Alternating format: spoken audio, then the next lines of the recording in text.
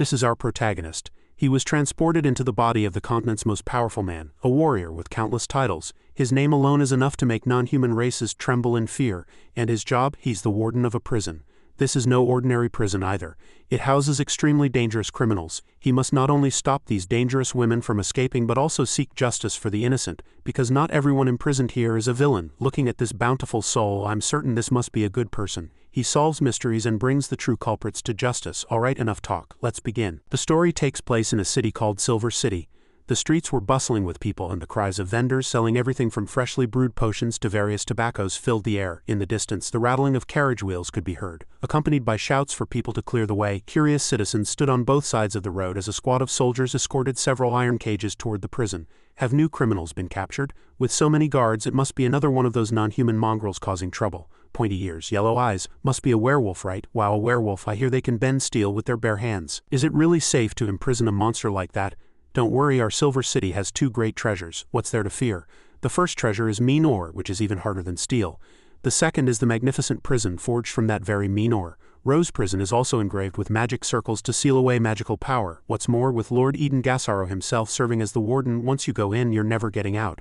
On a dark and stormy night outside the prison walls, a hand emerged from the ground, followed by the figure of a girl, appearing as if she had just broken through the soil. I finally dug through. Eden, you idiot, you think you can lock me up? This is my path to freedom. When it comes to perseverance, how could you ever compare to me, Ophelia? 2 years. I've been digging for 2 whole years. I never expected that damned mean ore to be mixed into the prison's foundation, but it was all worth it. Looking at this full moon, breathing this free air, is it welcoming my return to freedom? Just as she was ecstatic, a figure flashed by silently. Surprise, surprise, you haven't even gotten far and you're already making such a racket. Are you afraid I wouldn't be able to find you? The moment she turned her head, she was met with the flash of a camera. You still have 98 years left on your sentence. But from the looks of it, that sentence is about to get longer. You bastard, how did you know I was escaping? Please. You're a vampire. You don't need to use the restroom, yet you spend 2 hours in there every day. If you weren't digging a tunnel, were you having a midnight snack in there? You knew all along. Why wait until now to catch me? He held up the photo he just took and replied, to make an example out of you, for publicity of course. A noble vampire princess choosing to escape by digging a tunnel. Let the other inmates see you in this pathetic state. Seeing that arguing was useless, Ophelia prepared to fight. Looks like only one of us is leaving here alive today. Warden, it was a slip-up that let you catch me 2 years ago. I absolutely will not make the same mistake again. Suddenly, Avanza appeared in front of Ophelia, pointing a gun straight at her face. You're Avanza? The little girl held a firearm, but she also clutched a stuffed rabbit. She looked at the prisoner expressionlessly and said, by order, I'm here to take you back. Then the sound of something cutting through the air came from above. Arriving on a giant bird was the archmage, Dolly. You dug way too slowly. I've been waiting for you for a long time. You all are supposed to be renowned experts on this continent, the necromancer Athena said while casting a spell. Can I have the vampire's skeleton? What's the meaning of this? Are you being this man's lapdogs? The 4 of us together could surely kill that bastard Eden, don't you? Crave freedom, but the 3 of them were completely unfazed, not influenced in the slightest. Eden spoke up. Don't waste your breath. They've already signed contracts with me. I improved their living conditions in the prison. In exchange, they help me maintain order. All right, sweetie, I'll ask you one more time. Are you going to crawl back to your beloved cell obediently, or do I have to beat you half to death and then throw you back? What? Damn it, you despicable human, do you think I have no self-respect like them? Give me liberty or give me death. Don't underestimate the spirit of a vampire princess. If you dare lay a hand on me, this time when I catch you I'll tie you to a cross. Stuff your mouth full of garlic and then leave you out in the sun for a day. After hearing this, her demeanor instantly changed to one of frail meekness. Warden dear, I was just coming out to look at the moon. Why must you scare me like this? Go back the way you came. Don't make me use holy water. With the matter resolved, the prison gate slowly opened. Eden Gasaro, a renowned figure on the continent, master archer, sword master, magical genius. His titles were countless. His name alone could make heretics tremble in fear. Unfortunately, the Eden of today was not the same man, because the original Eden was gone forever.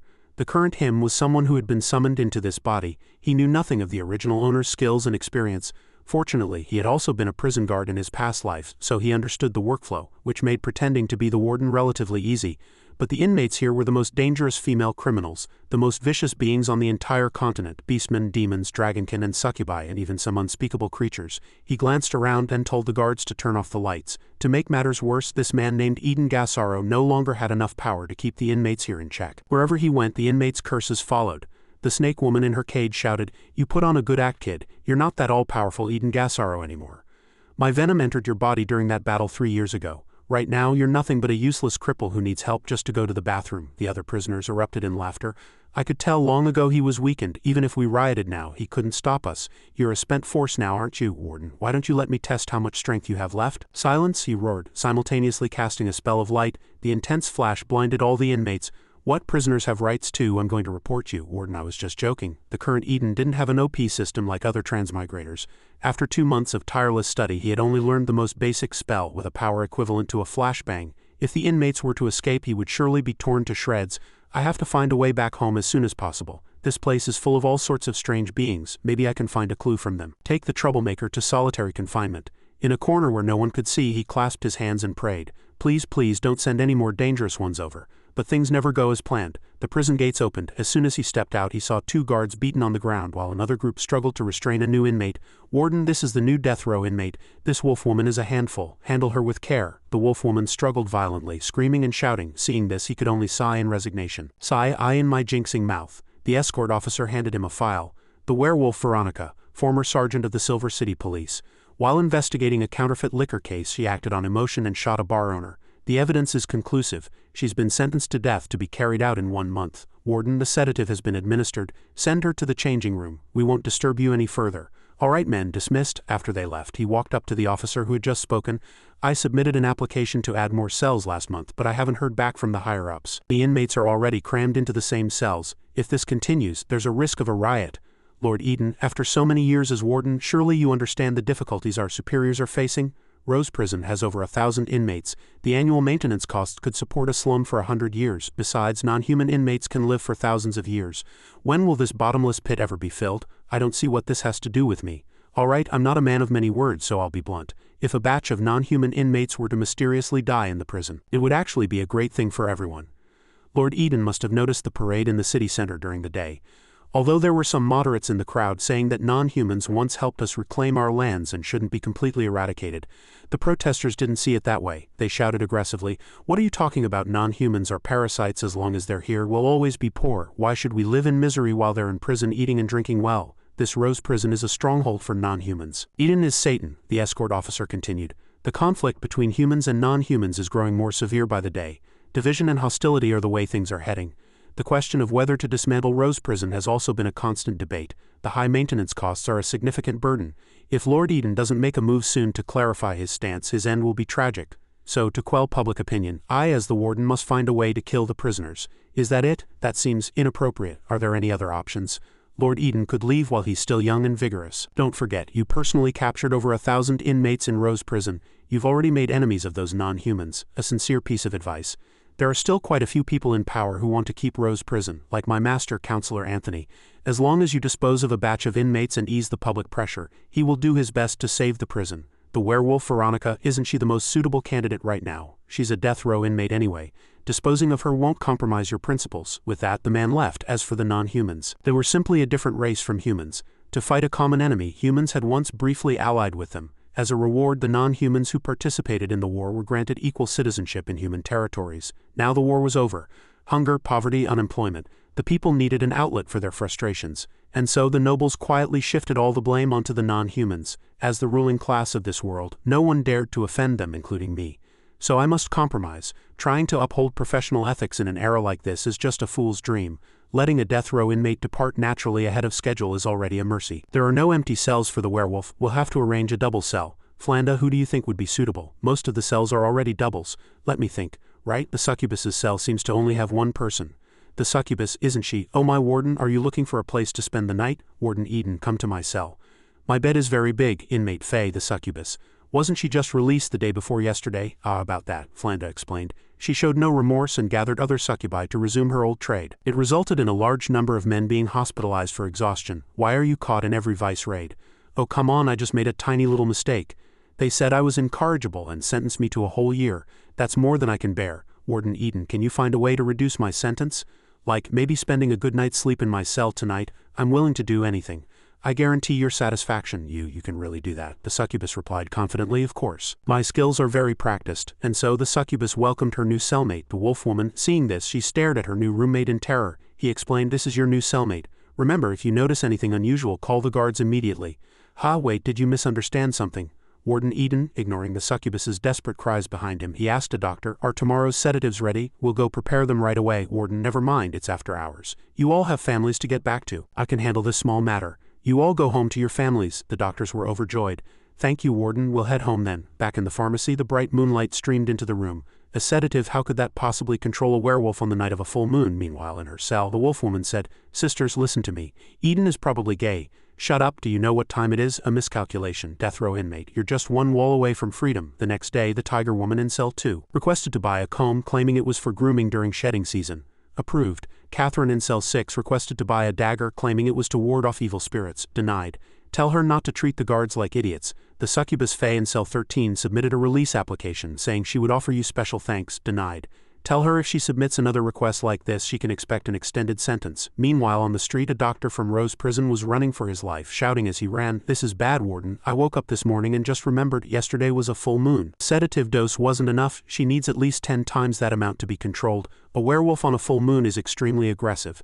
The succubus might be in danger. We need to check on them quickly." Eden said nothing more. He stood up and moved to the side of the door, allowing the doctor to see all the inmates playing healthily inside. At that moment, the succubus was clinging to the wolf-woman, refusing to let go without a single scratch on her, as the doctor had imagined. "How is this possible? The succubus is completely fine, and it looks like they're getting along quite well. I stayed up all night watching them. Nothing happened. How should I put it? This werewolf is quiet and neat. She even makes her bed perfectly. I've never seen such a rule-abiding prisoner, yet the verdict says she's a bloodthirsty maniac." Right now, the wolf-woman is staring at the statue in the center of the courtyard, her eyes distant as if gazing at her homeland, or perhaps seeing the soul of that innocent child in the statue. Is that the statue of Bear? That's right. No doubt about it. There's only one reason she didn't go berserk. She's a strawberry syrup-drinking werewolf. A strawberry syrup-drinking werewolf? I've never heard of that. Is that another branch of werewolves? Flander replied, "No, to be precise, they're werewolves with a special relationship with humans. 100 years ago, humans and werewolves were besieged by demons in a castle for months until they ran out of food and supplies. Although they were allies, hunger led to mutual suspicion. The humans feared being eaten by the werewolves and the werewolves feared being ambushed by the humans. In that tense atmosphere, a civil war could have broken out at any moment. However, under those circumstances, the human commander, Lord Bear, slaughtered his warhorse to feed the werewolves, and even offered to give up his own child. This act deeply moved the werewolves, and the crisis of civil war was averted. After breaking through the siege, that group of werewolves earned the title Blood Drinker Werewolves. They gradually separated from the main werewolf population, fighting alongside humans in numerous campaigns until humanity's great cause of restoration was complete.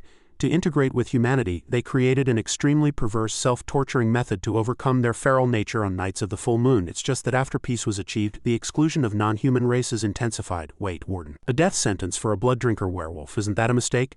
They chose an extremely painful method to restrain their bestial nature precisely to integrate with humans. I mean, some blood drinker werewolves would rather be beaten to death by humans than fight back. Under these circumstances, how could they possibly kill someone? This is bad, Warden. The inmates in the bathroom are fighting. That werewolf has gone crazy. He drew the gun from his coat and said, "It seems she's no strawberry syrup-drinking werewolf after all." But the other female inmates didn't think so. They were screaming their heads off. The guards forcefully pinned Veronica to the ground and brought her before Eden. He pointed his gun directly at her head. The other two involved in the fight were Anna and Catherine. They sat on the floor yelling, "I was just taking a shower by myself when this lunatic suddenly went berserk. Warden, you must get justice for us. Speak. Why did you attack them? Does that even need to be said? Once these non-humans go crazy, they're capable of anything. Warden, why haven't you hanged her yet? She's a strawberry syrup-craving werewolf. Who knows, one day she might decide to eat us for a snack." Sisters, we all need to be careful. Yeah, our magic is sealed. If a werewolf goes crazy, we have no way to fight back. I'm getting out in a few days. I don't want to die in prison. Warden, if you don't give us a proper explanation, we'll have to take matters into our own hands. These words and reactions from the inmates left him deeply confused. Rose Prison's regulations for inmate behavior are extremely strict.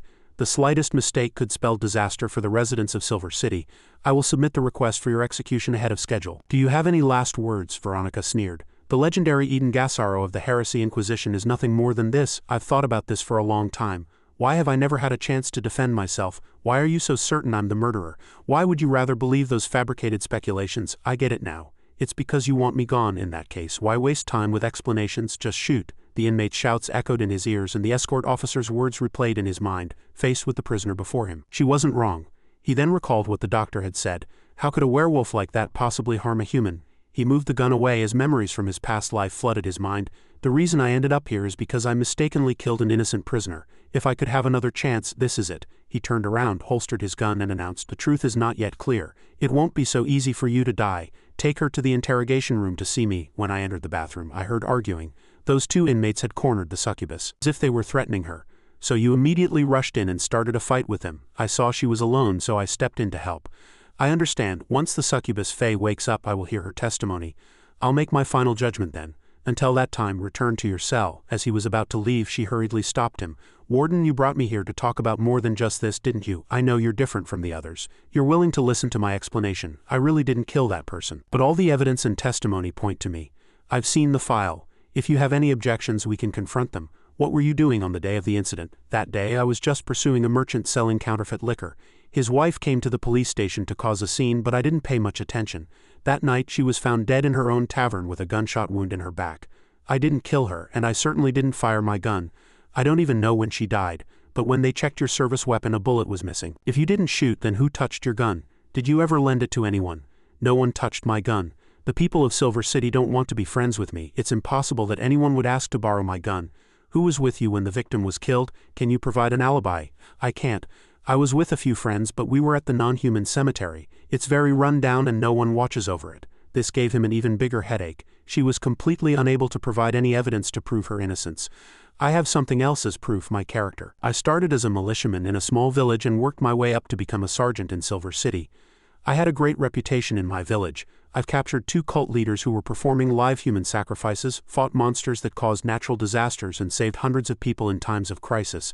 You can go ask them. That doesn't prove you didn't kill someone. This isn't about how many people you've saved, but about taking someone's life in a fleeting moment. Think hard about other details. You can't even convince me, let alone the judges and counselors. In May 3308, Veronica now broke down, crying her heart out. I never thought, after saving so many people, I can't even save myself. Eden, feeling helpless, had the guards take Veronica back to her cell. He, on the other hand, stayed behind alone to think. Warden, the succubus Faye has woken up. Is she still in the infirmary? I'll go right over. Before he could finish his sentence, the succubus was let in. Megan, why did you bring an inmate here on your own authority? The succubus was about to say something, but Megan quickly covered Faye's mouth and replied, Don't I know you by now, Warden? I knew you would want to see her to get the full story. You two talk. Call me when you're done. Walking out the door, she took out a bag of gold coins. As expected, this succubus still has money. Inside, the succubus Faye hurriedly said, I'm here to clarify something. Veronica is innocent. As everyone knows, I, Faye, am a businesswoman, a person of some standing in Silver City. But those 2 new inmates, the horse thief and the pirate Anna, were extorting me in the bathroom. I thought I was done for, but luckily Veronica showed up. She landed a punch on Anna's nose and took down Catherine with her other hand. Neither of them could get back up. Then why did you pass out? About that. I accidentally stepped on a bar of soap on my way out, and I don't know what happened after that. Is that all that happened? That's not all, Warden. I believe Veronica was framed and wrongly imprisoned. We succubi have a special ability. We can peer into people's dreams while they sleep. I entered her dream last night. This person is filled with breakdown and despair. No one would listen to her testimony. It's obvious someone wants to frame her. If you don't believe me, you can come to the cell tonight and see for yourself. How could I? You would surely tamper with the dream. I haven't judged Veronica guilty. If there's nothing else, you may leave. Are you really planning to convict an innocent person? Hearing this, his heart skipped a beat as if reminding him of that old incident. I will go peacefully, but you, officer, you will depart in guilt, for you have killed an innocent man. Your life will know no peace from now on. I truly pity you. His emotions were severely agitated. He immediately shouted for Faye to get out, ordering Megan to take her back to her cell. Faye struggled fiercely. Wait, Eden Gassaro is the embodiment of justice. When did the man I love become so useless? I paid a hefty price just to get into your prison. At this point, Eden couldn't hear a thing. He was trembling all over, clutching his head and gasping for air. That guilt, no matter how he suppressed it, erupted violently at this moment. Flanda walked in holding a file. Eden asked, What do you think? The judge believes that inmate Veronica lost control of her emotions and killed the tavern owner in a fit of rage. However, in most cases of werewolf attacks, they use their bare hands. Cases of them killing with a gun are rare. While it is a bit suspicious, inmate Veronica is a police officer. It's possible she retained the instinct to use a gun even in a crazed state. Flanda, you've only read a few lines and you've already found a suspicious point. The further you read, the stranger this case gets. Warden, what is so special about her that you're willing to go this far? Make me condemn an innocent person? That feeling is worse than chewing on a fly. That night the moon was full and bright. Looking at a vivid storybook, Faye laughed with excitement. The inmate in the next cell cursed impatiently. Damn succubus, can you stop making that disgusting noise? Are you going to let people sleep or not? Not to be outdone, she retorted. What's wrong with a young lady like me having needs, you old monster who's been through menopause for years? Shut your mouth. A moment later, a finger poked the succubus in the back. She turned around curiously and upon seeing Eden's handsome face was so startled she almost fell off the bed. She instinctively howled like a wild animal and lunged at him. With quick reflexes, Eden pinned her down. Keep your voice down.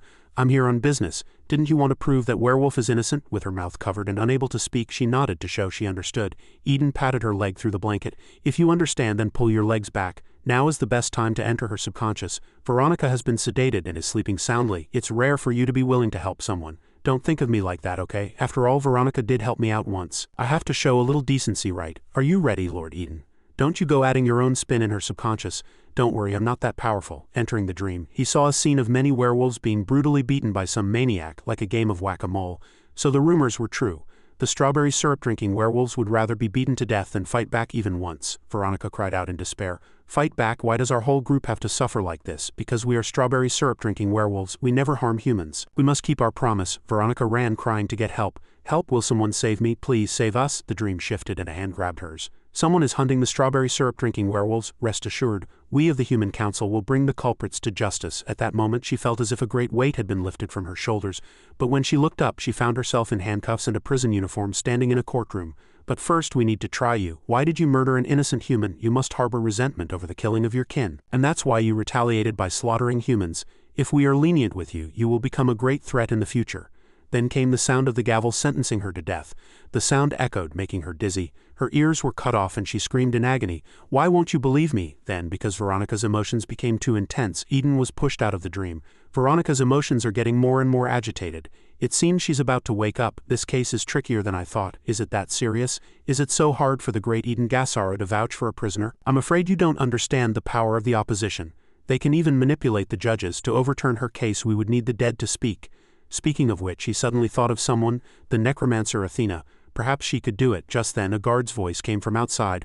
Welcome Counselor Anthony to Rose Prison. Strange. Counselor Anthony? What's he doing here at this hour? He quickly returned to his office. Pushing the door open, he saw the counselor sitting inside waiting. You shouldn't be here, Lord Anthony. A counselor coming to the prison in the middle of the night will cause unnecessary speculation. It's right to protect what you cherish, but don't sling mud at others. Lord Eden, you dispose of one death row inmate and I will persuade the council to keep the prison. Didn't Captain Jose already tell you? But I hear you've been trying to overturn the case of a death row inmate recently? Your information network is impressive.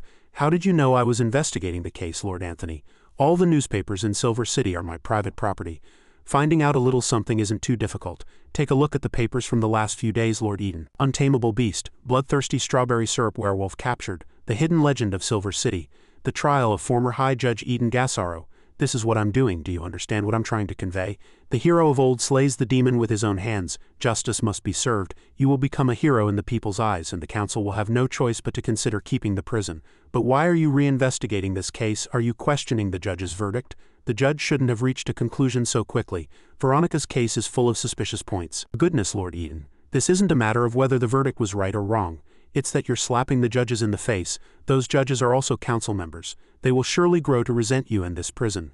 As a result, saving the prison will become much more difficult. I'm not trying to stop you from serving justice, but now is not the time. Our goal right now is to restore you to your former glory.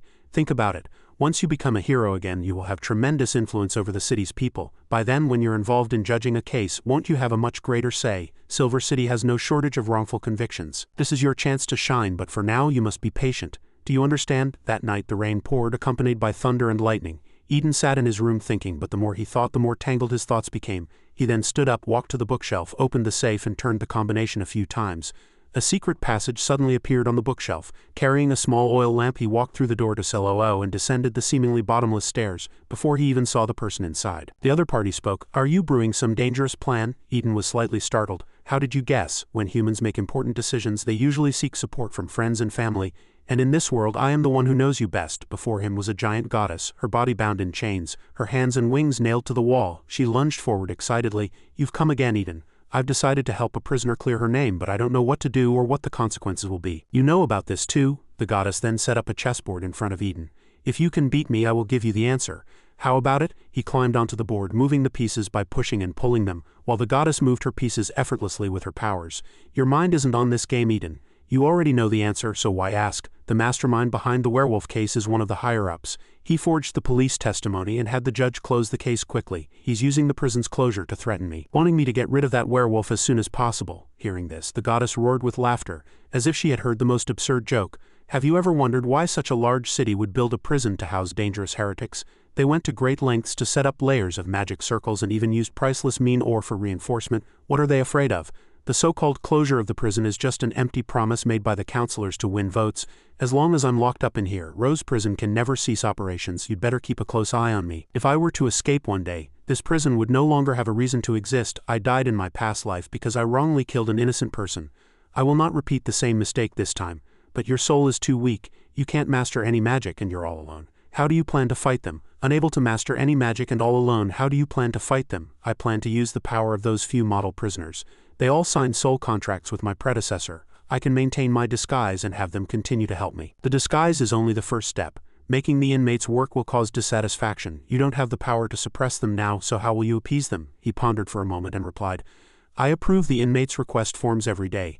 I know what they want. I can use those things as rewards to reduce their resistance. You don't have much time. Relying on the abilities of just those three to overturn the case, won't it be too late? In the meantime, perhaps I should look into the abilities of other inmates to serve as backup, but I don't know much about their abilities. Alright, files. I can assess the inmates' abilities and character through their criminal records. The supply request forms sorted by Flanda can help me find the people I need.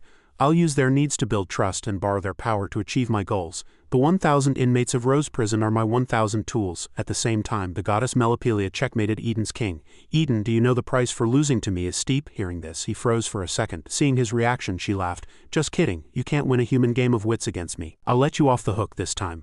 Next time you come, I want to play Ludo. He nodded silently in agreement. It took a great deal of effort for me to summon back your dissipated soul and have it possess the warden's body. Don't disappoint me, Eden. After leaving that special cell, he arrived in front of another one. Lord Eden, you're so full of energy. I heard you visited the succubus's room last night, and now you're here at my cell before dawn. What's this? Are you interested in mummies too? According to the prisoner file, this girl was Athena. Base, necromancer. Able to summon the undead with black magic. Danger level, S-class. Terrorist, crimes, spreading plagues, forging corpses, illegal research. Sentence, life imprisonment. She spoke while calmly reading a book. So you want me to help summon a spirit, but I just helped you deal with the vampire and now you're making me work again. Don't treat me like a slave. I think it would be better if you went yourself. This necklace can summon the spirit of any corpse it touches. Just use it in front of the body, Eden asked in confusion. That necklace can summon spirits. You've been carrying something so dangerous with you this whole time? Have you forgotten the clause in the soul contract about freedom of dress? Accessories are included. Besides, it can't help me escape. It's too late for regrets now. To activate this necklace, you just do this. The moment the necklace touched the ground, he saw something materialize. He quickly grabbed the necklace. A magical skeleton had appeared, its jaw wide open as it cursed up a storm. It's not that my hand slipped. I was just trying to summon a spirit. Do not touch that skeleton or you'll be affected by necromancy. At that moment, Eden was trembling all over and didn't answer. Seeing this, Athena grew suspicious.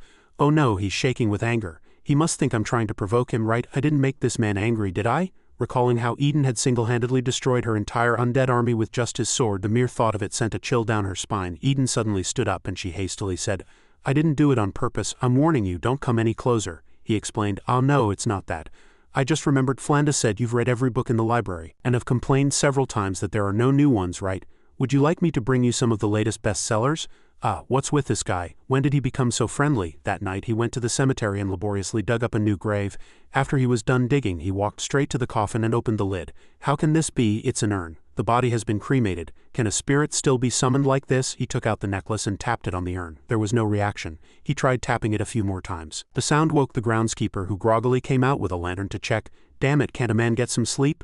But when he saw what was in front of him, his face went pale with fright. He immediately dropped the lantern and ran for his life, shouting as he went, Help, ghosts! Hearing the shouts, Eden was about to look toward the screaming man, but he was startled by the ghosts that had appeared. He quickly bowed to them politely and said, My sincerest apologies for disturbing your rest. Looks like I underestimated this thing. It's a shame it doesn't work on ashes. I'll have to find another way. Just then, the grave he had just dug up suddenly reacted. The female ghost climbed out, complaining, Who is disturbing my sleep? Seeing her appear, he said, The murderer is still at large. Tell me who it is quickly and I'll avenge you. I don't have much time. Before he could finish, the spirit began to glow brightly. Just do as you're told. Your husband was arrested for selling counterfeit liquor. Don't you want him out of prison? Let go of me. I already gave you the money. Don't push it. Then the girl slapped the man across the face. Seeing that this wasn't working, he pulled out a gun and shot the girl, killing her and sending her from this world forever. Before she vanished completely, she struggled to say, Avenge me. Wait, tell me the man's name before you disappear. Thinking it over, I can deduce a few things from the tavern owner's information. The uniform and the rank on the collar mean he's from the police force. After killing the victim, the murderer was short one bullet, which is why he framed Veronica. Within the police force, the only one who could get someone else's pistol and had the opportunity to commit the crime would be the armory keeper. Looking for the armory keeper? One moment. Hey, Lord Eden is looking for you. "You're something else, kid, being so familiar with Lord Eden." "I'm coming, I'll be right there." The moment he saw the man, he sized him up. "So thin? Lord Eden, what can I do for you?" "Ah, it's nothing major. My beloved revolver is broken, and since I was passing by the police station, I was hoping you could help me fix it." "Is that so? It's a small matter. What seems to be the problem?" He smiled brightly, choosing his words carefully as he stressed. "There's a problem with the cylinder. A bullet always seems to fall out. Isn't it a shame for a gun to be missing a bullet?" As soon as he heard missing a bullet, Zope immediately panicked. "I have been a bit busy with work lately. Could you wait a few days, Lord Eden?" "Of course, I'll leave it in your hands then. He's not the murderer. His build doesn't match the killer from the spirit's memory, but his reaction was off. He might know something about this case. It's best not to alert him for now. The bigger fish has yet to be caught." In the evening, a colleague asked, "Hey, Zope, why the long face? You were fine yesterday. You even had money to go to the brothel. Where'd you get the cash?" "Go away, I'm not in the mood for jokes. It must be a coincidence. He just needs his gun fixed. I shouldn't scare myself." Then he saw a crowd gathered in the distance. A man in the center was frantically telling a terrifying story. "I swear everything I said is true. There was a man standing in front of the recently buried tavern owner's grave, and he was surrounded by ghosts kneeling before him. I got scared and ran, and guess what I heard? Avenge me." Hearing this, Zope was scared out of his wits, his face turning deathly pale, drained of all color. He couldn't bear to listen anymore and ran off as fast as he could. He rushed to open his door, and as soon as he got inside, he dove into his bed, wrapping himself up tightly like a cocoon, trembling. Outside the window, a crow monitored his every move. Over on his end, Eden sighed. "He's on alert after all. He's holed up at home and won't come out. I'd like to use this crystal ball for a while longer. Have your crows keep an eye on him for me. Do me a favor." "HMPH, I heard Athena got something for helping you. Why is it when it's my turn you expect me to do it for free?" The witch before him was Dolly. She possessed the ability to summon familiars and perform astrology. Danger level, S-class. Member of an extremist organization. Crimes, illegal research, attacking the military, robbing a zoo. Sentenced to life imprisonment. "What will you give me in return, Lord Eden?" "In return, are you misunderstanding something, Dolly? Are we making a deal?" "Damn it, I got carried away. I forgot how he captured me in the first place. At the time, he had beaten her so badly she had no choice but to surrender." She laughed and tried to smooth things over. No, Lord Warden, how could I make a deal with an inmate? I was just joking with you. See that you know your place. The warden may show concern for the inmates depending on the situation. Don't take that concern as something you're entitled to." She only breathed a sigh of relief after he left. "By the way, many inmates haven't gotten used to the prison food recently. I'll buy some desserts to improve their meals. What do you think of the cake from 7th Street? Hearing this, all her thoughts vanished into thin air. She replied with a brilliant smile, "They'll love it, I guarantee it." Back in his office, he watched the magic ball, reading a book as he thought, "He's really holding out. A whole night without a single move, but you've rested long enough. It's time to get up and stretch your legs. The night is deep, it's time for her to make an appearance." Meanwhile, Zope was still fast asleep, apparently having a rather pleasant dream. Suddenly the sound of something shattering from an unknown source startled him awake. What was that? What's going on? From the sound of it, glass had broken upstairs. That scared me to death. "Ah, wait, the roof is upstairs." He looked up at the ceiling as if convulsing. "Oh God, what is that thing now? Don't come any closer." "Calm down, it's just the rain, just the rain." But a face with glowing eyes emerged from the ceiling, leaned in close to him and moaned, "My death was so unjust." In the middle of the night he burst out of his house like a madman. "Help me. It's a ghost. You have your target, so don't come for me." Seeing this, Eden nodded with satisfaction. "Just as I thought. When a person's life is threatened, they seek help from the most reliable person they know." Meanwhile he held a torch in his hand over a doll. "I've done as you asked, so don't burn my doll." This prisoner was Shirin, a Jiangshi. She said, "Don't worry, I just wanted to make sure you wouldn't cause trouble. A warden using an inmate to do this sort of thing, aren't you afraid of becoming a laughingstock?" "Laughingstock for what? For carrying out justice? You became a Jiangshi just to avenge your son. What you just did was help a woman whose fate is as tragic as yours. I hope you can let go of your obsession and find peace soon." Elsewhere, Zope ran all night until dawn, shouting for help as he went. "It's the tavern owner's ghost. Help!" As he ran into a small alley, a hand suddenly reached out and grabbed him, pulling him into an empty lane and throwing him to the ground. The person cursed. "What are you shouting about? Are you afraid people won't find out what you did?" Looking at the man who was practically glowing in the dark, Zope finally calmed down. Lord Gallon, it's you. I was just on my way to find you." "Shut up, the walls have ears. Follow me." "Did you see it clearly?" "Absolutely. That ghost even touched my face. This must be the work of that mysterious person who went to the cemetery this morning. Are we being targeted by someone important?" "Quiet down, what are you panicking for? At most it's just some necromancer secretly practicing in the cemetery. Think about it. If this gets out, not only will we be implicated, but a lot of other people will be dragged in too. If Veronica is released, she'll definitely seek revenge immediately. She could rip your head off with one hand, but my poor heart can't handle that ghost. Sigh, having a relative like you is a disaster. You can stay at my place for the next few days." So, Zope followed the man home, and as soon as they arrived at the door he saw talismans plastered everywhere. "I've set up a special formation here specifically to counter necromancers. Any undead creature that steps inside will instantly turn to ash." "You're so professional. Did you anticipate that the tavern owner's ghost would come for revenge?" "There are plenty of people who want revenge on me. That bitch isn't at the top of the list. Zope, since you've decided to follow me, remember this. The path to power is often paved with the bones of the dead. Oh, I see. I understand now. With a new lead, Eden went to question Veronica immediately. Have you remembered anything? Why would that person frame you? Veronica searched her memories. Wait, Veronica, won't you reconsider? Spend one night with me and you'll be promoted in the upcoming selection for the mounted police captain. Veronica grabbed his hand, looked him straight in the eye and said sternly, I'm not interested in you. If you try anything again, don't blame me for getting rough. HMPH, you bitch, I gave you an inch and you took a mile. Recalling the scene, a look of disgust crossed her face. He wants to drive me to a dead end just because of that. If he can't have it, he'll destroy it. It's not uncommon for rich young masters to have such a sick mentality. Tell me about this Galen's background. He continued his surveillance using the bird he borrowed from Dolly. Then he went to visit another prisoner. How have you been? Don't be so angry. I know your request letters have never been answered. It can't be helped because anyone who has seen your handwriting has met a terrible end. This entire prison has no way to deal with your abilities. That's why no one pays you any mind. The guards and inmates know nothing about you. I have a proposal. Help me force a coward out of his house. And prove you're reliable and I'll give you a chance to make friends.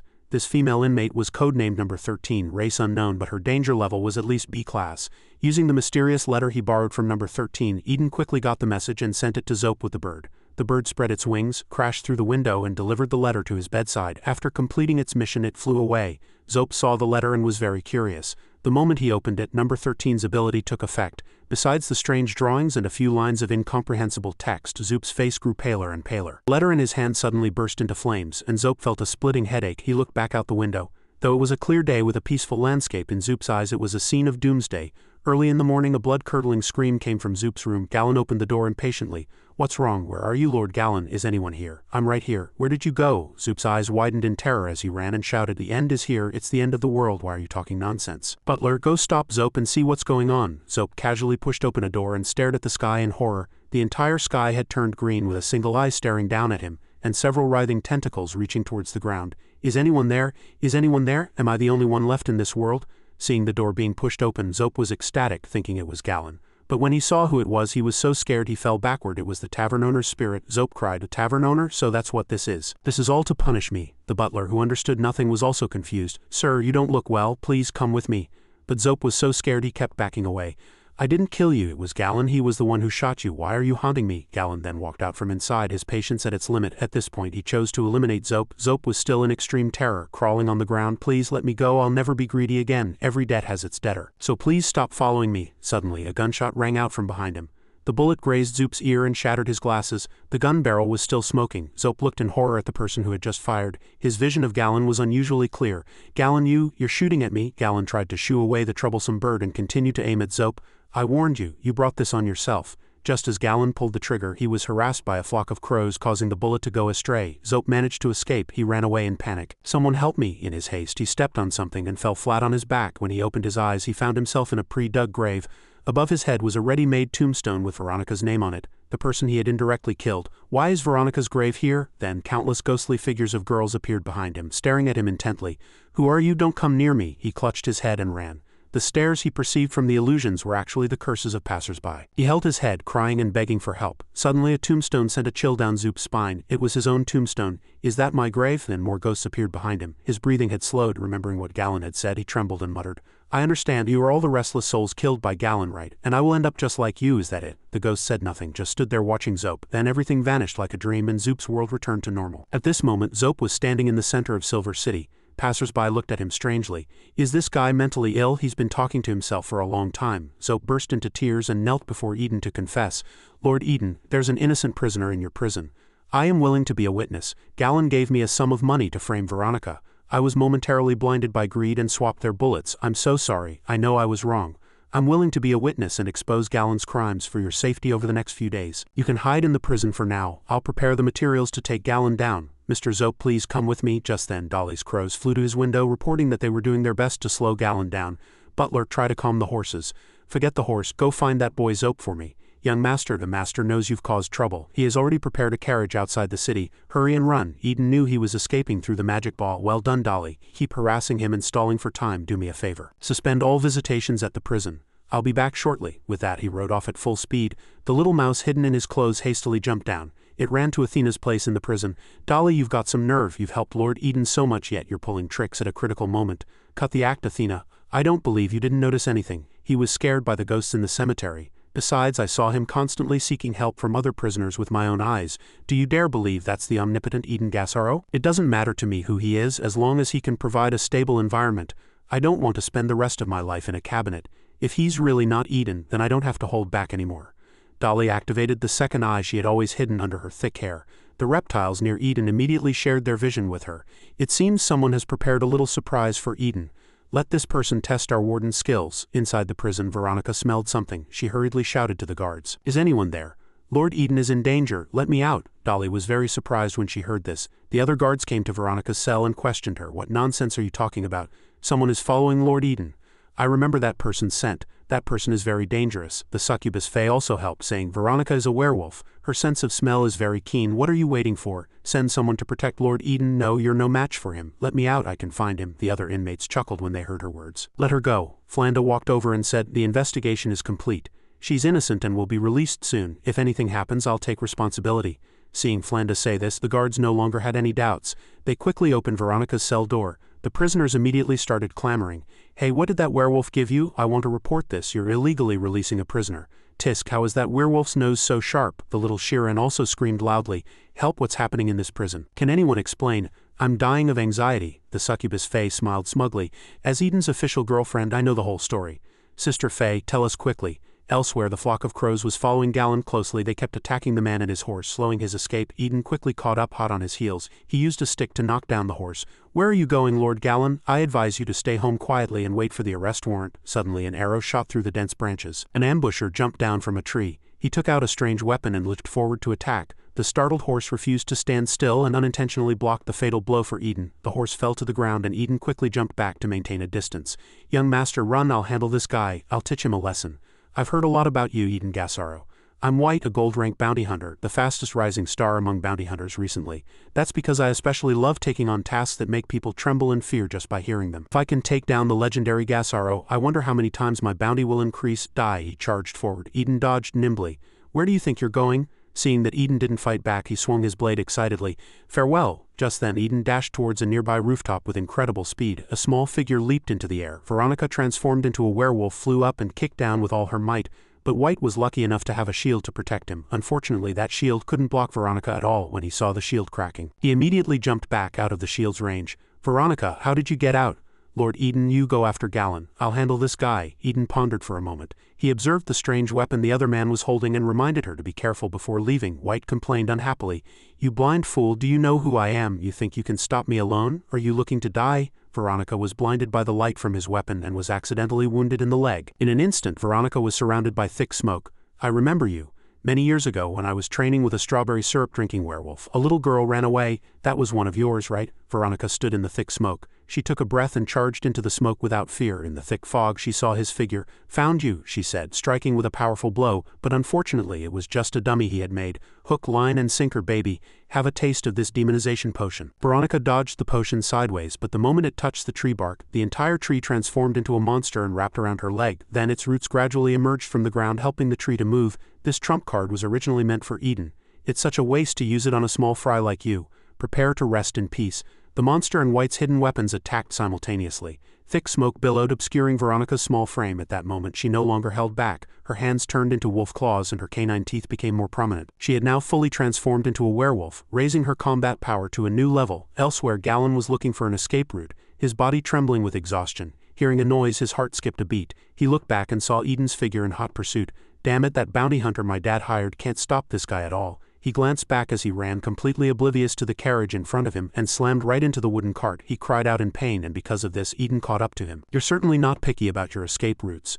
Now you're not only involved in a murder case, but you also sent someone to assassinate me. You have nothing to say for yourself, do you? Are you going to come back with me willingly, or do I have to tie you up and drag you back? Seeing the commotion, passers-by gathered around to watch. Showing no remorse, Gallon planned to pull a gun from his coat, but Eden was faster. Do you really have to make things this ugly before you'll stop? Facing Eden's gun, he laughed smugly. Only then did Eden realize the gun he had brought had no bullets. Does Lord Eden plan to shoot me with air? Without a gun, he switched tactics. He used a light spell to blind him, then drew a sword from the wooden cane he carried. He used the scabbard to knock the gun from his hand and pressed the blade against his neck. I just disposed of a commoner. Is it really necessary to push me this far? Meanwhile, the occupants of a carriage in the distance observed everything quietly. Master, young Master Gallon has been caught by Lord Eden. What should we do? Whispers spread through the crowd. It's Lord Eden from Rose Prison. Is he going to attack Galen again? Seeing his chance, Galen immediately screamed for help at the top of his lungs. Eden pressed the sword closer to his neck. Screaming and crying won't help you. Don't even think about escaping. Damn it, are you trying to kill me in broad daylight and you won't even let me run? Everyone be the judge. He only quieted down when blood began to seep from the cut. Eden said coldly, if you say one more word you'll be getting more than just a scratch. Eden, you forced my hand. He pulled a dagger from his sleeve, intending to finish Eden with one strike, but he was suddenly hit in the head by a bullet, stunning him for a few seconds. The man who fired the shot from the crowd was none other than Galen's father. The onlookers, seeing this, scattered in terror. It's him. Galen was known for being arrogant, domineering, and unreasonable. He's said to be the counselor's illegitimate son. People feared his father's power and could only count themselves unlucky. When he spoke, he struck fear into the hearts of all who listened.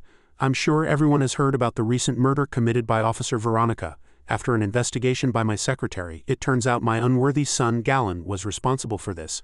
Officer Veronica was framed and imprisoned by him. Galen is my son. For him to commit such a crime is a result of my failure to raise him properly. But as a counselor elected by the people, I will not let him escape the law. My son has now atoned for his sin. Please, Lord Eden, give us some private time. With that, he bowed politely, his voice filled with sorrow. If only I had been stricter in his upbringing, Galen wouldn't have sobbed. The surrounding citizens sympathized with him, and many came forward to offer comfort. Because of this, his reputation was further enhanced. At that moment, a massive tremor came from the forest. Eden immediately realized it was the direction of Veronica's battle. He hurried over at once. It was then that Galen's father revealed his true colors. His eyes were wide with fury. You just wait, Eden. This isn't over between us. The forest was filled with dust. The deeper he went, the more he saw how the terrain had been completely altered by the fight. This battle was truly brutal. Suddenly a hand grabbed his foot. It was the bounty hunter, pinned beneath a large tree, gasping for breath. Help me, my lord. Eden, why should I save someone who tried to take my life? You are a hero. Could you really watch someone die before your very eyes and do nothing? You should abide by the law and let me face its judgment, shouldn't you?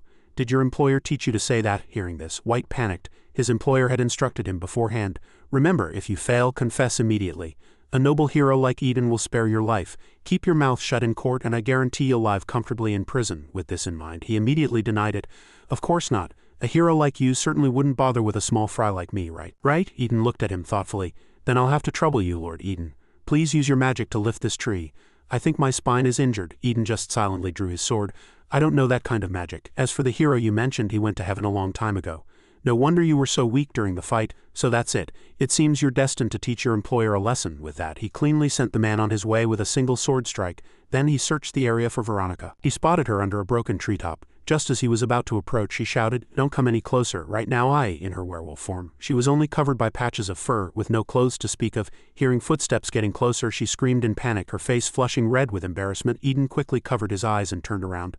I'm sorry, I thought something terrible had happened. I told you not to come over, I need to get my clothes first. But her clothes were snagged on a branch. When she pulled, she accidentally ripped them, making the situation even more awkward. Then the sound of someone else approaching came from outside. Eden immediately took off his own coat and handed it to her.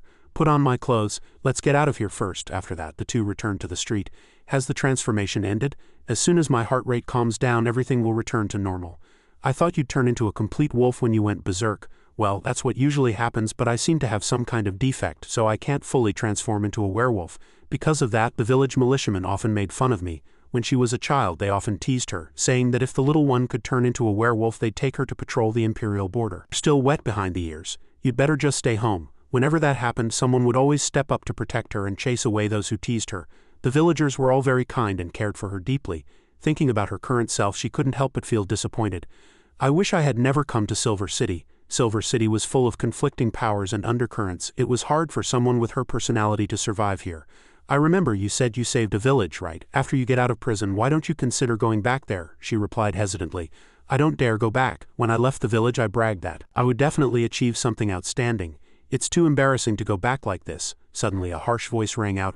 Why are there so many beggars? Get out of the way, please, sir. We just want to ask where Rose Prison is. The moment Veronica saw them, she recognized them immediately. What do I do now? The people here have such strange tempers.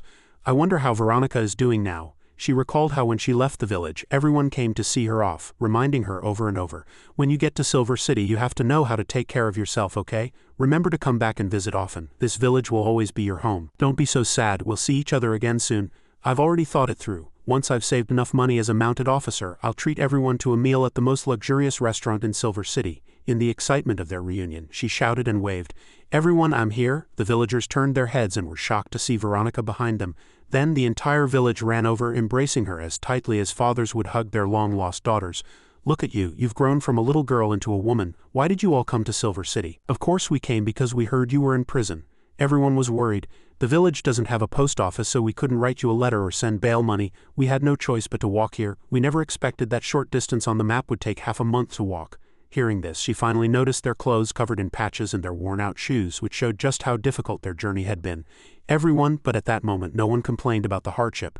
They only knew that after hearing she'd been arrested, they had immediately rushed to the city to see if they could help in any way. Eden watched her trembling shoulders from behind and teased with his arms crossed. "I never thought someone so fierce in prison would be completely different in real life." She quickly wiped away her tears and replied in embarrassment, "Warden, please stop laughing at me." Only then did the villagers notice his presence and stare in stunned silence. "Warden, are you the one who put Veronica in prison?" he explained gently.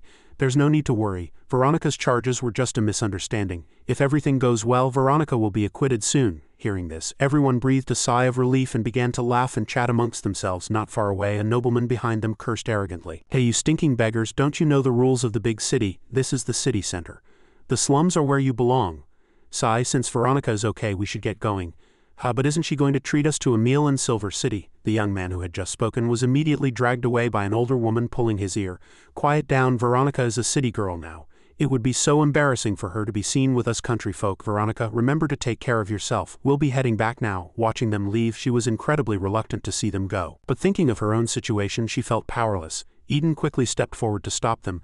"You've all come from so far away, it must have been a hard journey. Why not stay and enjoy yourselves for a few days before heading back?" Then, under everyone's astonished gaze, he turned to her and said, "Veronica, isn't that the bounty money you just received in your coat?" Confused, she fumbled in her pocket, seeing the pile of gold coins in her hand. Veronica almost fainted. Gold coins, after all, were the high-value currency commonly used in the lavish empire. The villagers stared at the pile of gleaming gold coins, amazed. "Warden," she said, looking at him with trembling hands. He said matter-of-factly, "Why don't you treat everyone to a meal at a restaurant here in the city center?" A shout from behind suddenly interrupted him. "Lord Eden, thank God it seems you're all right. You're just in time. Go have a meal with Veronica." Hearing this, Flanda was initially confused. Eden glanced at the group of nobles and said, "Yes, there are always people who can't control their mouths. With you all here, perhaps they'll learn to behave." She quickly understood Eden's meaning. The sisters, fully armed with their bullets loaded, stood at the ready. The group of nobles immediately scattered like rats, not daring to look back. Afterward, he said kindly to Veronica, "Go on, Veronica. You've suffered a lot during this time. As for your release from prison, leave it to me." Her eyes welled up as she looked at him, as if she were about to cry. She then lowered her head and nodded repeatedly. The villagers were proud to see this scene before them, and Flanda and the other guards played their roles perfectly. Before leaving with everyone, she couldn't help but look back. His solitary figure was standing there, staring blankly in the direction of the prison. She tightly gripped the collar of the coat and sniffed it, though it didn't smell of perfume or fabric softener. She found it exceptionally precious. The review of Veronica's case went more smoothly than expected. Anthony didn't hire any lawyers and remained silent throughout the entire inquiry, as if it had nothing to do with him.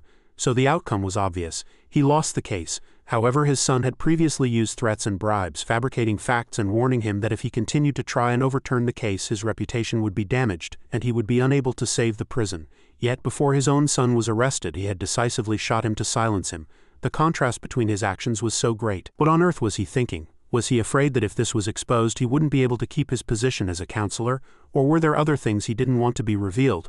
Was he afraid that too many secret details would be leaked during the trial? These were things that couldn't be foreseen. Afterward, Veronica said goodbye to everyone and returned home with the villagers. For a simple person like her, staying away from this city was a wise choice. With that, some time had passed since the incident. He was now sitting and recounting the events to the goddess Melipelia. "Did all the inmates who helped you get their proper rewards? The things they wanted have been ordered, and the store will deliver them to the prison soon. I never thought a god like you would care about prisoners." "I'm not caring about the prisoners, I'm caring about you, my friend. I know all about humanity's petty schemes, compromise and endurance. There's a big difference between the two. I'm afraid this matter isn't over yet. Make good use of those prisoners. It's the only way you can protect yourself. The brighter the light, the deeper the darkness. This game of chess is starting to get interesting." Later in the dining hall. Today, Dolly was happily lining up to get her meal. The other inmates were surprised to see her. "Hey look, isn't that the warden's model lapdog, Dolly? Doesn't she usually sleep until the sun is high in the sky?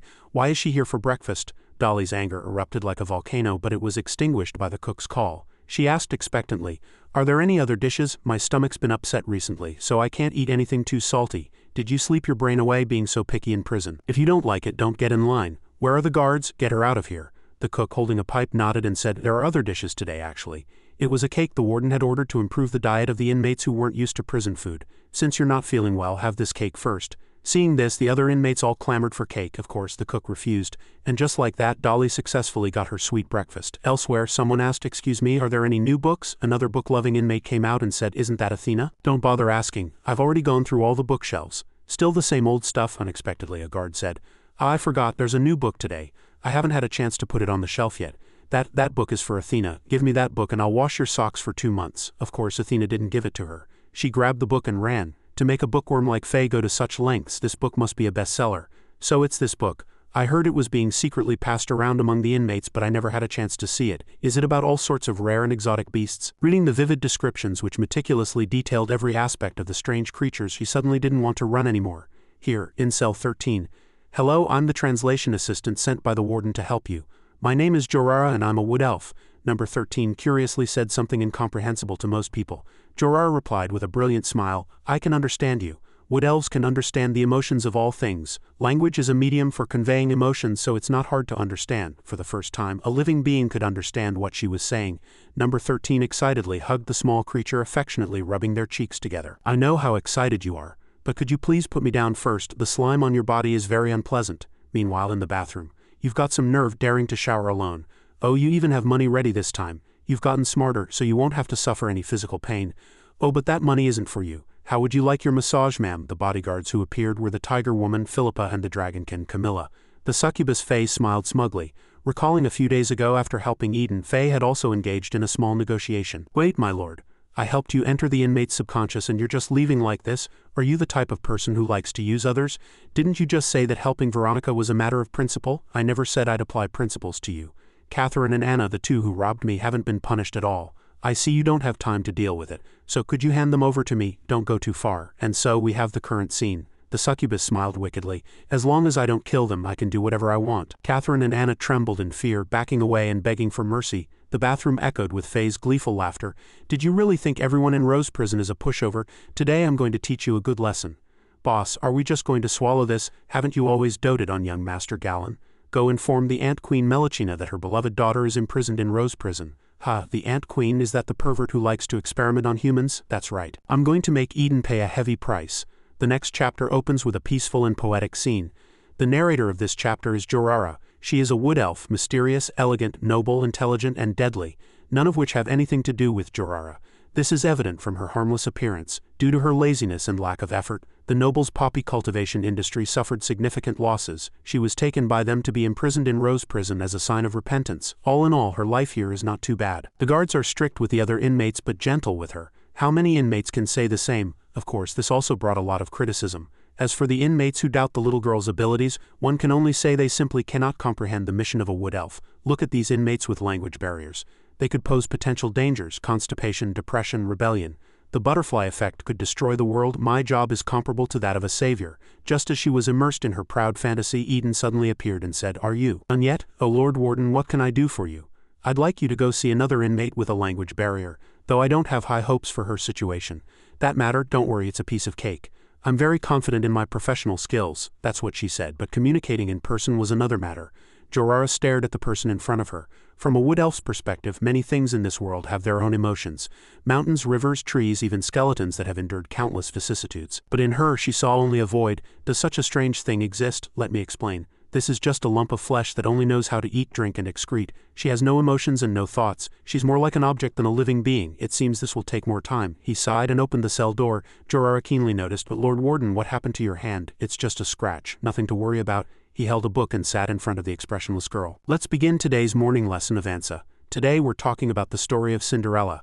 A lesson. Does the warden want to teach her to be a normal child? Has he not realized the severity of the problem yet? It would be more productive to play the lute to a cow. Elsewhere in the city, freshly brewed potions, whether for whitening, anti-wrinkle, hair growth, or aphrodisiacs, we have it all. Come and have a look, folks. At that moment a man appeared before her. "Which one would you like, sir?" The man led her into an empty room. As soon as they entered, the man got straight to the point. "I know you want to get your daughter out of prison. We can help you. You want to help me break out what? Turn yourself in and I guarantee you'll be sent to Rose Prison. That way you'll have a chance to save that little girl. Are you trying to trick me? Do you have a death wish? Don't misunderstand, Ant Queen. Of course we're not sending you to your death. This is a perfect plan. I recognize you. You're the counselor who was taken to court by Gasaro, aren't you? It seems I don't need to introduce myself. Eden is our common enemy. This is an internal document from Silver City, detailing the overall structure and patrol deployment of Rose Prison. Before you go in, you can familiarize yourself with the routes. As for the most troublesome magic ceiling formation in Rose Prison, we'll find a way to weaken its effect. Additionally, I'll help you reduce the number of guards outside the prison. Our inside man will coordinate with you to create chaos. With the great Ant Queen's mediation, who knows what interesting things will happen. It is quite interesting. I'm afraid a single counselor can't handle this alone. There must be another noble helping you from behind the scenes, right? You don't need to worry about that, Ant Queen. I want Eden dead. If you can do it, we can cooperate. She nodded, opened a potion bottle she had prepared and drank it all in one go. After drinking the potion, its effects took hold immediately. With a bang, she transformed from a frail old woman into a radiant beauty. In the name of Mary, with the charge of smuggling, I'll take a trip to Rose Prison with this identity. The two men applauded the Ant Queen's stunning transformation, and thus the conspiracy to destroy the prison began. Wait for me, I'm coming to save you, my daughter Avanza. Here's your sandwich, thank you for your patronage. Flanda's refreshing morning started with a delicious sandwich. Before she could take a bite, she felt something was wrong. Looking at her shadow, she knew many people were following her. As soon as she turned around, the group quickly hid. What's been going on lately? I'm being followed by a group of men as soon as I leave the house. Getting pretty bold in broad daylight, a brave young man from the crowd rushed out. Flanda placed her hand on her gun. He rushed to her, knelt down, and presented a large bouquet of flowers at her feet. She subconsciously pointed her gun at his head in surprise. Miss Flanda, please marry me. This sudden proposal made her choke on her sandwich. She said she was already married. After being rejected, he felt something shatter inside him. Oh God, my heart has turned to stone. I will never love anyone again. The crowd of followers also dispersed. In short, during Lord Eden's capture of the Dragonkin, a well-known writer witnessed the entire process. He wrote an article with Rose Prison as the theme and sent it to the newspaper. It's now becoming a hot topic. Besides affirming the capabilities of Lord Eden and Rose Prison, he also spent a lot of ink describing the female guards. For example, under the strict training of the hero Eden, the female guards of Rose Prison all have perfect muscles and curves. Truly the embodiment of war goddesses, every man's dream. Eden replied happily. So those people are suitors? That's not a bad thing. Most of our guards are single and it's hard for them to find partners because of the nature of their work. It's a good opportunity for them to choose partners they like. Just then, a guard from outside knocked and entered, holding a document. The Royal Women's Prison Marigold. Is this an employment contract? Are you planning to work there? Yes. All right, I understand. The Empire has more prospects for development than Silver City, which is a good thing. Go and complete your resignation procedures. Thank you, Lord Eden. Immediately after, someone from the medical office also ran over with a similar document. I received a letter from the medical school. Don't tell me you want to resign too. The number of people on the night shift has been greatly reduced. The inmates also keenly sensed the abnormality and became restless. In Eden and Flanda's office, both of them were bewildered by the scene before them. The approval forms in front of them were not yet finished, and a long line of people applying for resignation had already formed. How many people are ahead of me? Can we speed this up? I have a date tonight. I never thought I'd have such a glorious day in prison. Don't you know how popular I am now? I heard that man was stunned the moment he saw me. That mercenary took me to a fancy restaurant. Flanda immediately realized the situation was getting worse. This is bad. How did it come to this? With so many guards resigning, the prison will descend into chaos. Colleagues, so many people resigning at once will affect the normal operation of the prison. Can everyone work for one more month? Give us more time to hire people. A month? How can the employer wait that long? My employer asked me to reply as soon as possible. In a month I'll be rich. It's a real torture to stay here. No, I've had enough of this isolated life. I'm going crazy staying with prisoners every day. That's right. The food in the cafeteria is disgusting. Compared to the meal my employer treated me to, it's just pig slop. We're just one step away from a new life. Flanda is deliberately trying to stop us. This despicable woman, she wants to keep us here forever. If you don't sign, you don't sign. The worst that can happen is no pay for this month. We're leaving now. Seeing the situation getting out of hand, Eden slammed his hand on the table and loudly ordered everyone to be quiet. You are guards. To just scatter like this, isn't it too childish? Think about the mission of this uniform we wear. Behind us is the entire Silver City and millions of lives. Before you leave, please complete the most basic handover of work. This request isn't too much, is it? The group that was just clamoring was now quiet. They all took off their hats, put down their guns, and took off their uniforms. The newspaper reported the guards' resignations. So this is your method of revenge. Of course, the revenge was just beginning. An unprecedented scene appeared in the prison. Personal belongings were scattered everywhere, extending from Eden's office all the way to the end of the corridor. The tiger woman screamed, pulling at the iron bars. Open the door, it's breakfast time. Why aren't you letting us out? Other inmates also screamed restlessly. What are you hiding? Where did the other guards go? All of you, shut up. No one is allowed out without Lord Eden's order. Eden was currently looking at the prison gate in the distance. It seems we don't have to wait any longer. The guards who didn't report this morning probably won't be coming back. What should we do? We're severely short-staffed now and everyone is panicking. It would be bad if those inmates found out. A figure suddenly flashed at the gate. Eden noticed her too. Veronica hesitantly peeked her head out. Are you still hiring guards? I'd like to apply. Oh, Veronica, didn't you go back to the village? It was the villagers who told me to come back. They said I could learn a lot by following Lord Eden. But it's a bit strange. Why is the prison so deserted today? Did I come at a bad time? Suddenly, a guard rushed over from behind. Lord Eden, the inmates are about to riot. We can't hold them back. Ophelia used a wide-area sensor to listen around, then excitedly said to the other inmates, there are less than 100 guards in this prison. How long are you going to keep up the act? Don't tell me you plan to fight 1 against 100. Such courage. If you know what's good for you, open the cell doors now. I'm in a good mood, so I'll let you die with your bodies intact. The guards were overwhelmed by the inmates' presence. Jorara sensed the tense atmosphere in the prison and was terrified. This was the feeling of a riot brewing. I knew I shouldn't have gotten so close to Lord Eden. What if they decide to get rid of me along the way? That would be a truly unjust end. Just as the atmosphere descended into chaos, Eden walked in. Warden, you're finally here. These inmates have gone completely lawless. Eden's here. Lord Eden, please protect me. I'm so scared. Wait, isn't that Veronica? Why are you back in here? Get over here. The situation is not good.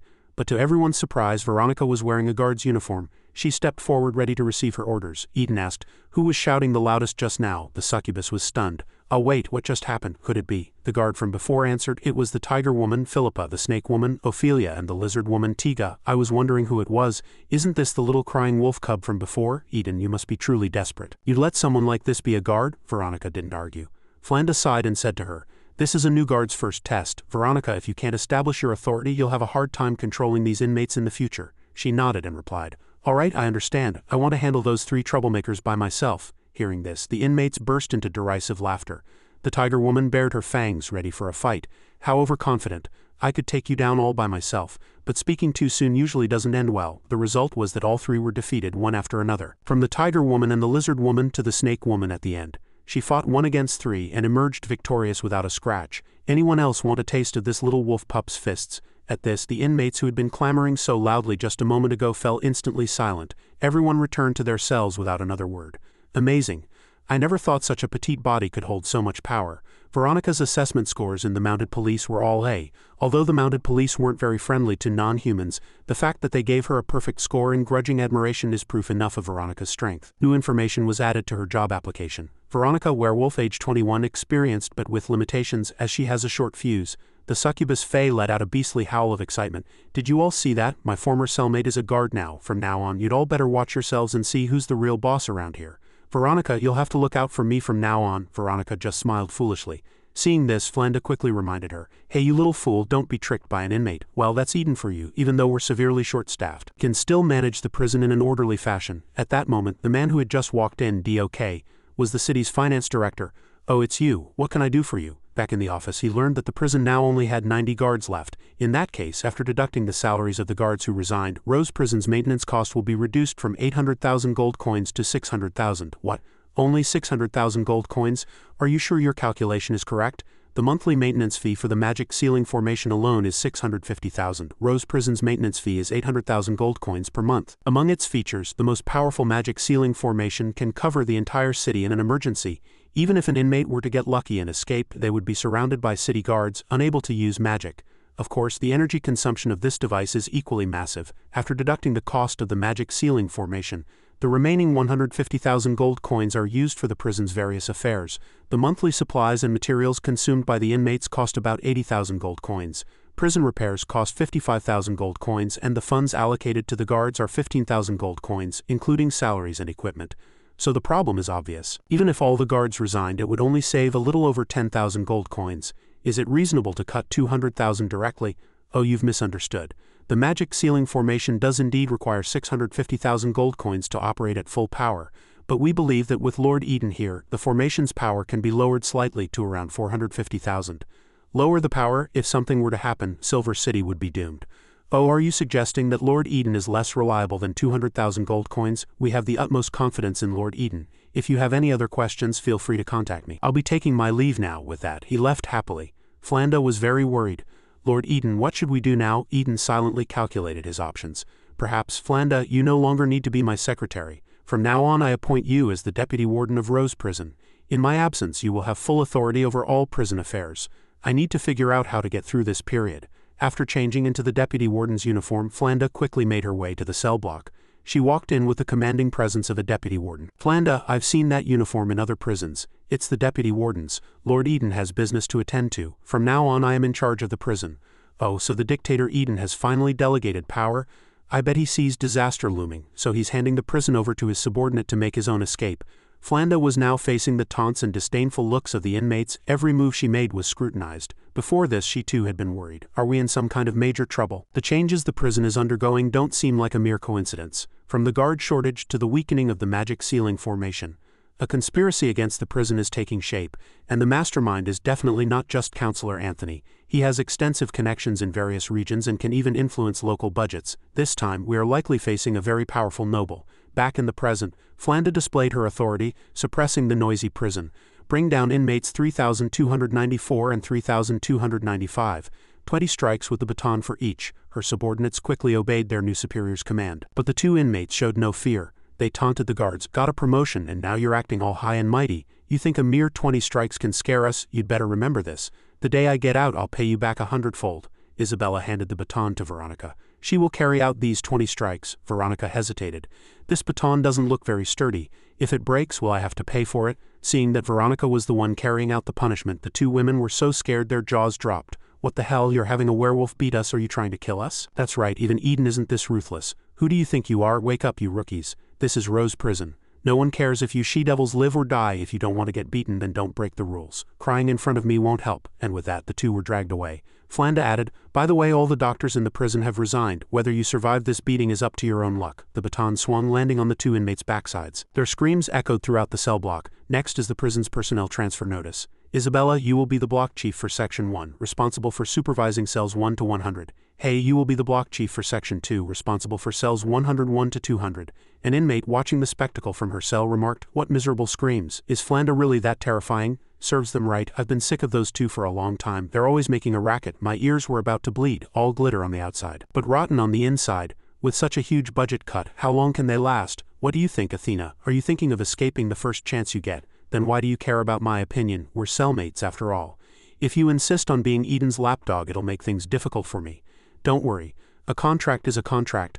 As soon as Eden is unable to maintain order in the prison, I'll definitely be out of here before you. With the precedent set by their fellow inmates, the others became much more obedient.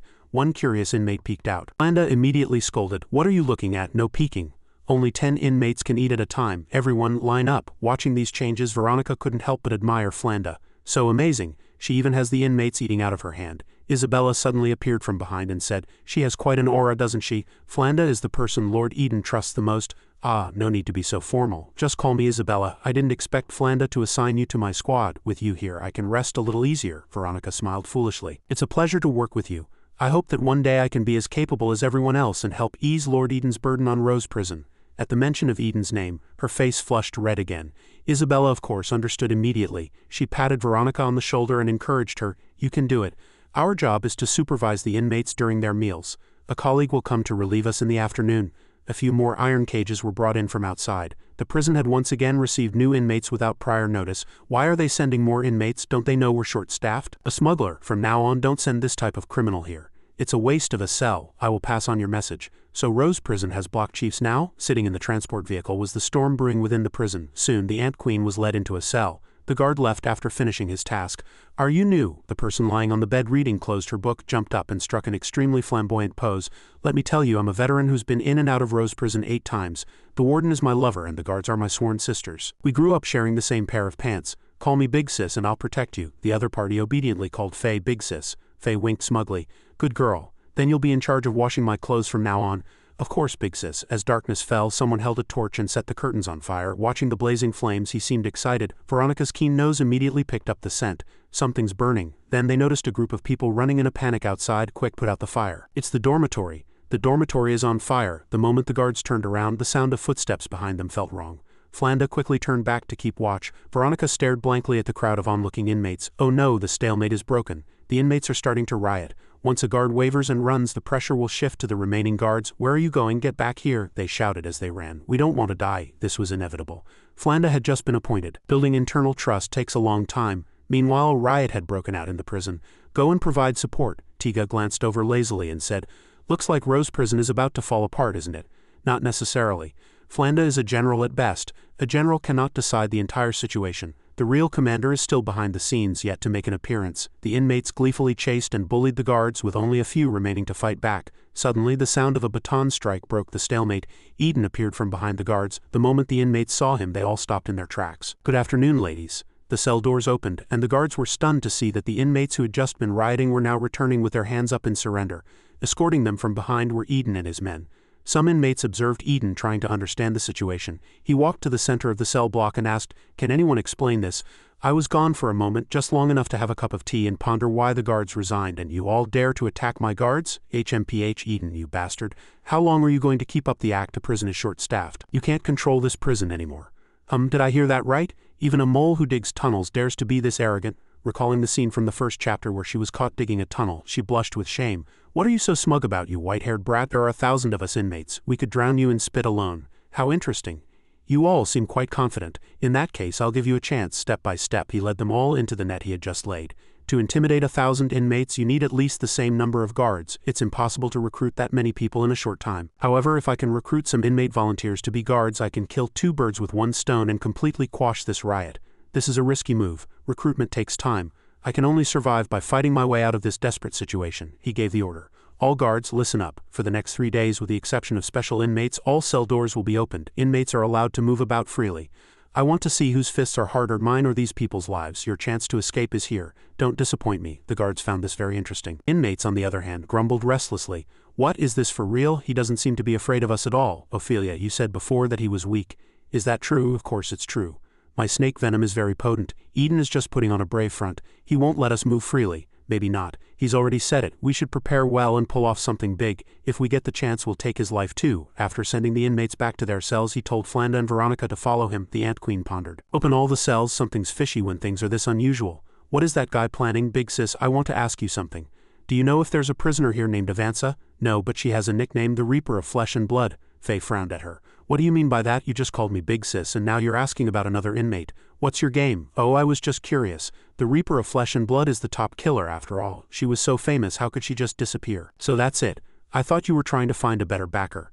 "How could I? I'll always be your loyal little sister." Faye lifted her chin and said, "It's useless even if you try to get close to her. You can't even see her. A privileged prisoner like her doesn't need underlings. It's hard for ordinary people to even speak to her." With that, Faye clapped, and Melachina understood, giving her a shoulder massage. Faye continued with satisfaction, "That's a privilege among privileges, like she's Lord Eden's own daughter. Not only does he greet her every day, but he also teaches her to read and write. But I'm not jealous at all. With my relationship with Eden, I'm practically Avance's stepmother. His own daughter," she muttered to herself.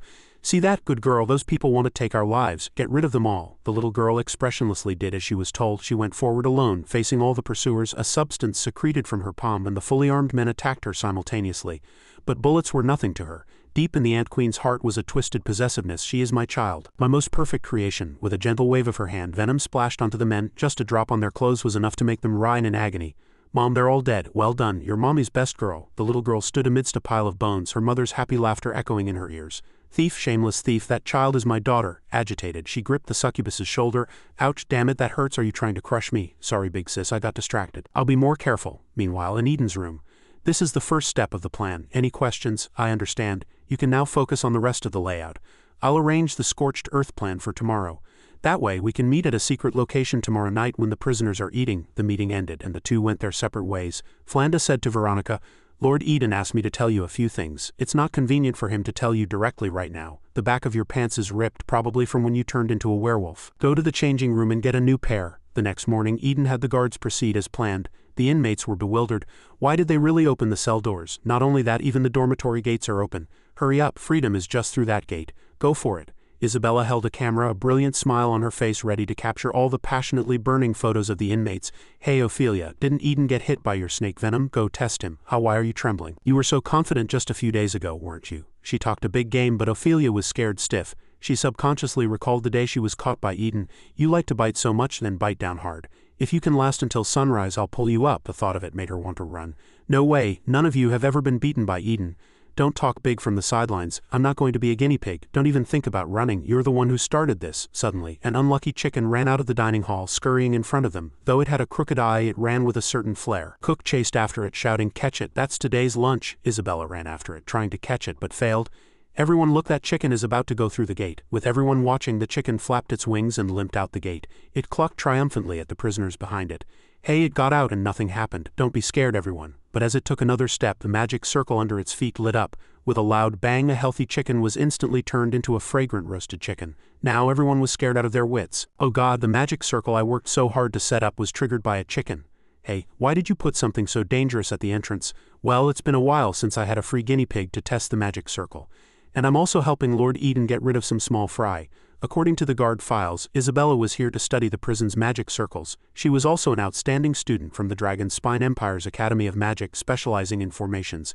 So, just how many magic circles did you place outside the gate? Hee, take a guess. A birdman walked out carrying the roasted chicken. Since there's so much trash in this prison, why not use them as meat shields to trigger the magic circles? The others panicked at the sight. What the hell, run, stop watching, everyone run. Let's throw this little girl onto those magic circles today. We can all just rush over. Don't worry about the innocent weaklings. Are you stupid? We're criminals. Besides, this is what Eden's lackeys deserve. Just as she was about to throw Jorara, two figures suddenly appeared. Together, they managed to rescue Jorara from the birdman's grasp. She knelt on the ground in pain. Sorry, inmates who don't want to escape, you're not allowed to mess around. Don't forget you're still in prison. Watch your words and actions. The two who had just appeared were the sisters Hay and Jenny, a pair of top-tier swordswomen. They were in prison on their master's orders. The block chief of Section 4 smiled and waved at the docile inmates. Inmates who don't want to participate, please follow me back to your cells. If you stay here, you'll become cannon fodder. And so, the number of people in the yard was reduced by more than half. Some stayed behind to find a way to escape while the rest watched from the sidelines. They held the principle of anything goes, but stay out of it if it's dangerous. It's much quieter now. Let's leave the matter of challenging Eden for us strong ones to discuss. Not bad. Upon hearing this voice, Philippa's expression immediately froze. Lady Austen, I didn't expect you to be here as well. I'm sorry for calling myself strong in your presence. How embarrassing. Austen, where have you heard that name? She's the princess of the Macbeth family. The ruler of the beastmen. No wonder Philippa had to kneel. This was her master. Get up, you did well. Even in this situation, you didn't choose to bully the weak, and you've upheld the honor of the beastmen. Your Highness, are you planning to escape too? I'm willing to be your vanguard and clear the magic circles for you. No need, my two friends and I are just here to watch the show. After all, we have a non-aggression pact with the humans. Escaping at will would trigger a war. Farewell, you young ones can carry on. How terrifying. The crests on those three, aren't they from the families that serve the ancient demon gods? I remember the professor saying these families are blessed by the ancient demon gods. The demonic power they can manifest through conventional means could easily destroy a city. If I can use any one of them, getting rid of Eden will be much easier. Hey, you good kids who don't want to escape, does anyone want to help in the kitchen? We're preparing ingredients for dessert, mainly for taste testing. Some guards quit because of the bad food, which is an insult to the cook's dignity. Taste testing sounds good. Before the other inmates could say anything, Dolly rushed up and snatched the spot. I'll do it. I'm the prison's model inmate and gold medal enforcer. With me in the kitchen, no one will dare cause trouble. Athena clicked her tongue in judgment. Give me a break, have some decency. Someone else was here first, but you shamelessly butt in at the mention of dessert. Not you. With that, someone came over to talk to Athena. Yo, there you are. Deputy Warden Athena, what can I do for you? The librarian quit and there's no replacement yet. Do you want the position? You can read books there all day and you won't have to live in a cell. How about it? This time it was Dolly's turn to remind Athena. That's enough, your decency has fallen on the floor, pick it up. It's painful for me to watch. The Ant Queen sneered as she watched Dolly. It's a small world, to think I'd run into Dolly and Athena here. To have fallen to the level of a gold medal enforcer, how times have changed. After a look around, Eden's intentions were clear. All potentially dangerous areas were secured by powerful pawns to maintain order, but the consequences of touching the gate were unknown, making the inmates hesitant to act rashly. He called it letting them roam free, but he had actually created a larger cage. However, according to the prison map provided by Anthony, there was still a loophole, the wasteland next to the playground. This area was too large to be guarded solely by magic circles and the remaining few guards. Avanza is one of the gold medal enforcers. Will my daughter be there? Over here. The little girl was still having lessons with Eden. That's all for today's morning lesson. I'll see you tomorrow morning. After class, the little girl replied politely. See you tomorrow, Lord Eden. Suddenly a woman's voice came from a distance. I knew I smelled that fragrance. Warden, do you have any wine here? It was Jinga and Anya, the very bait he wanted to attract. Your nose is quite sharp. This barrel of wine is a reward for the guards working overtime. See that empty field ahead? I plan to find some people to cultivate the land and grow crops for the prison cafeteria. but I'm worried some inmates might cause trouble, so I need a team of guards working overtime to supervise. Sure enough, Jinga immediately took the bait. I'm very good at supervising. Has the warden seen my file? I used to be the leader of a mercenary group. I remember your name is Jinga, right? Yes, warden. Why don't you leave this to me? I don't want your money, I just haven't had a drink in a long time. Alright, every little bit saved helps. I'll give you this chance. Wait, this land needs someone to cultivate it, right? How much more wine do you have? I'll take it all, Eden replied with a kind smile. There's always wine, but time is short and the task is great. You can't finish such a large piece of land by yourself. Hearing this, Anya's mind immediately started racing. It seems your friend already understands. Think it over, Jinga said impatiently. Hey, what kind of guessing game are you two playing? Doesn't that just mean he wants us to bring more inmates over? But that would make us a thorn in the side of the rioting inmates. The Ant Queen hid nearby, watching the plan unfold step by step, her hands clenched. It's her, Jinga, the Butcher of Black Netherlands. She once led 12 mercenaries to wipe out 1,000 vampire knights.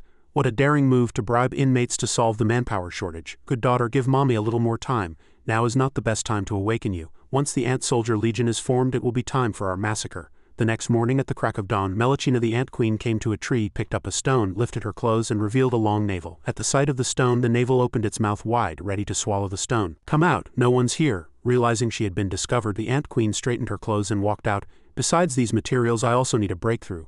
Are there any inmates who are easy to win over? The Vampire Prince Ophelia, cell 56 on the second floor. She failed to escape last month and was humiliated by Eden as a tunnel-digging mole. As long as you show a little sincerity. At that moment, said Prince was sitting in her cell, haggling. I'm a vampire prince after all.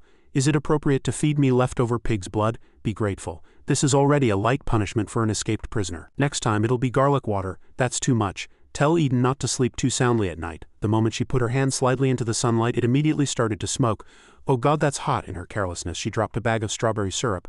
Oh no, my dinner. Suddenly, a foot stomped on it hard. The Ant Queen walked in, swaying her hips. Oops, stepped on something dirty. At the sight of the Ant Queen, Ophelia's fangs immediately grew and her ears elongated. She pounced on the Ant Queen, pinning her to the ground. Though her body was smoking, she was furious enough to eat the Ant Queen alive. A mere mortal dares to touch my dinner? Then I'll make you my dinner and it won't matter, right? The Ant Queen said calmly. I don't mind, but if you take just one sip of my blood, a curse mark on your neck will make you suffer excruciating pain. How do you know? Then a digestive tract extended from the Ant Queen's navel with a needle at its tip and stabbed directly into Ophelia's stomach. Just as she was about to scream, the Ant Queen covered her mouth. Shish. Consider this dinner a gift for our meeting. After Ophelia drank the strawberry syrup given by the Ant Queen, she immediately noticed something was wrong. The curse mark is gone. Not only that, but the magic power she had lost for a long time also began to recover. This is my ability. I can remove the curse marks from all prisoners. Interested in joining my team? The scene switches to Eden's room. Is this the chilling magic circle set up by Isabella? No wonder it's so cold. The secret meeting place Lord Eden mentioned is right up there. With that, she pushed the door open and walked in. As soon as he saw her, Eden reminded her, watch out for the trap under your feet. Lord Eden, your actions are merely countermeasures. A prisoner's senses are very keen, like a snake's infrared perception. There's no one at the window. I thought that cunning warden would have people watching the cafeteria. Most of the inmates have let their guard down. We can proceed to the next step of the plan. After some investigation, I found that there are 3 types of prisoners in Rose Prison. The first type is those who are untamable and cannot be taught. These people are the root cause of riots. I call this type of inmate the riot faction. The second type is people who were imprisoned for various reasons. Most of them are just living day to day with no particular goal. I call this type of inmate the neutral faction. The third type is people who were forced by their social environment. They feel more at ease in prison than outside. They are also stricter about following the rules. I call this type of inmate the model faction. Our plan is to gather the model faction, cultivate a leader, and use prisoners to fight prisoners. In a corner of the prison, Ophelia was showing off her skills, using her own blood to perform a few little tricks to attract a crowd. A vampire using blood to form weapons. So it's true, her curse mark is gone. Help us remove ours too. Once our magic power is restored, we can easily escape. Don't be anxious, everyone. Removing the curse mark requires a special potion. This lady needs some time to prepare it. If you want the potion, then you must follow all my commands. While I'm preparing the materials, you need to recruit more members to expand our forces. Remember, keep a low profile and don't clash with the guards. I remember you're new. We've never heard your name. How can we trust a stranger who just arrived? I hear she's a smuggler. With just that, it's hard to win everyone over. Alright, I was just about to let you see for yourselves. As she spoke, a few bugs wriggled out from the Ant Queen's body, and then she transformed into a tall, grotesque form. Before the Snake Woman could finish speaking, the Ant Queen used her tentacles to prick everyone. Don't worry, I'm just taking some precautionary measures. After you successfully escape, you just need to buy a bottle of anti-parasite potion to remove it. But before that, if you disobey my commands, or expose my identity, you will be devoured by thousands of insects. Understand? At this time in the prison, as the inmates were returning to their cells, the guards stopped them at the door to inform them. We have orders to change the inmate cells. You two follow me. At first they were not used to it and didn't understand. The people in the cells immediately objected when they saw them. Who are you? What do you want? I don't know you. Get out. Inmate 2323, your sentence is up. You can be released. Leave the prison quickly and let other inmates use the cell. Is my sentence up? Are you sure you're not mistaken? It should be next month. Aren't you happy to be released early? If you have any questions, go ask the warden. Don't waste my time. Flanda was observing from below. It seems the arrangements for the obedient inmates have been made. Next, it's up to Veronica's side. The riot faction was expanding its connections outside, recruiting other inmates. Really? You have a secret weapon for escaping? Give me one. Got it. I'll follow the instructions. A guard suddenly appeared. It's already dark. You all get back to your cells. Why should we go back? Didn't Eden give us 3 days of free activity? That's your business. We guards still need to rest at night. Are you trying to cause trouble for us? The tiger woman stepped forward to smooth things over. Hey, that woman told us to listen to her. There's no need to clash with the guards right now. Deputy Warden, they've gone back, but it went more smoothly than I expected. Are those troublemaking inmates obedient? Don't let your guard down just in case. Those rebellious inmates were confused. What? As soon as they returned to their cells they saw strangers and immediately shouted, "Why is my cell occupied by someone else?" Mine too. What's the meaning of this? Do you want us to sleep outside? What are you shouting about? In light of your violent behavior towards other inmates during the day, we've decided to change your cells. The cells for you disobedient inmates are in the back. Go find them yourselves. You meddling fool, why should I listen to you? Ah wait, isn't this a good thing? Our cells have been moved together, so it's more convenient to communicate, right? We can also get to know the new people around, the tiger woman Philippa said with a smile. The cells are in the back, right? We'll go right now, the Ant Queen observed with suspicion. Why gather all the inmates who want to riot together? What's the benefit of that? It's the last cells. What do the black marks on these cell grates mean? That's where the highest level prisoners are kept. But in my opinion they're just a bunch of mad women who can't understand human language. Don't talk to them. That lunatic gets really noisy when she's excited. As expected, it was very noisy. At night that cell not only had an iron door but also several extra iron bars locking it. And the inmate inside was crazily howling and scratching at the door. Because of the noise, the riot faction found it difficult to even exchange information. What did you say? I said, do you want to join? What tomato? What tomato? Speaking too loud will attract that madwoman. Don't be too loud. Why didn't you say so earlier? Now I can't stop. Damn it, stop talking. I can't sleep tonight. Oh, so the purpose of changing the cells was to harass the riot faction inmates. I thought Eden was planning something big, but he's just stalling for time. Honestly, with the food today I could stay in this prison for the rest of my life. For non-human races like us, we'll be discriminated against even if we get out. And there are plenty of bounty hunters who enjoy killing non-humans. It's not just you non-humans, there are plenty of starving people outside too. At least we can eat our fill in prison. Yeah, I really don't get why we should escape. Only then did the Ant Queen realize that things were not as simple as she had thought. These inmates who were moved to the front, it seems they have common topics to talk about. Flanda and Veronica stood in the middle observing. This is Lord Eden's plan. By gathering the model faction they have common topics and it's easier for them to communicate. The neutral faction, caught in the middle, will be drawn in by their gossipy nature. And the riot faction at the end will gradually be marginalized. In the middle of the model faction's cells are the prisoners Lord Eden selected, the Sword Sister sisters and the mercenary leader, Jinga. Jinga, have you decided which inmates will participate in the outdoor practical activities? Lord Eden is waiting for you to submit the list in his office. Soon they received two kinds of reactions from the gossiping inmates. Just as I guessed, the deputy warden has already started asking questions. I guess the warden wanted to use you as a shield. The riot faction is very powerful right now. We have to keep a low profile. So are you going to refuse her now? Take it easy, the situation has changed. Did you notice the inmates moved around us were all carefully selected? These people either have short sentences or have enemies hunting them on the outside. There are also some who treat the prison as their home. They have no desire to escape at all. I took a quick look and there are probably about 200 people who don't want to escape, maybe more. So the warden doesn't want us to find some inmates to be cannon fodder. Quite the opposite. He wants to gather a powerful force based on rights and obligations to fight against the riot faction. We are the chosen leaders. The warden must have gone through our files with a fine-tooth comb. To lead so many prisoners, is there anyone more suitable than a mercenary leader?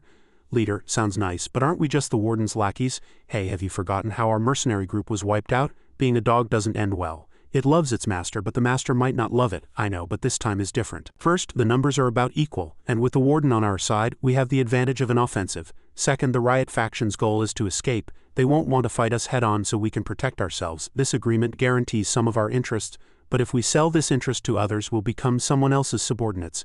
Big sis, do you want me to call someone else Big sis? Jinga sighed, then banged on the iron bars and shouted, does anyone want a drink? I've got a good job here in the prison. A drink? Sign me up. I knew there was something off about you. Jinga, sign me up. Give this sister a spot. The Ant Queen immediately realized that this was the true purpose of changing the cells. The plan was very detailed and meticulous. But how could those small benefits compare to the freedom after escaping? As long as I can win over the key figures in the prison, this rabble will just be grass on a wall swaying with the wind. With the potion prepared in my stomach and so many subordinates, I should probably go persuade Dolly now, right? Thinking back to that year, it was she who gave her a resounding slap. You unteachable thing. From now on, I am no longer your mentor. Starting today, you are expelled from the witch's coven. But I was just experimenting on a beggar by the roadside. No one will find out. Still unrepentant. If you don't leave now, you won't have a chance when Mentor Lamia arrives. From the forest came shouts calling for Melachina. She looked towards the forest in a panic and saw the figure of a snake-bodied woman rushing aggressively towards them. Ah, it's Lamia, I won't do it again, she said as she picked up her broom and fled. The person chased after Melachina opened her mouth and spat out some kind of light. The sound spread far, sending Melachina flying as well. Dolly was a little worried. Oh no, she fell into the Forbidden Land. In that Forbidden Land there was a woman-shaped thing but with two independently moving heads, and its body was wrapped in countless talismans. Recalling that day, the Ant Queen couldn't help but feel a little nostalgic. Teacher Dolly will surely be surprised. Not only did I not die, but I also learned the sacred secret arts of the Forbidden Land. I created Avanza, and even the 7 great witches would have to bow before me now, she plotted in her heart, not noticing a pair of eyes staring at her from behind. At this moment in Eden's room, these are the personal belongings confiscated upon your imprisonment. Congratulations, you can now be released. Inmate 2323, Bounty Hunter Carol. She asked doubtfully, are you really this kind? Control your temper next time, don't get locked up again. You're really letting me go? The inmates all said I'd surely have to pay a price to be released, he replied calmly. I'm not interested in flat chests. Carol was so angry she threw the paper in his face, roaring, you can just go die in Rose Prison. I've only seen emergency executions. I've never seen an early release. Reducing my sentence and waiting for me here specifically. You must need my help with something, right? He spread the gold coins on the table and said, then let's talk business, something related to your bounty hunter profession. The next day, news in the prison was being discussed among the inmates. Did you sign up with Jinga? Of course, I'll be getting a drink soon. Is this still a prison? This is practically heaven. The Ant Queen tilted her head, a meaningful smile on her face as she walked forward. Long time no see, teacher. Oh, it's you, sorry. I didn't recognize you at first glance. I heard you've been a mother for several years now. You should take care of your skin. Don't joke, teacher. You know about Avanza, so you must know my purpose. For the sake of our past master-student relationship, I can help you get out. Wait, how do you know I want to get out? I'm living quite well in prison. It's even quieter than at the witch's coven. Well, you mean being Eden's lackey in exchange for those few privileges? Although I don't understand why you're willing to stoop so low. He gave the plum job to the inmates last night. But none of you gold medal enforcers got a share. You observe things quite carefully. I know you're cautious, teacher, and won't trust others easily. To show my sincerity, I will let you see the advantages on my side. 202 inmates, that's enough people to complete the entire plan. The idea is this. Prepare to plant potatoes in the open field. Besides supplying the cafeteria, we'll also teach the inmates to brew wine. This way, when they're released, they'll have a skill to make a living, which will help reduce the crime rate. Jinga got excited as soon as she heard this. Brewing wine, that's a great idea, excellent. With me supervising, you can rest assured. But a new problem arose. No one is going to buy the seeds. How about I leave the procurement to you as well? Go out, buy the potatoes, and bring them back. What did you say? Us, you're letting inmates go out for procurement? Aren't you afraid we'll run away? I trust you. I'll pick a few more inmates to help you transport the goods. As soon as he finished speaking, a guard walked in with another inmate. Warden, inmate 023 has been brought. Wood elves know a lot about plants. She can help you pick good quality goods. Rose Prison strictly prohibits harassing inmates on work detail. Violators will be punished accordingly. With a sign bearing this content hanging around each of their necks, they were actually let out to buy potatoes. Goodbye. Go and come back soon. Remember the way back. If you accidentally get blown up by a magic formation, don't blame me. The 5 of them stood outside looking dazed as if they couldn't believe what was happening. Oh my god, am I dreaming? Is this still Rose Prison? We were just let out like this. On the other side. This is the mysterious art I learned in the Forbidden Land, prosperity. Any object that comes into contact with it will grow wildly at an astonishing speed. Even the prison's magic sealing collar, if infected by this power, will expand and be compressed, causing structural damage. This potion has been tested on the market, and the effects are significant. The highly sought-after demonization potion on the black market is my trial product.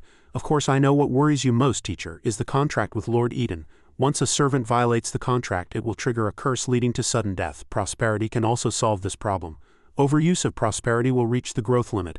At that point, the object will split and you will have a brand new body, and that replica will help her resist the dangerous curse. Is that enough of an advantage for you, Teacher Dolly? Melachina the Ant Queen is willing to forget our past as master and student and disappear from the cafeteria right now. I can pretend I saw nothing. After being rejected, the Ant Queen froze for a moment, then burst into maniacal laughter. Teacher Dolly, don't try to fool me with that master-student sentimentality. The fact that you didn't expose me immediately means I'm still useful to you, right? My guess is you want to keep me around to deal with Eden. When we're both weakened, you'll make your escape, won't you? Don't put it so crudely. Back when we were in school, I never realized you were this smart, the Ant Queen sneered. Intelligence alone won't keep you alive in the Forbidden Land. At that moment, 3 inmates walked in, followed by several others. Without a word, they began attacking the other prisoners. Get them, take out all of Eden's lapdogs. As chaos erupted, the Ant Queen smiled as if it had nothing to do with her. It's my turn to be the teacher now. Make your choice. Either stop me from causing trouble on your turf or completely give up your own chance to escape. Or just sit back and watch the show as if you've joined us. At that moment, the group sent to buy seeds was being stared at curiously by the people on the street. Carol stood to the side observing. The employer has clearly identified the targets for surveillance. Is the mission clear? Back then, Eden had given her a stack of envelopes. Tomorrow I need you to watch a few people. This is a down payment. If they show any sign of escaping, shoot to kill immediately. After a long walk, the group arrived at the slums. Jorara, are you sure you're not mistaken? This is the slums. Where are we going to buy potatoes here? Don't worry, my intuition has never been wrong. How much further? Why does it feel like we're going deeper and deeper? Just then they noticed that the curse marks on their necks were starting to loosen. We're about to leave the range of the magic ceiling formation. Anya understood, a conflicted look on her face. Jorara picked up the wooden sign around her neck and tossed it aside with an unusually cold expression. Are you playing dumb or are you really that stupid? Taking the long way is how you plan an escape route. Lord Eden, how did you know Jorara was planning to escape? I had her check on Avance's health every day. She hasn't been there for several days. If she were just a child, I might have understood it as being playful or bored. But she's 170 years old, with enough experience to outmatch most inmates, yet her attitude suddenly changed. Over here, Jorara wore an incredibly twisted yet cute expression as she spoke. Do you have any idea what I've been through these past few days? I've had to endure that killing intent every moment, and I was almost killed by those rioting inmates. They don't dare touch big, strong people like you, but a weak, delicate little thing like me. Everyone wants to step on me. Here are 10 gold coins. We can use this as our escape fund. Let's hear everyone's opinion. The tiger woman stood up and said, this really is the best time. The curse marks have loosened, and if we run a little further, we'll be out of the magic ceiling formation's range. Besides, I have lovers in many places who can provide us with a hiding spot. The nearest one is nearby. We just need to get through the wax tree forest. The only problem is that there are quite a few witches in that forest whose husbands I slept with. We'll definitely need the help of masters like Jinga and Joe to escort us. Hey you fox demon, why are you dragging me into this? I don't want to escape. Come on Jinga, come with me. There'll be plenty to eat and drink. Jinga looked disgusted, just wanting to push them away. You're no fun, Anya spoke up. Everyone be quiet. Don't you think this is a bit strange? They only needed a few workers to move the goods, yet they sent inmates to do it, and even let us get to the edge of the magic ceiling formation. This doesn't make any sense. Jorara, did you see anything unusual on the way here? At that moment, Jorara bent down to pick up the wooden sign, her body trembling non-stop, her words stammering and tears streaming down her face. I'm so sorry, everyone. I took a wrong turn. I'll go buy the potatoes right now. Seeing this, Anya understood. I see. So this was a trap from the very beginning. First, they give us the feeling that we can escape, as if freedom is right within our grasp. Then they use overwhelming despair to shatter that illusion, making us too scared to guess, too scared to even think about it again. On the surrounding rooftops, mercenaries were lying in ambush, ready to shoot anyone who tried to escape. A thick killing intent filled the air, and Jorara could only walk on crying. Let's get going, everyone. Don't keep Lord Eden waiting elsewhere. So how do you tame a wolf into a loyal dog? If you just feed it to win it over, it will only think you're weak and will eventually bite you back. So before it can learn loyalty, it must first learn fear. So Little Red Riding Hood can tame the big bad wolf into a good little dog so he won't eat her grandmother, right? That depends on your choice. Nothing in this world is absolute. Did that give you any ideas? The little girl paused for a moment. Images of her mother and sisters flashing through her mind, the sticky feeling on her hands becoming real. Just then a loud noise came from outside. It's the cafeteria alarm. There's a riot in the cafeteria. Damn it, isn't Dolly in there? Why didn't she stop it? Wait, Flanda, why would there be a problem in the cafeteria? That's where all the inmates eat. Poisoning the food would harm everyone. And they placed Dolly there. Could Dolly be involved with those inmates? The incident with the missing bullet was suspicious too. But the most worrying thing is that not a single inmate has tried to escape. This isn't normal. Someone must be commanding them from behind the scenes. Have the guards monitor the cafeteria. See which inmates are giving the orders and leave them for me to deal with. Dolly, you still didn't make a move, did you? What's your next step? Are you going to bow and scrape before Eden and ask him to let you go, or will you join my team and escape this prison? A long time ago I told that private tutor of yours, Lamia, not to be fooled by Melchina's cleverness. Just train her for a few years and you'll find she's a selfish, unscrupulous person who will do anything to achieve her goals. Watch your mouth. We're in the same boat now. Who wants to work with a bunch of scumbags like you? Isn't it better to just watch you and Eden tear each other apart? What's wrong? Did the negotiations fail? Should we help out? Dolly has a contract with Warden Eden so she can still use some of her magic. If we go up there, we'll just be asking for death. Are you going to do it yourself? Don't forget, only my secret art can help you break the contract. Oh, you have the nerve to mention that secret art. After you fell off the cliff all those years ago, Lamia went into the Forbidden Land many times looking for you. Though she never found you, she brought back many things that looked like split bodies, just like your secret art. All the bodily functions of these creatures, even their souls and lifespans, were split in two. To put it simply, all those split creatures became disabled and mentally handicapped. You talk about the power of the evil gods, but you don't mention a single word about the side effects. You even treat your own teacher this way. Do you think I really wouldn't dare to clean house? Just as the magic circle was about to fire, someone grabbed the Ant Queen's hand and pulled her away. The succubus Fae grabbed her hand, trying to pull her out. Run, little underling, or are you just going to sit there and wait to die? In that brief moment, the Ant Queen remembered the figure who had once protected her. Don't be afraid, close your eyes, it'll be over soon. As teacher Lamia was running, a mouse suddenly tripped her. Faye screamed in terror, and because she lost her balance, they both fell to the ground. Seeing his chance, the Birdman attacked. Faye was so scared she shut her eyes tightly, not daring to look. When she opened them, she saw the Ant Queen shielding her from the attack. She cried out in pain. The Birdman panicked. Crap, I hurt her. Is she going to get revenge on me? But stopping now will raise suspicion. It's best to get her outside. Seeing the Ant Queen kicked out, Faye hurriedly chased after her. Are you okay? The Ant Queen stood up trembling and glared angrily inside. Dolly sat there smiling and waving. At that moment the guards arrived. Inmates in the cafeteria, listen up. Everyone return to your cells. The guards are here. Everyone retreat. Why retreat? Aren't you angry enough, sisters? Follow me in charge. They're too worked up. Just leave them. I never should have brought this group of brainless idiots in. Let's get out of here. The remaining group was isolated. The momentum is gone. Why are there so many guards this time? What do we do? Recalling what Eden had said. Identify which inmates are giving the orders and leave them for me to deal with. These people look suspicious too. Flanda turned and said, the riot has been suppressed. Everyone go help the wounded. Ignore these inmates. Let them stand here and be humiliated. In the afternoon, boxes of seeds were brought into the prison yard. Eden asked with a friendly smile, you didn't run into any trouble on the way, did you? Hearing his greeting, they all shuddered. Remembering they were surrounded by people who wanted to kill them, they quickly waved their hands and shook their heads. No, everything went smoothly. That's good, you can start work tomorrow. If there's nothing else, we'll be going now. Everyone was scared and just wanted to leave quickly, but Jinga was different. Oh God, I'm dying for a drink. Just give me a sip. Anya forcefully dragged her away. We're lucky to be alive. What more could you want? Eden suddenly said. Everyone stop for a moment. They all froze in terror. Did you forget about those barrels of wine? The future projects of this prison will depend on your leadership. After chugging a few barrels of wine, she kept muttering, Lord Eden, this is so refreshing. You've all helped a lot, so you deserve a reward. Don't worry, my friend, I won't forget this drink. If you need anything in the future, just ask me. All right, big sis, you're drunk. Let's go. It's like going from hell to heaven. Eden didn't find out about the escape attempt, and he even promoted us to captains to lead the inmates in their work. That ambush gave me PTSD. If anyone mentions escaping again, I'll knock their teeth out. I think working for Lord Eden isn't bad at all. We even got our fill of wine. HMPH, look at those cowards. We were raising hell in the prison all day, and those guards didn't dare do a thing. Tomorrow, I'm going to Eden's office to show him who's boss. What's the point of hiding in your room? Join us tomorrow. Suddenly, the sound of something shattering came from behind. Everyone quieted down to see who was causing trouble. Jinga's group, reeking of alcohol, had just returned and wanted to sort things out. Why did we run into this bunch of blind idiots as soon as we came in? If you keep making such a racket, how are you going to work tomorrow? You dare go to Lord Eden's office to show off? Give her a good lesson. Anya just watched helplessly. It's over. She's become a loyal dog. The inmates in the prison, seeing the commotion, started cheering them on. Hearing the cheers, the birdmen got excited. Aren't these the dogs that have been so lively lately? I've been sick of you for a long time, and you just had to walk right into my hands after I ripped that mouth of yours. Let's see how you'll bark. Jorara commanded like a general. Everyone attack together. Teach them a lesson. The birdman charged forward excitedly. Someone advised Jinga, Hari's weakness is her shoulder. Cripple her arm, and she's done for. Suddenly a voice of thanks came from behind. Someone had joined Jinga's team. The one charging at the front, swinging her fists, was the dragonkin Camilla. Just one punch, she took out that birdman. Ha, Camilla the dragonkin, haven't you always been neutral? Are you trying to be Eden's dog? No, I'm just getting paid to do a job. I'm done, you guys can continue. So it was a deal with the succubus. I wasn't just talking when I said I'd protect you.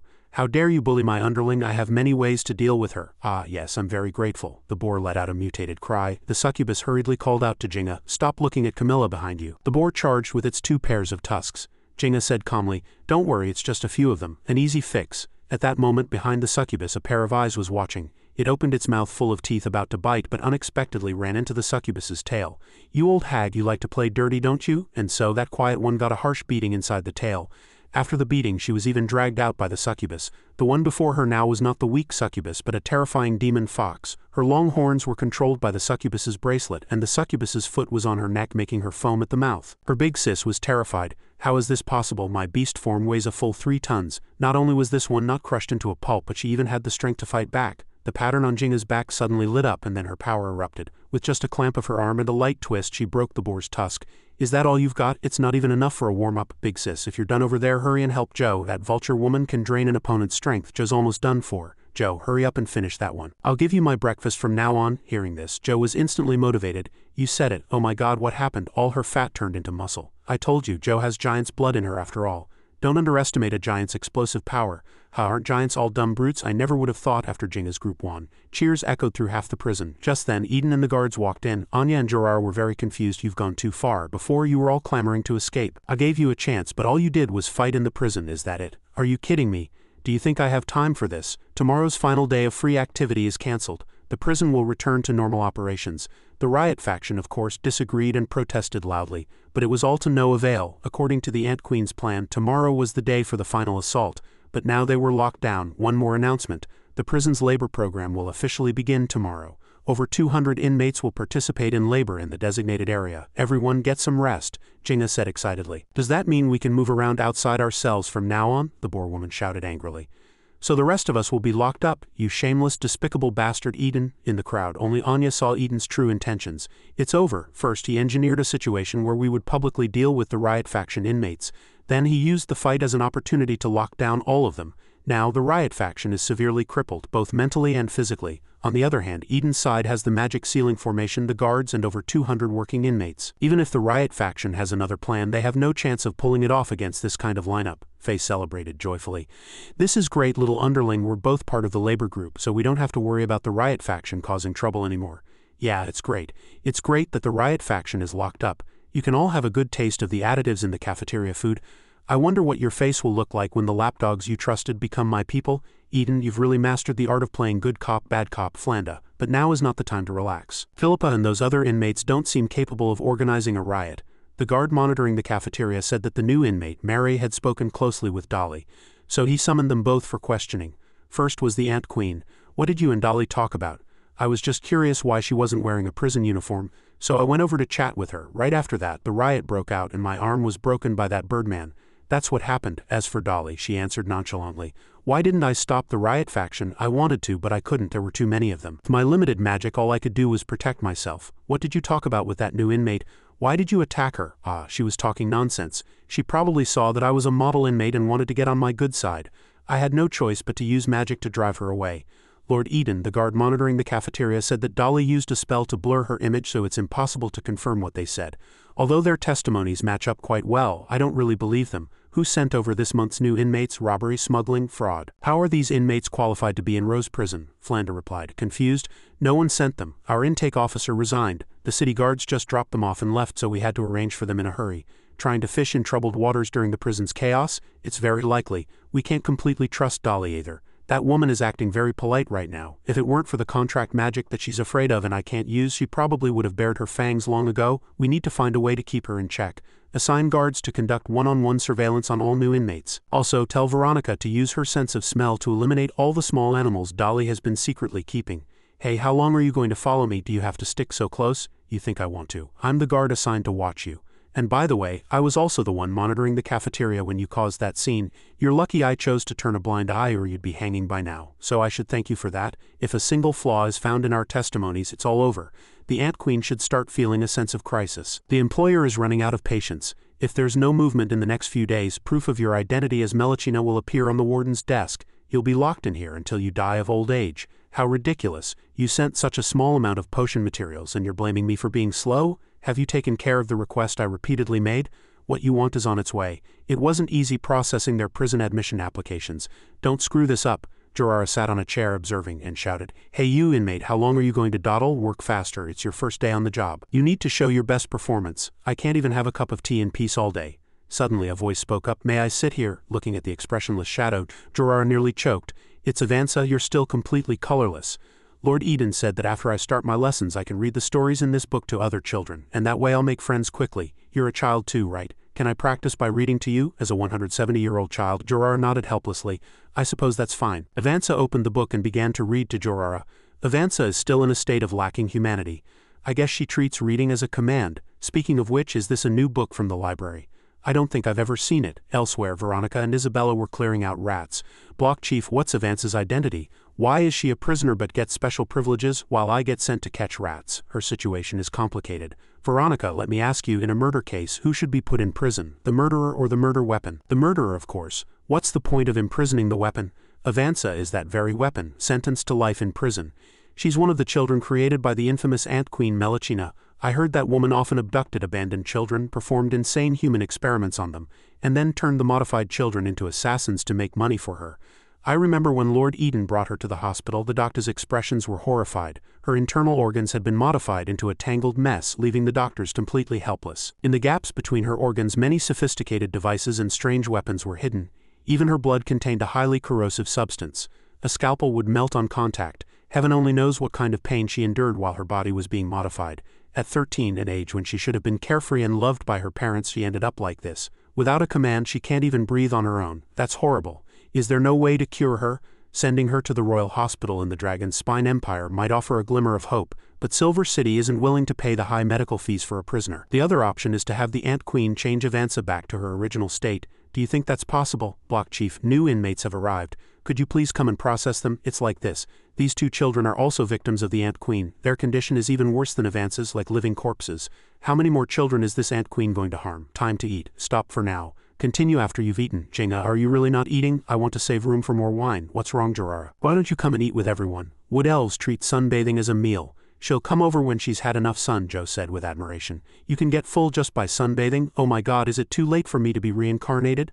Anya laughed and said, with your size you'd need 10 suns to get full. Only Anya looked at everyone with a sad expression.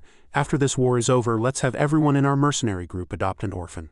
Those helpless children on the border. Good idea. We can start a bounty hunter association. We can teach the kids some skills to make a living. But that day never came. On the desolate battlefield, only Jinga's towering figure and Anya's miserable cries remained.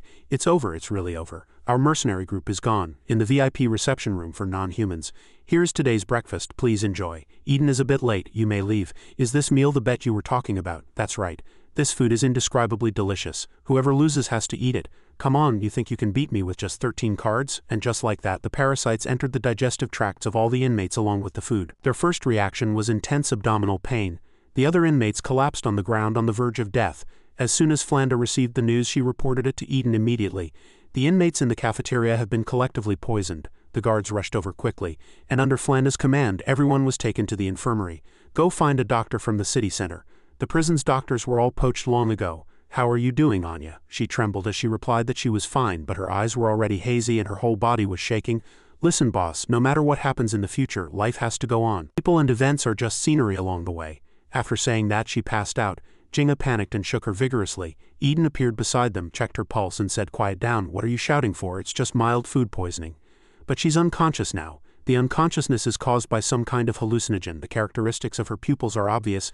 As for what specific drug it is, we'll wait for the doctor from the city center to identify it. Her vital signs are normal. She won't die anytime soon. Wow, you figured that out with just a few touches. Your skills are amazing. Back in the office, Flanda reported, no inmates left the prison gates, but for so much poison to suddenly appear, could it have come from the kitchen?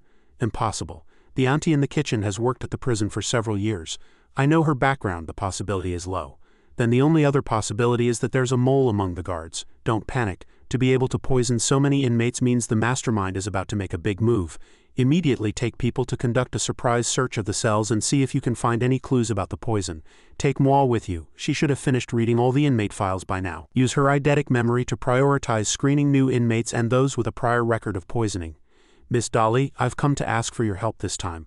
I apologize for being a bit arrogant when I spoke to you before. Without your help with the prison's magical mechanisms, it would be quite difficult for us to break through them. Also, regarding the matter of the contract curse, I've thought of a better solution from your perspective. I will use Avanza to launch a surprise attack during the chaos and help you get rid of Eden. That way you'll never have to worry about the curse again, but you know Eden's strength. I hope you won't just stand by at the critical moment. I think you wanted to get rid of Eden from the start. It's best to have as few people escaping as possible, yet you've created such a huge mess. But since you're speaking politely now, when do we make our move? Within the hour. The poisoning incident will be traced back to me soon. We can't delay any longer. Got it. I'll go see an old friend first. We'll gather when the time is right. Take this bottle of prosperity potion. It can melt the magic sealing collar on your neck and restore your magic. After looking at it for a moment, Dolly said, I want 2 bottles. After you get out of prison, you'd better get as far away as possible. If Lamia sees this scene, she'll wring your neck. In the cells, the guards began their search. The inmates watched, all looking bewildered. After the search, Veronica looked at the vibrating object in her hand and asked with confusion, "What is this? Why is it moving on its own?" Isabella held back her laughter and whispered, "This thing is called a vibrating crystal. It vibrates when affected by temperature." The succubus rolled on the floor crying, "That's my baby, don't be so cruel, Veronica. It's okay, I'll just have Lord Eden take a look at it. If it's not dangerous, I'll give it back to you right away." The succubus panicked even more when she heard Eden was going to see it. "No, why are you so worked up? Something's not right with you. I need to take this to the office right away." Over here, Dolly had already arrived at the library. "Still reading, you bookworm? If you have something to say it quickly. I want to ask for your help in checking Eden's soul state. Is his current soul the same person as before, or rather can he still use the contract magic? Don't you have many little eyes? After observing for so long, haven't you figured it out yet?" "Alas, you don't know. The prison has recently placed a lot of mousetraps, especially today. My little eyes have suffered heavy casualties. I don't know if this counts as a warning from Eden," Athena said calmly. "Then I'm afraid I'll have to disappoint you. Eden used to be a heretic inquisitor at the church. His body has been soaked in holy water. If my dark magic tried to see through him, both my eyes would be blinded. I can't see whose soul it is, but one thing is certain, he definitely can't run fast. 2 months ago, for some unknown reason, he suddenly started using a cane. I've observed him carefully. His right foot is not very flexible, so it's very likely that even if he can't beat you, he can still run away. This isn't a question of whether he can run away or not. He just needs to recite a spell and I'll be finished. Perhaps you could go ask the wood elf Jorara. She can see the emotions of all things. It would be better to have her as a reference. I suppose that's the only way. This bottle of potion can melt the magic ceiling collar. The prison is about to get lively again. If you find it too noisy with my influence in the witch's coven, I can arrange a quiet place for you." Over in Eden's office, Faye's toy had been identified and was not a problem. Veronica was still innocently clueless. Strange, since it's not contraband, why was Faye so worked up? Isabella could only hold her stomach and laugh. "How dare you ask?" Left with no choice, facing Veronica's purity, Flanda had to give her a lesson and explain what that thing was. After learning about it, Veronica knelt on the ground in shame. The people in her village had all encouraged her to pursue the one she loved, but look at her now. Everyone in the prison knew more than she did. "I don't stand a chance." Suddenly, she picked up a scent and immediately looked around with vigilance. During her time in the werewolf cavalry, the first lesson she learned was to remember this smell. Does anyone know what this scent means? It means death. This is a flower that grows from the bones infused with the power of an evil god from the Forbidden Lands. The disaster that drove all races to the brink of extinction 100 years ago originated from this very thing. She immediately rushed out, wanting to find out why the scent of the bone burial flower was in the prison. Eden was also shocked when he heard. She said, "The smell of the bone burial flower in the prisoners is vomit?" The doctor had mentioned before that toxins from this flower were detected in Avance's blood, along with snake venom and other components from the Forbidden Lands, things only the Ant Queen possessed. Then Eden received a message from Jorara that Avanca was gone. She kept calling for her mother. I couldn't stop her. Only then did Eden realize it was the Ant Queen, and he immediately went into full combat alert. An emergency alarm sounded throughout the entire prison. The residents living below heard the siren and worried anxiously. "That alarm, it sounds like the one used to evacuate residents around the prison, right? Is there going to be a riot?" Shortly after the alarm sounded, high thick city walls rose one after another, surrounding the entire town. The anti-magic shield was also reinforced and the prison gates were sealed. The guards inside the prison struggled to suppress the other inmates. Level 1 alert, all prisoners cease all activity, hands on your head, face the wall and squat down, but someone broke the rules. The little girl poured a bottle of solution onto the iron lock, destroying it. "Stop. What are you doing? If you don't stop, we'll shoot." But unexpectedly, the two were ambushed from behind by the Ant Queen. "Everyone, it's time to move." All the locks were destroyed and the rioting prisoners swarmed out one after another. A guard rushed to report, "The rioting prisoners have escaped their cells." A working inmate named Mary suddenly attacked the guards and the new minor inmates. She used something that could even melt the mean ore locks. The block chiefs present were all puzzled upon hearing this. Isabella exclaimed, "My God, those 2 children who were imprisoned this morning, were they deliberately arranged by the Ant Queen? A conspiracy. This is all a conspiracy." "Don't panic. It's not that easy for the prisoners to break through the prison's control. Everyone, focus on your tasks now. Hey, Jenny, you defend the prison gate. Guards are only permitted to shoot. Do not engage in close combat with the prisoners. If you can't hold them back, retreat to the alarm zone. Flanda and Moi, you go control the mechanisms and the magic ceiling formation in the prison center to attack the prisoners. Isabella, you're in charge of logistics. Ensure the center has an adequate energy supply. Veronica, you will defend the prison center and ensure the safety of Flanda and Moi. According to regulations, after Rose Prison sounds the alarm, Silver City's army must arrive to provide support within 15 minutes, so we just need to hold on for a little while. Ah no, with that bastard interfering, how can we count on reinforcements? He looked at a corner of his desk and lit a signal flare. It was a gift Carol had given him before she left. Lighting it would summon her. At the time, she said if he needed anything he should remember to ask her bounty hunter guild for help. So he fired the signal flare to call for aid. It's just that the other party is a bit busy right now. The remaining threat is that I must ensure she doesn't take advantage of the chaos. He had already discussed this with Flanda before. Lord Eden, can this manual really handle Dolly? Make the act convincing. With her suspicious nature, she won't make a rash move until she figures out what's in my hand. Now, he deliberately shouted. Flanda, before you enter the center, make sure you remember everything in this manual. Flanda, understanding his intent, began to act. This content, is it telling the inmates to be quiet? The fewer people who know about what's in this manual, the better. The contents inside cannot see the light of day. After you've finished reading it, I must hide it. As I thought, she's already watching. This manual is so mysterious. Could it be some kind of trump card? Before I turn on Eden, I must investigate this thoroughly. The scene switches to the prison. The succubus, terrified, wrapped herself tightly in a blanket.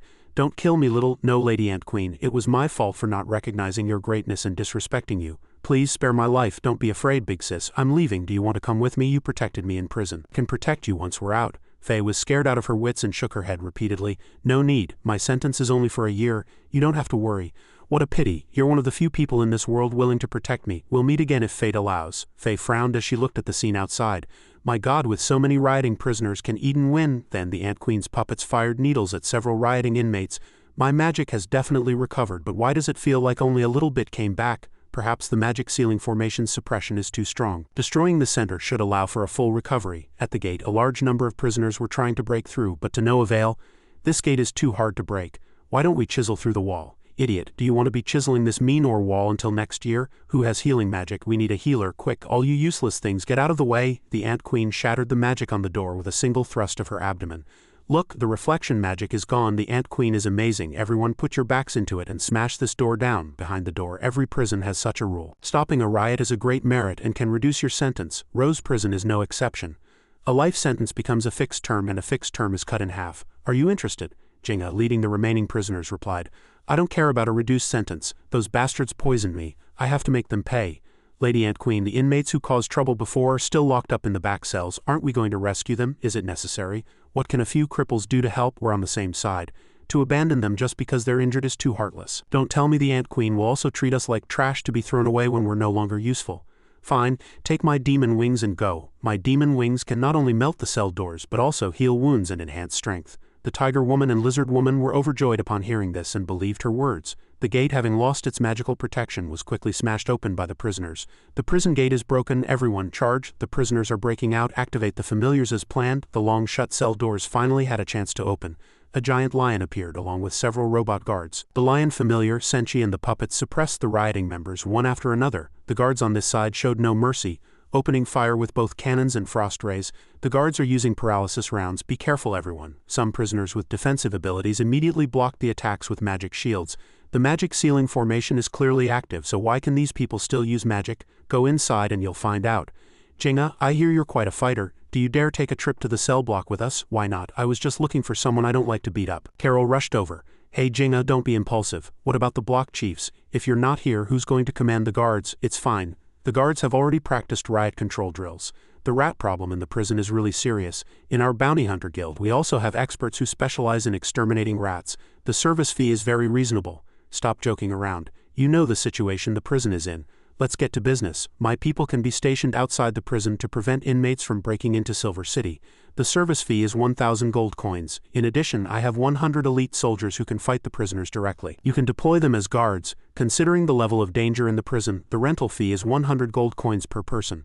How many do you want to hire? Eden, while frantically writing something, said, I'll hire them all. I don't doubt Lord Eden's credit, but from what I know, the prison's current budget is also quite tight.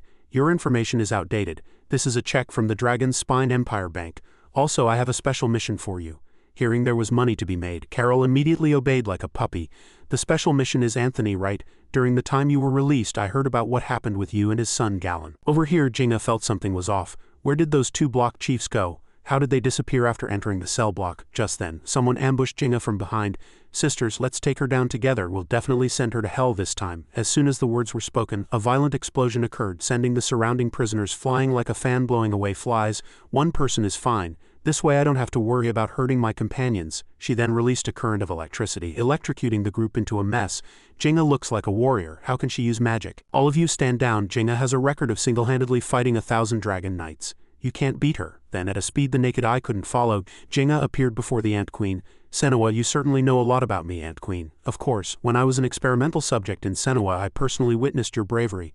The thunder roared across the sky, and the dragon knights charged one after another, but none returned alive. But even so, you are no match for my daughter. Perfect. I'd like to test Avance's strength myself. Why don't you try my strength first? Suddenly, a giant snake emerged from a magic circle and sent Jinga flying. It was Dolly who appeared. She controlled the giant snake to restrain Jinga, leaving her trapped helplessly in Dolly's magic circle. You've rebelled too. Everyone attack. Can't you see the mark on her back? She's a follower of the ancient god Ball. The more she's wounded, the more dangerous she becomes. She's trapped by my magic circle now. Ignore her and keep moving forward. Then Dolly dragged Jorara out from the magic circle. I told you I can't see through Eden's emotions. It's useless to tie me up. Number 13 became excited upon seeing Jorara. Jinga struggled fiercely in the magic circle, cursing nonstop. Hey, you bunch of cowards, don't just walk away. Wasn't it fun blasting me with magic just now? If you have the guts, keep fighting. Suddenly, a familiar figure approached, and she found the silhouette very familiar. I promised that once everyone defeated the Dragon Knights, I would take you away from this godforsaken place. Sister, you kept your promise. Just wait, child. Didn't she come back alive? Really? There were rumors that you were wiped out by the Dragon Knights. What about the orphans in that remote village? I heard they were adopted by a wealthy noblewoman. Isn't that great? They won't have to starve anymore. But isn't one of those children standing right in front of her? At this point, Jinga was certain that the rich woman who adopted the children was the Ant Queen. You used those children for experiments again, Melechina. I will never forgive you. At the main gate, the prisoners fired and the guards returned fire. The two sides were locked in combat. The puppets also performed well. This won't work. The traps at the gate are too annoying. We can't break through. Just then that person arrived. Hello, Lady Ant Queen. Teacher Dolly. These things, I'll have to trouble you to take care of them, teacher. Something in Dolly's mind moved, and the color of one of her eyes changed. Dolly chanted a spell, Grand Eagle Banishment. In an instant, a giant eagle spread its wings and flew past, clearing the path for its master. What happened? All the robots are down. That lion familiar turned back into metal too. It's dispel magic. Didn't you know? She's the top mentor at the Witches' Coven who specializes in magical research. Dealing with summoned creatures is her specialty. I heard she has several eyeballs, each with a powerful spell, allowing her to cast instantly without chanting in battle. With her on our team, this prison break is sure to succeed. It's time to make those ambushing guards pay. Dolly was very confused. What should we do? Flanda ordered. Quick, retreat to the alarm zone according to the drill plan. Do you have any leads, Ma? Why can those prisoners still use magic? Have the callers failed? No, the central system's energy consumption is currently astounding, which proves the magic ceiling collars are still working. I think the most likely possibility is that the prisoners' magic power has exceeded the control limit of the collars. Our opponent is the Ant Queen. She's a genius pharmacist, so it's very likely she gave the prisoners some kind of potion to temporarily enhance their magic. I think what's more dangerous now is that the collars are in an overloaded state and could break at any moment. At that point, the prisoners will fully recover their magic. We must overload the central system to counteract it. Do we have enough backup energy? Go tell Isabella to urgently procure more energy stones. Those guards have already retreated to the alarm zone. Past the alarm zone is the central system. We're almost at the exit among them. Ophelia began to show the side effects of the potion. I don't know why, but I've been especially tired these past few days and my head is always groggy, Dolly asked with suspicion. You didn't help them remove their magic ceiling collars? Teacher, you don't know the cost of living. My demon wings aren't enough to melt so many collars. Injecting their brains with a stimulant is much cheaper. It can raise their magic power by a level, breaking through the collar's limits. The price is that their mental state will deteriorate. If they don't undergo surgery, their brains will gradually necrotize. But what does that have to do with me? As expected, your methods have never been disappointing. Just then, an inmate ran over to report, Lady Ant Queen, we've run into more trouble up ahead. Please go take a look. In the alarm zone, the guards hid in bunkers, firing continuously, with spears thrusting out from the firing ports. This is practically a death corridor. The Ant Queen smiled meaningfully. Don't worry, I know the prison's defensive layout very well. The alarm zone has 3 passages, but there are less than 100 guards. We can use our numerical advantage, attack on 3 fronts to catch them off guard, and then regroup at the central gate. Understood. You guys follow me to the left and another team will go right, the Ant Queen said. As far as I know, the other 2 paths are full of elemental puppets and traps. If anything happens to them, I won't have time to run back and forth. Teacher, you don't need to trouble yourself. The employer wants to see death, not a group of escaped prisoners destroying their industries. It's best to deal with these useless people before they get out of prison.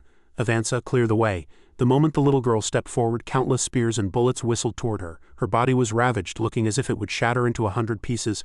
Looks like this isn't going well. She's been beaten out of shape. How ignorant. Shut your mouth and watch closely. The continent's top killer is skilled in more than just poison. The dirty bullets were all embedded in the little girl's body. Then she pulled out 2 guns from behind her back. The little girl's counterattack was like a dance. She could actually absorb the guards' bullets and fire them back. The Ant Queen's daughter is no ordinary person, the Ant Queen said proudly. Stay close to me. In Dolly's magic circle, Jinga screamed in pain. Find a way to attack me. Anything will do. I need to be more seriously injured to break this seal. A prisoner slapped her. She asked anxiously, is this enough? Have you not eaten? Stab me with a knife. If you don't have a knife, find a rock and smash me. But my rock was confiscated. Suddenly there was a sound from behind. Number 13 trembled as she scribbled and drew. Then, number 13 held up the drawing for everyone to see. The moment the succubus Faye and Jinga the butcher saw the strange pattern, their bodies immediately reacted. What the hell is with this weather? Thunder on a clear day. At that moment in Eden's room. Shouldn't you be in the library? There's no need. The prison is in such chaos, I doubt anyone will be borrowing books for a while. So, you've removed your magic sealing collar without permission and come to the office area. Are you trying to provoke me? No, a necromancer isn't that bored. Today's riot may lead to many deaths, possibly including yours. Would you mind if I took care of your soul for you, Lord Eden? Anna, Catherine, Eloy, where are you being held? Over here, come save me. My God, they're here. I don't want to be locked up anymore. The monster below howls every night. I'd rather die than endure this torture. Damn you, Camilla, I'll definitely get my revenge. Cut the crap. We got separated from the main group just to save you. Think about how we're going to get out when the guards surround us later. Isn't it simple? Just release the Wendigo down there to clear a path. A Wendigo, isn't that a giant monster that was locked down there because it was demonized? Can we trust it? I heard these monsters were corrupted by an evil god, turning them into these half-human, half-monster things. What if it suddenly goes crazy and kills us first? Don't worry, I have a good relationship with the Wendigo. It's not like those morons down there. Just wait and see how it deals with those guards. Yo, I thought you wanted to open the dungeon to create chaos. Turns out it was to save your companions. Oh god, when did the block chief sneak up on us? It's fine, it's just 2 humans. I'll take care of them. After speaking, Philippa used her wild instinct to scan the area. This move was originally a defensive instinct, allowing them to sense danger before it arrived. This talent helped beastmen easily avoid fatal injuries. Theoretically, as long as their reactions were fast enough, beastmen were invincible in battle. But against these 2 sisters that was not the case. What's going on? Who are these 2? The situation has changed. Sisters, I think we'd better surrender. It's just 2 humans, what's there to be afraid of? Watch me mince them. Philippa cried out in despair. Idiot, don't go. The Boar woman's fate was as expected. She was dispatched with just 2 sword strikes. My god, she really was turned into minced pork. Can the Wendigo really beat them? Beat them, my ass. They're not even in the same league. Let's get ready to run. Wait, can't we give the Wendigo the potion? The Ant Queen said the potion can enhance strength. Maybe it can win. How much should we use? Damn it, I don't know either. Just pour it all in. The moment the potion was consumed, the Wendigo's eyes changed. Hurry up, I'm about to be turned into a meat patty. The 4 of them stared at the Wendigo's massive body, stunned. Is this normal? Then a loud bang came from the dungeon, and the giant iron door slowly opened. The mutated Wendigo charged out, and the lizard woman quickly transformed, leading all her friends in a desperate escape. What the hell did you create? There's something wrong with the potion. The Ant Queen tricked us. Good thing I transformed quickly. Less talk, more running. Oh god, why is it so dark? The scene switched to a distant memory. Jinga was fighting a dragonkin vampire. The casualties were immense. Big sis run, we fell into a trap. The Empire's plan to lure the enemy was fake. There are no reinforcements. We were used as bait for the vampires. The entire army is wiped out. Suddenly a sword slashed across the adult's neck from behind. The female vampire appeared, dismembering him with a single strike. She led her army and ordered the attack. The vampire army trampled over their fallen comrades, hoisting our soldiers' corpses high on their sharp spears. Jinga faced a formidable army. At that time, she roared in anger, "You will all be buried with me." Back in the present, Philippa and her group were running for their lives.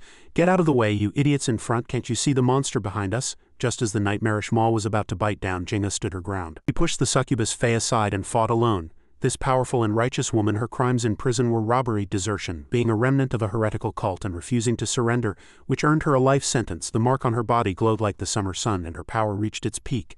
The succubus was thrown against a wall in agony. Just as she regained consciousness, she saw Jinga's electric current flash like a cutting machine.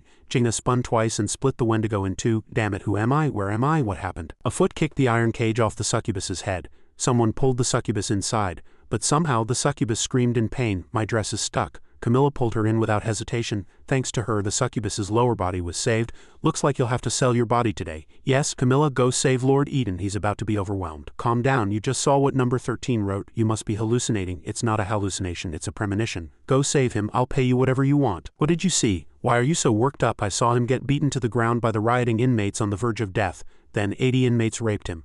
A full 80 of them. Damn it, those beasts. Were you one of those 80? If I were, would I need to be so angry? But I think we're the ones who need saving right now. Once a follower of the ancient god Baal goes crazy and stops distinguishing between friend and foe, it won't be safe even hiding in a cell. Jinga staggered out of the Wendigo's writhing body. "Come on. If you don't hit me, I'm going to hit you. Use some force." Then Jinga's power erupted in all directions. The prisoners still in their cells cowered in fear. "Someone help, the blanket on my bed is on fire. Open the door, we're going to die." Left with no choice, Camilla went out and opened all the prisoners' cell doors. All the prisoners quickly ran out, unable to stay in their cells. What's going on? We have no choice but to run now. At the gate, Avanza fought the elemental robots alone, her small body nimble and flexible, clearing a path like the wind. With Avanza here, the path is clear. The exit of the alarm zone is just ahead. I've always wondered, Teacher Dolly, why do witches forbid human modification? If we could create a batch of weapons like Avanza and form an army, couldn't we rule the entire Frey continent? Yes, you're so smart, and everyone else is a fool. Go rule the world. Let me warn you, since you've chosen the path of the evil god, don't mention the witch's coven again. We have nothing to do with you anymore. If you get into any trouble in the future, don't mention Lamia's name or mine. We don't want to get involved. Whatever you say, those stubborn and inflexible people will be eliminated sooner or later. If it weren't for Lamia's power and status back then, I wouldn't have bothered to suck up to her. At the entrance to the central area, almost the entire guard team had retreated here. The alarm zone has been breached. We couldn't help it.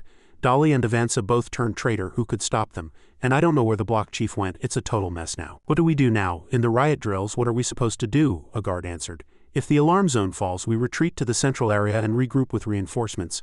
So where are the reinforcements? I don't know. They should have been here by now. Meanwhile, the reinforcements were being treated to food and drinks, getting completely drunk. This isn't right. Weren't we just supposed to gather at the tavern? You must be a new recruit. Think about it. With Lord Eden's strength, does he need reinforcements? This is just a drill. You've all seen the latest popular Rose Prison magazine, right? Prison guards are a hot commodity now. What's going on this time? First, sound the alarm to let everyone know there's a riot, then suppress it single-handedly. Won't Lord Eden become even more famous? If you go to reinforce him now, you'll just be ruining his show. So that's how it is. They say great men have deep minds, and now I finally understand. Suddenly, he noticed a cart of stones passing by. Wait, are those energy stones you're transporting? Yes, it's an emergency order from Rose Prison. Are you crazy? Rose Prison is having a riot right now. Of course we know there's a riot, otherwise the prison wouldn't be paying triple the price for this order. What? Triple? Is that reliable? Old sir, feel free to ask at the tax bureau. I hadn't even finished reading the order before I ran off to collect taxes, honestly. He was shocked to hear this. The budget had been cut. How can the prison afford so many energy stones? Where did Eden get the money? HMPH, don't let me catch you cooking the books. With that, he walked off in a huff, completely unaware that Carol had arranged everything. Over here, Athena was reporting to Eden. The alarm zone has been breached. Aren't you going to make a move yet? Eden forced a calm demeanor. What's the rush? It's a rare riot.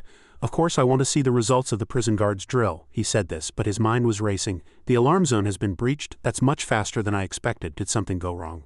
If the central area can't hold back the prisoners either, this suppression will be a complete failure, but there's no chance to adjust now. Athena is watching me. If I can't maintain the composure Eden should have, I'll definitely be finished off immediately. I can only hope the next deployment doesn't go wrong. The prisoners following the Ant Queen were discussing among themselves. Have you noticed? We're about to reach the central area, but the prison guards have been using paralysis rounds this whole time. Those elemental puppets only injured people. We haven't had a single death so far. Is Eden underestimating us? He'll regret it sooner or later. Is this confidence real or just an act? If he were as strong as before, none of us would have survived this long. Just then, Dolly's little eye found that room. There are just a lot of traps. The more it's like this, the more it proves that what's inside is a trump card against her. The more it's like this, the more Dolly wants to see what secret Eden is hiding. Determined like an ice dragon, she mobilized all the rats in the city to head for the prison. The gate is broken and the block chief is gone. What do we do now? Who has command experience? Please step up, Mandy said nervously. Actually, I used to command an army. So Mandy stepped forward to command the guards in battle. Rear rank, aim, front rank, fix bayonets, prepare to charge. All units on my command fire. There are over 90 people. It seems all the guards are in the central area. Is Eden here? Not here. The scent is very far away in the office, which means Eden is now isolated and helpless. This is the moment we've been waiting for. It's time for the ant colony to feed. The Ant Queen opened her mouth and screamed. In the infirmary, the unconscious inmates all woke up at the same time. No one would think that patients on the brink of death would pose a threat. The infirmary is completely unguarded. This is your biggest mistake. All the prisoners broke down the door and rushed out. Veronica's keen nose immediately sensed something was wrong. From the scent, she immediately guessed that something had happened in the infirmary. This is bad. The infirmary is completely undefended. They're heading straight for Lord Eden's room. No matter how her teammates called her, she froze in fear. Veronica, I have a special mission for you. If anything unexpected happens during this riot, you are to abandon the central area and protect Lord Eden. Why do you say that? Besides, with Lord Eden's strength, does he need protection? He lost his memory 2 months ago. Overnight, he became an ordinary person. The reason this has been kept secret is because there are too few trustworthy people in this prison. I still haven't been able to figure out the backgrounds of those district chiefs with their varied abilities. I don't know if they'll perform their duties as usual during this riot or if they have other plans. So if something unexpected happens, you'll have to make a choice. I hope you haven't forgotten the reason you came to this prison in the first place. She remembered the image of herself walking alone towards Rose Prison and the kindness she received that day. She immediately dropped her gun and, ignoring the battle behind her, rushed towards the infirmary. Over here, the side door of the central area was opened in coordination, creating a path for Veronica to the infirmary. The door was quickly opened and the controlled inmates were about to swarm out. She switched to her beastman form, accelerated through the gates, her fighting spirit soaring, her small hands already transformed into sharp wolf claws. The controlled inmates poured out at the same time. The first one had just emerged when Veronica grabbed her by the throat and knocked her unconscious. But at the same time she was punched by Joe. Mandy's situation wasn't going well either. Didn't you say you knew how to command? What's the difference between charging in like this and suicide? I didn't know you guys who usually talk so tough would be so weak in a fight. I used to command like this when I attacked bandit camps. Back then, she had just casually mentioned wanting to learn how to command. Hearing this, the guard flew into a rage. Are you kidding? How can you compare prisoners to bandits? It's because of your reckless command that we're in this mess. Think of something. What can I do? If this were a men's prison, I would have gone on a killing spree long ago. A women's prison doesn't offer the same conditions. Oh wait, then the guard blew a loud whistle and they all retreated. Why are the guards running? Is that the signal for retreat? Isn't it obvious? We can't hold them in a direct confrontation. Are we supposed to stay here and die? The Ant Queen ordered. Don't give them time to regroup, finish them off quickly. The crowd surged forward and Mandy jumped out to cast a spell. Lustful bewitchment. The entire battlefield was instantly filled with a pink fragrance. What is this? It scared me. This mist isn't poisonous. It seems to be just a smoke screen. As soon as the words were spoken, a group of people suddenly began to vomit uncontrollably. And even the guards couldn't help but throw up on the spot. What is this smell? Why is it so nauseating? This was the bewitching art of the Fox Demon clan. By releasing strong desire pheromones, it clouds a person's reason with degenerate desires, turning them into easily manipulated puppets. But for those who have no physical desire for women, this smell is like drinking sewer water. So you mean to make those rioting inmates vomit nonstop? Then we can launch an attack. Not exactly. I was thinking, although in a women's prison, a bewitching ability is like farting in your pants. There are a lot of them. With hundreds of people, it wouldn't be surprising if one of them likes women, right? The inmate stared blankly at the person still standing. Why is she okay? Oh, isn't that the legendary lesbian? Ophelia covered her flushed face and screamed. Why is this both shameful and damnably attractive? With just one puppet, I can fully unleash my enhancement spell. Welcome to my domain, girl. The closer they got, the stronger the floral scent became. Mandy entered her subconscious. She wrapped her hands around Ophelia's waist, using her bewitching arts to attract her, making Ophelia dizzy. This is the ball at our wedding. Wedding? What wedding? Is this really happening to me? What's wrong? Do you think this is a dream? Ophelia replied happily. No, even if it is a dream, it's worth it. Hold me tight, the wedding is about to begin. At this time outside, Mandy had turned into a small fox perched on Ophelia's shoulder, controlling her, turning this hostile inmate into a powerful ally. The guards watched, stunned, never expecting such a move. Ophelia has defected. Attack her. Is it really this much trouble to just attack a central area? Do you need me to step in? But fortunately, the Ant Queen said no. Teacher, you should save your magic for Eden. As for Ophelia, I had a backup plan from the beginning. I just need to wake up the insects inside her. Just then, the next wave of people joined the battle. It seems the battle is just ahead. Number 13, clear the way. The next to join the fight were the Succubus Phase team and the Lizard Woman's team. Number 13 unfolded a cloth covered in text and drawings for the Ant Queen to see. The moment the cloth met the Ant Queen's eyes, it emitted a blinding light. She turned to avoid the tentacles. Outside, the rain poured down with thunder and lightning. Child, can you hide in this cave for a day? A woman's voice said. She held the shoulders of the trembling child tightly to comfort her. Bringing you here from the depths of the Forbidden Land has nearly exhausted my magic. The little girl quickly grabbed her hand. Wait, don't leave me, Teacher Lamia. The little girl was trembling all over. Tears streamed down her face while Lamia kept comforting her. Don't be afraid. There are wards set by the Witch's Coven and a thorny forest here to keep you safe. I'll be back tomorrow to get you. The little girl stammered. Don't go. As soon as she finished speaking, Lamia hurried away. The little girl was crying her eyes out, watching the woman's retreating back, when she suddenly heard a call. Little piggy, where are you? Looking in the direction of the voice, the little girl saw a statue of a two-headed person wrapped in ropes and countless strange talismans. The voice came from behind a thorny tree. It said, "Come here. Look what I brought you." The person was holding an oil lamp, and in their palm was a handful of writhing cockroaches looking terrifying. A stark contrast to their sweet voice. "Big fat bugs, are you hungry? Come to me." The little girl's eyes widened at the scene and tears started to fall again. Ha ha! She turned and ran in fear, shouting, "Help, Teacher Lamia, don't leave me here alone. I finally escaped to this place. I don't want to go back there again." The little girl sobbed as she ran, surrounded by a blood-stained thorny forest. "You promised to escape with me, wait for me." The little girl ran forward in a panic. Then she suddenly tripped and fell onto the thorny ground.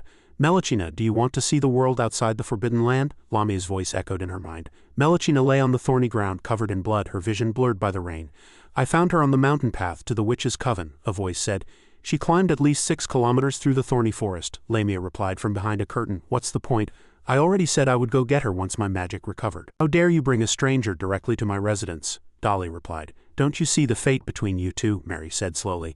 Forget it. With this child's talent, even basic magic would be difficult. She's not qualified to join the witches' coven. Melchina tremblingly reached out her hand trying to touch Mary and managed to call out, Mom? Mary looked at her with a hint of pity in her eyes. It seems her head was injured too. She can't even recognize her own mother, Melchina replied with difficulty. No, her voice trembled. My mother told me when she was still in the pig cage. If I ever had a chance to leave the forbidden land to call any man I see Dad and any woman Mom, only then could I survive.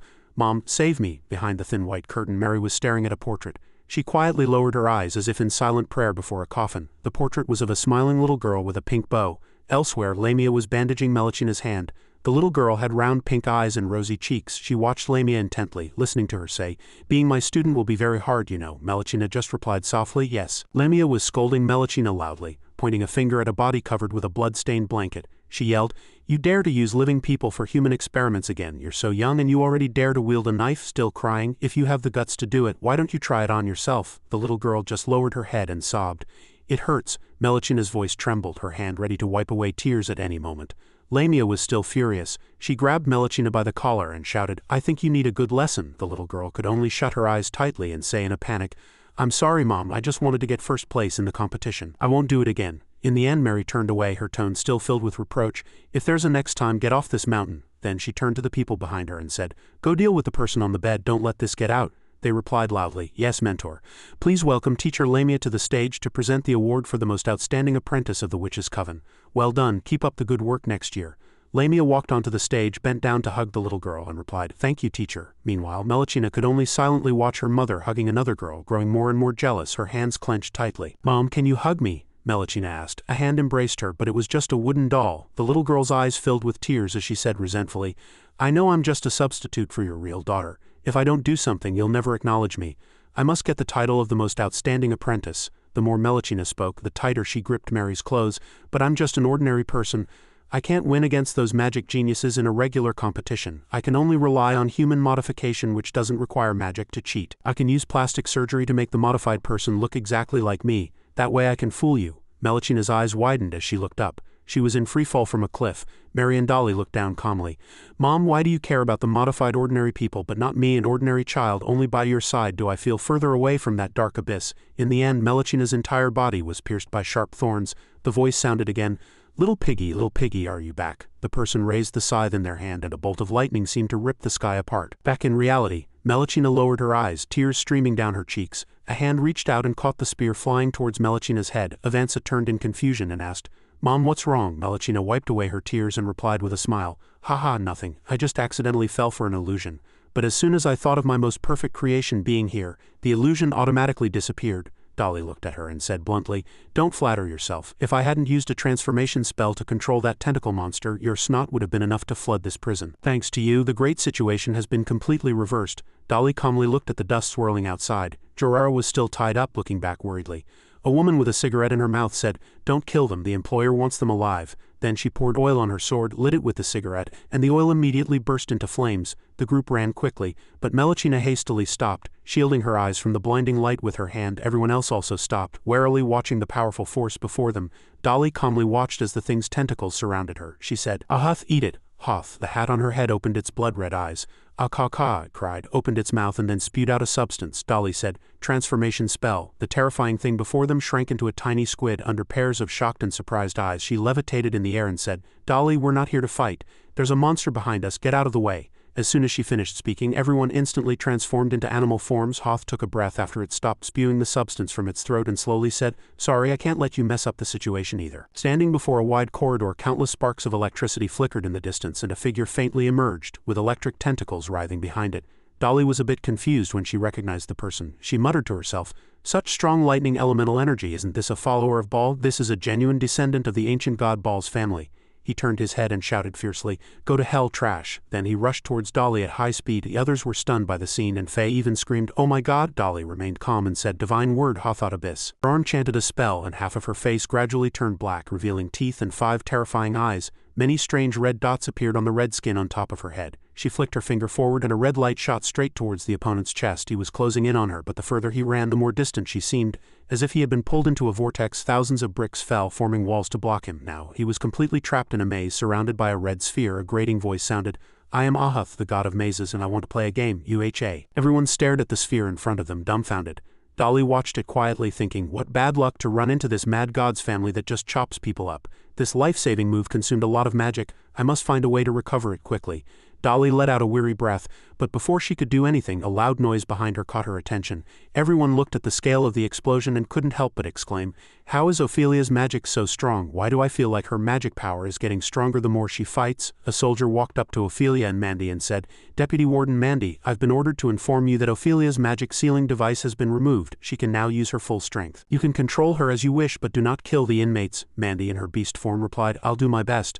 In Ophelia's dream, Mandy was lying on the bed. Beside her was Ophelia, wrapped in a blanket. Mandy coaxed, my little baby, it's already this time, just let go. Mandy said in a seductive voice, how can I perform if you're holding on so tight? Ophelia pulled the blanket higher, covering her face, and said shyly, no, don't, this is progressing a bit too fast. Mandy put her leg on Ophelia and said coquettishly, giggle, calm down, darling. I have a set of ancestral acupressure massage techniques. I'll make you feel good. She climbed on top of Ophelia, staring at her greedily. She brought her hand down in a sharp chop. In reality, Ophelia immediately screamed. She unleashed all her power, her snakes opening their mouths to shoot out small orbs as her magic recovery rate hit 1000. With a chain fireball spell, dozens of fireballs shot out in all directions. Mandy cursed, damn it, I can't stand her. I'm going home. Whoever has any magic left can deal with her. Another person immediately rushed forward to take her place, dodging the fireballs with a roll. Let me, she's really fast. She nimbly dodged the fireballs and slipped past Ophelia, who didn't even notice.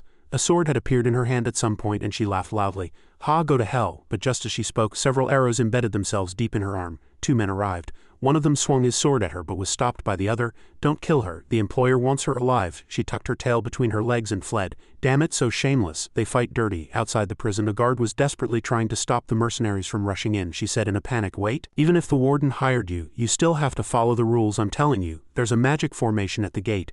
Be careful or you'll get blown up. Isabella said casually from the side.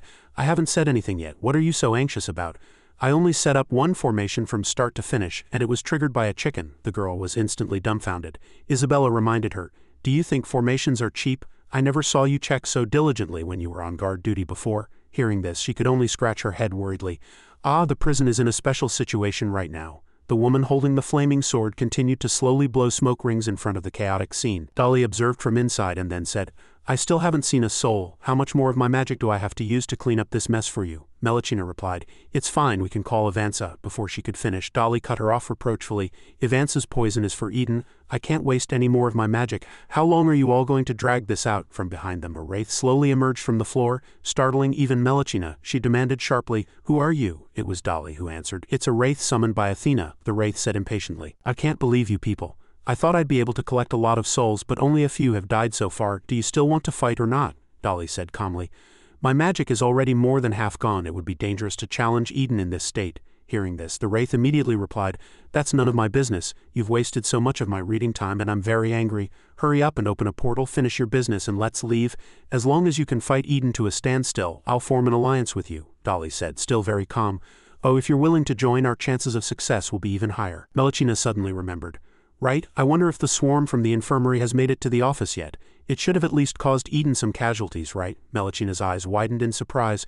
That werewolf actually. A scene appeared before her. Rows of prisoners lay on the ground, a bloody mess with writhing insects on their backs. Standing behind all the corpses was the werewolf. The clacking of high heels announced the arrival of a woman. It was none other than Austin Macbeth. She grabbed a wriggling insect from her own back, tore it apart, and cursed angrily, damn it, so that meal was poisoned. She recalled the meal from the day before when Macbeth had been complaining. She had asked, you said something would happen if I drank it, but you never explained. What happens when I drink this water? One of the 2 people sitting across from her replied cheerfully. Stop asking, you made a bet so you have to accept the loss. Hurry up and drink. The now motionless parasites were thrown mercilessly to the ground, Macbeth said.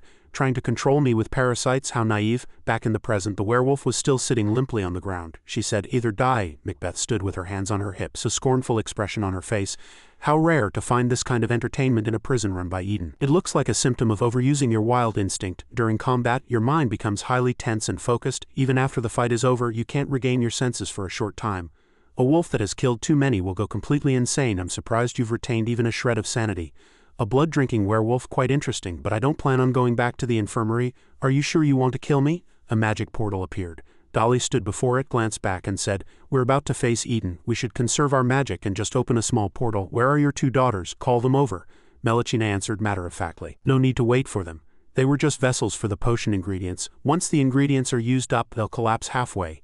The bat person immediately tried to stop her, shouting in panic, "Wait, Ant Queen, where are you going? Are you planning to abandon us and escape? Wait for me." Melachina paid no attention and walked into the portal, forcing the bat person to rush in after her to avoid being abandoned. Outside, the situation was a mess. They were thrown into confusion by this sudden news. What? The Ant Queen is escaping? What the hell is going on? What should we do now? The presence of these hunters is terrifying. Phelia's magic is endless, while our side can only use 10 of our power. Most of us haven't even made it past the 2 sides of the alarm zone. The words had barely left her mouth when she was punched in the face. She immediately yelled, "Damn it, are you crazy? Why did you hit me?" The other person yelled back, "Don't you get it? We've been abandoned. We might as well capture you now to redeem ourselves." Panic began to spread. They argued noisily. "Do you have a death wish? How dare you not surrender with that little bit of magic? Just you wait." Curse series Demon's Touch. Sharp blades erupted from the ground, stabbing straight into the girl's body. Inmate 2B didn't stop, shouting angrily, "You actually did it? Why did you kill her?" The attacker herself seemed surprised and confused, as if shocked by her own power. "No, with the little magic I have left, there's no way I could kill anyone. It was the collar. The magic sealing collar failed the moment I cast the spell." Inmate 2 immediately shot back, "Who would believe that crap? You killed my friend and you're going to answer for it." Inmate 1890 immediately stepped in front of her friend to protect her. "What are you yelling about? It's not like you're the only one with friends. Get lost." Others immediately stepped in. "This is no time to be fighting," observing from the outside, Flanda said. Next, Inmate 1240. "She's about to encounter Inmate 1890. Moi continued reading the information on the 2 inmates. Inmate 1240, Reef Ghoul, danger level C. Inmate 1890, Curse of Amon Ra, danger level B. Based on an analysis of her file, lowering Inmate 1890's magic sealing collar by 3 levels should be enough for a one-hit kill. Inmate 1890 spread her arms and a golden light began to swirl around her. She chanted in an unknown language. From behind, Inmate 1240 was already charging, roaring. Flanda immediately gave the order to lower the level. The soldier behind her quickly pulled the lever to level 3. Curse series, Hive Collapse. Inmate 1890 turned slightly and pointed a finger at Inmate 1240. She stopped instantly in midair and looked down at her own collar. Inmate 1890 said, "There really is something wrong with this collar." "How did another one die?" someone said in a panic. Moi asked Deputy Warden, "What is the purpose of killing inmates so suddenly?" She immediately replied, "The energy stones have been delivered. Now we have enough power to fine-tune their collars. First, by fine-tuning the collars we can eliminate the troublemakers who have long been difficult to manage. Second, once an S-class inmate like Dolly participates in a riot, she can't be stopped, no matter how brutally we try to suppress it. That's why we have this plan to kill 2 birds with 1 stone." The last part was spoken by Eden. He said, "This list is full of inmates who are hard to manage. I want them to die under mysterious circumstances during the riot so the council can't hold us accountable. With Dolly's suspicious nature, she'll definitely be bothered by this. As her suspicion grows heavier, I'll have an opportunity to get her. The fewer people who know about this, the better. I'll destroy this note after you've finished reading it." On Dolly's side, she was pondering her strategy.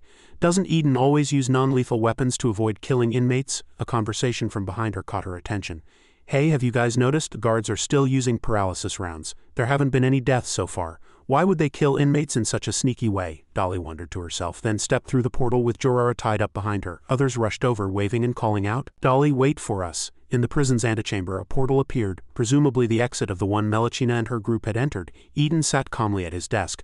Athena, perched lazily on his desk, turned her head and said without surprise, "They're here." Eden's expression was stern as he said, "It's finally come to this." Melachina was the first to step out of the portal. Eden and Athena had been waiting for them. Melachina greeted them with a mocking tone, "Good afternoon, Warden." "To come out and greet me personally, I'm truly honored," Eden replied politely. "Good afternoon, Madam 3340, or perhaps it would be more appropriate to call you Melachina." Melachina's thighs began to swell, veins bulging as they turned pink. She answered, "Suit yourself." "My dear Warden, while there have been a few surprises, at least you've been cornered." Her now deformed thighs were planted firmly on the ground like tree trunks, and her body was several times taller than usual. From the layout of the room, it was clear that Eden had now been cornered by Melachina's team. A roar echoed as a wolf opened its mouth wide, baring its sharp teeth. The voice continued to echo. "The so-called werewolf blood-drinking training is nothing more than psychological conditioning. Once we werewolves activate our wild instinct, the scent of blood can easily make us lose our reason, focusing only on killing the opponent. Therefore, before a fight, you must clearly define your mission objective and do nothing beyond it.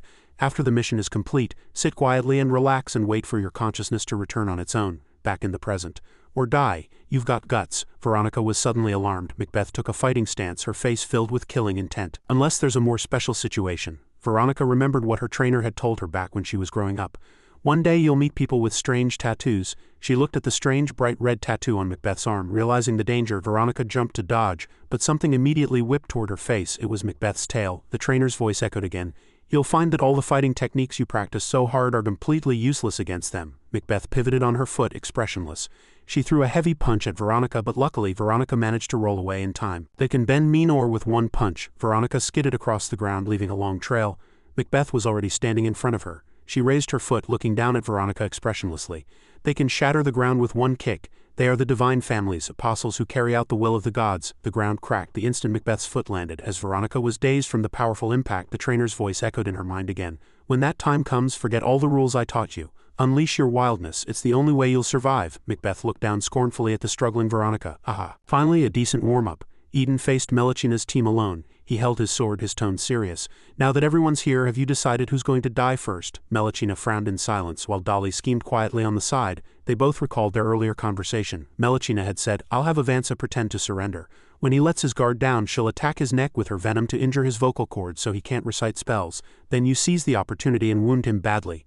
Avanza ran forward and stomped hard on one of Melechina's tentacles, making her shriek, ah. Avanza, what are you doing? Avanza didn't answer and ran straight past her. She quickly moved to stand in front of Eden, shielding him. I regained my will a long time ago. I just sensed that your objective was more than just a simple prison break. Avanza glanced back at Eden and said, Lord Eden, Melechina and Anthony are working together. Their final goal is to kill you. Don't worry, I'll protect you. Avanza took a step forward, a pink liquid appearing on her fingertips. Eden watched her intently and asked, Avanza, have you finished your homework? Avanza froze for a few seconds. Melechina was bewildered. What's happening? Why isn't she obeying my command? Do it now, she screamed desperately in her mind.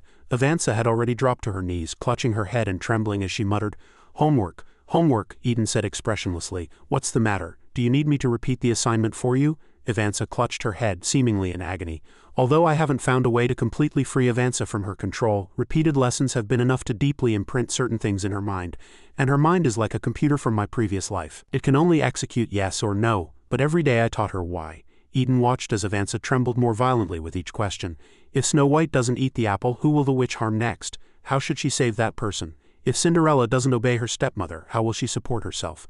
The mother who sent Little Red Riding Hood through a dangerous forest with food, was it intentional or was she just careless? With this kind of lesson, she has to constantly expand her thought process, evaluate chain reactions and vested interests. The sheer volume of information leaves her with no mental capacity to execute the Ant Queen's commands. She won't be able to use Avanza for a while. The tentacles at Melechina's feet shot out and snatched Avanza back. She said, Teacher Dolly, Avanza is having some problems with her mind. I need some time to treat her, so I'll have to trouble you.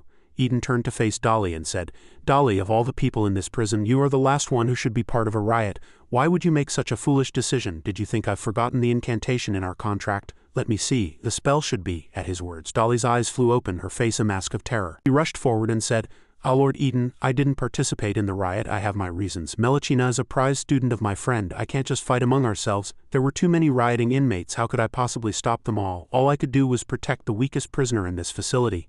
As she spoke, she pointed to Jorara. The little girl heard this and retorted, You're talking nonsense, she was clearly. Before she could finish, Dolly crooked her finger and Jorara instantly fell into a deep sleep. Eden on the surface still pretended to believe her, saying, Oh, is that so? Then we'll discuss your matter later. Step aside for now. Eden thought to himself, The contract spell is not a magic I can use. Besides, I only know the first word. I was hoping to use this opportunity to sow discord between Dolly and the Ant Queen and then capture them both. Judging by Dolly's expression, it seems she still hasn't discovered the contents of that manual. This means the psychological pressure didn't have the best effect, but it's enough to handle the current situation. Avanza had fallen into a state of confusion. Dolly was planning to back down. Athena hated trouble more than anything. Seeing this situation, she would naturally. Athena, having watched everything unfold, took off her glasses and sighed helplessly. How boring. Let's wrap this up. Eden calmly looked at Melechina, thinking, Now what do you plan to do? Melechina's face had already turned pale, her expression flustered. Modifying children into assassins to make money proves she has little strength herself. Now that even her 3 gold medal enforcers can no longer cause chaos, does she still have any courage left? The outcome was decided, but suddenly someone walked over. Eden was slightly startled and looked over to see the girl's whole body trembling, as if something was boiling inside her. What's going on? My body is out of control. Parasitic plague system possession. The plague system forcibly caused the girl's body to sprout deformed tentacles and tumors. A sword appeared in her hand. Melechina said gently, Don't be in such a hurry, Teacher Dolly. All you two can talk about is Lord Eden. This man has done nothing but make threats so far, the girl said confidently. You think I'm scared? I'd like to see what you're capable of. Eden just smiled and replied, Haha, if I were to personally deal with a prisoner of this level, wouldn't that be bullying the weak? Dolly added fuel to the fire. Lord Eden, you've been provoked to this extent. If you don't teach her a lesson, I'm afraid you'll be looked down upon by everyone. Athena stood between Eden and Dolly and said, "The rioting prisoner is right before you. Please make your judgment, Lord Eden. Things are already messy enough. If I make another excuse, I'll be exposed." Thinking this, Eden revealed a wicked smile. "You're right, it's been a while since I've warmed up. How about this? I'll add a little difficulty for myself. I'll exhaust my own mana first. You'd better not disappoint me." Eden clenched his fist. Dolly saw this and said, "That's a flash spell." Athena said, "He plans to use a flash spell to exhaust all his mana?" With Eden's abundant energy, closing one's eyes would be useless. Melachina gritted her teeth in anger. At such a close distance she would be blinded too. Does he plan to fight a vampire who has ultrasonic hearing with his eyes closed? Just how strong is this guy? If I fight him directly, Athena and Dolly will immediately realize I'm an ordinary person. I can only try to gather as much of Eden's mana as possible to bluff my way through. Eden thought to himself, besides, vampires are a race that fights at night. I am not. Eden raised his hand high, and the blinding light from his palm made it impossible for anyone to open their eyes. "I struggled in the river Styx for 8 years to get a chance at rebirth. Darkness is my home turf. Sir, are you still there? Didn't you say you were going to the hospital to see your mother one last time?" The young man was slumped over a table, empty wine bottles scattered around him. He didn't even glance at his phone. The scene changed. The young man was slowly sinking into the water. A skeleton stood up, its expression filled with longing. Not just it, but thousands of skeletons rose one after another. "The wrathful souls are from another world. I can see the fire, unwillingness, and regret in your heart," a girl said. It was Melophilia. She opened her arms and said, "Heed my call. Cross the 800 leagues of the river Styx to come to me, and I will grant the victor a second life." The skeletons, as if possessed, scrambled forward, their blue eyes flickering with desire. Melophilia's voice continued steadily. "Listen carefully. In this endless darkness, your enemies are not just your competitors." The water's surface began to tremble, and a strange light radiated from the center. Footsteps sounded. Eden closed his eyes to feel it out, then made a judgment in his mind. "Your voice is too harsh." He raised the sword in his hand, and though he couldn't see the opponent's figure, he aimed accurately. With a simple downward slash, he successfully severed her sword-wielding arm. The arm fell to the ground with a thud. Melachina and Dolly were both astonished, struggling to open their eyes to see. What happened?" But Melachina said calmly, "It's just an arm being cut off, nothing major. Vampires can regenerate body parts. Simple physical attacks can hardly eliminate them." The severed arm gradually disappeared, and a new arm slowly grew from the girl's wound. Looking at Avanza, who was trembling in her tentacles' grasp, Melachina said, "I need to use this time to calm Avanza down. Eden will surely regret exhausting his mana." Eden stood calmly in place, and Melophilia's voice sounded again. "Faster, stronger. Only one can be reborn. The losers will be swallowed by the river Styx." Hundreds of thousands of skeletons scrambled forward, but Eden was a step ahead, piercing Melophilia's chest while that same sword thrust toward the girl controlled by Melachina. She quickly dodged the attack and laughed smugly. "Hey, I wasn't even trying to dodge. Your sword isn't silver, so what if you hit me?" After speaking, she charged forward, reaching with her bare hands for his face, laughing happily. "Haha, I hit him. Is this the Eden you all kept talking about?" But right after she landed the blow, her hand immediately turned bright red, smoking as if it were on fire. She screamed and clutched her wrist tightly. "What's going on? Why is his blood so hot?" Athena immediately spoke up. "You idiot, don't you do any research before you act? Using a vampire against an inquisitor who's been soaked in holy water, and you thought you could win? His blood is like molten steel to a vampire. He must have gotten injured on purpose to deal with you easily." "Holy water," she stammered. Eden swung his fist, hitting her squarely in the face, making her cry out in pain. In the distance, Dolly observed and secretly cast a spell. "Awaken." Jorah woke up in a daze and said, "What happened? My eyes hurt so much." Before she could react, Dolly cast a transformation spell. Jorah immediately turned into a frog. Dolly closed her eyes and slowly said, "Familiar enslavement. Shared vision." Dolly instantly gained Jorah's field of vision. Watching the two fight, she thought to herself, "This little thing wasn't lying. I can only see the vampire's fear. But I can't see through Eden's emotions at all." The rats gathered in one place, and one of them had eyes that flashed with a brilliant pink light. "It doesn't matter. The secret Eden has worked so hard to hide is about to be found by me."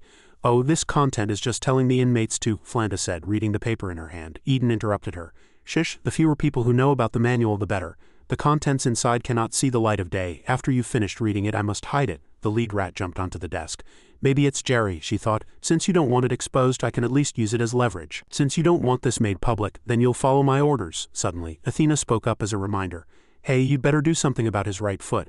2 months ago, he suddenly started using a cane. His right foot isn't very flexible." She looked at Eden, who was leaning on his cane. This remark was immediately noticed by Melachina. His right foot, on Eden's side, he had just brought his sword down in a powerful slash, but the girl had already crouched down and under Melachina's control kicked at Eden's right foot. Eden gritted his teeth in pain, his body immediately losing strength as he fell to his knees. Seizing the opportunity, she snatched the sword. She held the sword tightly, a satisfied expression on her face, and said, "Just as I thought, one kick and you can't even stand up. Doesn't that mean you're at my mercy?" but as soon as she finished speaking, Eden took off his cloak and threw it directly at her face. She angrily tore the cloak to shreds, sending papers flying everywhere. She said, "Stop hiding. You dared to take Melchina's daughter. You will die today." Meliphilia's voice sounded again. "Hang on, success is just around the corner." She spread her palm. The first soul to touch it would be reborn. She angrily tore the cloak to shreds, sending papers flying everywhere. She said, "Stop hiding. You dared to take Melchina's daughter. You will die today." Meliphilia's voice sounded again. "Success is just around the corner." She spread her palm and continued. "The first soul to touch it will be reborn." As soon as she finished, a huge figure leaped over. It skidded a long distance across the ground, terrifying the other skeletons. He laughed wickedly, looking down at the short figures at his feet. "Ha ha ha." With a wave of his hand, the approaching figures were immediately sent flying. They flew into the air and then fell. Eden ran forward, gripping his sword tightly. So tightly that the blade dug deep into his palm, drawing a lot of blood. He bent down as if gathering strength. Then he reached out, aimed for the vampire's head and smashed it into the ground. The vampire was hit in the face again and again. Eden furiously kept beating her. Although she wasn't the one being hit, Melchina couldn't help but clutch her head in fear. Eden kept hitting like a madman. Eden brought his fist down hard, but there was no one there. The vampire had already run elsewhere, but she still seemed unable to stand steady. The vampire's face was almost deformed, her voice trembling. Stop hitting." Melchina closed her eyes in pain. "Damn it, just one small mistake and she gets beaten like this." The vampire had straightened up and Eden bent down to pick up his sword. "Congratulations, you have defeated everyone. You will be reborn in the body of Eden Garrett and begin a new life," Meliphilia said with a smile. The giant roared with joy. "Woo-ah gaga." Meliphilia held out a hand to him and said, "Touch my hand and claim your reward." But someone from afar threw something over. It was someone's burning leg. It flew past the giant, like Eden's sword dancing in the air. It spun through the air, heading straight for the vampire, and stabbed deep into her chest. The tentacle was severed and fell to the ground with a thud. Eden calmly watched as the vampire knelt on the ground. Meliphilia froze for a few seconds, silently looking at the small foot in her hand that was burning away. She said, "It was a foot thrown up from below by Eden." The giant glared at him, full of anger. Eden's body suddenly burst into flames. Meliphilia showed a smile of great interest. Then she burst out laughing. "Ha ha ha, well done. Only an unpredictable game is interesting. You're very much to my liking." Eden calmly wrapped a bandage around the hand he had just used to beat the vampire. He said, "The vampire's skin is still too thin. It couldn't even take a few hits. I think the Ant Queen's skin should be much thicker, right?" Melchina couldn't help but be startled when she heard this. She looked at Eden, who was charging over, gathering strength for an attack, and couldn't help but think, no wonder Dolly is so afraid of him. This guy is truly brutal when he gets fierce, but Avanza still needs a little more time, Melchina thought. The filthy things in this child's mind are truly stubborn. Thinking this, Melchina hurriedly turned and called out to the two who had been standing by watching the show. "Can you help me block him for 3 minutes? Avanza is about to recover." Athena replied seriously, "Sorry, based on your ability to control puppets, I've determined you're a sadistic person." She pointed at Melchina and scolded, "I already told you her weakness and you still got beaten like this. You're wasting my time. Take my advice and surrender." Having no luck with Athena, she turned to Dolly. "Teacher Dolly, help me just for 3 minutes." Dolly's eyes were dim. A group of rats, including herself, had already found the execution list. Eden looked at Dolly, analyzing. Her previous arrogant attitude is completely gone. "Oh, it seems she's found the execution list. This riot is about to end." Eden walked over to Jorara and said, "Want to give it a try? Dolly, now is the best time to kill me. From the very beginning, the essence of this riot was never about who had more people. The guards can retreat and the defenses can be abandoned. None of that decides the outcome. In fact, from the first day I transmigrated, I understood the nature of warfare in this world. Rose Prison, prisoner classification standards. D class, possesses skills that are difficult for ordinary people to master. C class, possesses resistance that is difficult to overcome. B class, requires multiple people to suppress. A class, strength or magic has reached biological limits. S class, possesses terrifying power, capable of single-handedly destroying an army or a city. S-class prisoners are the weapons of mass destruction in this world. The real gamble of this riot was the fight for the 3 gold medal enforcers.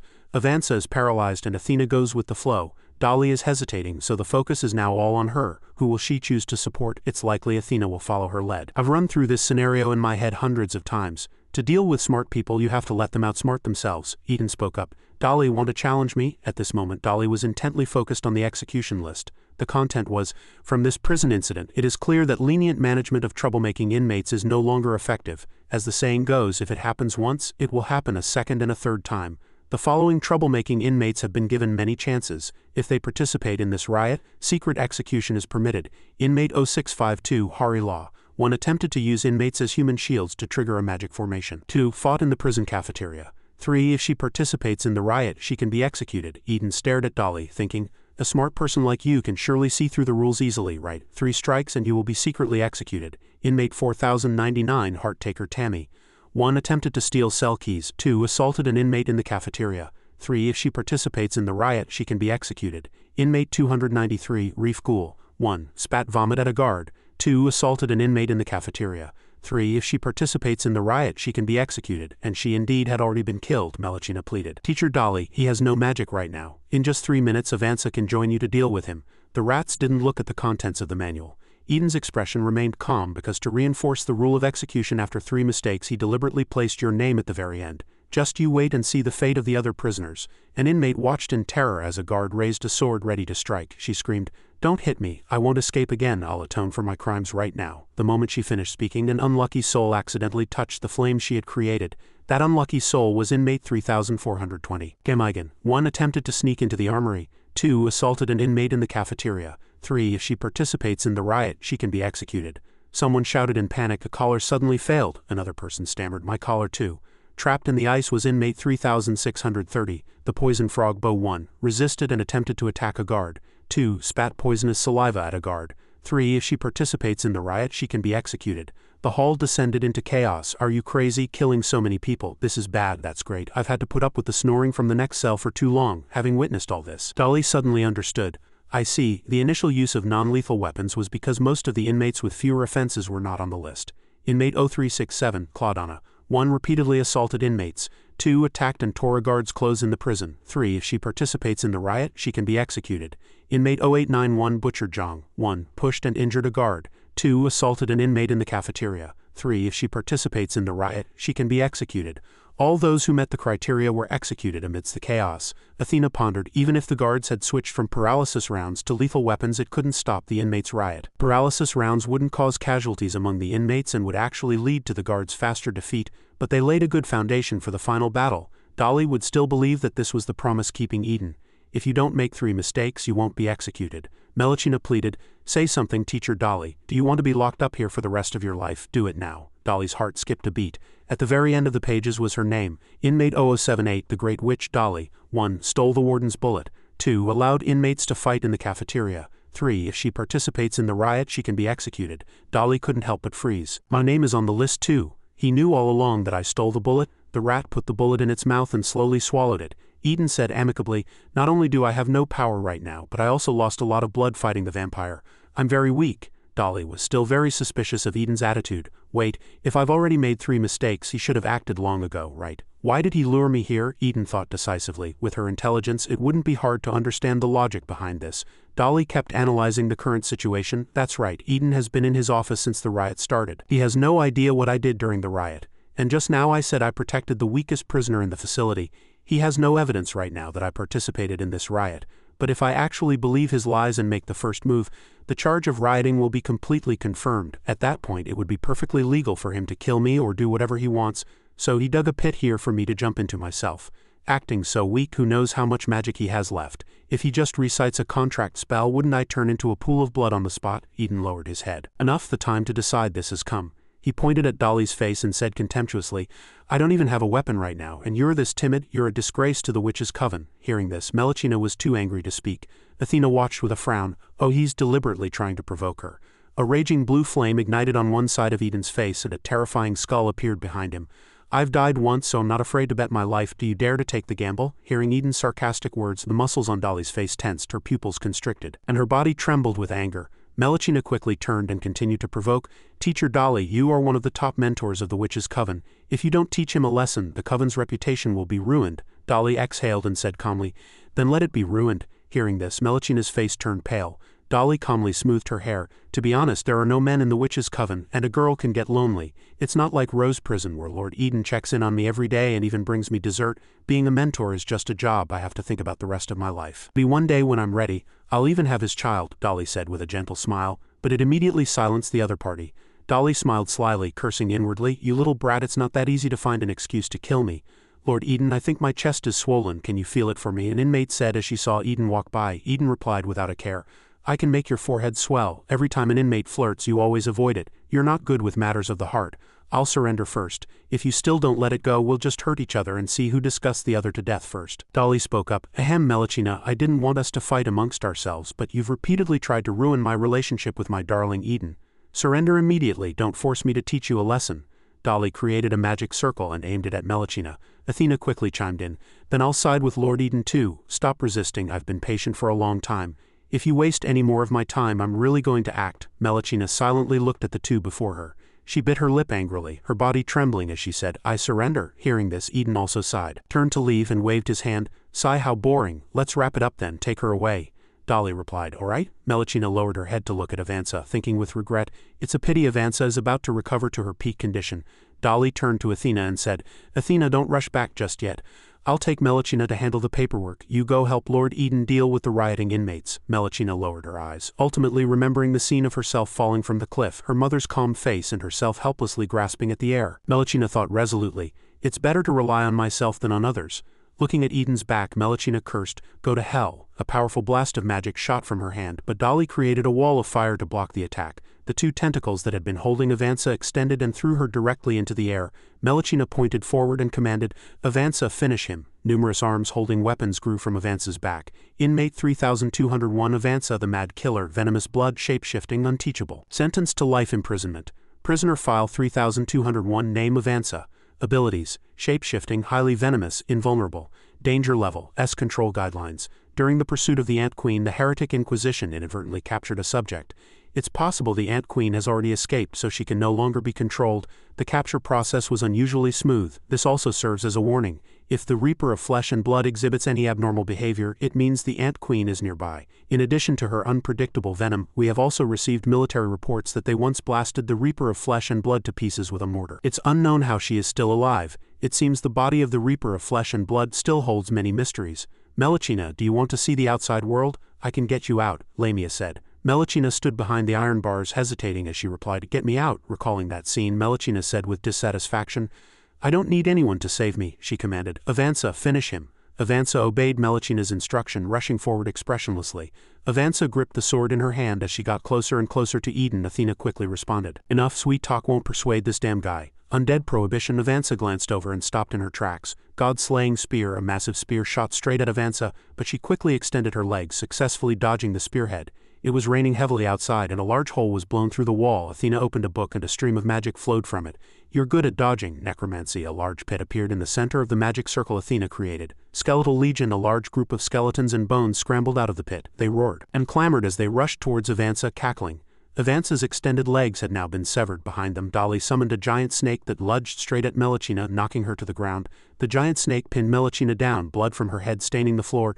Dolly pointed at her and said, joking with me, I wasn't kidding when I told you to surrender. Melachina laughed sarcastically. Ha ha ha, what do you take me for, a stray dog on the street? You play nice when I'm useful and throw me away when I'm not. Dolly replied, a dog you've raised since it was a pup still isn't close to you. Why keep it if not to throw it away? Surrendering was to save you some face. Did you really think that blonde girl you created could break through Athena's defense? Melachina replied expressionlessly.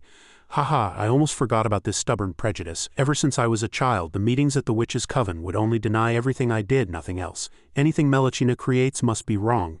She must be taught a lesson, because she's just an ordinary person who got into the Witches' Coven through schemes and tricks. For her to want to surpass a magical genius, she must either be cheating or have gone down a dark path. Teacher Dolly, why don't you try to guess how I fought my way out of that forbidden land? Over on Avanza's side, her body was gradually being hacked to a bloody pulp, blood everywhere. Even her legs were severed. Those skeletons were like madmen, and all of Avanza's limbs were cut off. But then, from the severed parts, they began to reconnect. Her neck, hands, and legs all grew back. Her legs merged, turning into a snake-like tail. Seeing this, Dolly was also puzzled.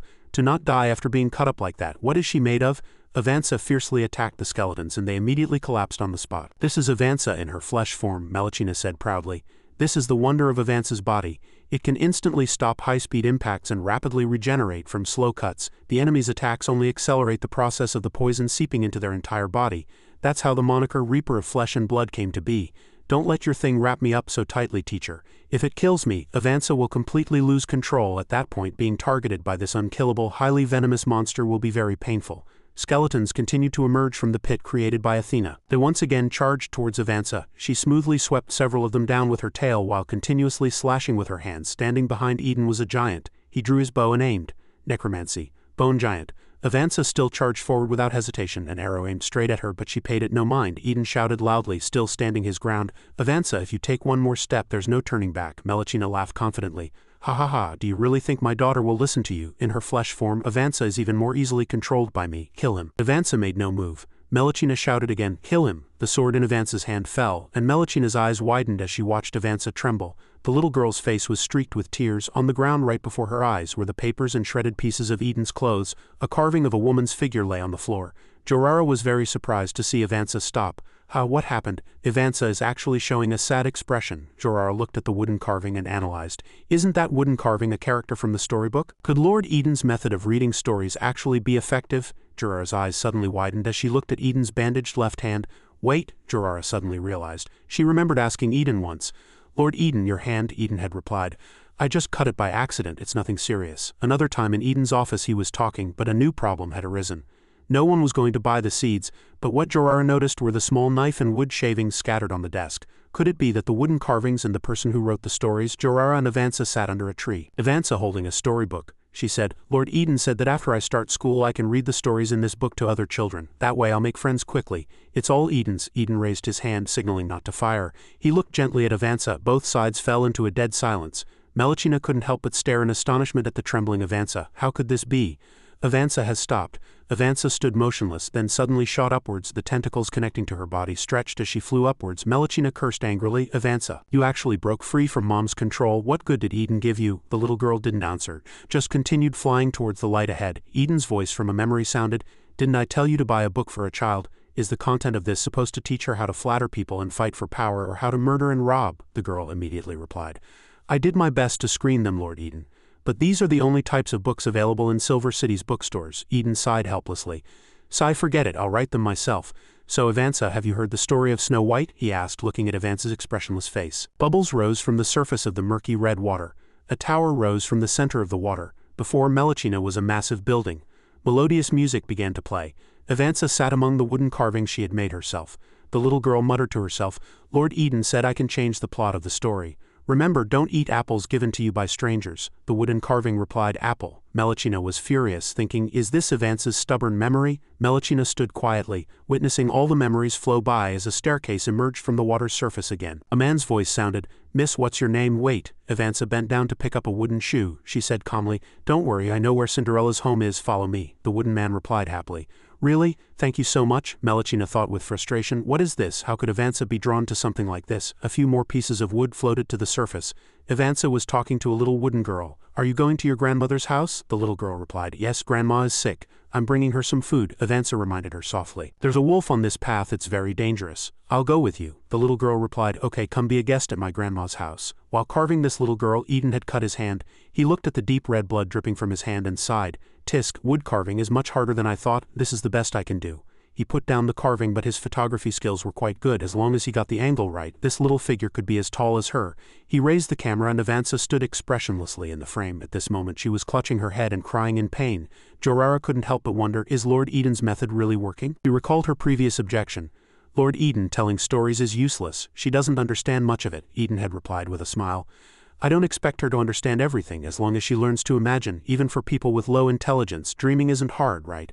I just want her to dream more, to let her know what she wants. When a person has desires, they are no longer a walking corpse. But after this beautiful memory, a tentacle with sharp fangs appeared, wrapping tightly around her as Melechina roared, Avanza, you are Mommy's daughter. Mommy created you. Only Mommy can protect you. Stop resisting. Only Mommy loves you in this world. But Eden spoke to Avanza very calmly.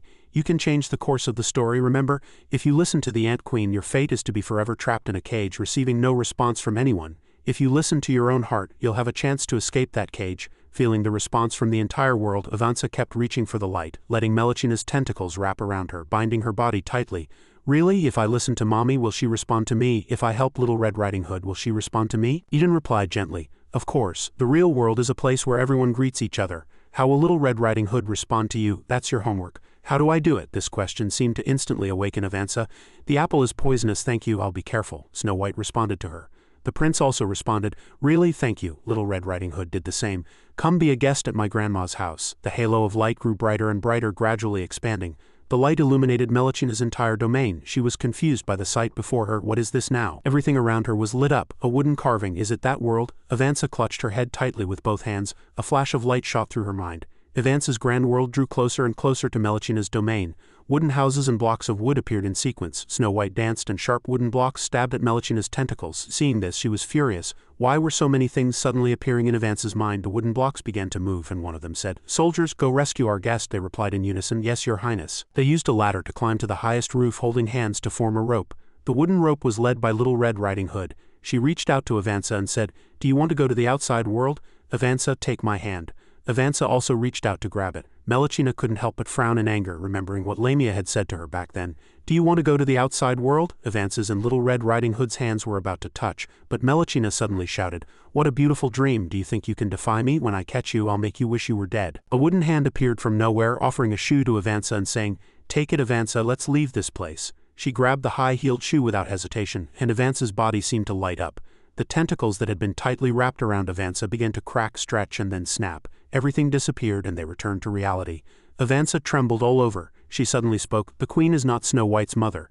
The stepmother is not Cinderella's mother, and you are not my mother." This sentence stunned Melchina on the spot.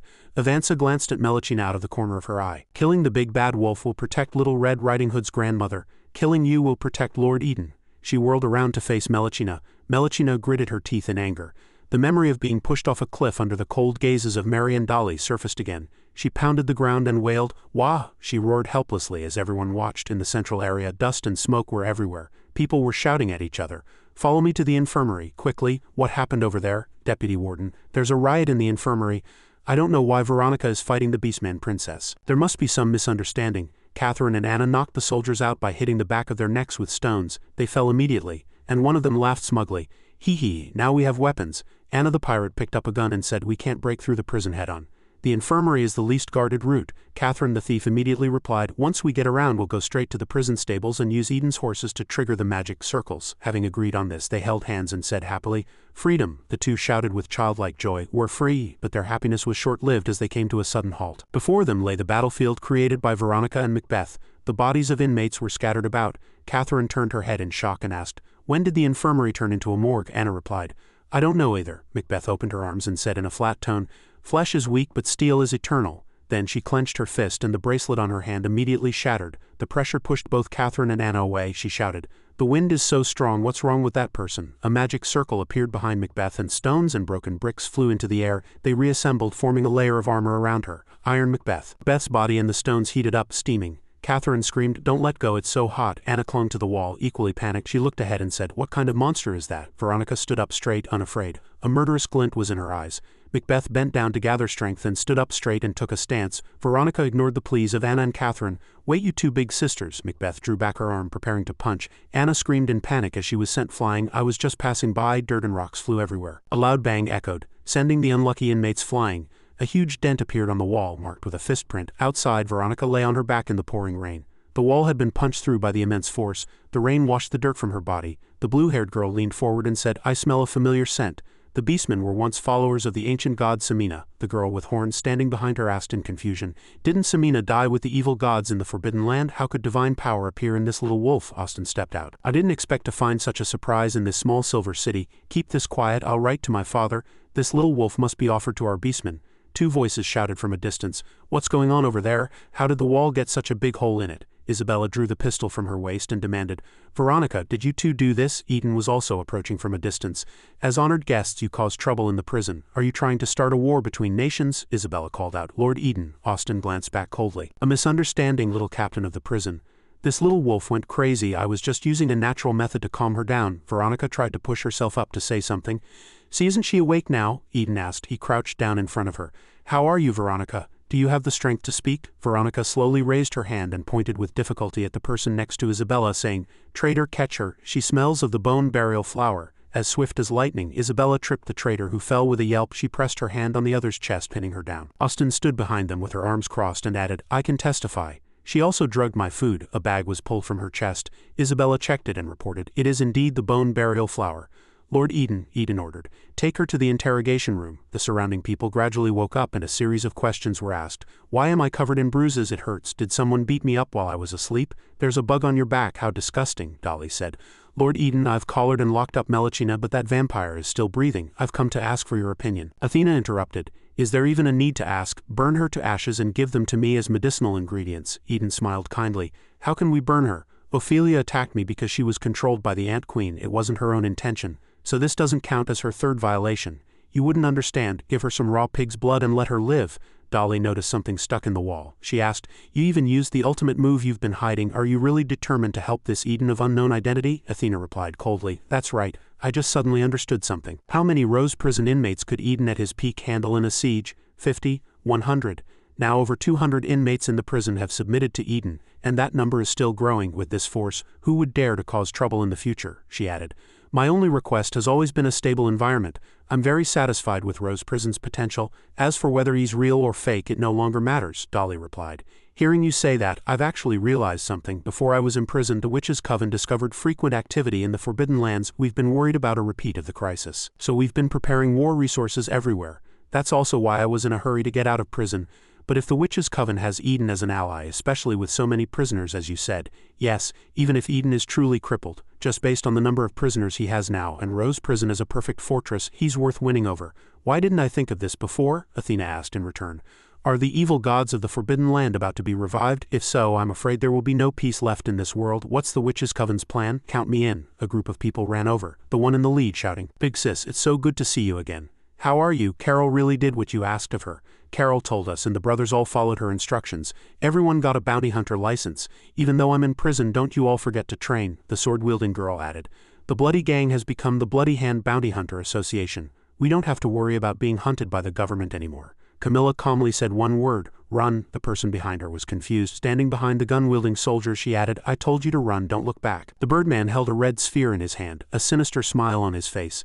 He, do you know what this is? There's a cave in my hometown. Every year many explorers go in to find a host's treasure. When those people come out, they turn into little beads like this. We harpies all know that if you want to eat human flesh, you have to tear open these round beads. If you want to eat meat paste, you have to wait for these beads to grow legs before tearing them open. It's a pity that ever since that witch named Dolly walked out of the cave, I haven't seen these round beads again. At this time, he was still savoring his childhood memories. Not bad, right? Instead of being locked up for another 300 years. Might as well die with me. As soon as he finished speaking, he crushed the red sphere. An explosion sounded. A person covered in red patterns appeared from nowhere, surrounded by golden lightning, and tore apart two other inmates. Camilla's hands hardened, covered in dragon scales, and she rushed over at high speed. Jinga also got into a stance, one hand drawn back to build up power. A woman in a red dress was thrown far away, and the people around her also fell to the ground as she walked slowly forward. A scene of everyone drinking together appeared, filled with laughter. "Then, after we finish this last mission, every member of our mercenary group will go adopt an orphan. We can start a bounty hunter association and also teach them some skills to make a living." Jinga the butcher was clenching her teeth madly, then suddenly stopped. Anya knelt on the ground, pulling at her with her small hands, shouting, "Big sis." She opened her eyes. Before her was Anya, an arrow sticking out of one eye, tears streaming from the other, saying, "It's over." Her eyes slowly closed, a scene blurring. Anya cried, begging her to wake up. Everything lit up again. It was still Anya before her, but her body was intact. It turned out everything just now was just a memory. She panted heavily. Huff, huff, huff. The patterns on her body also gradually faded. Behind her, the mercenary group remained on high alert. She opened her mouth and asked, "Have the orphans adopted by the mercenary group all grown up?" Ouch. On the other side, a person in white was asking Eden. "Lord Eden, the prison riot has been completely suppressed." Faye saw Eden over there. Her eyes lit up and she ran over with a look of infatuation. The bandage on his hand caught her attention. "My lord, you're injured." She rushed over, tears in her eyes. "What did you do? Is it serious?" Eden put his hands together and said, "It's nothing. It's already been bandaged." Faye knelt down and hurriedly went to undo Eden's belt. "Let me see." The two people beside them were shocked by this sudden action. Eden's face darkened, but before he could do anything, she was grabbed by the neck and dragged away by two staff members. Her eyes rolled back, her mouth agape, drool trickling out as she made a goo sound while dragging Faye on the ground. One of them questioned, "Damn succubus, the wound is on his hand, isn't it? What are you trying to do?" Faye screamed, "Ah, that thing is mine sooner or later anyway. Let me see if it's hurt." Eden silently observed the surrounding situation. He thought to himself, the prison riot can't stir up any more trouble. Now I just have to see how things progress outside the prison. I wonder how far Carol has gotten with her mission. As he thought this, he recalled their previous conversation. At the time, Carol's eyes were shining, the bank check held tightly between her teeth, a salivating look on her face. Eden sat in the room assigning the mission. "Besides hiring bounty hunters, I have a special mission for you." Carol seemed to have expected this and wasn't too concerned. "Councilman Anthony Wright, I heard about what happened with his son 2 days ago. Do you want me to get rid of him for you?" Eden replied. "Killing him isn't a must. To be frank, the fact that he was able to cut the prison's budget proves that Anthony has someone powerful backing him. Investigate who's behind him. If they're too difficult to handle, just leave it. I'll figure out how to deal with him after the riot is suppressed." The scene changed. Outside it was pouring rain. Carol was quietly following Councilman Anthony. Carol thought to herself, the top of Silver City's power pyramid is said to be ruled by 4 nobles. Inside was a large triangle divided into 4 smaller triangles: Silver Rose, King C, Emerald, and Eden. This guy is really unlucky. The end of this road is Viscount Emerald's property, a man's paradise, the Emerald Palace. The sound of a fierce argument came from inside the room.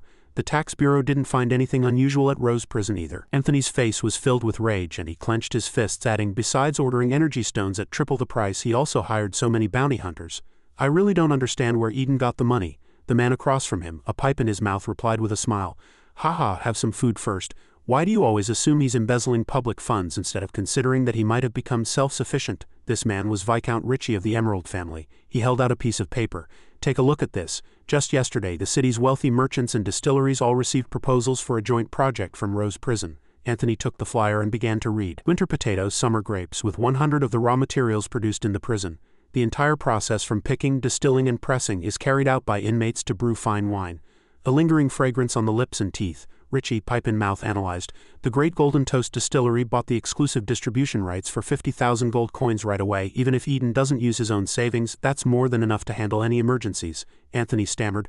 FIF, 50,000. He angrily tore the flyer to shreds and shouted, is that distillery stupid? Who would pay to drink the foot-washing water of female prisoners? Ritchie laughed scornfully. Haha, your vision is too narrow. I think this Eden fellow is quite interesting.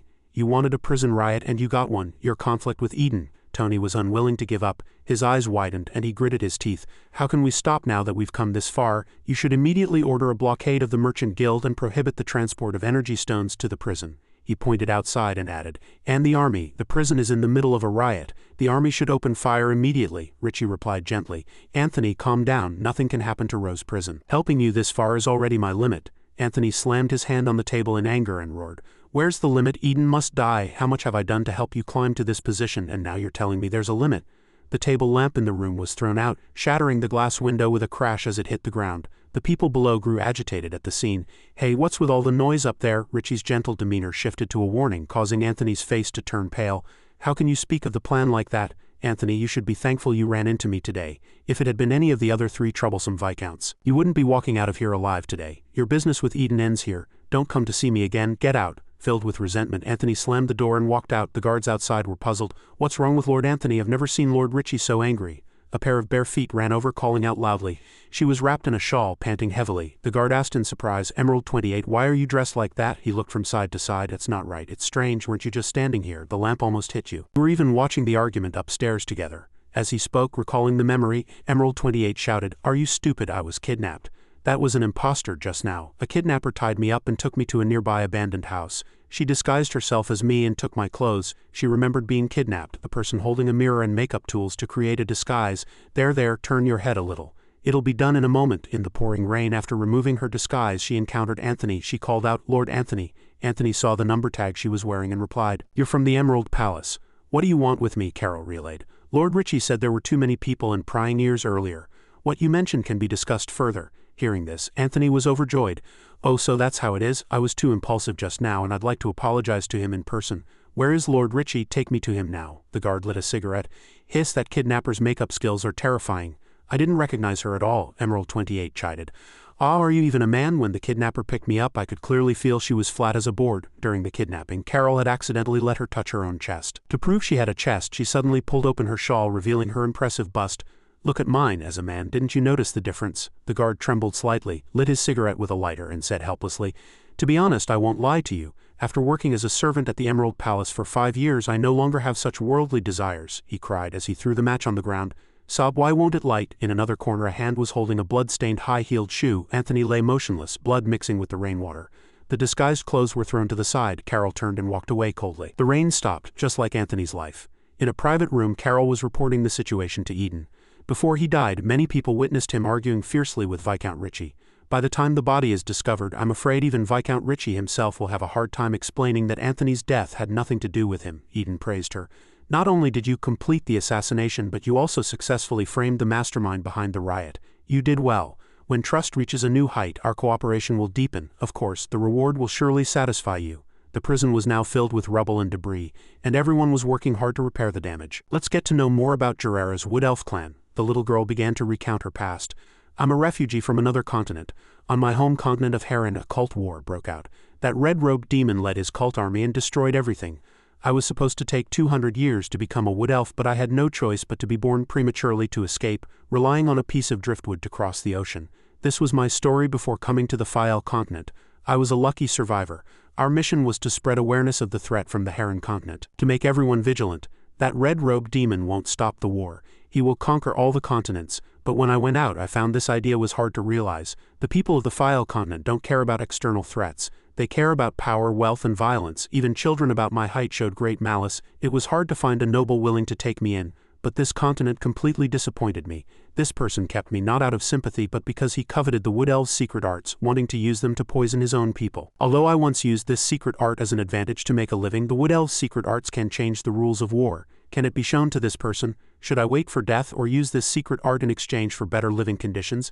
This question troubled me for a long time. Finally, in an accident, coupled with my refusal to hand over the secret arts, his patience ran out, and I was sent to Rose Prison to reflect. Here I met the long-famed Eden Garrett. At first I couldn't stand this person. He wasn't a noble, had no military power, and was humiliated by prisoners every day like a useless sack. What could I expect from him? The prisoners' curses echoed everywhere. "Hey Eden, catch my spit, you damn dog, come take my fist." But not long after, a riot completely overturned my impression. I don't know when it started, but a group of people had gathered around the warden to fight the rioting prisoners. Strangely, although the rioting prisoners had an overwhelming advantage, they were inexplicably defeated. Even these two unfathomably strong villains now don't understand why they submitted to Eden. Dolly said, "About kidnapping you, I hope you don't tell Eden. You can use your ability to sense emotions to verify. We are explaining this to you with a calm attitude right now. From now on we have no more objections to Eden. We will wholeheartedly help him manage the prison." Athena added, 200 prisoners are still too few. We should expand the number of prisoners under Eden's control. Only then did it dawn on me that my previous view was completely wrong. If the 4 great prisoners of this prison all follow Eden, doesn't that make this person the potential leader of that legion? More importantly, he is very kind. Even I had given up on that problematic child. But Eden with his long-term patience saved her. Truly, if you compare, this person is the real kind wood elf. I feel at ease investing the wood elf's secret arts in this person. Jurara's face was full of joy as she said in a cheerful voice, "Bling bling." Sprites flew around the wood elf over the dry land and many tender shoots emerged from the ground. The growth rate was astonishingly fast. The once barren land was now a stretch of lush green. Jurara thought, "I believe he will do the right thing after seeing my ability. I must work harder to develop myself." Lord Eden. Before the red-robed demon arrived on the Fayal continent, Jurara suddenly felt a tightness in her chest. Wait, the wooden carving that fell out of Lord Eden's inner pocket. Why would he carry such a big thing with him? Isn't it a nuisance? Or did he already know Avanza was untrustworthy and prepared the wooden carving from his pocket just to turn her? If so, then his mind is too. A guard shout interrupted Jurara's thoughts. "Stop working, back to your cells to prepare for lights out," she muttered to herself. "Papa, stop overthinking. I must have been around these overly clever people for too long, getting used to thinking the worst of others." In another corner, Isabella was writing a secret letter. "Esteemed Lord Pano, I am your loyal blue deer. This is the 25th intelligence report regarding Eden. It is now confirmed that Eden has lost all his power, but I believe that based on his performance during the prison riot, this person is still of value to you. I heard you have arrived in Silver City. I suggest you not be in a hurry to extend an olive branch. In the future, Eden may be hunted by the nobles. You can observe this person in secret before making a final decision." She pressed her seal on it and sealed the letter. Elsewhere, a pair of feet walked through a rather grim scene, the deepest cell in the dungeon. I checked during the riot. There are only some ordinary monsters inside. Hay looked displeased. "Master said the sprout of world destruction is in this prison. I've searched every corner and haven't found a shadow of it. How am I supposed to eliminate it?" Jenny replied softly, "I think for now we should first think about how to deal with Flanda. After all, the riot just happened and we disappeared." Hay came up with an idea. "How about we say we were knocked out by that mutated Wendigo?" Jenny thought it was reasonable and replied that could work. Hay sighed. "Damn it, how much longer do we have to be guards in this prison?" The scene changed.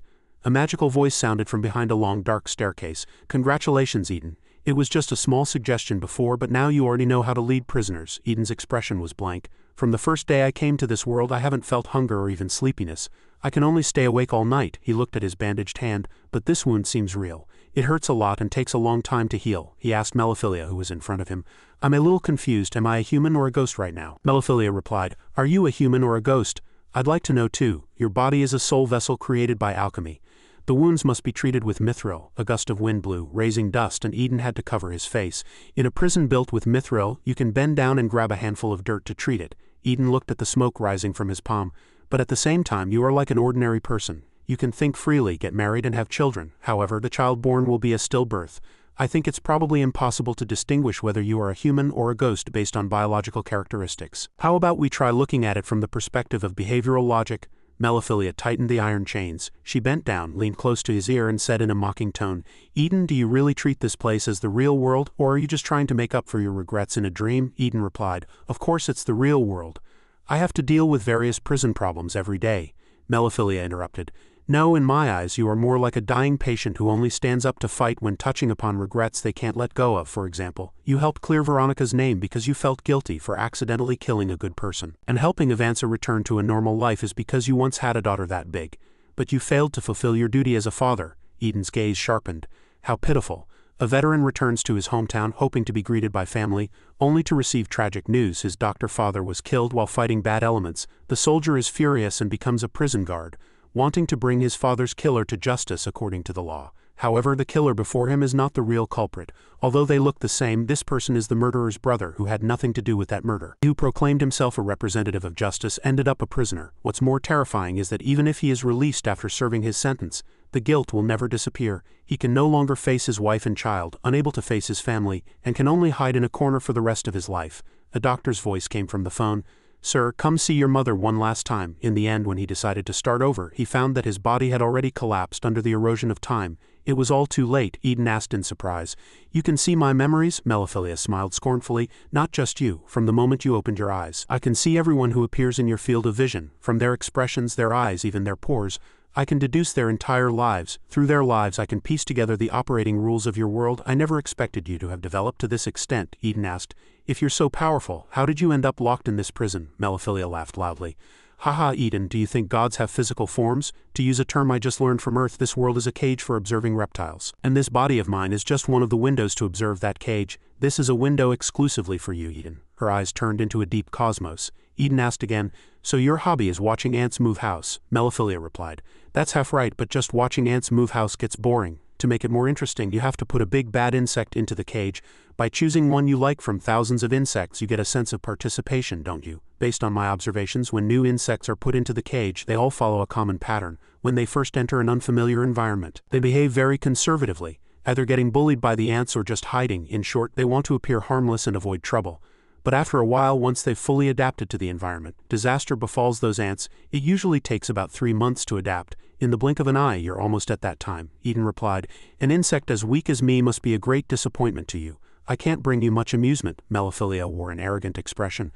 I never doubt the insects I choose. An evil insect isn't defined by how many ants it can kill in one go, but by how many heavy blows it can withstand while waiting for a chance to strike back. Despair causes the collapse of the collective will. It's a more efficient way to kill all the ants, she smiled. You just lack the time to grow stronger, Eden. This has nothing to do with the power of the soul, a power that even the gods desire is gradually approaching its master, you. That is also the key to your return to Earth. There's only one question now. You came to this world with a soul full of resentment. When that time comes, in what capacity will you return to your homeland, as a man or a devil? Eden walked with his cane, passing the doorway of a room where 2 guards were bandaging their wounds. The one in the hat said, Seriously, with injuries this bad, why did you have to fight so desperately? The blonde girl replied, My home is at the foot of the mountain. If the prisoners escape, who will protect my parents? It's already been this long. Hasn't the army arrived yet? Can you keep this a secret for me? If the warden finds out my leg is crippled, I might get fired. It's hard to find a job looking like this. But she didn't know that Eden outside had heard everything. In another room, a young man gritted his teeth, clutching the bars of the door and shouting, Why did you have to be a traitor? I trained my ass off. My family spent all their savings and pulled strings just to get me this job at Rose Prison. I thought following a big shot like Eden would improve my life. And what's the result? These past 5 years have been worse than before I started working at the prison. I've wasted my youth in this prison. What's the point of it all? In the next room, everyone was lining up to get paid. A voice came from inside. Everyone line up, we're starting to hand out wages. 10 gold coins per person. It was Doc's voice. He added, after deducting personal income tax, the cavalry police security fee, the city's business sponsorship fee, the urban construction donation, and the slum charity donation, you'll receive 5 gold coins. Count it again. Eden gently gripped the doorknob and walked out. Meliphilia's words still echoed in his mind. Eden, do you really treat this place as the real world, or are you just trying to make up for your regrets in a dream? You came to this world with a soul full of resentment. When that time comes, in what capacity will you return to your homeland? Flanda's report interrupted his thoughts. Lord Eden, someone from the Emerald Palace is here with a message. Viscount Ritchie of Emerald wants to see you. Since we've already confirmed he was the mastermind behind the riot, it's best not to go. Eden didn't hesitate. Go, of course I'm going. We had one riot, who knows what will happen next? A direct confrontation is like hitting a rock with an egg. Our guards can't withstand any more turmoil. Flander replied, all right, please be careful then.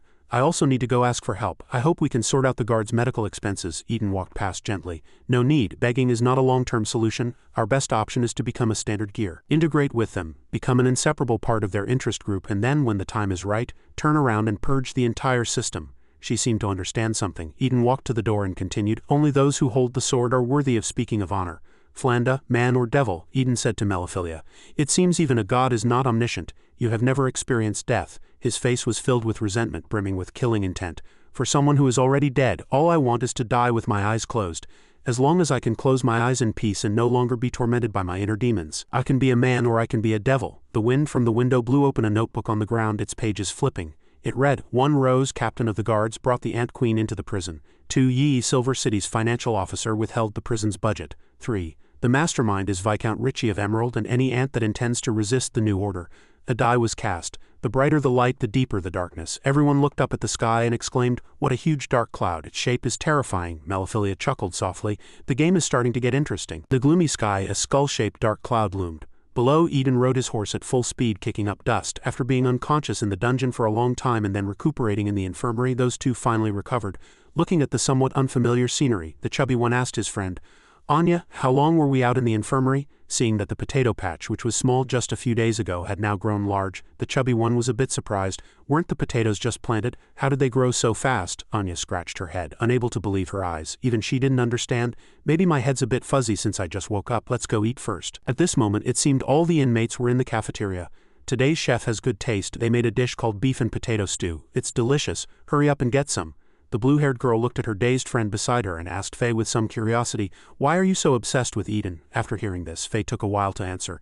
Yeah, it's been so many years and my passion hasn't faded one bit. Because he's handsome? No, even if he's handsome, it shouldn't be to this extent, the blue-haired girl said, seeing that Faye's answer was off-topic and not what she wanted to hear. What we mean is you've gone beyond the normal range. It's a bit crazy, even a bit perverted, the brown-haired girl quickly chimed in.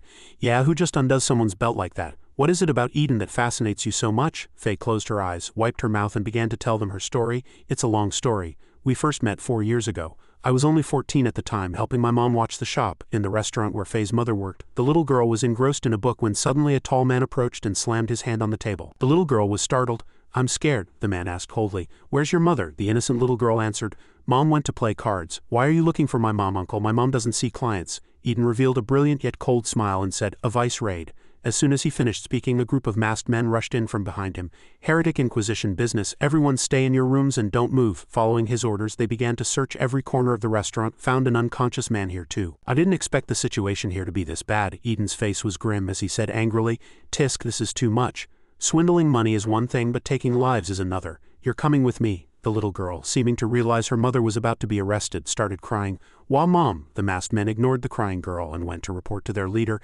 Senior Eden, the succubus clan is very influential in the Empire. We can't touch them. If those succubus creationist supporters gather at the capital, we'll be in big trouble, I know. How many years had this problem been a headache for Eden? Sigh, a great nation being held hostage by a group of scoundrels. Seeing the little girl crying non-stop, he took the lollipop in his hand and stuck it right in her mouth.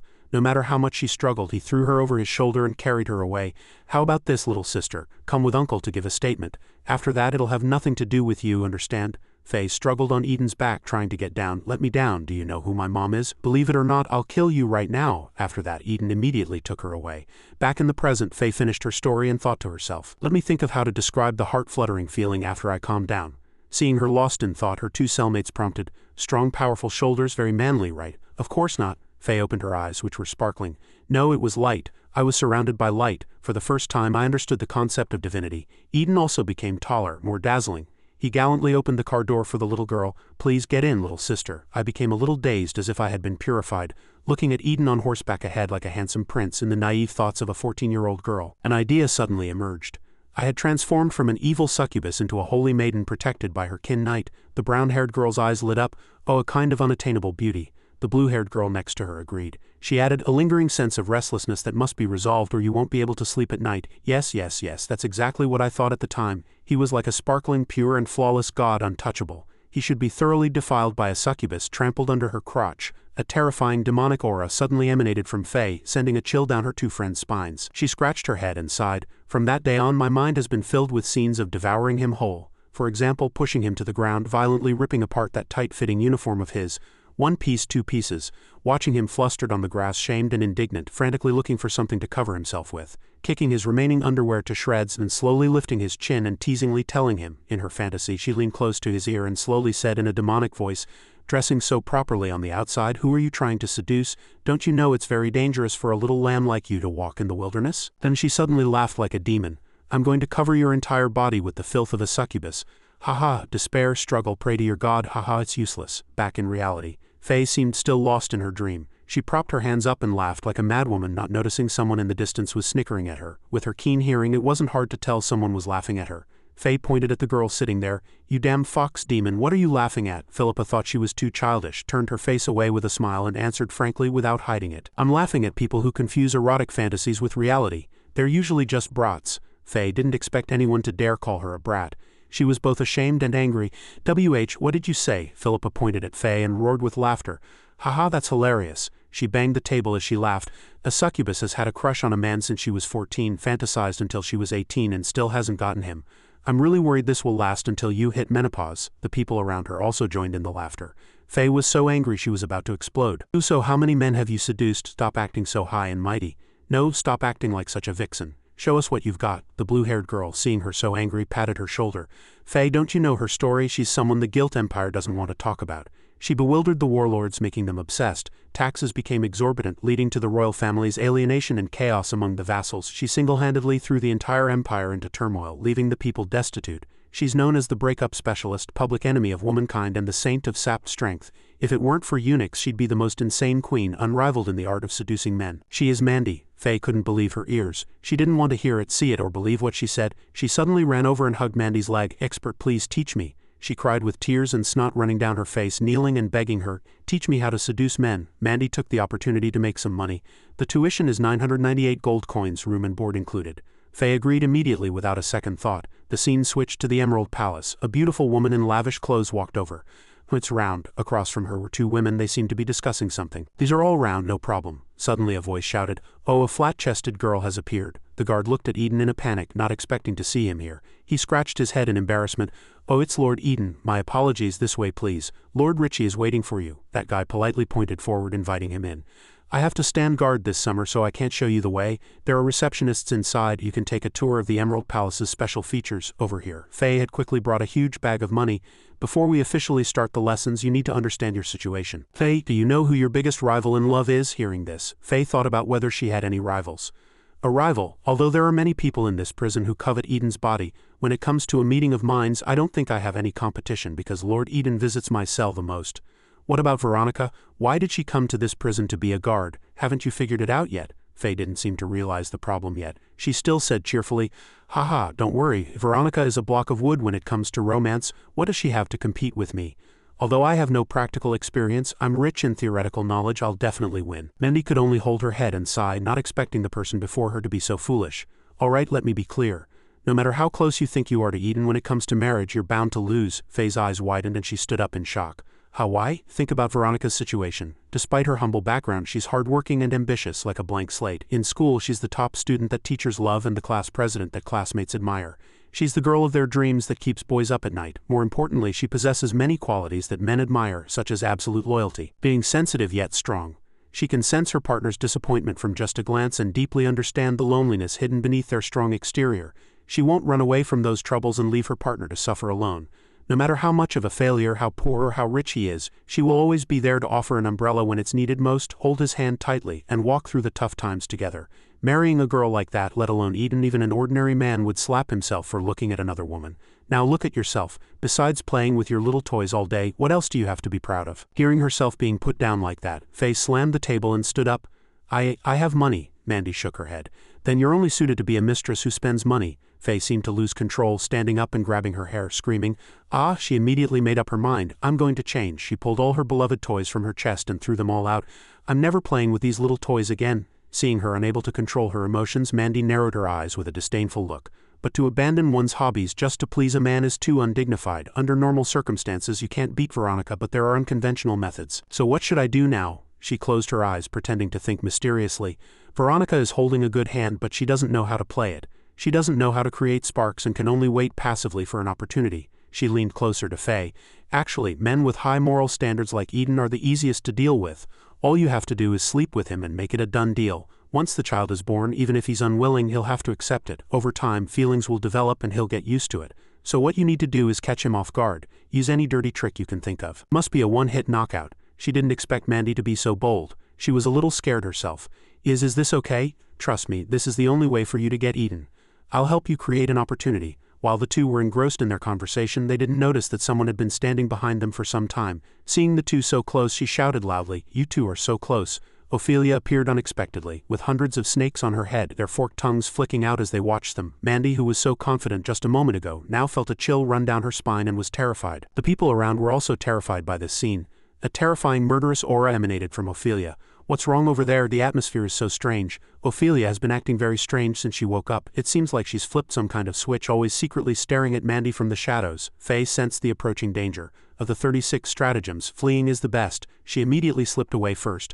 I'll come back for advice next time. After speaking, she turned and left, leaving Mandy alone. Mandy, still oblivious to fear, turned around and asked, Do you need something? Ophelia put on a beauty pageant smile. Yes, I just found a cat in the warehouse next door that can do a handstand.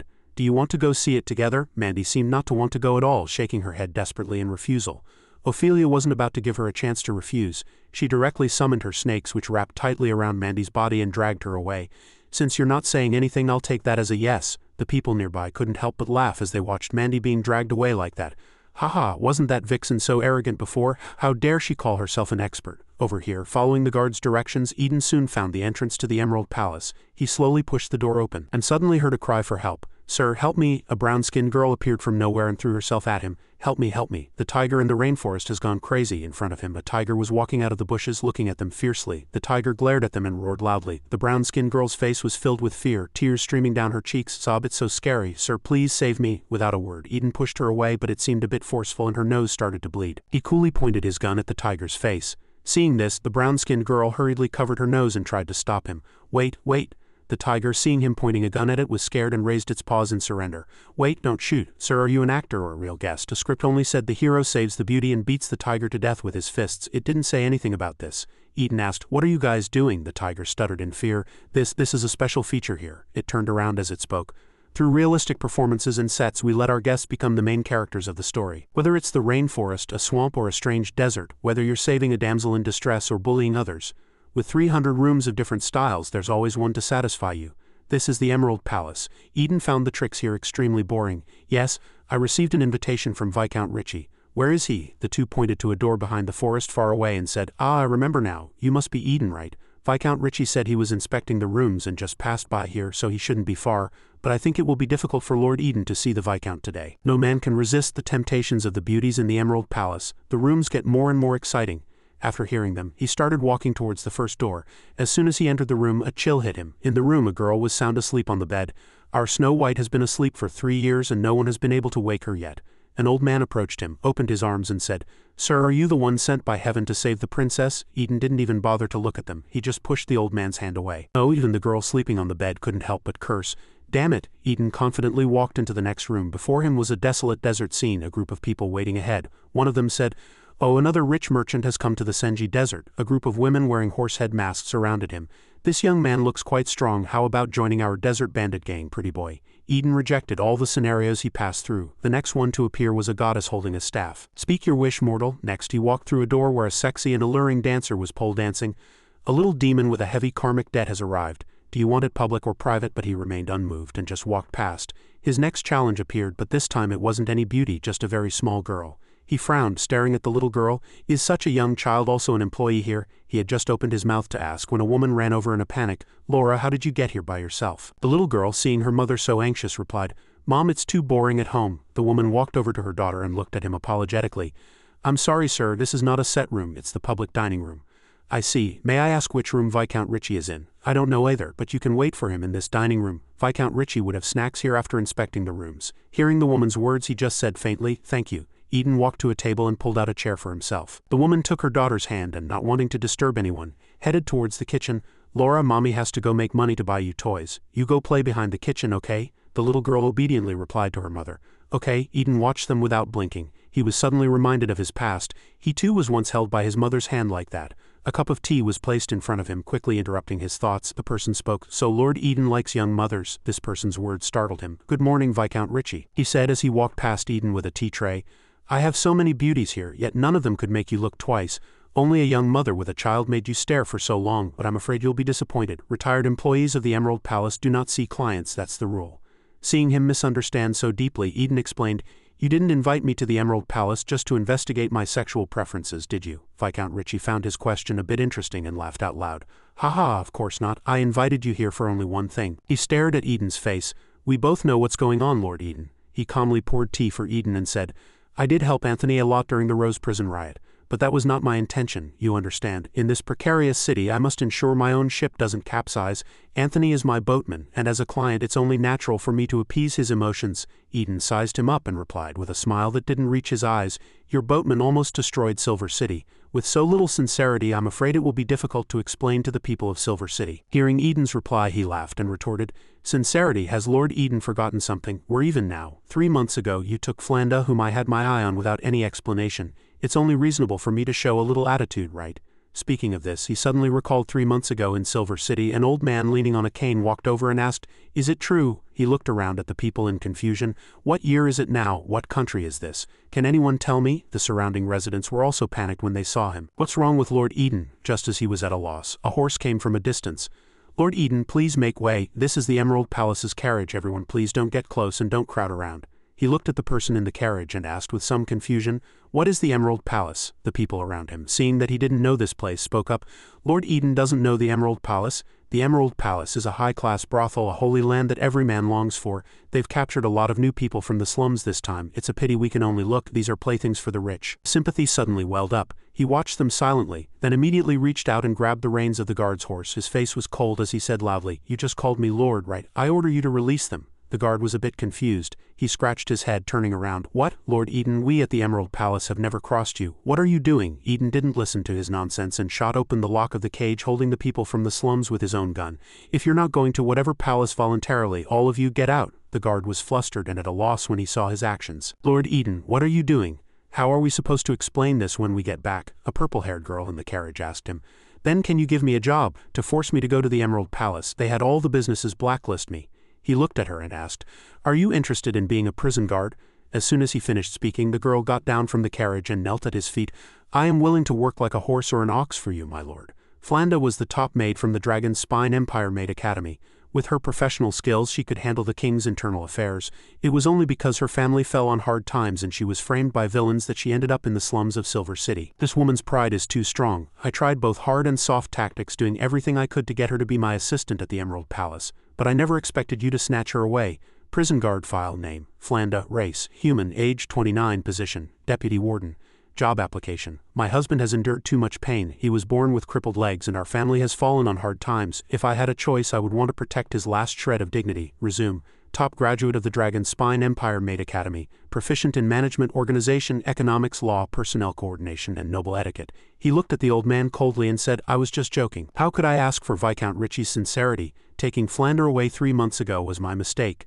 I was emotionally unstable at the time. You may not know, but Rose Prison is already full. Getting the budget approved is difficult. It's really tough. I came here this time also to take this opportunity to ask Viscount Ritchie if he has any business needs. For example, if you want any convenience in Rose Prison, as long as you show sincerity, everything can be discussed. Hearing that the prison Eden managed was in some difficulty, he lit the cigar in his mouth and continued. Is Rose Prison in financial trouble? He took a puff of his cigar and said, With all due respect, Lord Eden, although I approve the budget cuts for the prison, from what I know, the money you've made outside Rose Prison is at least enough to rank you in the top 10 in Silver City. What I mean is, since the Silver City Council has already tacitly approved your businesses, you should at least share some of the economic burden for the government. Don't be too greedy. Eden didn't expect him to have such an opinion of himself. You're overestimating the prison's winery project. That money is only enough for emergencies. He seemed to be losing his patience and said loudly, Why do you keep beating around the bush, Lord Eden? I'm talking about the gray area business you're running with the Border Inspector General. Did you think I wouldn't know these secrets just because I don't go out? What is he asking? I don't even know what that so-called gray area business is. What gray area project? Who is the Border Inspector General? Your expression doesn't look like you're faking it. He stood up and looked at the old man. What on earth are you talking about? I have no idea what's going on. He shuddered and continued smoking his cigar. You mean you've been living on a fixed salary all this time, with no industrial income, guards resigning and the budget cut? He still managed to stand firm through the Rose Prison riot. He spoke sharply, his eyes fixed on the old man. What else? The old man seemed unable to control his emotions any longer. He stood up, slammed the table, and violently swept everything onto the floor. Damn it, bring the Border Inspector General here to see me. That man is in room 25. The subordinate outside heard the order and immediately responded, yes, sir. Soon they brought the Inspector General before him. He didn't even have time to get dressed properly before being pushed to the ground. Ouch, what are you doing? Richie looked down from his high perch at the kneeling Inspector General. Joan, you've made quite a bit of money from that gray area industry you're involved in, haven't you? Hearing this, he was shocked, not expecting him to know. Oh my God, Lord Richie. As the Border Inspector General, he had taken advantage of Rose Prison's overcrowding to charge an exorbitant fee for every non-human prisoner transported from the border. D-class prisoners for 100 gold coins, C-class for 500, B-class for 1,000, A-class for 5,000, and S-class for 10,000. Using Rose Prison's name on Rose Prison's turf, yet the money earned doesn't go into Rose Prison's pockets. Isn't that a bit shameless? The Inspector General trembled with fear, not expecting his actions to be exposed so quickly. This matter, it's mainly because Lord Eden despises evil. We were worried he wouldn't agree to this. Before he could finish, Richie furiously kicked him hard in the face, causing him immense pain. Oh my God! Richie glared angrily at the man groaning in pain on the floor. I never imagined you could be so shameless. I've overestimated Rose Prison's operational status. Do you have any idea that Silver City was almost destroyed? I know I was wrong. Then there's no need to go through judicial procedures. A subordinate, seemingly very familiar with his master, handed him a gun. To engage in corruption so brazenly, you must have been prepared to face the consequences. The Inspector General was terrified and scrambled away. Don't kill me, spare me, I can pay compensation. Eden, who had been silent all this time, finally spoke. Viscount Richie, I'm directly involved in this matter. It's better if I handle it. My guards shed their blood in this riot. Whether it's for treatment or to reward their bravery, the prison needs a large sum of money, so I don't care if the money is dirty or if this is disgraceful. As long as the compensation is sufficient, I can spare his life. Hearing his words, the man knew he had a way out and quickly crawled to his feet to kneel. Thank you, my lord. I'll go gather the money immediately and deliver it to you personally. Hearing Eden's words, Richie gave him some face. He looked at the inspector. Since Lord Eden has spoken, I'll give you half a day to get the money. You should know you're paying for your life. If the amount is too small, before he could finish, the man was so scared he repeatedly kowtowed. I understand, the compensation will certainly satisfy Lord Eden. Get out. After he left, Eden asked the Viscount across from him. Viscount Richie, there's one thing I don't understand. Why does a gray area industry like this exist? The populace rejects non-humans, saying they steal jobs and take resources. Why do we work so hard while non-humans get to eat and stay warm in prison? Under these circumstances, shouldn't we execute captured non-humans immediately to appease the public? Since they know they'll be killed, why spend a fortune to send them to Rose Prison? What's the point? Finding his question somewhat interesting, the old man took a puff of his cigarette and replied, Lord Eden, you've been a soldier. Politics isn't as simple and direct as the battlefield. Let me ask you, what was the Dragon's Spine Empire founded upon? The Covenant. Correct. All races united, made a blood oath with no distinction between high and low, rich and poor, uniting all beings with hope, and defeated the evil god's army from the Forbidden Lands at the Dragon's Spine Fortress. The Covenant is the founding slogan, the founding banner of the Dragon's Spine Empire, the source of the nation's legitimacy. If the foundation collapses, where does the imperial family's legitimacy lie? Wouldn't that give everyone an excuse to declare war? Therefore, to be in politics in the Dragon's Spine Empire, one must uphold the founding banner. When non-human prisoners are captured, they must be sent to the most authoritative prison with great fanfare to show loyalty to the imperial family. But on the other hand, the council members' votes are in the hands of the populace. So what's the most cost-effective way to get the people to vote for you? Of course, it's to create a common enemy and cast yourself as the savior. Hearing this, Eden seemed to understand a bit of the story. So to be in politics, one must both protect and oppose non-humans. Don't you find that a bit abstract? Seeing that his thinking was still a bit naive, the old man continued to explain. Haha, fame, profit, power, desire. As long as you understand the other party's objective, it won't seem abstract at all. I understand. I've been away from the prison for some time now. If there's nothing else, Viscount Richie, I'll take my leave. After speaking, he stood up to return. Suddenly, the old man spoke up. Lord Eden, you haven't answered my question. He repeated his question. Are we considered reconciled now? Eden was no longer as cold as when he first arrived. Of course, you're different from the nobles I've imagined. Before he left, the old man didn't forget to add, among the noble circles, my security force is the smallest. A survival strategy that has kept me alive to this day is moderation. In the future, if you wish to enter politics, you must also have your own strategy. After listening to the old man's advice, Eden bowed his head in thanks, then turned and left. At that moment in the prison, Mandy was walking while holding her sore bottom. Sigh, a few female inmates saw her and laughed out loud. "Haha, here she comes." Seeing the group mocking her, Mandy said angrily, "What are you laughing at? I'm your labor group leader and you just watched your boss get dragged away. If Jola hadn't stopped them in time, I might have really lost my chastity." At some point, Jola had silently appeared behind her. "I helped you on one condition. You have to give me your dinner," she shouted at her angrily. "I know." The women beside them wouldn't stop laughing.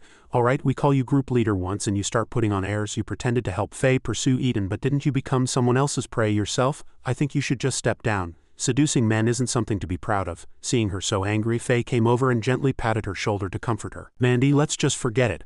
I don't want your money anymore. I feel like my life will be in danger if I stay with you any longer." As she spoke, she glanced behind a tree where the terrifying Ophelia was staring at them. Of course Mandy wouldn't give up so easily.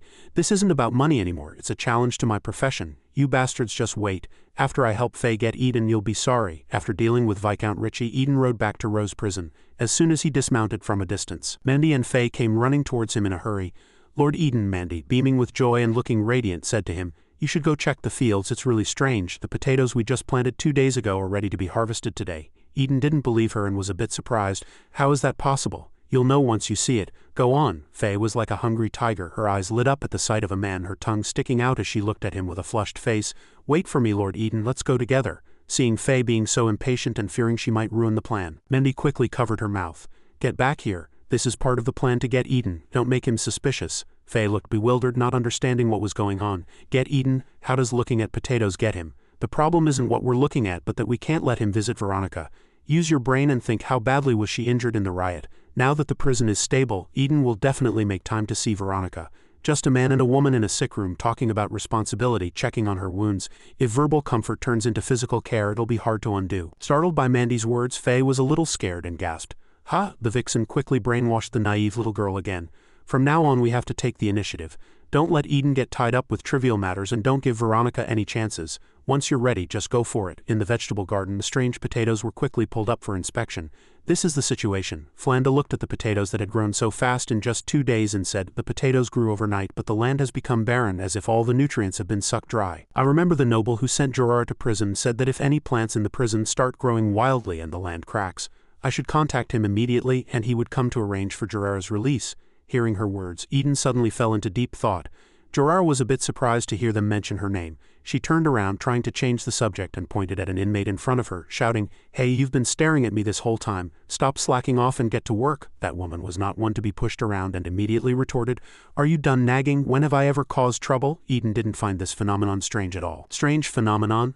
I don't see anything. Weren't the potatoes in the prison planted a few months ago?" Hearing his words, Flanda seemed to realize he needed to hide something and immediately lowered her head. "I understand. I'll go align the story with the guards and prisoners.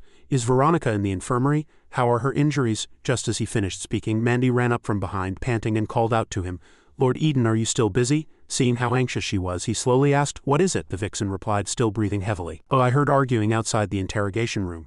It seems the Ant Queen Melachina is refusing to confess to the block chief." His expression turned a bit sour. "She's already a prisoner, yet she's still so arrogant. I'll go over there. From now on, the prisoner's waste doesn't need to be thrown out. Find a piece of land in the prison to make compost." Flanda heard this and complied. "Yes, sir." In the interrogation room, Eden quickly walked in. "What's the situation now, Moi? Is Melachina refusing to cooperate?"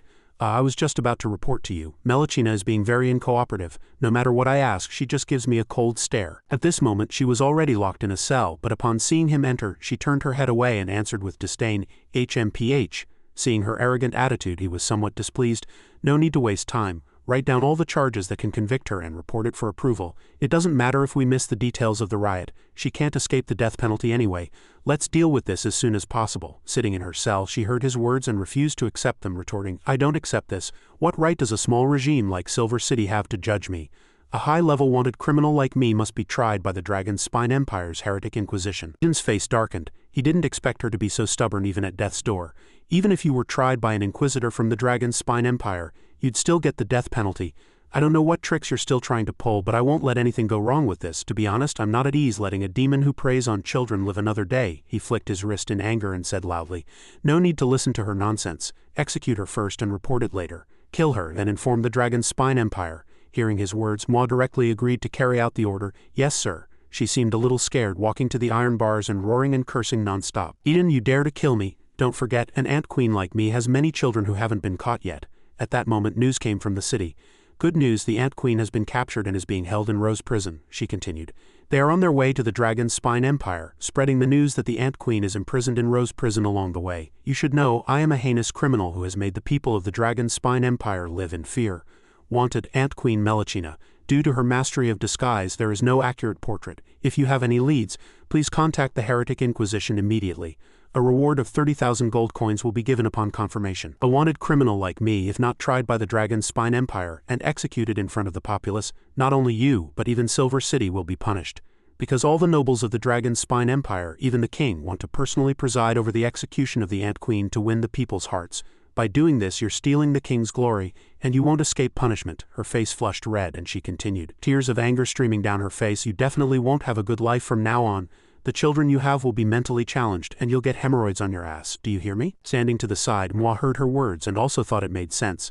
Lord Eden, as far as I know, the imperial power in the Dragon's Spine Empire is currently in chaos, and all factions need the support of the people. If we ruin someone's plans, we could easily make enemies. Eden's face darkened, his expression somewhat grave as if he were contemplating something.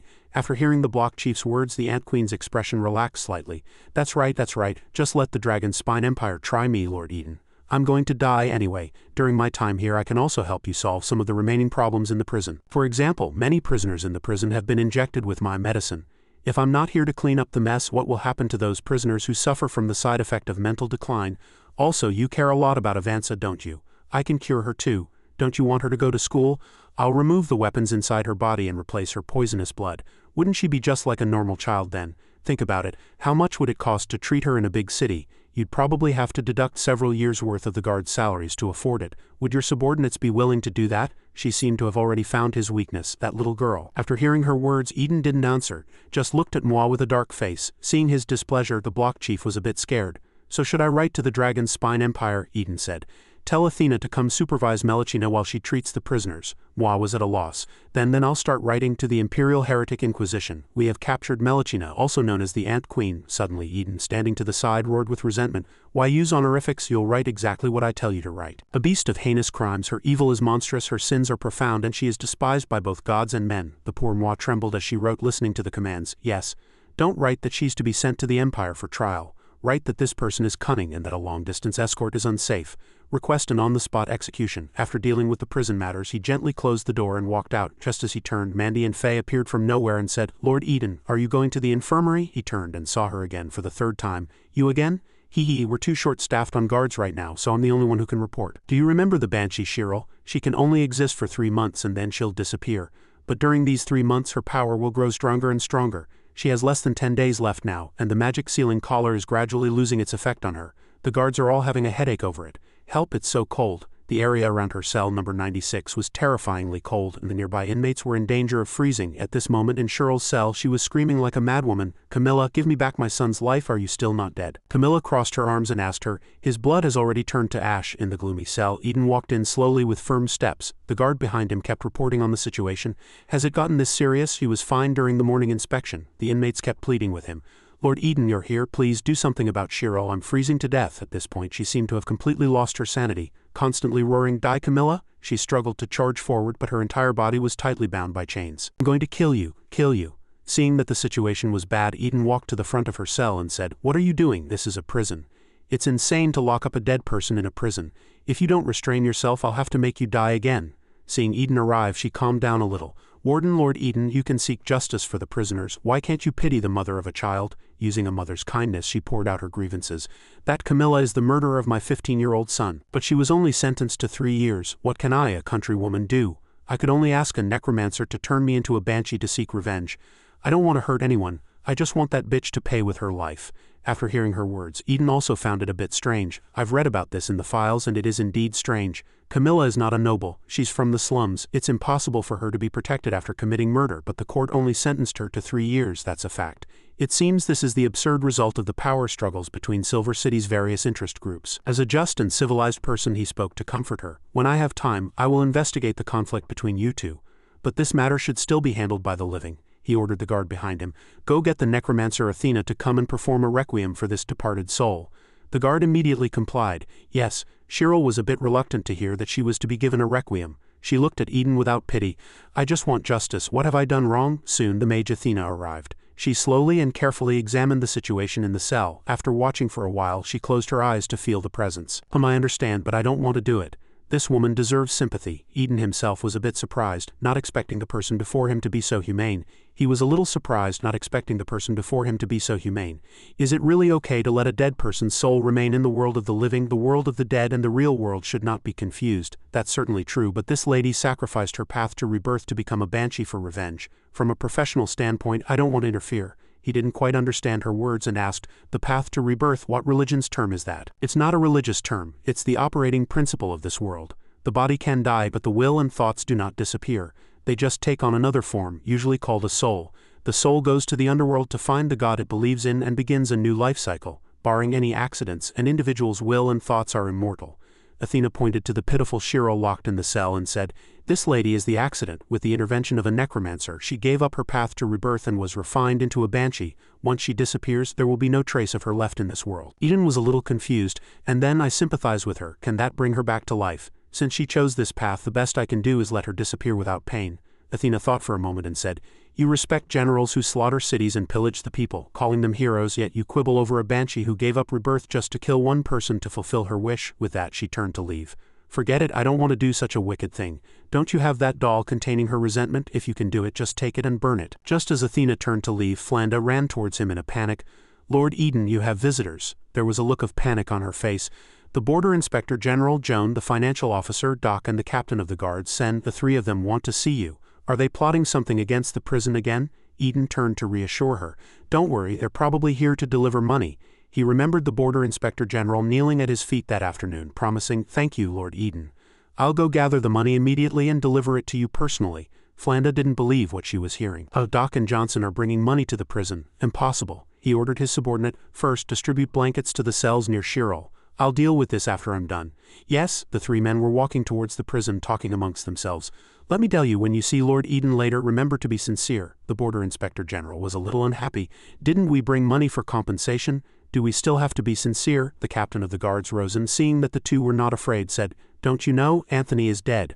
I led the soldiers to the scene to handle the body. His head was split open. It was too gruesome. Everyone outside says Viscount Ritchie killed him, but can we pretend we don't know the inside story? This Eden is a smiling tiger. The financial officer was a little scared after hearing this. The three of them soon arrived at the Rose prison office. Eden sat before them and asked, so were you three the leaders in the matter of charging a fee per prisoner? The three of them looked scared and answered in unison, yes, it was the three of us. Then things are clear. I never understood why the application to expand the prison was always rejected. He remembered a past conversation with the financial officer. My application to expand the cells has been on hold.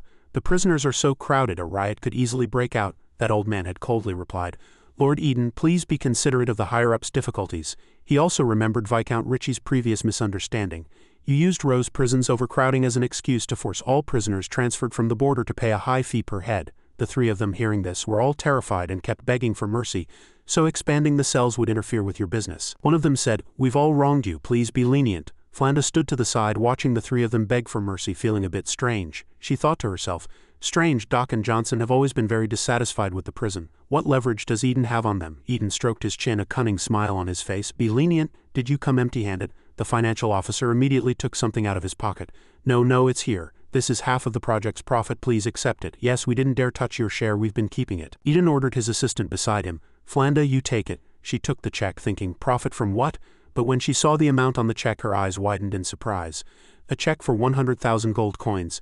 The three of them, seeing him accept the check, explained their reasons one by one. If I don't give my subordinates benefits, I definitely have no hope of running for captain in the future. To outsiders, I'm the glamorous financial officer, but in reality, if I don't meet the profit targets, I'll be fired immediately. We hope Lord Eden won't pursue this matter. We'll never dare to do it again. After reading the check in his hand, Eden said to them, stop doing it. If you can make money, why stop? They were a little panicked when they heard his words, not expecting someone like him to say such a thing.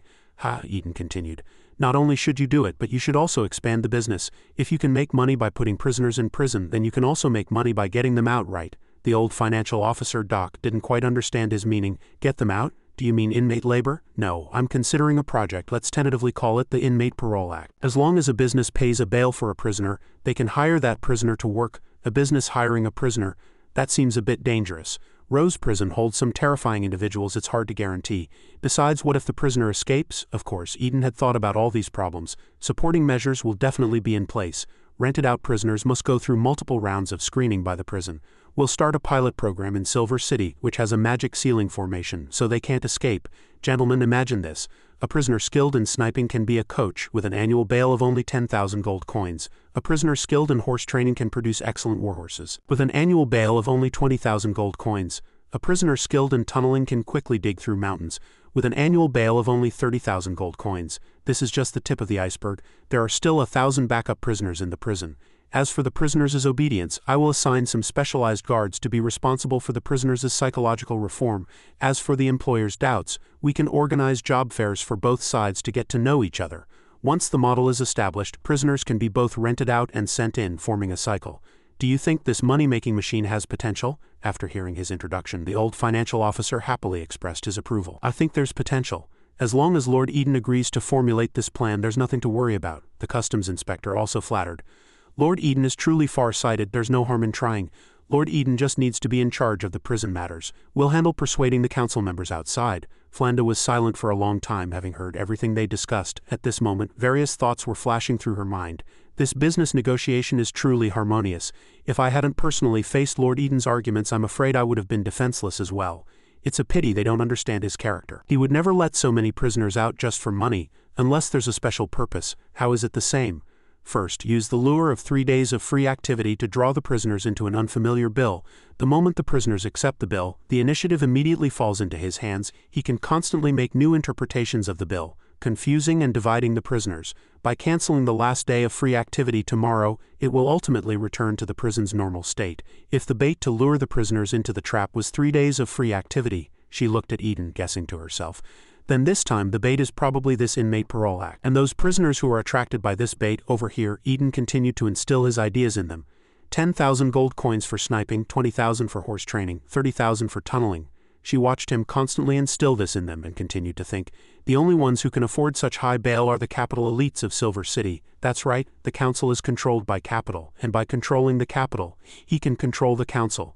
Is this how he becomes the one holding the sword? After Eden instilled these ideas in them, those officials obediently nodded in agreement. I will use some vague wording in the draft for future adjustments. Excellent. The old officer held the draft, nodding in praise as he read. This way there are no loopholes. What do you think, Lord Eden? If there are no problems, we'll use this inmate parole draft to persuade the council. Seeing that the prey had taken the bait, Eden smiled and replied to them. The draft is fine, but there's no need to rush to persuade them. I'm going to have a meeting with the prison guards next, and it would be even better if the three of you could attend. They seemed to not believe their own ears. A meeting with the prison guards? What would we do there? Before the three had a chance to refuse, Eden directly ordered his assistant, Flanda, gather the guards for a meeting.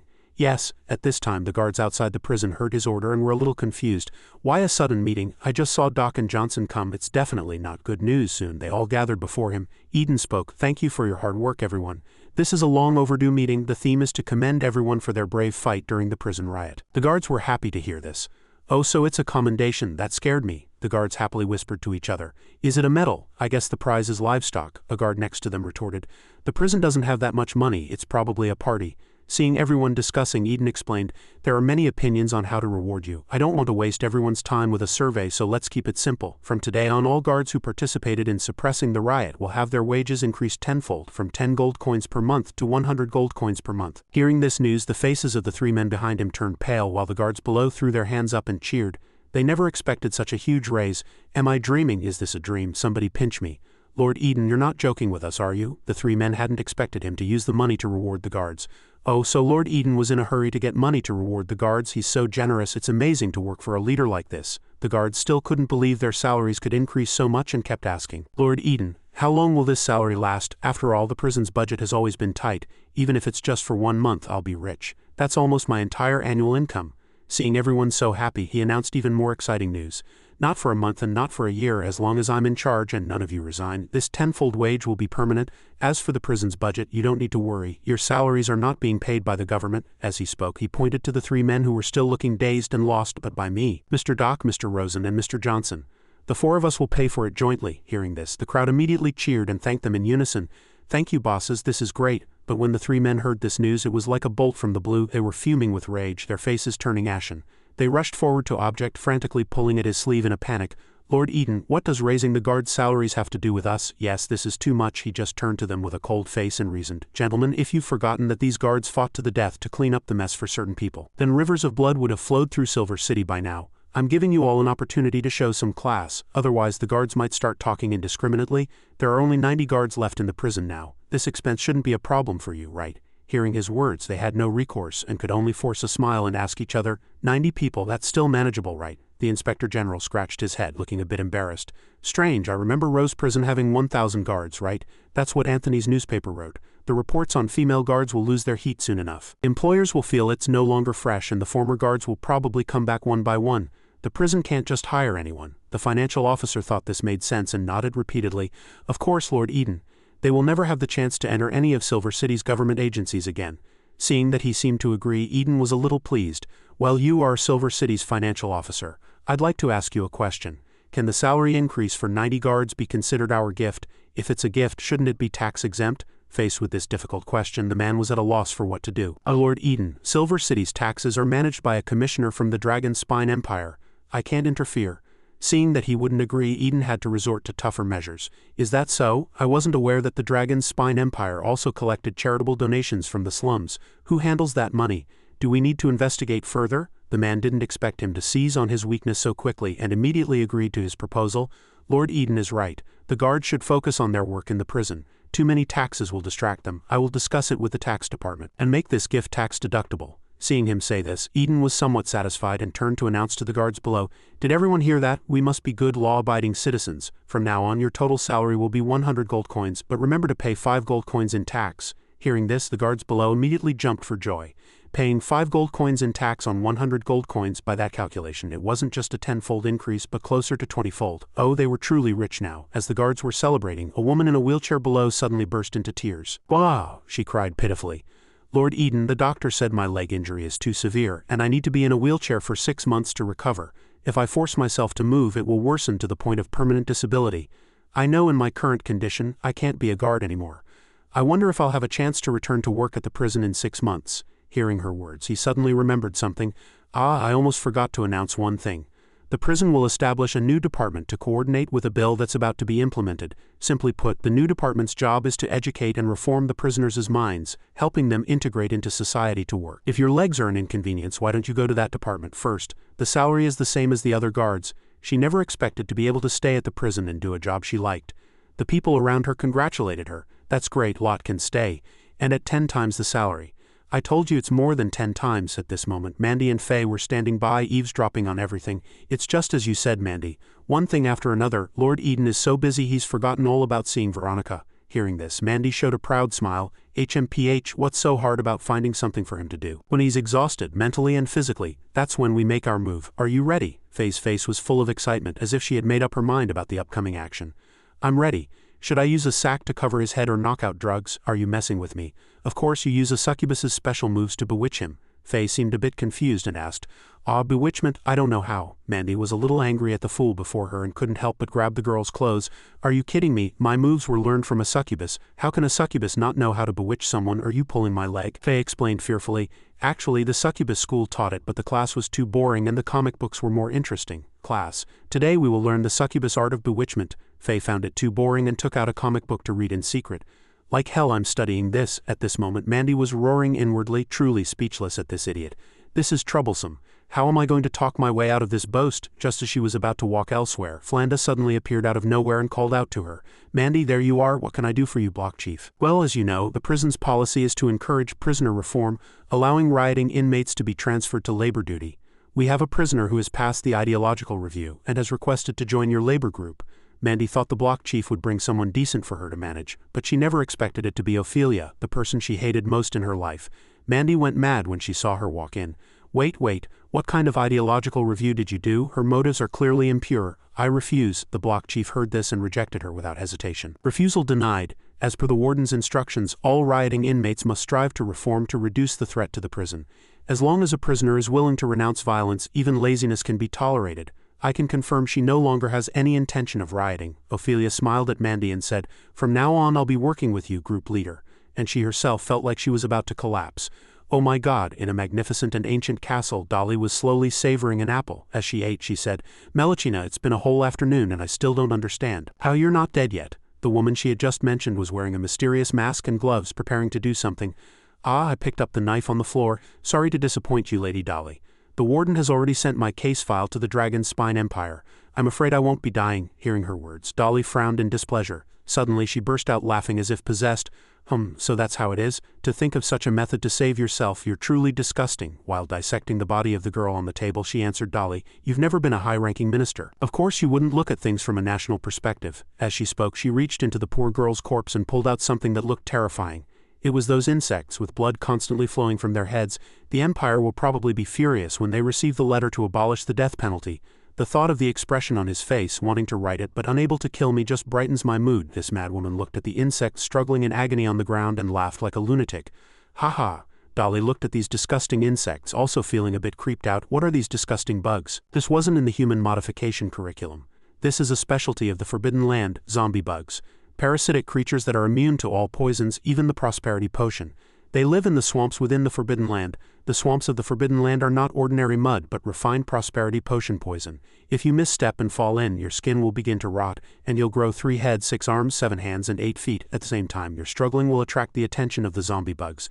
They have 2 characteristics: replacing organs to coexist with the host and a rejection reaction that causes extreme pain. So, people who fall into the swamp will experience a process of organ proliferation, failure, and decay. But the zombie bugs will replace the rotting organs, keeping them alive. This tragic state of being unable to even die will continue until brain death, which is considered true release. After listening to her explanation, Dolly seemed to understand the issue. So the reason Avanza could use her own venom and not get hurt is more or less related to the protection of the zombie bugs. Seeing that she seemed to have misunderstood, the madwoman spoke up. No, Lady Dolly, that only protects the places you scratch from rotting.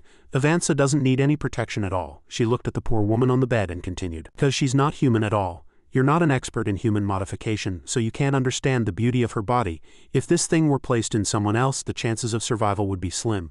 But Avanza can easily withstand it without any damage. She's like a vessel that can accommodate any part without rejection. At this point, she seemed to have discovered something and suddenly became excited.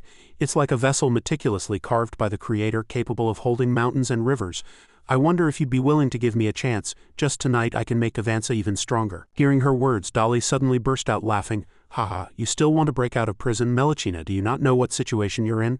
By publicizing this so loudly, it's not just the Dragon Spine Empire that knows you're locked up in prison, but surely your own esteemed mentor, Lamia, as well. Hearing the name Lamia, she panicked slightly, her body trembling. This was fear. So what? That's right, I only mentioned that Lamia came to the Forbidden Land to find me, but I left one thing out. Her face suddenly became menacing. She said word by word, she came looking for you because she wants to deal with you personally. Hearing this, Melchina seemed to completely break down, collapsing to the floor. Dolly continued, Lamia is a ruthless mentor. She convened the witches to form the Witches' Coven to shelter those who repeatedly broke her rules. Unless she kills you, she will never gain the respect of her students. Rose Prison has now expanded its surveillance to include Lamia's range. Getting out of prison is your death sentence. As Dolly spoke, she mocked her. Despised by the guards in prison, hunted by your mentor if you get out. What are you going to do? Ha ha ha. The scene changed. In a forest, a horse was galloping forward when suddenly a voice called out. Urgent report from the Heretic Inquisition. Everyone get out of the way. He was in such a hurry that he was thrown from the out-of-control horse. He trembled all over. The horse seemed to have exhausted its last breath and died, but he paid it no mind, ignoring his own pain, and kept saying, saving her is what matters. We can't kill Melchina. The guard saw the person running towards the prison and asked, Who are you? At this moment in Eden's office, the masked man had already entered to report.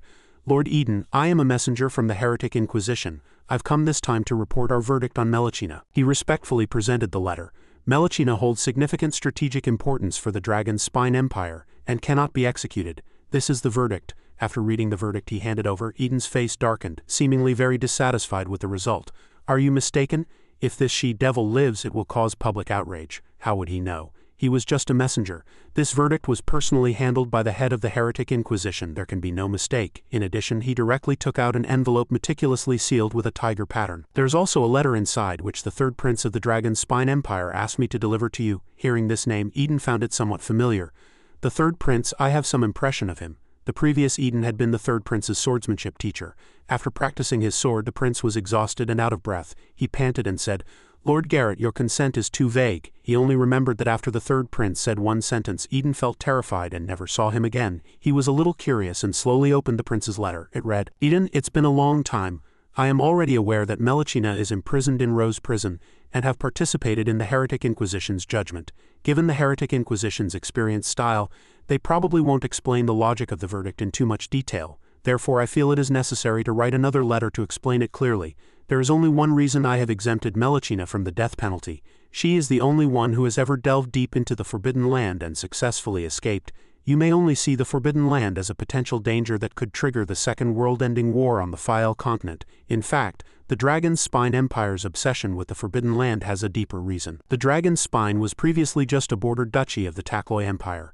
But after the war in the Forbidden Land, not only did the Dragon Spine inherit the vast territory of the Takloi Empire, but it also proclaimed itself an empire, which is legally very passive. Now the Takloi Empire believes the Dragon Spine is not qualified to be an empire, and the calls for secession are growing stronger. Therefore, even if the Forbidden Land has no motive to erupt, the Dragon Spine Empire will take the initiative to attack it. We must occupy the old capital of the Takloi Empire and seize the crown of Takloi VIII to consolidate imperial power. Therefore, Melachina cannot die. She must atone for her crimes with meritorious service by reporting on the internal structure and enemy deployment of the Forbidden Land. This will greatly facilitate our army's strategic planning.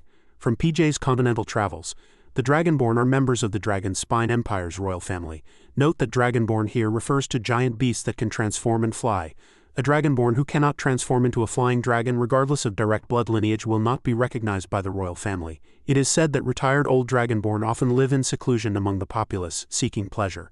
This has caused considerable trouble. They can never obtain citizenship because their race is not recognized. Are they human? People with horns are Dragonborn, but you can't fly. To ensure the Ant Queen Melachina serves the Empire with peace of mind, the prison immediately established an advisor position. Aside from being unable to leave the prison, all of a prisoner advisor's conditions must be met as much as possible. If other inmates can provide intelligence on the Forbidden Land or have excellent strategic sense, they are also allowed to serve as prisoner advisors. Furthermore, I have other important matters to entrust to you. The head of the Heretic Inquisition, Haro, heard about the riot at Rose Prison, and in a fit of rage, decided to immediately deploy the army and establish a branch of the Heretic Inquisition in Silver City. To ensure the stability of Rose Prison, it is expected that the Heretic Inquisition's army will arrive in Silver City within a month. Regarding the site selection and construction of the branch, I implore you, Eden, to handle it personally. The information on the Forbidden Land compiled by the prisoner advisors will be received upon the Heretic Inquisition's arrival. After receiving and processing the information, Flanda immediately went to carry out her next mission. As soon as she opened the door, she was startled by the sight before her. On the floor, insects were writhing ceaselessly. What is this? Dolly was no longer eating an apple. She held a banana in her hand, laughing as she answered. This is a necessary part of the treatment. Under my strict supervision, Avance's surgery was very successful. Flanda watched Melachina slowly remove her mask and asked, How much do you know about the Forbidden Land? At the mention of the words, Forbidden Land, the arrogance on her face seemed to vanish. Her whole body trembled with fear as she answered respectfully, Reporting, my lady, I spent over 10 years in the Forbidden Land and am very familiar with all its aspects. Flanda was a bit surprised to see her attitude do a complete 180 today. She thought to herself, Strange, isn't this one usually so arrogant? Why is she so dejected today? She pushed the thoughts from her mind and asked her, Are you willing to atone for your crimes with meritorious service? In exchange for information on the Forbidden Land, you can have the position of prisoner advisor. The advisor position allows you to move freely within the prison, without restrictions. The monthly salary is 200 gold coins, with a private office and dormitory. If you have dietary requirements, you can ask the warden to send someone out to buy them. Her words so surprised Dolly, who was peeling a banana on the sofa on the other side, that she dropped her food. She continued, However, your situation is special. You will need to report your whereabouts to me 3 times a day. Melachina remembered what Dolly had reminded her of today. Getting out of prison was a death sentence for her. Without a second thought, she gave her answer. I agree. Before she could finish, Dolly appeared out of nowhere, shoved her face aside and shouted, Get out of the way, Commander Flanda. What about me? When it comes to the Forbidden Land, I know a little too. The commander seemed unconvinced, asking her expressionlessly, How long did you spend in the Forbidden Land? She scratched her head, a bit embarrassed, and answered, I usually scouted the border regions. Then if we were to go to war with the Forbidden Land, how would you break through? Seeing her stammer, Flanda found her own answer. It seems you're not up to it. Melachina spoke up. I will definitely be diligent. Rest assured, everyone, I won't try to escape prison again. but she didn't know that Athena's gaze was fixed on her, as if she wanted to devour her alive. Melchina was having an internal struggle. It seemed she had to hide in the prison for now. It's just that having offended so many inmates during the riot, she needed to find a backer. At that moment outside the prison, the financial officer was walking in slowly. Seeing a guard, he said, "Is Lord Eden inside? Go and announce me. I have something to discuss with him." The guard very politely opened the door and invited him in. "Please come in." As soon as the door opened, a blast of cold air rushed out. The old man walked in, but the piercing cold made him hug his arms. "Ah, it's so cold. Did you set up a cold air formation in your prison?" "That's the banshee locked in the cell. She's about to disappear, so there's a lot of cold air." Just as the old man was still puzzled by the cold air, Eden suddenly appeared out of nowhere. He spoke, calling him, "Mr. Doc, what can I do for you?" The old man revealed a friendly smile. "Lord Eden, let's talk. I just saw the messenger from the Heretic Inquisition outside. Is Lord Eden about to come into a fortune? Don't forget your little brother here when that happens." Seeing that he was here to curry favor, Eden glanced at him and said, "You must be joking, Mr. Doc. That man was just here to deliver the court's verdict on the Ant Queen. There's no money-making project." Seeing that Eden had misunderstood him, the old man quickly explained, "That's not what I mean. You know, Silver City has no shortage of rich people. But at the end of the day, they're all just new money with little education. But if someone knows a high-ranking official from the Dragon's Spine Empire, their prestige grows and their words carry more weight. Connections are what the elites of Silver City desire most." Seeing him beating around the bush, Eden grew impatient. "Did you come to see me just to say this?" No, I got sidetracked. I came to discuss the Inmate Parole Act with you. You know, if you want to persuade the council members to support this bill, going one by one is too slow." At this point, the old man stated his idea directly. "But I suddenly realized you have a good relationship with a tycoon. He controls at least 30 of the council members. If you can persuade him, the process will be much faster." Hearing the old man's words, Eden was confused. "A tycoon I have a good relationship with? Who?" "It's the owner of the Golden Tooth Tavern, the one who bought Rose Prison's winery project a few days ago. He's known as Golden Tooth Loot. He not only has great wealth, but he also gathered the most savage and violent refugees from the slums and formed a private gang called the Skull Gang. The most sensational event was defeating the Bloody Hand Gang overnight, something even the cavalry police couldn't do. He established himself as the boss of Silver City's North District. This made many small and medium-sized businesses become his supporters, forming a huge interest group. Lord Eden must know about this, right? After all, the leader of the Bloody Hand Gang, Camilla, is currently locked up in Rose Prison. Now that you have business dealings with Loot, why not use that as a starting point and ask him to help us?" Eden thought the old man's suggestion seemed good and replied, "I was just thinking of taking some time to learn more about Camilla and the Banshee Loot. Golden Tooth Loot, was it? I'll go see him right away." As soon as he decided, he directly ordered a nearby guard, "Prepare the resentment doll of the Banshee Shirl. If the situation doesn't improve tonight, burn it." "Yes." At this moment in the infirmary, Hay looked at the lazy person on the bed and said, "Big sis, how long are you going to lie there? The prison says they're in no hurry to recruit a warden now. The task of guarding the inmates will gradually be handed over to us." The person with the scar was still lying lazily on the bed, seemingly unconcerned by this. "Oh, is that my problem too? Just you wait. After I go crazy once, I need to rest for a week to recover." After speaking, he turned his face to the front. He loudly commanded the two girls lying on another bed, "Why are you two still lying here? You tricked me into fighting those rioting inmates and then ran off yourselves." Hearing his question, the brown-haired girl smiled happily and answered, "Why run? We went to the deeper cells where it's more dangerous. But seriously, you've matured a lot these past few years." Jinga was a bit surprised, not expecting the girl to praise her like that. We met once, but you've probably forgotten." As she said this, she looked out the window back to the past. At that time, a voice echoed continuously in the room, "You bloodthirsty werewolves, why do you harm yourselves for the sake of humans?" A kind, blue-haired little boy peeked in through the curtains. The voice continued, "If we had a choice, who would want to be someone else's dog? We're scared." At that moment, a man in the room was shouting slogans, brainwashing the people inside. "Humans have their human gods. Beastmen have beastmen gods. Only our ancestors betrayed the beastmen and joined the humans. We have nothing, so we were turned into beasts who only obey others' commands. Brothers, are you willing to let your descendants be slaves just to eke out a living, or will you fight to the death so your descendants can live in the sun? Veronica, if one day we die in humiliation, you don't need to cry for us." The old man looked at the girl beside him and said, "This is a deal." As soon as he finished speaking, the scene of the surrounding divine beasts falling dead appeared. Veronica recuperated in bed for a few days and was finally able to sit up again. PJ's Continental Travels and Other Conversations. October 20th, 1841. Brothers, today's live stream from the Forbidden Land is postponed.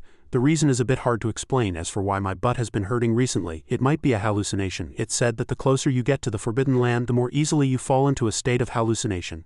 Some say it's a tearing sensation worse than death. Others believe it's a gentle place, like being drunk. But one rumor is consistent: the prayers of a nun. I want to clear up the rumor here. I didn't hear a nun's prayer, but recently I've been hearing a man's whisper in my dreams. At this moment, Eden was riding his horse through the city streets. He soon arrived at his destination, the Golden Tooth Tavern. The staff there saw him approaching on horseback from a distance and began to whisper urgently, "Hey, look who's here." A bearded old man saw him and said, "Lord Eden, the tavern isn't open during the day. If you want a drink, come back at night." Eden dismounted from his horse and looked at them, saying, "I'm not here for a drink. Where's your boss, Lute?" Hearing the purpose of his visit, the men quickly turned to point the way. "Lord Eden, you really have no sense of humor. Follow me. Shopkeeper Lute is receiving goods in the backyard," the old man muttered as he led the way. "He's been grumbling these past few days, signed such a big contract with the prison, but no one's come to pay their respects." Suddenly his steps faltered. Before him was a group of ragged, emaciated poor people. The miserable children of the slums were looking at him with less than friendly eyes. He turned to look across the way. Opposite this dilapidated slum was the wealthy district, luxurious and bright. Everyone was dressed in beautiful clothes. Luxurious carriages dropped people off at their doors, and the sound of children's voices could be heard. "Mommy, I want to eat the strawberry cake from the corner." The scene of the entire city was laid out. On one side, the dilapidated slums. On the other, the bustling wealthy district. The contrast was stark. The old man leading the way saw him pause and laughed. "Ha ha, I just love seeing the look on the faces of you city folk. Didn't expect a tavern to be built between the city proper and the slums, did you? Most of the slum dwellers are tenant farmers who provide the food source for all of Silver City. Building it here reduces transportation costs." At this point, the old man ordered his friend, go inform shopkeeper Lute that Lord Eden is here." As soon as the old man finished speaking, a tomato suddenly flew from out of nowhere and hit him squarely in the face. He didn't have time to dodge and took the full impact. A rude little kid looked at him with eyes full of hatred and shouted, "Eden, are you Eden?" The child's words made everyone panic. "The bad guy who put Camilla in prison." Seeing this, the child's father turned pale and yelled, "Leo, what are you doing?" Seeing this, the bearded man drew his knife. "You little bastard, how dare you insult an honored guest on shopkeeper Lute's territory." The child's grandfather, afraid the boy would be beaten, knelt and begged him, "Please be merciful. The child is young and doesn't know any better. I can compensate you." Before the old man could finish, the bearded man kicked him right in the face, drawing blood. "Compensate with an old thing like you? That's not even enough to dirty Lord Eden's hands." The little boy named Leo saw his grandfather get hit and ran forward in a panic. "Grandpa!" The bearded man didn't spare the little boy either, grabbing him by the hair and throwing him back. The little boy cried out in pain, sobbed, "What bad luck. If you had offended me, you'd lose an arm at most. But this is Lord Eden. If we don't handle this properly, shopkeeper Lute will lose face. Lord Eden, how would you like to deal with this bastard? Mince him into paste or feed him to the hounds?" Eden said nothing, glancing at the people around who were pleading for the grandfather and grandson. "Lord Eden, please have pity on them." Seeing that the crowd was too noisy, he shouted, "Silence!" His cane pointed at the tomato the child had just thrown at his face, which was now lying on the ground. He coldly said 2 words, "Eat it." The bearded man didn't expect him to say that. "Lord Eden, this is pig feed from the prison.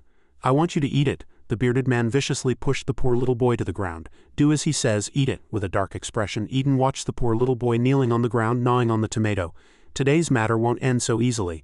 From now on, you and your grandfather will perform feeding the pigs in front of me every day. Consider it after-dinner entertainment. I'll have you take turns experiencing the prisoners' torture instruments. Everyone in this shop, remember this, don't secretly help them in the future.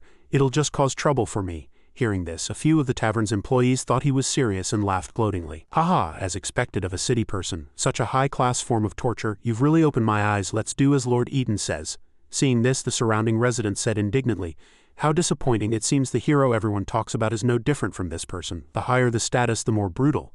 Hearing the crowd insulting him, a few of the tavern men drew their knives, pointed them at their faces and threatened, "Get lost already. Do you want to die?" From behind, a figure appeared, shouting, "Carlo." That person was Golden Tooth Lute, he said arrogantly. "It's been so long. Why haven't you invited Lord Eden in yet?" "We ran into a little trouble. It's been dealt with." "Shopkeeper, so your name is Carlo?" "Yes, my full name is Cobkid. Is there a problem?" He just smiled and replied, "Nothing. I've met many people who easily forget names, so I've made it a habit to write down the names of interesting people I meet." That fellow, still unaware of the impending danger, just chuckled and scratched his head, thanking him. "Hee, it's an honor to be on your list." Golden Tooth Lute witnessed all of this and laughed heartily.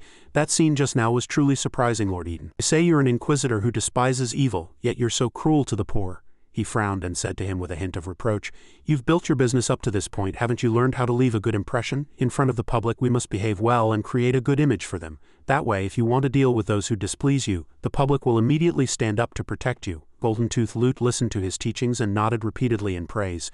"You're right. In order to seek justice for that fake dragon killed by the werewolves, you even ended up getting rid of Anthony. This must be your effort to build an image in front of the public, right?" He glanced around. At some point, the old man's subordinates had already surrounded him.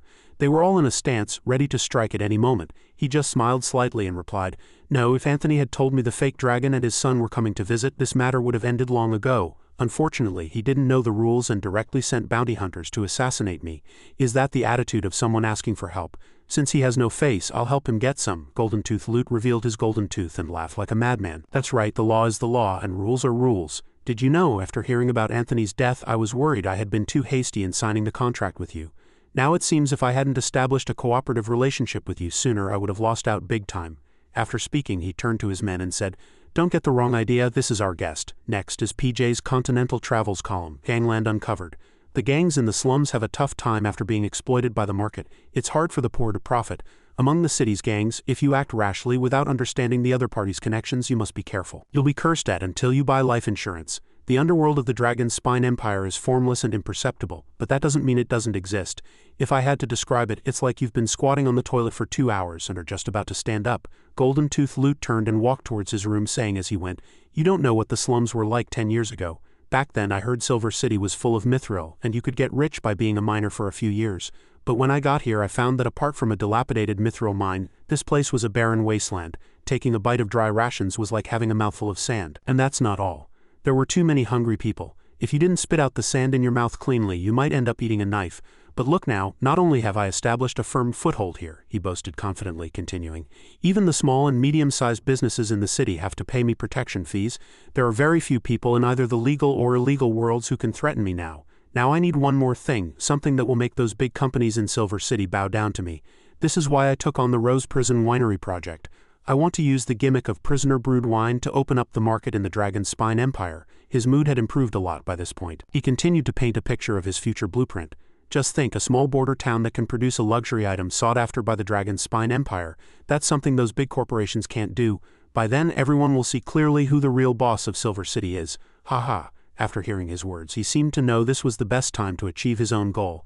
"I do have a way for you to become the boss faster." With that, he tossed a manual on the Inmate Parole Act to the other man. "There's a new project here, if you're willing to help push it. The terms can be negotiated." The old man took his manual and slowly began to read it. After some thought and deliberation, he held his head, feeling it was a bit tricky. I know about this act. A councilman told me about it. Let companies rent prisoners and then earn a commission, right? This won't work. I won't let this act pass." He hadn't expected the guy to refuse so directly and quickly. "Don't you want Rose Prison's inmates to work for you? Not only can they improve production efficiency, but they can also help you solve those tricky problems." Of course he wanted to, but something seemed to be making him hesitate. He held his head and continued. "Rose Prison inmates are certainly formidable. Renting them would definitely boost the power of the Golden Tooth Tavern, but the current situation doesn't allow me to do so. My men are all small and medium-sized businesses. Our advantage is having many thugs who are ruthless. But when it comes to financial strength, our rivals, those big companies, have the upper hand. Right now, both sides are in a delicate balance. But once the act passes, the competition will become about who has more money to hire more prisoners. Isn't that just self-destruction? Tell me, how stupid would I have to be to support this act?" He pushed the manual back in front of him. "Isn't this aimed at you, Lord Eden? Actually, you're the one who wants me dead." Hearing his resolute assertion, he couldn't help but fall into deep thought. But he immediately remembered the financial officer's reminder: if you want to associate with high-ranking officials from the Dragon's Spine Empire, you have to talk tough. Connections, that's what the upper class of Silver City desires most. Remembering his words, he forced a smile. "I was being thoughtless. I'll go back and reconsider." With that, relying on his cleverness, he pretended to drop the sealed letter the third prince had sent him. Lute was a little surprised to see the letter fall on the table. How could he not recognize that seal as belonging to the Dragon's Spine Empire? He reminded him with a trembling voice. "Lord Eden, you dropped something." "Thank you. This is a project engineering letter from the Dragon's Spine Empire. I can't lose it." The mention of the Dragon's Spine Empire immediately filled his eyes with curiosity. "A project from the Dragon's Spine Empire? Can you reveal a little?" Seeing that the prey seemed to have taken the bait, he pretended to change the subject. "It's nothing. The Heretic Inquisition is preparing to establish a branch in Silver City. I will be in charge of site selection and construction." As soon as he finished speaking, the old man stood up directly, snatched the letter from his hand and said, "Lord Eden, why didn't you mention such a big matter sooner?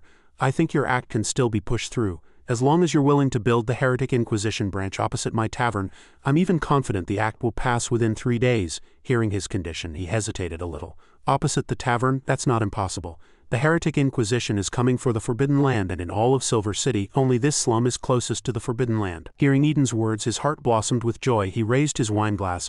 "Lord Eden, I toast to you. Wait for my good news.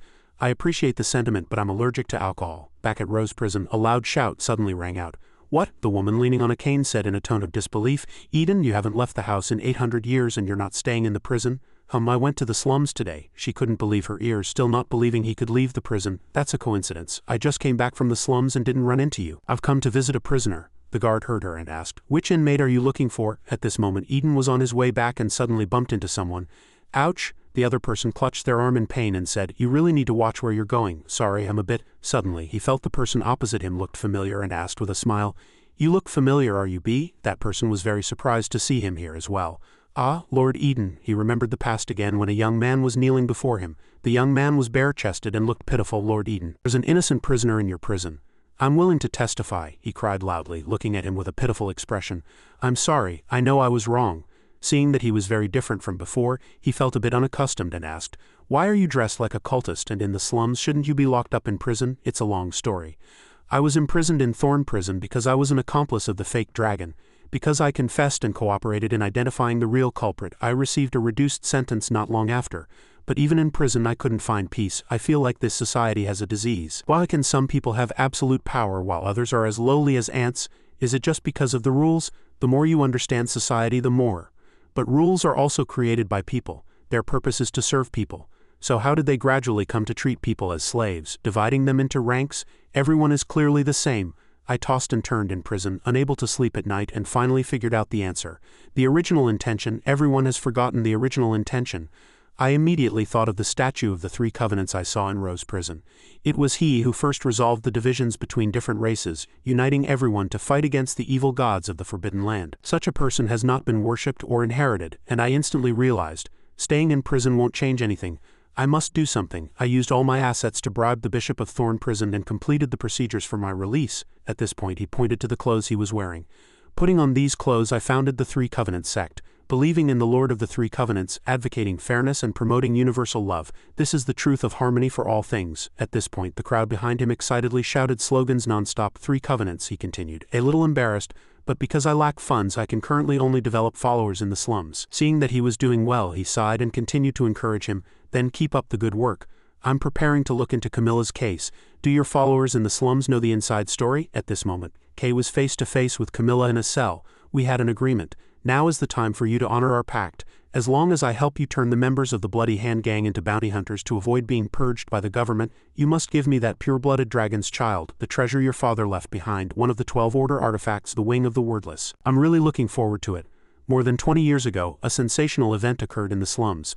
A prostitute forced her 8-year-old daughter to see a client. After the man paid, he pushed open the door and looked at the little girl with a lecherous gaze. What caused the sensation was not the mother's actions. The woman reached out to close the door, and just as she turned, she heard a piercing scream from inside the room. "Ah, help!" This shocked her. The woman hurriedly pushed the door open to find the strong man had been disemboweled by the little girl. Everyone was surprised to find that this usually silent child had dragon horns growing on her head. The little girl's name also spread throughout the slums. "Camilla?" Eden asked. The man replied, "Yes, at that time people from the Dragon Spine Empire came to investigate Camilla's background, but when they learned she was just a half-blood dragon who couldn't transform into a flying dragon, they lost interest. But her actions still attracted the attention of the children in the slums. You may not know, but in the slums it's not uncommon for children to be used as tools to make money. Many children left their families to seek Camilla's protection. Camilla also became the king of the children in the slums, leading them to survive in the garbage dump in the east. Years passed and the garbage dump became the default refuge for orphans. Because the orphans had little money, the gangs rarely paid them any attention, and they could have lived peacefully like this. But then war broke out between the Senji Empire and the Dutch vampires. Many deserters from Senji fled along the valley to the slums of Silver City. They bragged in the taverns that there was a woman in Senji who specialized in taking in orphans and paid a high price. Selling a few children could cover a year's worth of protection fees. This made all the gangs in the slums set their sights on Camilla. Everyone in the slums remembers that night from the previous year. Screams, cries, gunshots, and finally, a roar like an earthquake as a giant dragon's head emerged. A night passed and the gangs entrenched in the slums were all torn to shreds. There were some who escaped and some of the surviving gangs later merged to form the Skull Gang. But they were also scared out of their wits and no longer dared to step into Camilla's territory. Later, people called Camilla's force the Bloody Hand Gang. Although Camilla never acknowledged this title, everyone hung the bloody flags in their own homes, claiming that paying protection fees to the Bloody Hand Gang could deter many other small gangs. It can be said that during that time only a few people in the slums could maintain a basic level of sustenance, until the Bloody Hand Gang was eradicated by the police. Hearing this, Eden spoke up. "Murder? From what you're saying, Camilla's hands have been stained with blood since she was a child. Why is this murder case only being sentenced now?" The man replied seriously. "This time is different. This time she killed a city person, prostitutes, deserters, robbers, and gangsters from the slums. If these slum dwellers die, no one will care." The boy who died this time was a resident of Silver City. He had citizenship and the right to vote. Horses ran one after another as the police surrounded Camilla. The leading policeman said, "You commoner, you've got some nerve." the man living in the slums said with dissatisfaction. We, all of us living in this slum, know clearly that Camilla absolutely did not do this. The Bloody Hand Gang is a force built by orphans supporting each other. How could they kill a 15-year-old boy? What's more, now that Camilla has been arrested, the slums have returned to a life ruled by gangs. First we give grain to Silver City, and then we're squeezed dry by Golden Tooth loot. Eden interrupted. I have a question. What did you do when the police were arresting her? The man answered hesitantly. We couldn't do anything. The police were all armed. Eden stood up and said seriously, the total population of the Silver City Autonomous State is 300,000, of which 240,000 live in the slums. You mean to say that the people of the slums usually use the Bloody Hand Gang as a protective talisman, but when she was in trouble, many of them just watched as the police took her away? The man remained silent, looking up at Eden. The day Camilla left, Camilla glanced at the residents of the slums. The police behind her were escorting her. What are you looking at? Let's go. Then she turned and shouted at the residents, everyone back off. One more step and we'll shoot. Eden rested his hands on the table, his face dark. HMPH, it seems you all just see Camilla as a free bodyguard. I think I know what happened. That's it. I'm leaving. The young man behind him shouted in a panic, Oh Lord Eden, can't you just clarify that she was framed? You still have to do the work of catching people, just like Veronica. Eden turned his head slightly and replied calmly, catching people? Are you mistaken about something? I just came here to listen to gossip. How, that's not your style, the man said in a panic. In the cell, Camilla was speaking. Of course I haven't forgotten our agreement. Once things are settled, the treasure of the Dragonborn is yours. But what I'm asking for is that they be trained to be self-sufficient bounty hunters. As far as I know, most of the orders on the market are given to gold-level bounty hunters. They're still just low-level hunters, right? Carol replied in confusion. Aren't you making things difficult for me? To be blunt, a gold license requires financial resources. As long as you can buy the church's magic talisman, you can get it. The official price is 500 gold coins each. Your 200 people will cost 100,000. I couldn't make up that shortfall even if I sold my ass, Camilla said slowly. Don't worry, I know the price of the talismans. Then Camilla turned to the cell door and said to the guard outside, Guard, can you transfer my personal savings to this lady? Carol asked, puzzled. Savings? Where did you get savings in prison? Camilla answered without hesitation. I've been working since I was imprisoned. There's a vixen in this prison who often hires thugs, so I've saved some money. That vixen was none other than Faye, who sighed helplessly. Sigh, do you have no concept of money? Hundreds of thousands of gold coins, how much can a thug like you earn? As soon as she finished speaking, a gold box was placed on the ground with a thud, startling Carol. What's the deal with this vixen? Carol exclaimed in surprise. Oh, 100 gold coins. Carol held a gold coin from the box, looked at Camilla with suspicion and said, This kind of thing only circulates within the Empire. You can't see it on the market at all. Someone would buy it for 200 gold coins. When Subi gave you the money, didn't you look at it? Camilla recalled how Faye would always say angrily whenever she gave her money. Here, this weight represents my anger. Go beat her up, Camilla then said. Well, she really doesn't care. She pays based on her mood. Carol looked at the gold box in her hand and said, If I had known there was such a moneybags in prison, I would have stayed a little longer. But then again, this box of money looks funny, but it's actually only 50,000 gold coins.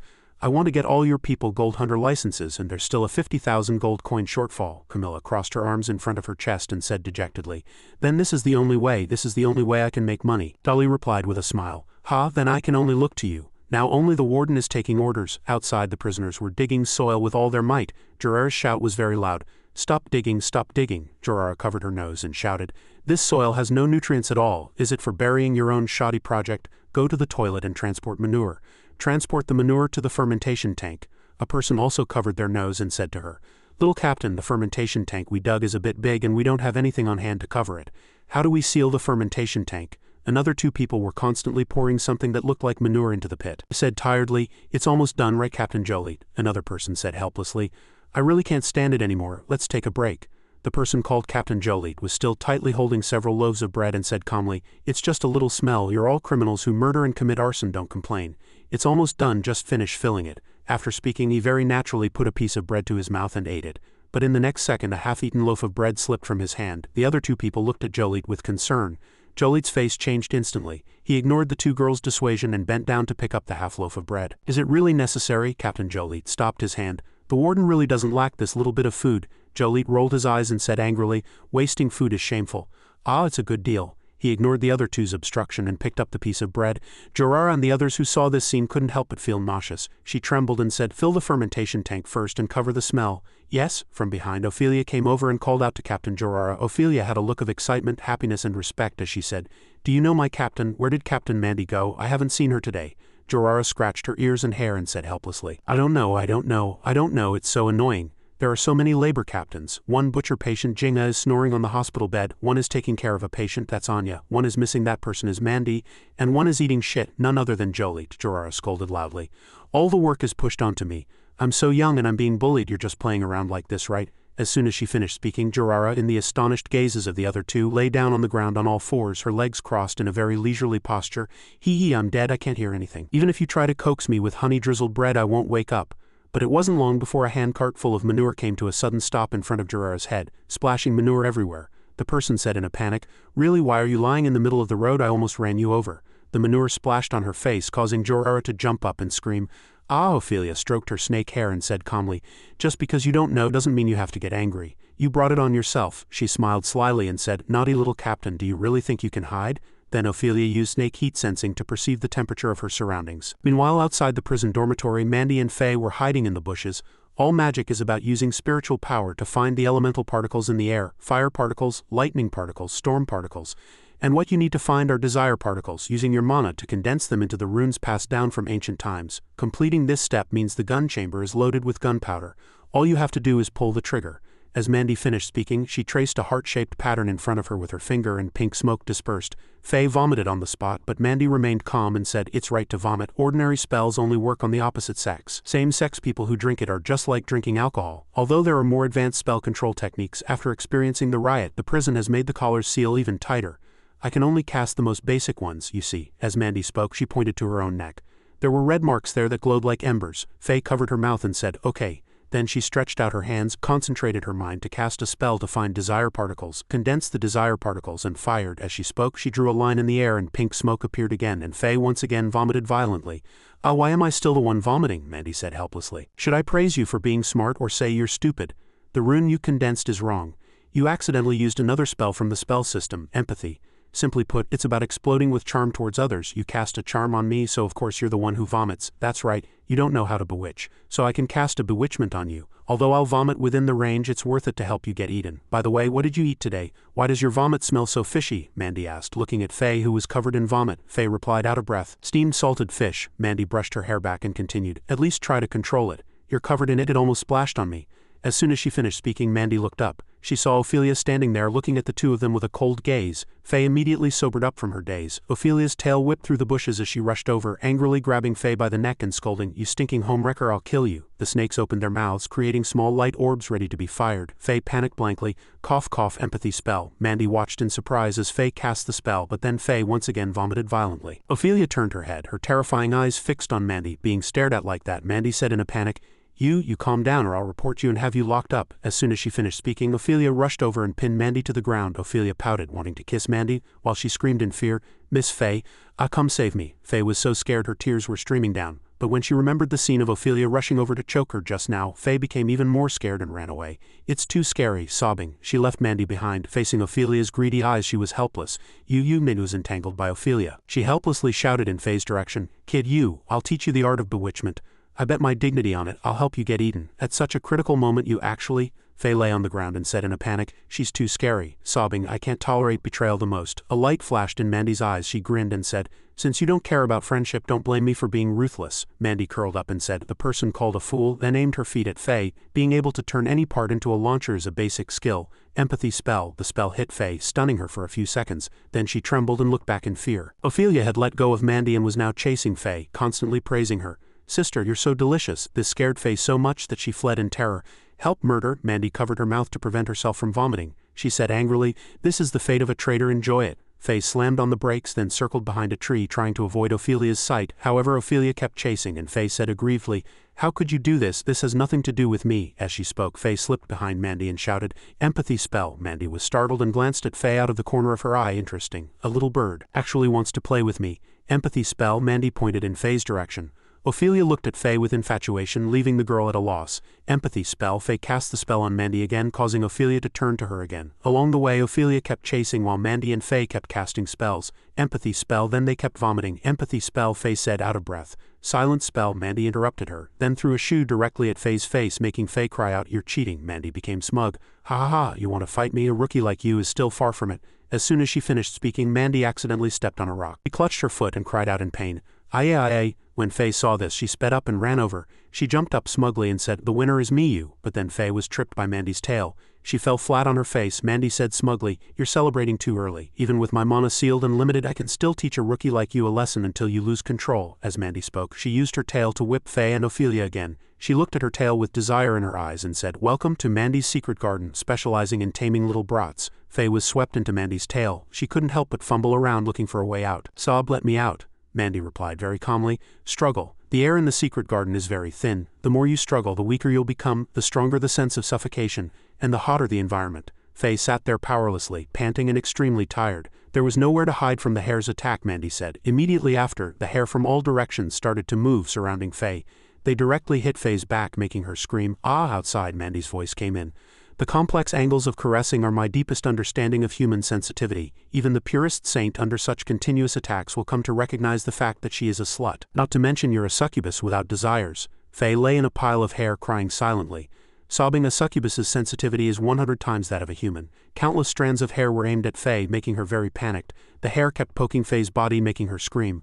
"Ah!" The lava in the volcano boiled, glowing red. Mandy said slyly, "It's not over yet. What would happen if we continue to spray aphrodisiac spray in such a limited space?" As she spoke, she sprayed a large amount of spray from her palm. In Mandy's secret garden, it was filled with that spray, causing Faye to lie on the ground, foaming at the mouth. Mandy shouted angrily, "What Eden, what not Eden? Eden my ass. Traveling the world and seducing all the handsome men in the world is what you, as a succubus, should be doing. With your intelligence and morals, if I help you, I'll have to get myself involved too. It will directly release the succubus nature you've suppressed for 18 years and put you back on the right track. This can also be considered an explanation for the tuition fee. From now on, we owe each other nothing." For some reason, Ophelia grabbed Faye's foot, looking at Faye with desire in her eyes. Faye screamed helplessly. "Oh, help," Mandy continued nonchalantly. "After my training, it won't take long to get from the Antarctic Storm Court to the Dragon's Spine Empire. Your name will be known far and wide." The snakes on Ophelia's head began to grow longer. They burrowed into Faye's clothes, making her scream, "It's itchy, stop, Miss Faye the lewd." Ophelia's snakes coiled around Faye's entire body. They covered her eyes, sealed her mouth, and spread all over her body.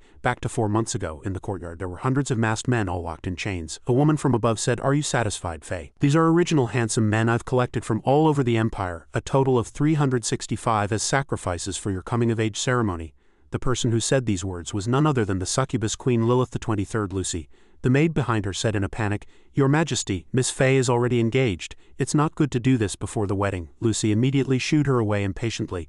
"Get lost. If I had known political marriages were so stupid, I would have done this before getting married." The person could only answer fearfully, "Yes." Faye blushed and said shyly, "Mom, don't be like this. Actually, I already have a desired sacrifice in my heart." Lucy narrowed her eyes at her and said, "Oh?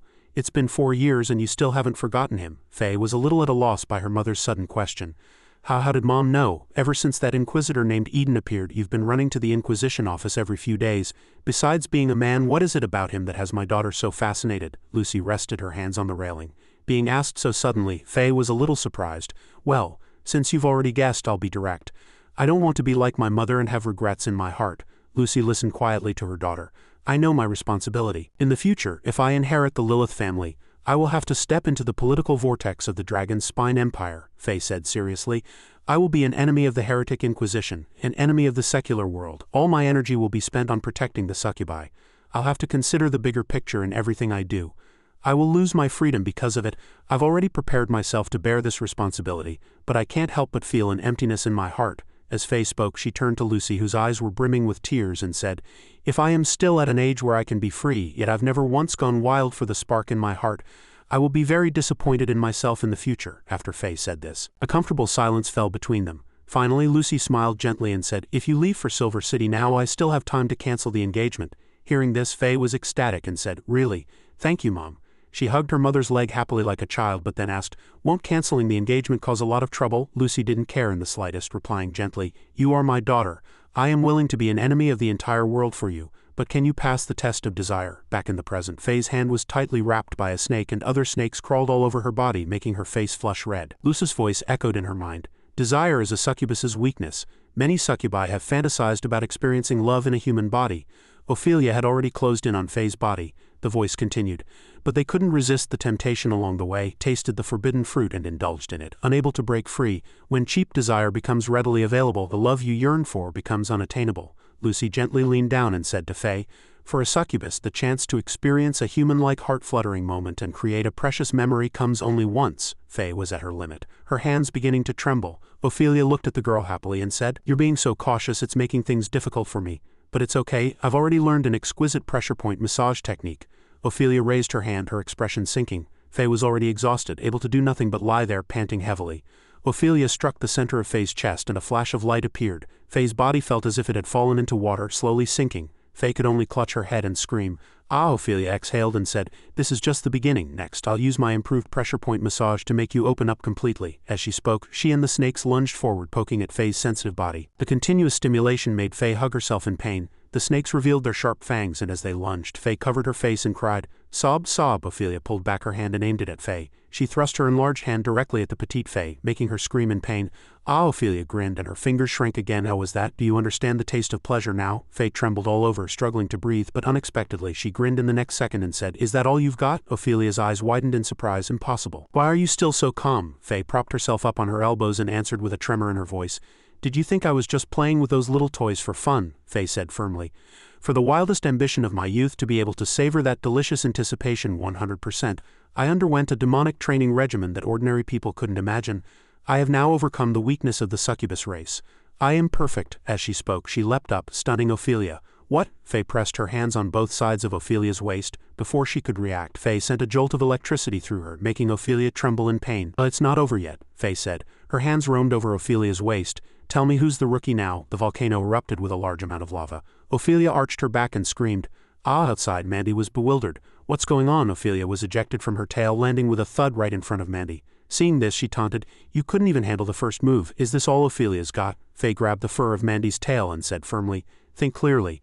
I've seen this move of Mandy's before, but it's easy to get disoriented with the direction of the charm inside the tail. As long as you calm down and walk in the opposite direction of the tail, you can find Mandy's real body."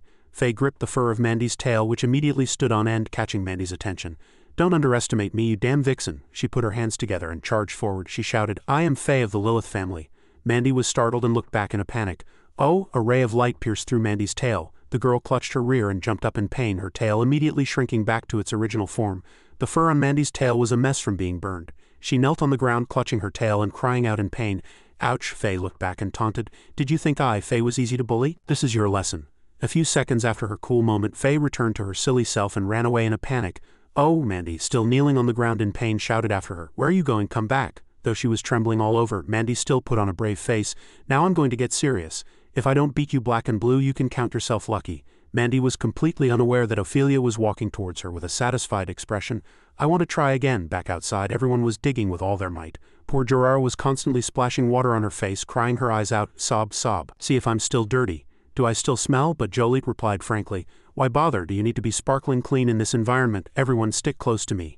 Mandy's voice came from a distance, catching everyone's attention. Jorara followed the sound and asked, Is that Mandy? Why is Ophelia chasing her again?" In the distance, Mandy was running for her life with an enthusiastic Ophelia in pursuit. When Mandy saw them, she was ecstatic, celebrating inwardly, "Great, I'm saved.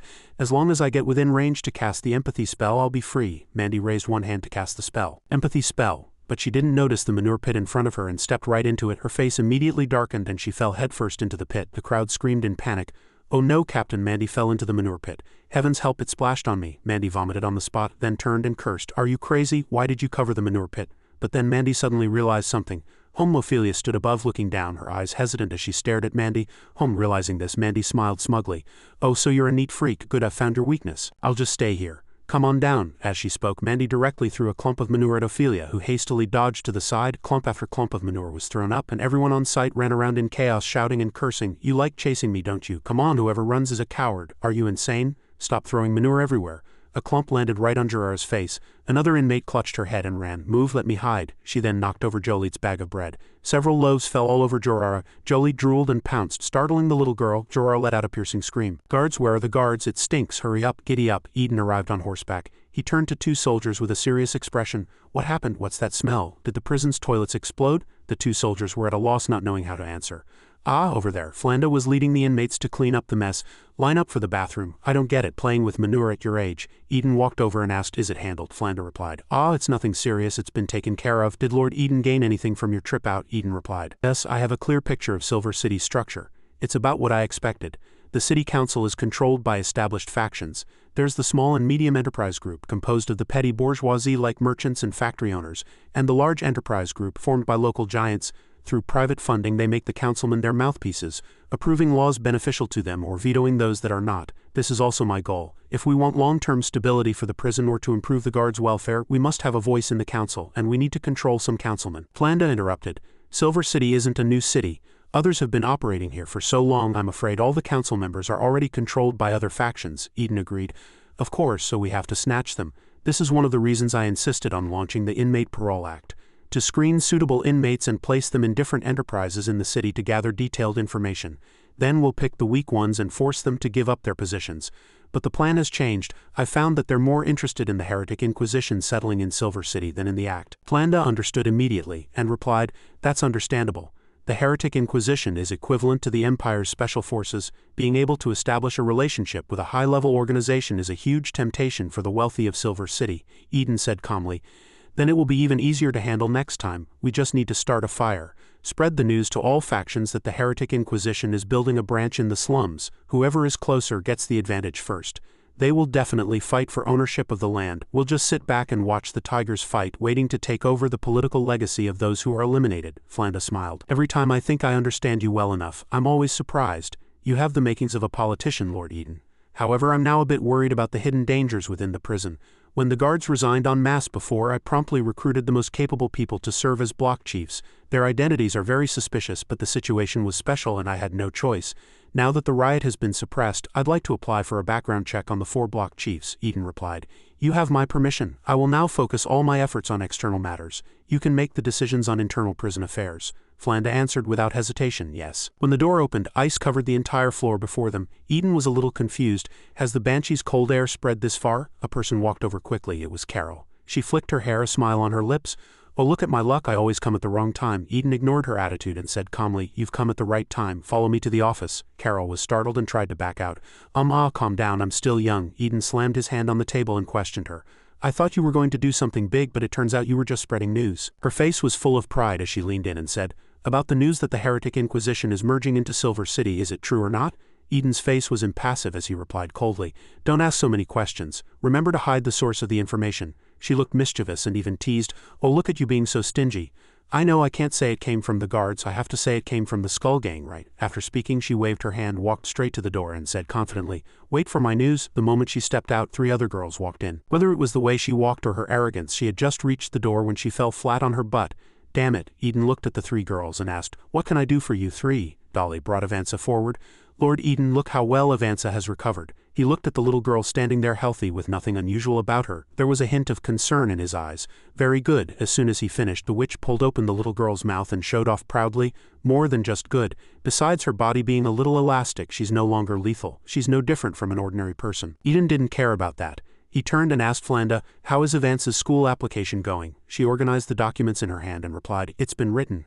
The name Bloody Avanza is too famous, so I changed her name to and applied to the Silver City Noble School. Eden seemed very concerned about this and said to her, it might be dangerous for her to go to school alone. It's best to find someone to go to school with her and keep an eye on her. She immediately complied, yes, I'll arrange it right away. As she spoke, she walked out the door and called the little girl, Avanza, come with me. The witch Dolly watched them leave. About this matter. She always wanted to show off her achievements in front of Eden, leaning in and chattering endlessly. Lord Eden, Avanza's recovery is all thanks to me. I've been keeping a close watch on Melachina. She thought she would be praised, but Eden didn't care at all. So what? It was so awkward that even Athena felt embarrassed for her. She stepped forward and grabbed her wrist to stop her. Heavens, stop with the nonsense. Then she looked at Eden and reasonably raised her opinion. Lord Eden, what's so great about Melachina? What right does she have to be a prisoner advisor? We followed you for so long, if not for merit, then for effort, right? Only then did the witch remember the main point and chimed in. Exactly. She can move freely in the prison and even gets a monthly salary. Athena added from the side, and a private residence, desk and dormitory. It's ridiculous. The 2 of them, one after another, vented all their dissatisfaction. And she can even have the guards buy whatever she wants to eat. Athena even propped herself up on her hands and said loudly in displeasure, what? She deserves it, but we don't? No matter how loud the 2 of them were, his attitude remained calm. He stood up. This was arranged by the Empire. If you're not satisfied, you can go file a complaint. What's the use of arguing with me? He settled the whole matter with just one sentence. After speaking, he walked out decisively. The two women hurriedly grabbed his sleeve to hold him back. Wait, Lord Eden, please reconsider. They were very persistent. Melachina can move freely, but I can't. If she continues to cause trouble, how am I supposed to watch her? Athena, on the other hand, loudly described the current situation. Look, the prison is frozen solid. The inmates are about to be frozen stiff. Why don't you make me an advisor? I'll make an exception and help you solve the problem with Cheryl. Hearing this, Eden suddenly stopped. At this moment, in a cell, Cheryl was acting like a madwoman. Her hands were chained to the wall and her eyes glowed green. She was in ragged clothes, crying miserably. Camilla killed my son. I just want her to pay with her life. What have I done wrong? Back then, someone had said. The Bloody Hand Gang is a force built by orphans supporting each other. How could they kill a 15-year-old boy? Thinking of these two conflicting issues, he finally paid attention to the two women's words, turned his head and asked seriously, if you can handle Cheryl's matter properly, I can consider the advisor position. Do you understand what properly handled means? When Athena heard this, she immediately agreed. It's a deal. After tonight, Cheryl will be free. That night, the noisy curses of the inmates echoed through the prison, which was as cold as an icebox. How much longer do we have to endure this? What is this crap? Do they think sending a few small stoves will be enough? How are we supposed to sleep in this cold? A woman's figure appeared. She called out to comfort everyone. Ladies, don't be angry tonight. She smiled and held up a bag of tea for everyone to see, constantly smiling and currying favor. Look what I've brought. This is very expensive black tea from the outside. What's the point of drinking hot water? Come on, let's all have a taste. The vixen immediately became vigilant, reaching out to block the lid of the kettle and questioning her. Wait, what trick are you trying to pull? Are you trying to poison us? Being suspected, the Ant Queen immediately broke out in a cold sweat, guiltily raising her hand and swearing, No, I've just been taught a lesson. How would I dare do that again? Perhaps I had some misunderstandings about everyone before. Now I've been promoted to prison advisor, we'll be seeing each other all the time. Before she could finish, the vixen interrupted her. Oh, so you're afraid we'll retaliate? Jorara snorted softly. HMMPH, this little benefit isn't enough. So the Ant Queen hurriedly added, I understand, if you need anything in the future, just ask. Seeing that this was about enough, the crowd began to clamor for tea, a chaotic jumble of voices. Hey, give me some black tea, hurry up or I'll beat you. We need some here, have you forgotten what you did to me? The Ant Queen was so busy she couldn't get a word in edgewise and could only say placatingly, Everyone will get some, I'll be right there. Camilla, sitting in her solitary cell, also got a cup. As she passed her cell, the Ant Queen suddenly called out in distress, it seems I've run out. The prisoners in their cells who didn't get any were furious and roared, What did you say? I'm freezing to death. The labor inmates got some, but we rioters get nothing? You're abandoning us now that you've gotten what you want. Just you wait. Faced with hundreds of accusations, the Ant Queen remained composed and placated them. Everyone, don't worry, I'll find a way to compensate you, okay? After speaking, she ran to Cheryl's cell and shouted, Hey, can you stop releasing this cold air? Let's make a deal. Tell me what you want as long as you stop releasing the cold air. Cheryl gripped the iron bars tightly. Hearing this, her eyes lit up and she immediately stated her condition.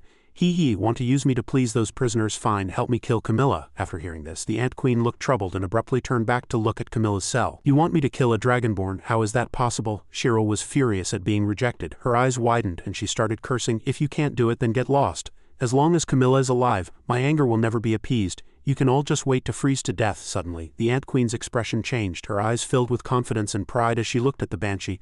What are you shouting about? I just said that killing only one dragonborn isn't enough. As soon as she finished speaking, the vixen and Jorara on the other side both spat out blood. They looked at each other. Ha, your nose is bleeding. Someone in the crowd shouted a warning. The tea is poisoned, don't drink it. The Ant Queen poisoned it again, but it was too late. Camilla also spat out blood. Cough, the cup in her hand fell to the ground as she coughed violently. Cough, cough, Ant Queen, you. Many of the poisoned people had already collapsed on the ground unconscious. The Ant Queen looked around, then looked at Cheryl with satisfaction. There, that's settled. Eden's lackeys are all down. Hurry up and stop releasing the cold air. Don't let the rioting prisoners freeze. At this moment, Cheryl cared for nothing but Camilla. She stared intently at the girl lying motionless in a pool of blood. With no sign of life, she thought in surprise. Camilla is dead. All the prisoners who hadn't drunk the tea now had expressions of shock. What, it was poison? It really was you. No wonder you didn't give us any. Open the cell doors, we're going to riot again. The Ant Queen said nothing, just looked at them with her arms crossed. Cheryl, having gotten her revenge, threw her head back and laughed. Son, Mom has avenged you. Her body also emitted a dazzling light, her voice trembling. I can finally close my eyes in peace. The Banshee in the next cell gripped the iron bars and asked loudly, Where's the corrosive potion? Open this damn lock. I'm going to get my revenge on Eden this time. The Ant Queen turned her head abruptly to look at her. What potion? My mission is complete. The Banshee was stunned. Mission? What do you mean? Are you planning to start a riot by yourself? Only then did the Ant Queen explain everything. You can't even figure this out and you want a riot? This was all an act. To make Cheryl think Camilla was dead so her soul would dissipate. After saying that, she covered her mouth and laughed gloatingly. Those prisoners who collapsed just drank a potion that feigns death. You didn't actually believe it, did you?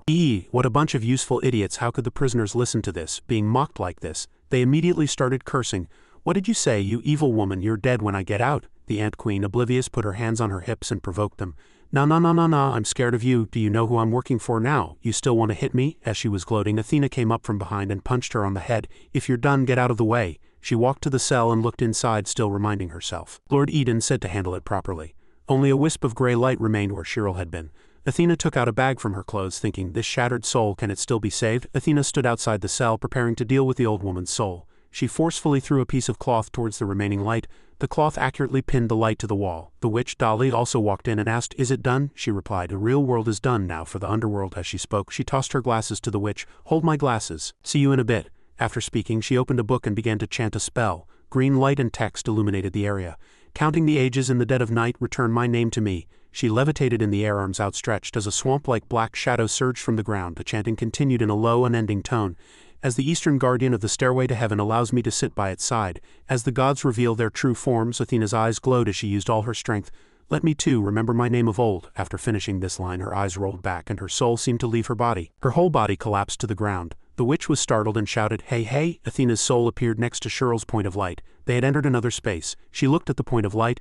Just as I thought, a shattered soul would come to this place. This was the god-forsaken scorched earth of the underworld, surrounded by giant monsters. Athena took out a small bronze snake, letting it float between her palms. I'll have to trouble you. With my strength, it's too difficult to protect a soul here. I can only rely on you. Just as a giant monster approached, she tossed the snake into the air. She shouted, awaken, fire dweller! Instantly, the small snake transformed into a giant python, coiling around the huge monsters and defeating them immediately.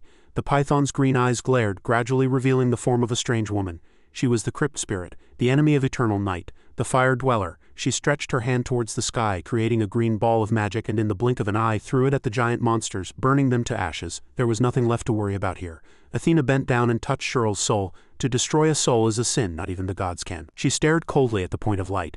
Destroying life, recycling the souls of the dead, you scum of a mage, don't let me catch you. The prison returned to calm. Athena lay on the ground and slowly opened her eyes. A voice sounded. You're awake. The witch Dolly still stood there with her arms crossed, watching her get up.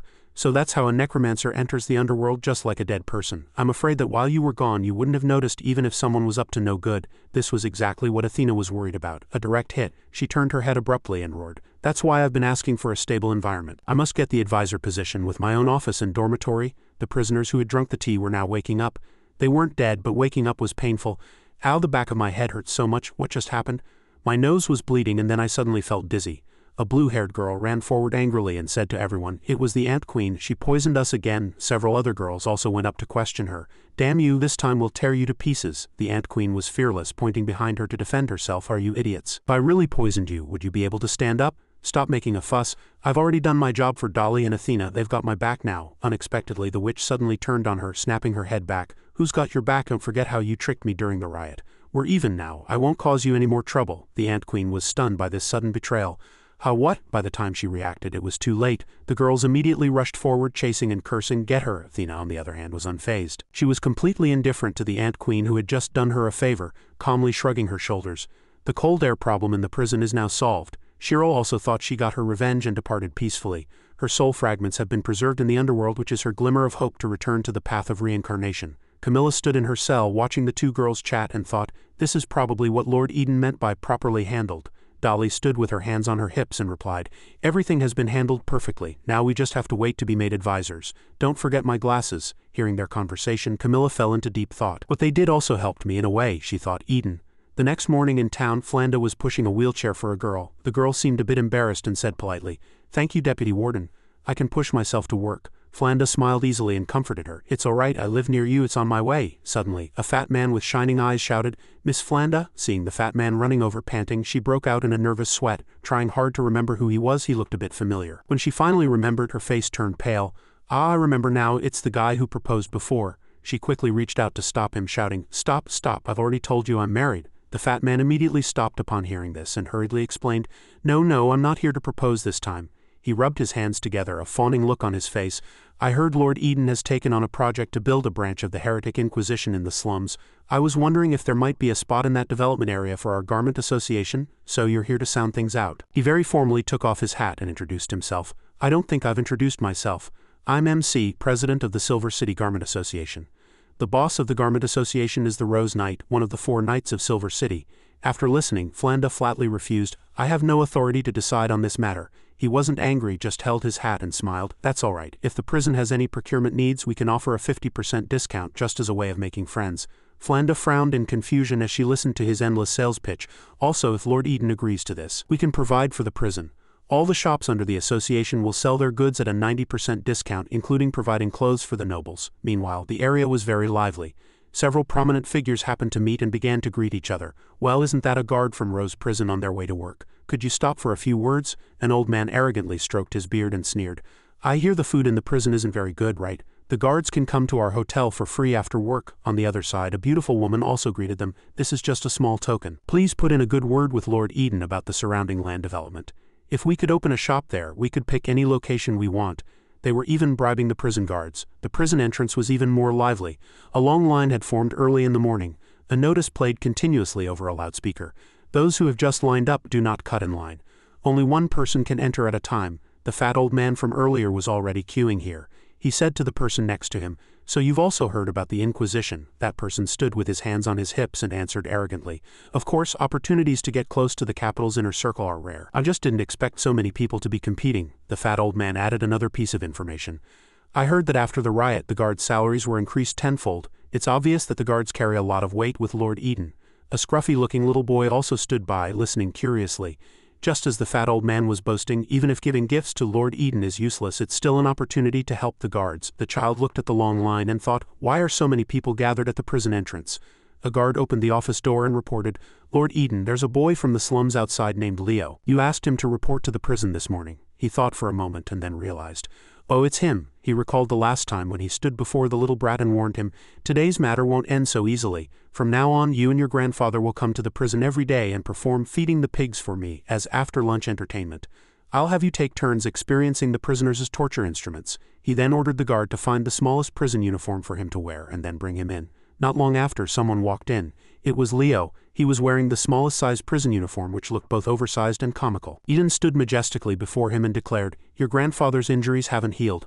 I am willing to take his punishment. You want to use torture, don't you? Bring it on." This tone surprised everyone. Eden seemed very pleased with the boy's attitude and praised him. "Very good. Although you're just a child, you're braver than most people in the slums. I'll give you a chance." Leo stood before the desk listening to his instructions. "Next, the nobles of Silver City will come in one by one to offer gifts. As long as you do as I say, I'll consider releasing Camilla. How about it?" Outside the prison, a guard stood with his hands on his hips and shouted, "Next, Mr. Dick." Hearing the summons, an old man walked in and greeted him politely. "Good morning, Lord Warden. I am Dick, an antique dealer from Silver City." The old man was brought before Eden and introduced himself. Although Silver City is a small town on the border of the Dragon Spine Empire, it's close to the Forbidden Land, making it suitable for excavating antiques from the Takloi Empire. I heard that Lord Eden is in charge of building a branch of the Heretic Inquisition in the slums. I thought it would be great if I could expand my antique business through a connection with the Heretic Inquisition. As he spoke, he pointed to the sword in Flanda's hand. "This is an authentic short sword from the Takloi Empire. A small token of my appreciation. If I could get a piece of the pie when the Heretic Inquisition opens, even a share of the profits could be discussed." The old man's tone said it all. Eden understood. He looked the old man straight in the eye, his face impassive. "I've heard some rumors that people risk their lives to enter the Forbidden Land to resell antiques. You're very brave. Even the army doesn't dare set foot there." The old man smiled smugly but feigned humility. "Lord Eden, you're joking. How could a kind merchant like me dare to go to the Forbidden Land?" Leo stood by, watching him without blinking, sweating nervously. His brow furrowed. The old man's words echoed in his ears. "Those people would do anything for money. Actually, apart from the high commission I pay, this is just a small business." Leo knew his scheme. On a dark night, someone had taken him to the fence to peek, telling him why his grandfather wouldn't let him go. The people from the city are willing to pay high wages, but there's always a price. At that time, he had witnessed it with his own eyes. A group of people collapsed on the ground, dead. This old man walked towards them and calmly asked the sole survivor, "What happened to these people? Weren't there more than 30 in total? Where are the others?" The sole survivor sighed. "Few, most of them died in the Forbidden Land." Looking at the strangely shaped corpses on the ground, he said, "The remaining ones started mutating as soon as they came out, growing extra limbs in extreme pain. They didn't make it until you came to collect the goods." As he spoke, he handed the old man a carefully wrapped small knife. "This is the dagger of the last emperor, Takloi 16, the item you wanted. Please pay for the brothers. I have to give it to the families of the deceased." This was the second time the little boy had seen him. Eden said bluntly to the old man, "The Heretic Inquisition is an important institution of the Empire, and the construction site needs to be carefully considered. I may not accept bribes." The old man immediately adopted a fawning tone. "This isn't a bribe, it's to express our condolences for the suppression of the prison riot." His eyes gleamed as he smiled slyly. This sword can protect Lord Eden's personal safety. The small note attached to the sheath will also bring a knowing smile to your face." At this point, Eden suddenly turned to Leo. The little boy immediately tensed up, his face flushed and covered in sweat. Eden said nothing, just slowly tapped on the table. The little boy was startled and immediately remembered what Eden had just instructed him. "I can give you a chance. As long as you do as I say, I'll consider releasing Camilla," he asked in confusion. "My lord, what do you want me to do?" Eden told him seriously. "It's simple, remember the signal. As soon as I tap the table, you kick the person out." Now was the time he tapped the table. The little boy understood, but he wasn't used to doing this. He trembled with nervousness and stammered, "Please, please leave." The old man was stunned, staring at him wide-eyed and asking back, "What did you say? Lord Eden hasn't—" Eden's gaze sharpened, and he looked at the old man coldly. "This is the new page boy, you understand. In my position, some things are inconvenient to say, so it's much easier to have someone communicate on my behalf." Leo stood by, his eyes wide with nervousness, struggling to breathe. He remembered that night again. After getting the dagger, the old man's face had suddenly changed. Legend has it that the dagger of Emperor Takloi XVI was a gift from the evil god of the Forbidden Land. Anyone scratched by it will continuously proliferate, divide, and then die. "How do I know if this knife is real?" The survivor immediately reacted, hurriedly backing away and shouting, What are you trying to do?" Leo, hiding behind the door, watched in horror. The man was cut by the old man and let out a piercing scream. "Ah," seeing his body really change, the old man was satisfied. It seems to be the real thing, but you're all dead. Who should I pay for the work?" The person who brought Leo looked at the trembling boy and said, "Only when Camilla returns to the slums will they have some scruples about killing people. As long as Camilla is here, our lives will have some dignity." Thinking of that day's events, Leo's heart burned with immense hatred. He was so angry he was about to cry, and he shouted at the old man, "I told you to get out, didn't you hear me? I already said no bribes. What are you still doing here? Want to get arrested too?" Seeing the boy, who had been so different just moments ago, become so fierce, the old man hurriedly waved his hands. "Ah, no need to get angry. I didn't expect Lord Eden to be so principled. It was presumptuous of me. I'll take my leave." After shouting, the little boy was also out of breath, clutching his chest. Huff, huff. Eden smiled behind him and encouraged, "Well done, get ready, we'll see the next one." Outside, Flanda was showing the old man out. "Boss Dick, since you're done talking, please follow me out the back door." The old man's face sank upon hearing this, and he questioned her angrily. "What? Being lectured by a little brat is one thing, but I can't even use the main entrance?" She looked at the old man calmly and said meaningfully, "It's best for you to use the back door. Follow me and you'll understand." Helpless, the old man had no choice but to follow her. As she led the way, she explained, "Actually, from last night to this morning, many people have already come to offer gifts. Lord Eden cannot openly accept bribes." She led the old man to a room filled with sparkling rare treasures. "So their gifts are all kept here." The old man stood at the door, his hands behind his back, looking vigilant. "Wait, I think I understand. What Lord Eden means is things that can't see the light of day, right?" Flanda smiled cheerfully and agreed. "Boss Dick is a smart man, of course you understand the rules. But please be aware you might lose everything.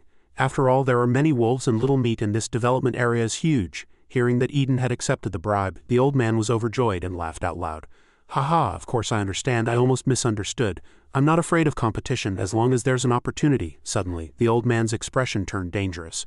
He turned his head and asked, "What is the Heretic Inquisition?" "In the Dragon Spine Empire, it's a special forces organization, but what's the use of setting it up in the remote Silver City?" He knew that only the best of the younger generation had a chance to work in small units of the Dragon Spine Empire. But now, as long as you can be hired by the Inquisition, your whole family can pretty much become outstanding civil servants of the Empire. He was very excited. How is this an ordinary place? This is a broad avenue to high society. Thinking of the long line of people outside, he thought to himself, are those people squeezing their heads off just to open a shop? No, it's to block the passage and set up a toll booth. He stated everyone's goal. To control everyone's promotion channel. What insane power! All the capitalists in Silver City know about this. He walked out, satisfied, looking at the waiting crowd outside. It was worth it to get that piece of land no matter the cost. A carriage arrived at the prison entrance with a golden-toothed old man inside. He opened the window, looked at the queuing crowd, and frowned in annoyance. "Damn it, who the hell leaked the news? This was clearly my prey. How dare they try to snatch it?" Carlo, in the same carriage, spoke up. "There are many people from our camp in there too. Those traders who were oppressed by the big companies, how dare they sneak in line? They clearly have no respect for you." The old man heard this. His eyes widened, and he decided with hatred, "These rats won't understand the situation until they see blood. Tonight I'll invite Lord Eden to watch a good show." After speaking, he shouted, "Let's go." Time flew by, and it was already afternoon. "We've seen quite a few people today. Please go back and come back tomorrow." Leo was about to leave when he heard Eden's words, startled, and turned around abruptly. "Phew, what? There's more tomorrow," he told him frankly. "You think I'll release someone after you've done so little? At the very least, you have to drive away everyone in the queue. How about it? Do you still have the courage to persevere?" Thinking of the people he had shouted at today, he also became a little scared, sweating nervously, and answered honestly, I was a bit scared at first. People in the slums usually don't dare to look up at those in high positions, but then I found out that those people get scared too, just like ordinary people. I'm not so scared anymore." Eden understood his thoughts. He looked at him gently and said, "They are ordinary people. Leo, if more people in the slums can realize this, Camilla can be safely released from prison." He widened his eyes, a little puzzled, and listened silently. After all, if someone framed her and got her into prison once, there will be a second time, won't there? Just then, Flanda walked in with a pink-haired girl. "Lord Eden, I've found a page girl who can attend school with her Avanza." The girl looked a bit rebellious, scratching her ear and asking nonchalantly, "I'm already 16, isn't it a bit too late to go to school?" Eden didn't answer her, but said to Flanda, "Take this kid along too, he's good material, don't waste it." Leo turned to look at the two of them, and suddenly his mouth dropped open in surprise. "Ah," the little boy blurted out. Big sister Avanza, she also recognized him and asked in surprise, "Leo, what are you doing here?" A white bird flew out from the open window. The girl with antlers on her head watched it, recognizing it as the prognostic falcon. "You received a letter from home. Do you still remember the little princess in the prison?" The three beastmen girls were all here talking by the window. The girl in the middle answered, "No, some beastmen have come to Silver City. They want to do two things. As far as I know, the first is to kill Eden, to teach a lesson to those who imprisoned the beastman princess. The second is to defeat me." She was the beastman princess Odin. In the beastman's view, once an adult single female is defeated by a male, she becomes his private property, unless a stronger challenger appears, just like the social law of a lion pride. The three girls stood on the tall building looking out the window. "I've seen many people run away from home to escape marriage. I've also seen many people sever ties with their parents to escape marriage." The other girl, upon hearing this, laughed so hard she was in tears and said loudly, "This is the first time I've seen someone get themselves thrown in prison to escape marriage." "Aha, and a princess of a country at that." The other girl suggested, "You should take this opportunity to throw the fight, intentionally lose to those beastmen who come to challenge you, go back to being your princess and enjoy a life of luxury and wealth." Odin answered seriously, "Do you think I don't want to get married? I really can't stand the beastman's family model." In her view, their marriage was like a wife being a pawn watching her husband fight people every day. What's worse, if he loses, it means you have to change husbands, and if he wins, it means you get a few more sisters. The more she talked, the more annoyed she became. Odin clenched her fist, both angry and helpless. "I don't understand the value of prioritizing bloodlines. Is it worth showing off to change to a stronger husband? I can smash those losers' heads with one punch. Why should I accept this rule?" She shared with her two sisters, "My ideal marriage is simple, a role reversal. I'll be responsible for supporting the family and my husband will be responsible for cooking and taking care of the kids." At this point she got excited. She excitedly put her arms around her two good sisters' necks and said with a wide smile, "Don't you think it's very healing to come home after a busy day and see your husband taking care of the children?" "My heart just melts suddenly." The white-haired girl pointed out the window. "Ah, is that him you're talking about?" Following the direction she pointed across the way was Eden sending the children to school. "The carriage is here. Be good in school and listen to the teacher, don't cause trouble." Odin was instantly mesmerized. Her eyes sparkled, she was dumbfounded. It was love at first sight. He even thoughtfully helped each child onto the carriage and asked, "Han, is there anything you want to eat? I can prepare something before you get out of school." Just these few simple words and the beastman princess's little heart was shot through with Cupid's arrow. She closed her eyes, trying to calm herself down. Her mind immediately conjured up a scene of her and Eden starting a family. She comes home from work and sees him cooking, smiling as she asks, "You're back, dinner's almost ready, just a moment." They even have a child. Seeing the child cry, he immediately picks it up. "Is baby hungry too?" Then he holds the child while mixing formula. Don't cry, Daddy will feed you." What a happy family of three. Just thinking about it makes me happy. But a voice woke her from her fantasy. "Am I seeing things?" Odin looked like she had just sobered up from a drunken stupor. Having been called out, she became flustered and shouted, "What are you thinking? I'm the beastman princess, how could I marry a warden? Besides, the beastmen and humans are in a cold war right now. I can't possibly marry a human." But the short-haired girl revealed a sly smile, sighed and teased, "Hey, think about it from another angle. Isn't this an opportunity? If you just say you don't want to get married, your father definitely won't agree. But if you say you want to marry a human, your father will be so scared he'll immediately agree to let you be single." This person's train of thought is truly terrifying. Her last sentence sparked an idea for her, allowing her to go back and be a princess openly. Odin had a revelation. Her eyes widened in surprise as she said, "Ah, that makes sense. You really think fast, but I have to act cooler, more dramatic to completely convince the beastman's spies." The girl who had just come up with the idea pointed at her again and laughed smugly. "Haha, just kidding, you've already lost your chance. There's a succubus in the prison named Faye and she's about to get Eden." Odin stubbornly refused to accept it. "No way, Eden has almost no scandals. Besides, if I, the princess, agree to give Eden a chance to pursue me." Before she could finish, the short-haired girl interrupted her. "Haven't you heard the saying, even a hero can't resist a beauty?" She also knew the succubus's strategy was relentless pursuit. Although she was rejected, it also made Eden understand that she doesn't pose a real threat, so her over-the-top actions won't be punished. Thinking of the sweet scenes of the two together, she said, "For example, flirting, teasing, and joking when they're together are all subtly weakening Eden's psychological defenses. That's how feelings develop over time. Besides, that girl is no pushover. Succubi also have the world's most powerful art of bewitchment. Once the soft approach fails, she can switch to the hard one. As long as she finds the right opportunity, she'll have a 100% success rate. Finally, she said bluntly, even if you reset her progress bar to 0 now, you still don't have a chance. You're not as sexy as her, and a succubus will seize any opportunity immediately. What about you? The girl even mocked her. Giving the princesses permission for a pursuit? You're the one asking for help. You want to create a scandal with a fake marriage? You should at least act a little more like a lady. Odin was used to being assertive, so how could she possibly act like a lady now? She was ready to just give up. This is so much trouble. I have no dating experience. How would I know how to approach him? Forget it, don't. The girl smiled smugly again and encouraged her. Don't be hasty, you still have me. I'll go talk to him for you, and when I'm done it'll be your turn. After all that beating around the bush, the naive Odin actually believed her and asked in surprise, it can be done like that? She smiled and affirmed, don't worry, when the time comes you just need to talk about marriage. As the two were talking, they didn't expect that Leo lived near her. Flanda frowned and said, yes, he comes to my house when he's free and my husband teaches him to read. Eden now understood. No wonder the child was so different, it was because he was going to school. As if realizing something, he glanced at her and asked, by the way, your salary isn't low now. Have you considered moving to the city with your husband? She answered frankly, it's a bit difficult to say. He was once a noble of the Dragon's Spine Empire and has a strong sense of pride. For him, living off his wife's work is an insult. It's a bit of a contradiction. He asked how a noble from the Dragon's Spine Empire could end up in the slums. It was a sad story. His brother had taken all his property. He's been crippled in both legs since childhood and had little say in the family. But I know he just lacks an opportunity. Thinking of her husband, she spoke with pride. His knowledge and abilities are far superior to mine. If he hadn't agreed to let me, a maid, study with him when we were young, I might still be illiterate now. It sounded like Flanda's husband was also a learned man. Eden comforted her sympathetically. It seems he's a talented man if there's a suitable position. I'll go and meet him. As the two were talking, they heard a loud shout, hey Warden? It was the short-haired beastman girl. She waved her hand. Come over here, I want to talk to you privately about something. They both looked over and Eden replied coolly, there's no one else here, just say what you have to say. But she refused. This is a private matter, only you can hear it. What's a big man like you afraid of? It's not like I'm going to eat you. Eden turned to look at Flanda. She said nothing and left knowingly. Seeing him walk towards her, she urged, come on, this won't take up too much of your time. This heart-pounding feeling was becoming almost uncontrollable. She trembled with excitement, giggling to herself.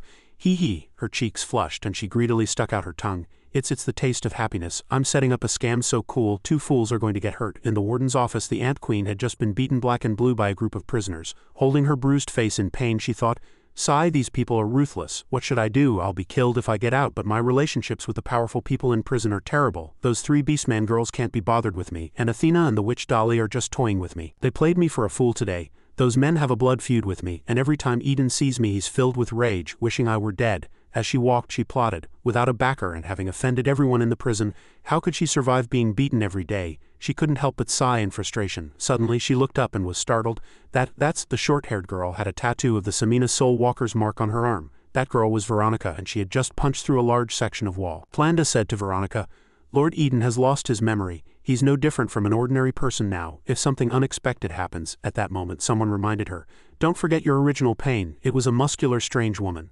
A large section of the wall had been shattered by a single punch. Now, standing here looking at the mark, she felt it was truly embarrassing. Suddenly, the Ant Queen walked up behind her and said with a smile, it's best not to show the mark on your arm. As soon as she finished speaking, she widened her eyes in surprise and exclaimed, oh. She hadn't expected Veronica to kick her directly in the face, causing her to spit blood. It was truly her unlucky day. She was being beaten wherever she went. The force of the kick sent her flying. Veronica jumped on top of her, pinning her down, pressing one hand firmly on her head and roaring, Ant Queen, you dare to escape from prison. The Ant Queen hurriedly explained loudly, no, you've misunderstood. A lot has happened while you were in the hospital. But Veronica had already tied her up from behind, not letting her speak, and shouted, shut up. Talk once you're in a cell. The Ant Queen didn't want to be beaten again, so she raised her hands in surrender and obediently lowered her head. I know, be gentle. She stopped struggling but still said with a meaningful smile, hey, what's with the mark on your body? Do you understand what it means? Veronica remained silent. The Ant Queen continued on her own. I guess you don't. After all, that's an ancient god of death from 200 years ago. If its apostle has already appeared, it must be gradually recovering its power in the underworld, preparing for its resurrection. I have always admired this ancient god. Could you give me a chance to serve an apostle like you? With my help, you will soon become the ruler of this continent. Veronica had no interest in her words and answered bluntly with sharp eyes, I don't know what you're talking about. But her hand tightened around the Ant Queen's neck, warning, say one more word of nonsense and I'll kill you right now. This made her scream in pain. It hurts, I'll shut up. What a lovely day, a woman's voice sounded. Do you remember the Beastman princess who hit that wolf subordinate of yours during the riot? It was the short-haired girl speaking with Eden. He remembered and corrected her. Her name is Veronica. She immediately followed up, yes, that's the one. Don't be fooled by Odin's cold demeanor at the time. She was actually very scared, she smiled, her words sounding completely genuine. After all, as the sole hostage maintaining peace between our two nations, it would be troublesome if injuring a prison guard like that led to war. So she wants to talk to you privately and reconcile. He looked at her with disbelief and questioned, it wouldn't go as far as causing a war, would it? She seems pretty tough usually, why would she come to apologize? Seeing his expression, she said loudly and emotionally, her toughness is just a facade. She's a princess after all and represents the image of her country. At this point she blushed again, covering her face in self-absorption, her tone shifting. Actually, she has a very gentle personality, cares deeply about others, and has a fragile heart. Because of her special status, she has to pretend to be calm about everything, and often cries alone at night. She said it without batting an eye, a truly great performance. Even Eden was sweating as he listened, awkwardly agreeing with a few words. If you put it that way, it does sound like she's under a lot of pressure. She quickly seized the opportunity and immediately said, exactly, so you must meet and reconcile. He no longer refused and agreed directly. All right, have her come over to talk. I'll try to use a friendly tone. Odin's cheeks flushed, her eyes sparkled, and she shouted in surprise, What, you're done, the short-haired girl replied confidently with her hands on her hips. Of course, next you just need to get straight to the topic of marriage, but do you understand how humans date? Of course not. She asked in confusion, What's that? The short-haired girl trembled with excitement again, and explained, Simply put, in the early stages of dating you can't express your feelings directly, or it will seem cheap. If you want to do it, it has to be through suggestion, not words. Both sides know what the other is expressing, but they don't want to say it out loud. She was so excited because she was playing a trick on Odin. She watched nervously as the prey took the bait. On the other side, Veronica pointed at the Ant Queen she had tied up, her eyes wide as she sought confirmation from the block chief. The Ant Queen, the block chief scratched his head and said in confusion, Yes, I don't understand why this was arranged either. I heard it's an order from the Empire. You can ask Lord Eden for the details. By the way, Lord Eden has been wanting to visit you. The girl's face turned red when she heard this. But there's been too much going on in the prison lately. Why don't you go find him now? How could she refuse? She immediately agreed. Okay, I'll go after I change my clothes. She didn't know that Eden was talking to the Beastman Princess Odin, who was saying shyly, She should have already told you, right? He replied gently. Yes, I know everything, he thought to himself, as expected of a nation's princess if she has to apologize to someone. It must be very difficult. I think this must be your first time doing something like this, right? Don't be nervous, it's okay. Because he didn't specify, Odin didn't know he thought she was there to apologize. She widened her eyes in surprise, stammering to herself, No, could it be that this isn't his first time? Such a pitying tone. Is he looking down on me? She whipped her head around, thinking angrily, it's just an act anyway. So she swallowed her anger and asked, How many people are in your family and how much land do you have? Hearing her ask this, Eden was completely baffled. Why was she suddenly asking about my family assets? Did I say something wrong? She was still wearing the mask of a princess, but he just thought that and still answered her seriously and considerately, It's just me. As far as I can recall, I think I have a property in the Dragon's Spine Empire. The princess still didn't turn her face back and stammered, I don't like it in the human country. Hearing her say this, he thought, So that's it. She's using this as a way to say she's homesick. The two of them were guessing at each other's meanings, but the conversation still flowed smoothly. I understand how you feel, it's natural to be homesick. To be honest, I don't like it here either. I think your stay here is only temporary, forced by the circumstances. Odin was sweating nervously, carefully considering her words before speaking. He doesn't like it here either. It's only temporary. Does he want to go back to the Beastman country with me, as a live-in son-in-law? That could work. So she summoned her courage and continued to ask, Then what do you think of girls who sweat a lot? A very hard-to-understand question. He was so surprised he blurted out, The more she spoke, the more she sweated, until she was out of breath, her face flushed and hot. I sweat a lot when I get nervous. It's not always like this, but my whole body gets sticky. Eden stared wide-eyed, momentarily unsure how to answer. Is this her true self without the mask? Sweating so much just from talking, it's too severe. I wonder if there are psychologists in this era. I can't guide her either. He also became nervous, his face sinking as he started to sweat, and he offered a random comfort. I think it's cute. This statement surprised the princess even more, and she asked back in disbelief, See you, cute? This is the first time anyone has said that. He replied with a soft, knowing it was the only way he could comfort her. His words gave her a lot of encouragement. She coughed lightly to calm herself down. I see you're also very good at taking care of children. I wonder if there's a chance, could you cook and take care of the kids? Another baffling question. He turned his head to look at her, silent for a moment, a bit troubled, but still answered politely, That's my wish, but I don't think I'll have the chance. She narrowed her eyes and affirmed, Yes, you will have a chance. Eden didn't know what to say and could only manage 2 words, Thank you. The atmosphere between them was still awkward and they understood each other less and less. Suddenly she waved her hands erratically, losing her composure and shouting, Oh, and we haven't gotten to that step yet. It's too early to say thank you. After speaking, she took something out from her clothes. Anyway, it's time to give this to you. Her whole body trembled as she held out a necklace with a sharp tooth on it. He didn't know what it was and asked, "What's this?" She looked at him with infatuation. "This is my baby tooth. According to Beastman custom, giving you my baby tooth means I will no longer participate in the hunt. From now on I'll rely on you to take care of me." Eden stared blankly at the tooth, thinking, it means disarming, no longer causing trouble. And she wants me to take care of her more? What an unexpected bonus. Do I have a talent for being a psychologist? He didn't understand anything, but he still tried to interpret it in the most reasonable way possible. The girl, on the other hand, was taking things for granted, thinking she was confessing to him, and waited with nervous trembling. Finally he took the necklace. "I didn't expect you to be so sincere. Don't worry, I'll be responsible for it," she replied with a soft, Neither of them knew that someone else was watching them. "Then it's settled." The princess stood up to leave. "So we have an agreement. I can come to your office to find you anytime, right?" He answered frankly. Of course, if it would make her a little happier. In his heart, he only thought of these people as hostages, not prisoners. When Veronica saw the two of them talking, her face sank and she turned and left. On the other side, Lucas and the white-haired girl were also hiding behind the wall, peeking. She clutched her stomach, laughing. "Ha ha ha, did you see Odin's IQ? I could trick her into bed 8 times. I can't, my stomach hurts from laughing." But the white-haired girl couldn't laugh at all, just warned that she felt things were getting serious. The Ant Queen was also observing everything from a distance and discovered the little wolf cub's approach. "So it's Lord Eden," she chuckled smugly. "I've got a firm grip on this Samina as a backer." In the changing room, Veronica stood in a daze, looking at the bracelet on her hand, which also had a tooth on it, just like the one the Beastman princess had. She remembered someone telling her as a child, "Oh, Veronica's baby tooth fell out, you have to take good care of it." She asked, "Grandma, should I put the tooth under my pillow?" Grandma smiled and told her, "That's a human custom. A Beastman's baby tooth has another meaning." Grandma carefully wrapped her tooth and instructed, "When Veronica gets married, this tooth will be used as an engagement token." Today she had personally seen Eden accept the Beastman princess's baby tooth and even say, "I will be responsible for it." How was that any different from agreeing to an engagement? Just as she was in a daze, the Ant Queen suddenly pushed the door open. "Looks like you were a step too late." She immediately slammed the locker door shut with a bang, her anger showing on her face. The woman still stood there, mocking. "I told you marriage should be between equals. Are you sober now?" She chattered on about Odin, the apostle of the ancient god Mombut, princess of the Beastman Empire. Wealth, prestige, power, any one of these is enough to make people despair. It's no injustice for a small prison guard like you to lose to her. Veronica paid no mind, snorted impatiently, and turned to leave. The Ant Queen ignored, hurriedly called out, Hey, don't go. I didn't come here to rub salt in your wounds." She tried to get close, smiling as she chased after her. "I just think it's a pity you have the mark of Samina. You are its chosen apostle, yet you don't know how to wield its power. You need a professional like me." She always acted like she knew everything. Samina is considered a spirit king, a god who controls the boundary between life and death. As long as you patiently develop, you can control an invincible army of spirits and become the ruler of this continent. Unexpectedly, this boast piqued Veronica's interest, and she asked, "How should I develop?" The Ant Queen was waiting for this question and immediately said, "Go to the Forbidden Land first. 200 years ago, Samina and the evil god of the Forbidden Land perished together. Find its burial ground and listen for guidance." After hearing the Ant Queen's words, she was a little skeptical and questioned, "HMPH, listen to the guidance of a dead person. If you're going to lie, can you at least respect the other person? Can dead people talk?" After speaking, she intended to ignore her.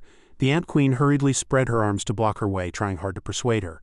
No, you don't understand the concept of gods in this world. Gods can't be killed. Physical death and spiritual death are two different things," she began to explain in detail to Veronica to make her believe. "Physical death just means the god's physical form in this world has disappeared, but its soul is eternal in the underworld. Let me give you an example. In our world, people die and are reincarnated every second.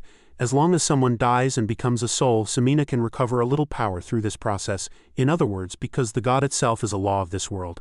As long as the world's operating laws still exist, the god will not die." The more she talked, the more excited she became, her eyes shining. "It's been 200 years since the war in the Forbidden Land, and Samina's mark has appeared again.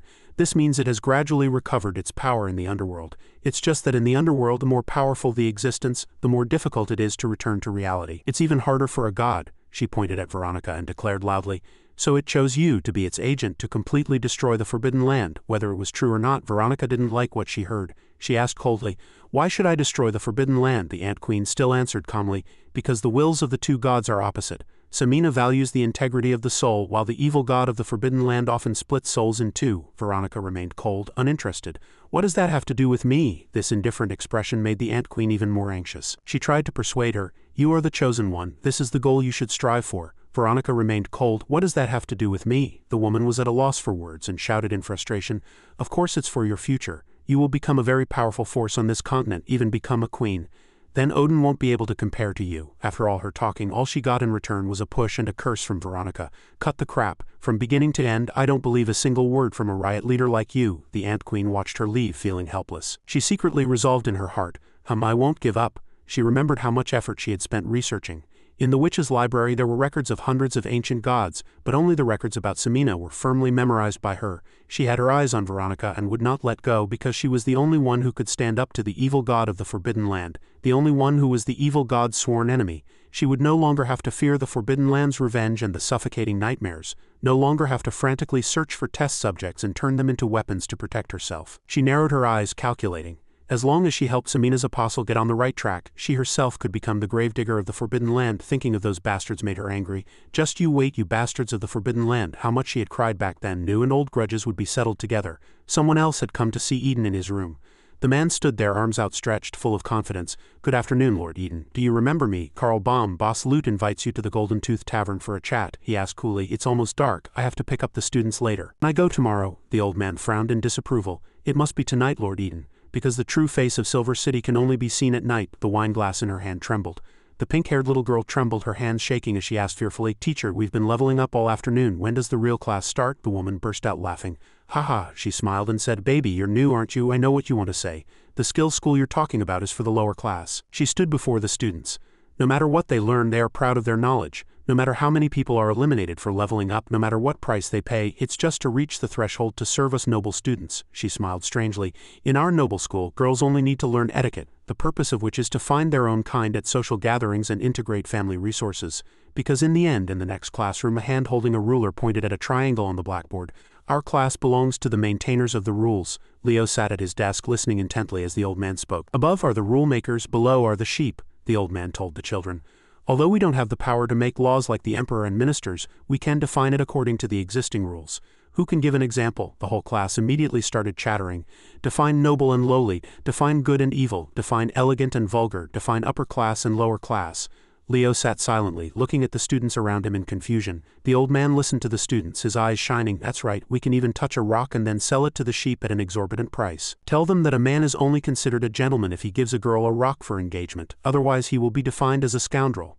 Leo couldn't understand the strange thinking of this group of people. He asked weakly, what if they can't afford it? They won't get married? He pointed to his own forehead and answered the little boy frankly, Good question, this is what we rule maintainers do. Use your brain, use the most vicious speculations to define those words you can't afford, the children once again chattered. Stinking poor bastards. A hypocritical beggar, a shameless bitch. Pig farmers' legs are considered to be only used for thinking with the lower body. Leo was terrified as he listened, turning to look at the students around him. He was sweating in confusion, holding on to a sliver of hope. In the end, a righteous person won't believe these definitions, right? The old man stood on the podium looking down. Children, when the whole society has only one voice, no matter how righteous you are, you will fall into self-doubt, and we control the tools that make the voice. He instilled these high and mighty trampling on the weak things into the children. We don't need to make it public. The sheep will maintain this definition themselves. This is the power of the right to define. We rightfully possess this right. Even if their biological instincts are subverted, they will lose the desire to choose a mate and reproduce. They can't find the source of the trap. Leo couldn't accept all of this at once. He scratched his head pitifully. But I still find it difficult, because many people in the slums haven't even seen a gold medal. No matter how you define it, no one can afford it. As soon as he finished speaking, the children around him burst into laughter. Even the old man couldn't stop laughing. Sorry, my mistake. The sheep, not the slums. With that, he picked up a piece of chalk and wrote on the blackboard, how to make the sheep constantly accept new definitions, feed them with money, they eat grass. The old man became more and more excited as he spoke. That's right, it's a pity to despise happiness. What good things are there to make the sheep trample on the grass and gain a sense of superiority? But as maintainers of the rules, we can only impose one attitude on the grass. The old man's eyes lit up. Fear. The resources are only enough for a few to enjoy. So they can't be human. Thinking of the scene where they suppressed Camilla, fear was deeply engraved in their souls. Whoever dares to defy will be executed. They can only struggle to survive on the instinct of eating and wearing clothes. Every word the old man said made Leo think of himself and the people living in the slums. And when they think of the word resist, they will return to the nightmare of fear. From the moment they are born, they recognize their humble identity like a blade of grass. Children like Leo could only sit here and endure these most blatant insults. He could do nothing. He trembled all over, gritting his teeth, holding back tears. Only in this way can there be enough cheap fuel to support the operation of Silver City. A few men with guns fired continuously at the workers. Screams filled the air. Spare me. Lute stood there, pointing and ordering his armed subordinates. The people living in that row, kill them all too. A carriage arrived.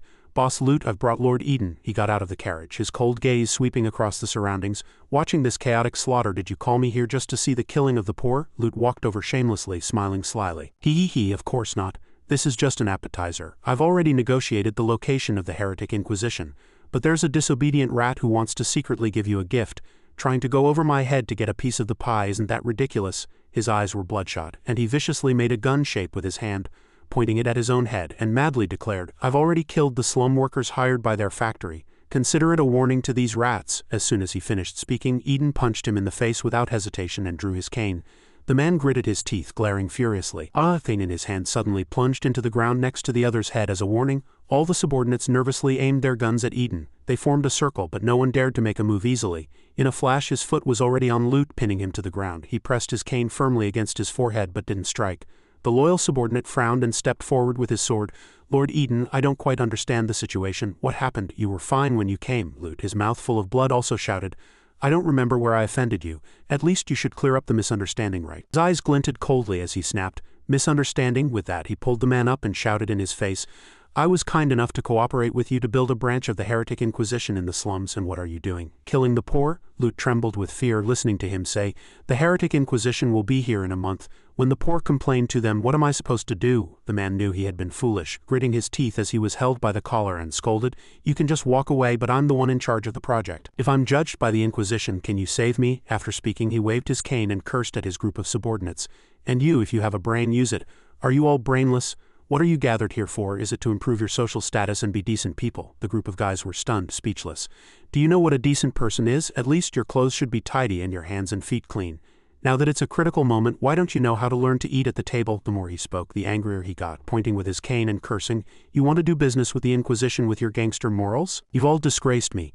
The one who deserves the most scolding is the leader. Did I choose the wrong partner, Boss Lute? There's only 1 month left. I don't have time to teach you table manners." After speaking, he forcefully pushed the man to the ground. "If your subordinates can't change their habit of eating shit, just disband them." The old man knew he was wrong, didn't dare to look up, and hurriedly grabbed him.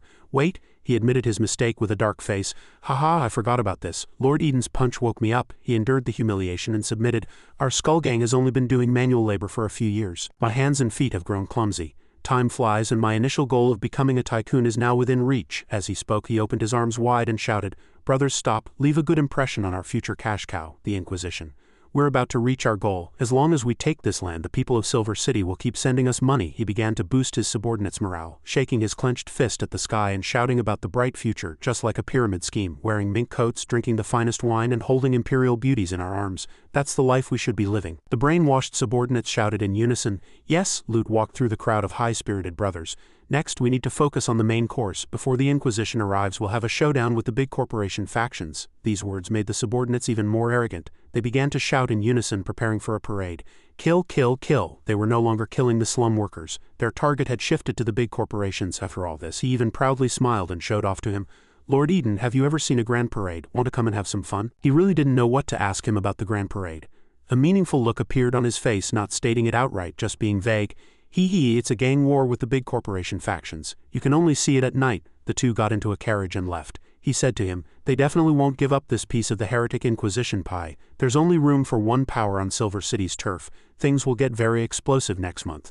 Only the survivors will be qualified to eat their fill." Night fell upon the city, and every household shut its doors and windows tight. People swarmed into the streets. A tall man led a group of people. Eden and Lute sat in the carriage, joining the crowd. He looked around and asked in surprise, "With such a large-scale armed brawl, I'm afraid people will die, right?" He replied, "Deaths are common, but the Grand Parade still has its unspoken rules." As he spoke, he told him all the rules. No firearms are allowed to prevent gunfights. Killing important figures on either side is not allowed. You can only capture them for ransom. Also, do you see the increasing number of carriages behind us? The entire square was now packed with people, and carriages, all on our side.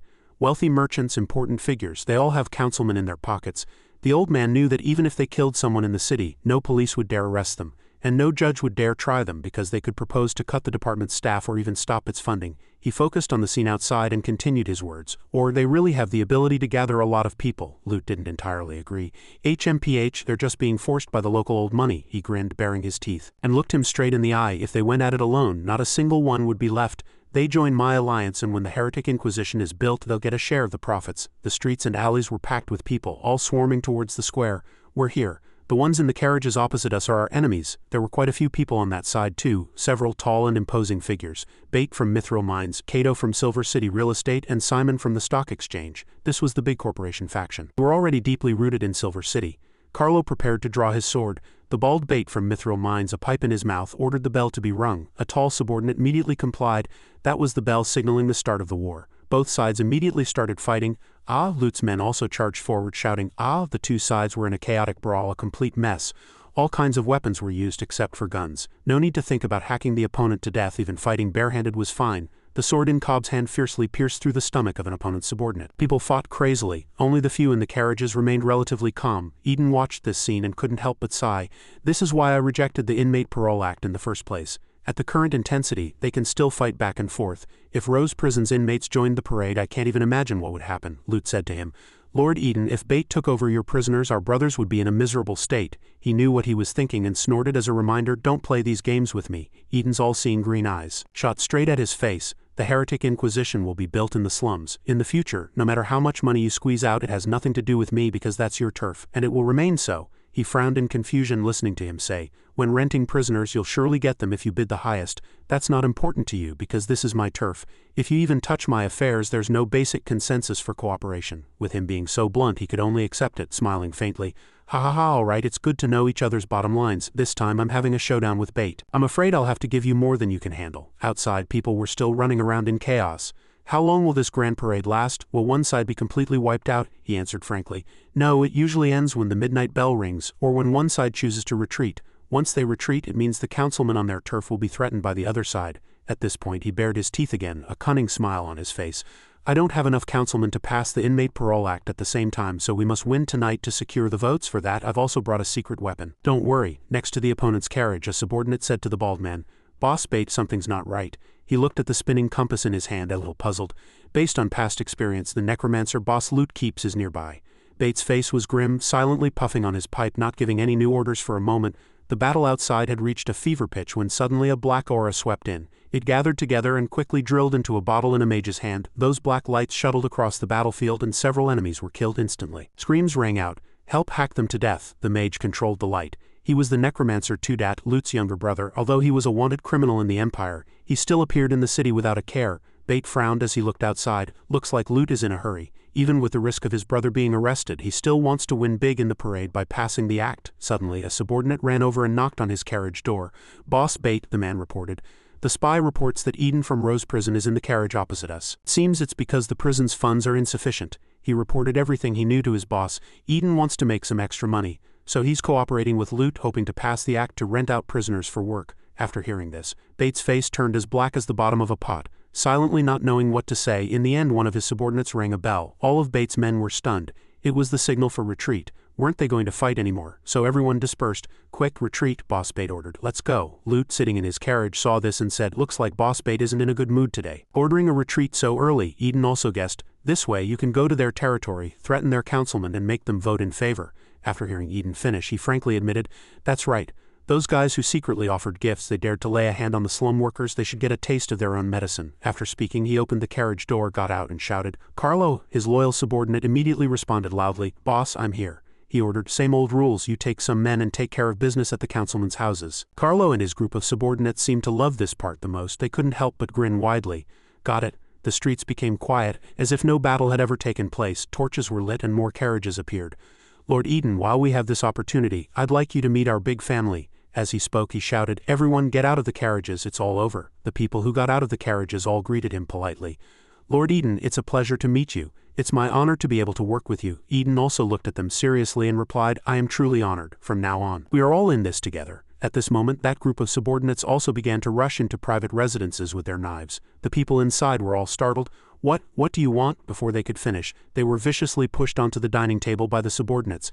Damn it, whichever house they rushed into, they beat the people inside, they lifted the victims and cursed loudly, no matter how much they begged for mercy. Help, someone's hitting people. This happened right before his eyes. But Eden said nothing, silently turning to the other side. But on this street, almost every house had its door smashed in and its occupants beaten. Get the hell out here. Don't you love being protected by Boss Pepe? Go on, call for help, you bastard. The streets were filled with curses. Eden looked at Lute. Boss Lute, I only need one yes vote. This has gone beyond the scope of a threat. This is a residential area. The city residents are citizens. How are you going to suppress public opinion after causing such a big scene? They had always done things this way. He crossed his arms and smiled smugly. Don't worry, we're not unreasonable bullies. If it's an ordinary citizen who has nothing to do with us, we won't knock on their door. He also told him that when those councilmen accepted bribes, it meant they had given up the law and accepted the rules of villains. If they wanted to break the rules, that person's crimes would be exposed before they even took the bribe. The subordinates rushed into the houses, not only beating the men but the women and children also suffered. They openly bullied the man's wife and children, making lewd taunts. Whoever resisted was beaten. Even if they wanted to end things under the table, it depended on how many people were at the table, how many high officials there were, and whether they could turn the tables. HMPH. Since you've sat down at the table, you have to accept winning and losing. These were all unspoken rules. They always knew this day would come and they had to accept it. Lute also told him, "Our skull gang is very merciful. The last time Bate won the parade, the house of the councilman we supported completely disappeared from the world. Not even a body could be found." He meant that what he was doing now was normal. Whoever lost was out of luck. Suddenly another old man came over to greet them, saying loudly, "I was wondering what was going on. Someone from the Inquisition is here. It must be a big deal." "Lord Eden, I didn't expect you to secretly be working on such a big project." The old man tightly gripped his glove to get close. "Since that's the case, we'll join Lute's camp and help Lord Eden out." Just then a scream came from a nearby house. "Ah, help!" The woman and child inside were being bullied by them. The woman desperately resisted. "You beast, what do you want to do to my child?" Another one held the little girl. "Hey, close the door, don't disturb the gentleman talking business." Another saw this and reminded him, "Hey, think carefully before you act." Carlo had said that this child might be his illegitimate son. He had been here a few years ago. That guy was in the heat of the moment, but he had no choice but to immediately let go of the little girl. "Damn it, why didn't you say so earlier? I almost caused trouble." Outside, a group of people surrounded them, shaking hands and exchanging greetings, including that fat man, MC. "Lord Eden, Flanda and I go way back. Please take care of me in the future." The old man pointed to the group of people behind him and introduced them one by one. "Please allow me to introduce you. This is the guard commander Colin, and this is the cavalry police chief Ungat, and his wife and son. This is the Silver City Territorial Security Advisor Jeffrey. He was on the other side, the one whose little girl had just been thrown by that beast. Get lost, don't ruin my mood." On one side, the winner was holding his precious son and introducing him to Eden. Come, son, didn't you just learn that church song at the noble school? Lord Eden used to be a priest in the Inquisition. Quick, perform for him." The scene was a complete contrast. The little girl was thrown out the door next to her father's corpse. On one side was a boy of about the same age. A noble, arrogantly tidying his clothes. Yes, he began to perform the song, singing in the burnt-out house of the loser. On one side, crying in pain, on the other, dancing in the firelight. "Dare to offend the Skull Gang and your whole family will perish." That flame was lit because they had burned a person. He cried out in pain. "Ah!" Upstairs, the raped woman shouted for help. Several men cursed. "What are you shouting for? Aren't 3 men enough for you? Ha ha ha." The child was thrown into the street. The little girl shook her father's body and cried, "Dad, wake up." The child cried her heart out. "Can you save my dad, save my mom?" But no one paid any attention. They just stood there singing. Eden stood there powerless. His face was grim, surrounded by those barbarians who were bowing and shouting, "This is a good omen. From now on, Lord Eden is our brother." The night passed just like that, a terrifying night for the losers. Flanda opened the door and came in. "Lord Eden, you're back." He stood in his office in front of a blackboard covered in symbols. "Aren't you on duty today?" "Why haven't you gone home yet?" She answered honestly. "I was about to go back, but there was a fire in the city. I was worried about your safety, so I came back immediately to check." She had no idea that he had been at the scene of that fire. Looking at the names on the board, his face was grim. "I'm fine, and today's gains were pretty good. I figured out the details of both factions." Flanda didn't pay close attention to his mood. She walked closer, also looking at the board in front of them. "Oh, I remember you said you would wait quietly for them to destroy each other. Then we'll sit back and watch the tigers fight, reap the benefits, and clean up the mess left by those who are eliminated. With these connections, it's easy to analyze who will be eliminated." His voice was cold, his attitude unusually serious. His gaze swept over her, but he had changed his mind. Both sides had to die, not a single one left. What he had seen tonight had changed his perspective on everything. Only then did Flanda realize. She glanced at him furtively and blurted out in surprise. "Ha," he continued. "Silver City has been eaten away by these parasites." The book on his desk was still open, and Eden already had a plan in his mind. Instead of building with them, it would be better to destroy and then rebuild. Hearing his words, Flanda was even more surprised, her eyes wide as she said bluntly, "Kill both organizations." "Lord Eden, I think you're more radical than before. What on earth happened?" Eden was terrifyingly calm. He patiently looked at the board and explained, "It's not that I've become more radical, but that I've become more clear-headed. In the first 2 months after I lost my memory, I couldn't tell if this was a dream or reality. In those confused days, I just did my job every day, and my mind started to become empty. I didn't even know what I was thinking. The day just passed like that, but the Ant Queen's riot woke me up for the first time. I seriously observed the prison, observed this world. The more he interacted with the hypocritical people here, the more he realized. He saw the horror of power. just a casual mention of budget cuts and everyone was risking their lives. Gunfights, massacres, one after another, death was everywhere. I saw the guards bleed and cry, thinking of those disabled people, having to work despite serious injuries, using their meager income to support their families, not daring to lose their jobs even if they were crippled. Then I suddenly realized Eden walks past these people every day. This is a completely real world. The people around are all flesh and blood. All these things need someone in my position to solve, otherwise the problems will just be left there forever. All of this motivated him, so I wanted to control that group of council members. If I have a voice in the council, I can propose to increase the guards' welfare, upgrade their equipment, and things that are disadvantageous to the prison can be stopped at the earliest time. The more you know about this city, the more you understand many things, but after wandering around Silver City for the past few days, I found that I can't explain the politics of Silver City with conventional understanding. Or rather, this city is filled with a strange kind of chaos from top to bottom. The poor are tortured, the slum dwellers are robbed and exploited, making them feel that it's fine to be a robber. The powerful fight among themselves, and those robbers are ordered to kill and be killed. They would want to become officials so they wouldn't have to die. Even those rich people, when they become councilmen, have to join a faction. If they pick the wrong side, their entire family will face bloody retaliation. They would then think if only they were the capitalists controlling the council members from behind. However, to do this, one must be resourceful. Seize opportunities. Acting alone would get you purged. If they don't take this gamble, they will never be able to replace the core class of the two major factions. There is no safety to speak of. Everyone will be pushed onto the carriages of the two major factions. All classes will be oppressed by the sense of crisis they create, forcing them to compete for profit. Everyone will live like a madman. I didn't carefully analyze the root of the problem that needed to be eliminated. If I don't wipe them out and continue to cooperate with them, what I can propose in the council will be a bad thing. Thinking of the guards in the prison they also bribed, he had to think further ahead. The guards would follow suit and would soon be infected by the corrupt practice of bribery. Then the entire prison would be riddled with holes like a sieve. Wouldn't that be doing a bad thing with good intentions? Flanda broke out in a cold sweat listening to this. But the two major factions have a lot of people and power. How should we start? His eyes shone with ambition. There's no need to overestimate them. What a person cares about, they will talk about more. Even Loot, I saw his weakness. The thing he cares about, the thing Loot repeats the most, is rules. There is only one rule among them. It was his words that made me realize his weakness. You can't kill important figures from either side, that is to say, the core members of the factions sitting in the carriages, even if they are caught, can only be treated as prisoners of war for ransom, the buildings they burned that night. HMPH, precisely because of this rule, this game of slaughter can continue. In their eyes, the people killed are no different from stray dogs dead on the street. The temporary winners laughed gleefully. They were high up, pointing at the fighting crowd below. The whole scene of slaughter was just a performance in a coliseum, and they placed themselves in the role of outside gamblers, betting on who would win. Eden looked at Flanda. So the strategic objective is clear. Find their lairs, then break the rule in full view of everyone and kill that chess piece. He was planning what to do. It was to break the rule that maintained their harmony. They thought of themselves as the upper class, but their perception would completely collapse. Hearing this, she already understood what he meant. She was sweating, a little flustered, and couldn't fully digest this idea for a moment. Well, I probably understand why breaking the rule would cause hatred and mutual killing, but for ordinary people, faced with such a terrible impact, the first reaction is to negotiate for peace to prevent the situation from worsening, isn't it? He didn't refute her. She was right, but unfortunately they were not ordinary people. They are people with personality flaws. To deal with these people, if you want to win, you have to be more insidious and cruel than them. Now the two major factions have reached a life or death point. Only one can survive. What Loot thinks, Bate also knows those methods. They all know that once the other party gets the territory of the Inquisition branch, their wealth and power will decline rapidly. But after the decline, how will the other party deal with them? Isn't it clear? Killing the masses is to guide them to think of the worst outcome and then strike their weakness. If they no longer have their current status in the future, how will they survive? Those people have absolutely no ability or experience to struggle for a living like ordinary people.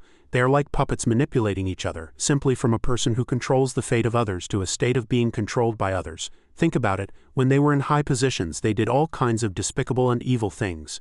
Their status changed and they fell into that situation.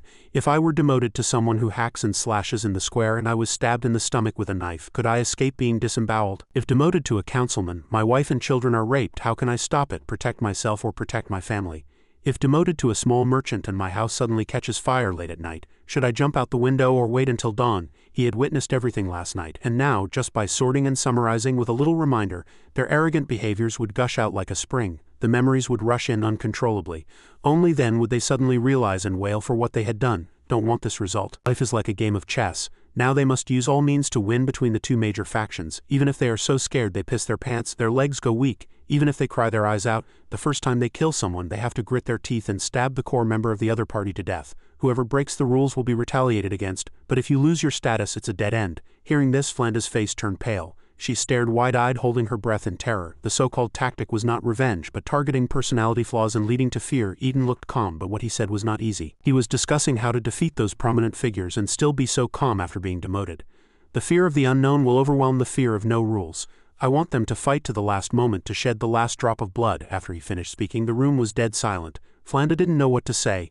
After thinking for a moment, she stammered, "Although from a practical point of view, given the situation in Silver City, it's a blessing from the gods that someone like you is not a bad guy. A capable, cruel, and resourceful person. If you were a bad guy, I really don't know what would happen." The next morning, a little newsboy held a newspaper in his hand, shouting on the street, "Extra, the council has unanimously passed the Inmate Parole Act. Why parole the prisoners of Rose Prison?" A few passers-by cursed. "Are they crazy?" A carriage drove past the gate. Eden sat in his office. "I was just wondering, Loot clearly only had 60 of the votes last night. How come the news this morning is that it was passed unanimously? Now I have no doubts. This is your doing, right? Coming to the prison so early, what's the matter, Boss Bate?" The bald man and a few others had already come to see him. He sat there with a frown, a pipe still in his mouth, and said seriously, "I was still too late." Loot seized the opportunity. "What did he give you? Give me a number." He faced three prominent figures alone and answered calmly, "I'm a public official. How can I accept benefits? It's just a matter of knowing each other and helping out a little." As soon as he finished speaking, the man immediately said, "Lord Eden, we are all at the table. Let's skip the pretense. I have a proposal." He didn't look like he was joking. "After the Inquisition's territory is settled, the economy of the slums will develop in the future, even surpassing the city center, so it needs a governing council member. I will give you the right to nominate. You can push whoever you want." Eden stared at him and asked directly without beating around the bush, "What do you want?" He frowned tightly. "Fairness. I don't know how far your relationship with Loot has gone," Bate said in one breath. "I heard you're short on money, and with the Inmate Parole Act I probably understand how you make money, so I ordered the council members of my camp to vote yes." He tried to persuade him, "Although I'm late, I'm not your enemy. I can even be a partner. As long as we defeat Loot, I will give you the right to appoint the slum council member. Loot's camp has many members waiting to get a piece of the pie. Will he really be so decisive in giving you a piece of the meat?" Hearing his words, he asked in surprise, "There's no council member in the slums now?" He answered affirmatively. "Of course not. If there were a council member there, the slums would be protected by law, wouldn't they?" Eden asked him. "That is to say, if a council member takes office there, the poor will become official citizens, right?" Cato from Silver City Real Estate answered, "You're mostly right. It's equivalent to annexing the slums into Silver City. But only a fool would do that. After the land of the Heretic Inquisition branch is settled, the price of that land will skyrocket. We must drive those poor people into the Forbidden Land and then build and sell buildings there." Simon from the stock exchange also added with his chin in his hand, "That's a rare opportunity. I'll go to the Dragon's Spine Empire to lobby for some investment and then take Cato's real estate company public. After that, you'll understand what money falling from the sky means." They had already discussed it before coming to see him. Eden said, "You've all planned how to divide the profits, but you lost the parade last night and you're asking for a fair distribution of prisoners. The outcome is hard to predict." Bate laughed. "Haha, don't worry. Didn't I choose to retreat because I saw you there? I wouldn't be proud of defeating Loot. I don't even see him as a threat. Do you know why he has a golden tooth?" His face turned red. His eyes fierce. "His original teeth were crushed by me." Recalling the past, there was indeed a time when he stomped on Loot's face, a bloody mess. "He used to be just a small-time crook, dared to rob me without even knowing who I was. I stepped on him, stomped for a whole afternoon. This kind of trash can only win when I let him win. Don't think he can amount to anything." Eden was silent for a moment. He didn't know any of this information. It was a bit hard to believe. A small-time crook, what's so strange about that? With the current scale of the Skull Gang, it's not something an ordinary person could achieve. Cato explained, "To be honest, luck is also a part of strength. Loot's luck is enviable." Thinking of what that guy had, he began to list them. First, his long-lost brother Tudat came back. They hadn't seen each other for years and I don't know what method he used, but his brother became a necromancer. So Loot went from the bottom of society to the top in one step. His brother directly cleared all obstacles for him and became the boss of the Skull Gang. Loot has been arrogant and domineering ever since. Who else? Second, the cavalry police deliberately supported the Skull Gang. They assisted Loot in capturing Camilla, eradicating the Bloody Hand Gang, and making him famous. It was they who put Camilla in prison. In this situation, even if the leader was a pig, many people would flock to him, attracted by the smell. Mentioning this, Eden had more questions. His eyes stared straight at them. "I have two questions. First, aren't necromancers wanted in the Empire? Why hasn't he been arrested yet?" Bate was also very dissatisfied with this question. He frowned tightly. The Duke of Silver City won't allow it. He knew, according to him. He didn't care what method was used to catch the necromancer. But the necromancer couldn't know. It couldn't be made too big of a deal.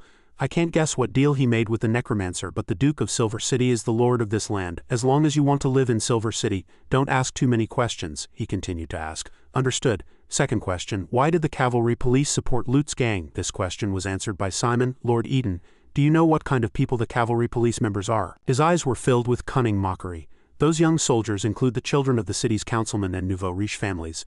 But regardless of their background, they must first follow our rules. After a while, they feel they're strong enough and no longer want to be oppressed, so they start supporting new organizations intending to create fairness. These guys were well aware of their methods. First, they intentionally or unintentionally reveal to the merchants that the cavalry police are the Skull Gang's backer. To find a patron, those merchants will provide funding, including the most brutal methods. Then they killed someone, using the death of a child as an excuse to deal with the then famous Bloody Hand Gang. Many gangsters, hearing of his fame, went to join him.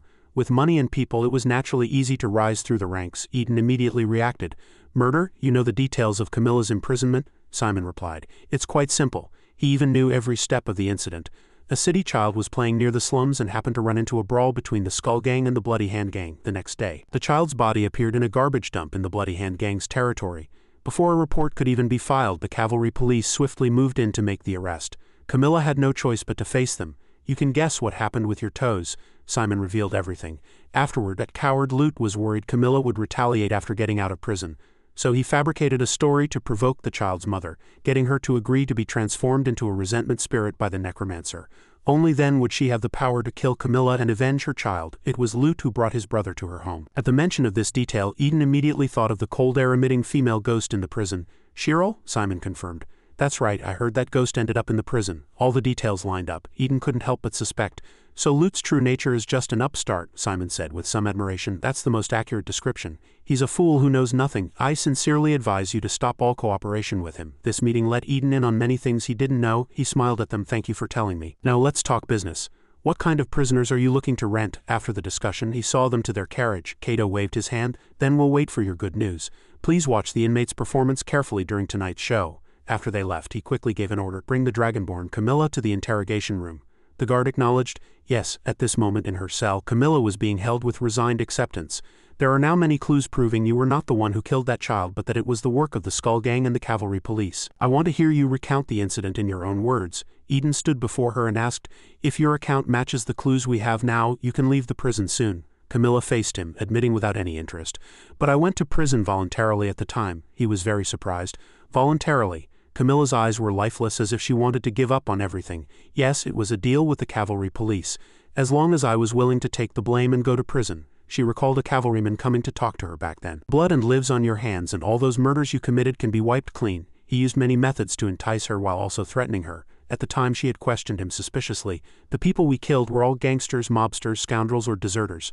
None of them were official citizens. Is that also a crime? The cavalryman speaking with her then was Angat. He frowned, threatening her seriously. Young lady, whether it's a crime or not depends on whether I want it to be. If I bring all those things to light, as long as you disband the Bloody Hand Gang and stay in prison for 3 years, I'll pretend nothing ever happened. It was these words that bought her over, making her go to prison voluntarily.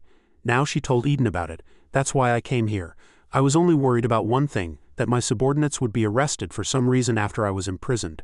So I entrusted them to Kay to have them trained as legal bounty hunters, which is also a way to make a living. Those people are all safe now. Eden understood her current situation. Well, there's a good opportunity now. The slums need a council member to be appointed. If you can get out of prison and be elected, I believe many people will support you. This was good news to others, but for her there was no joy. She laughed bitterly.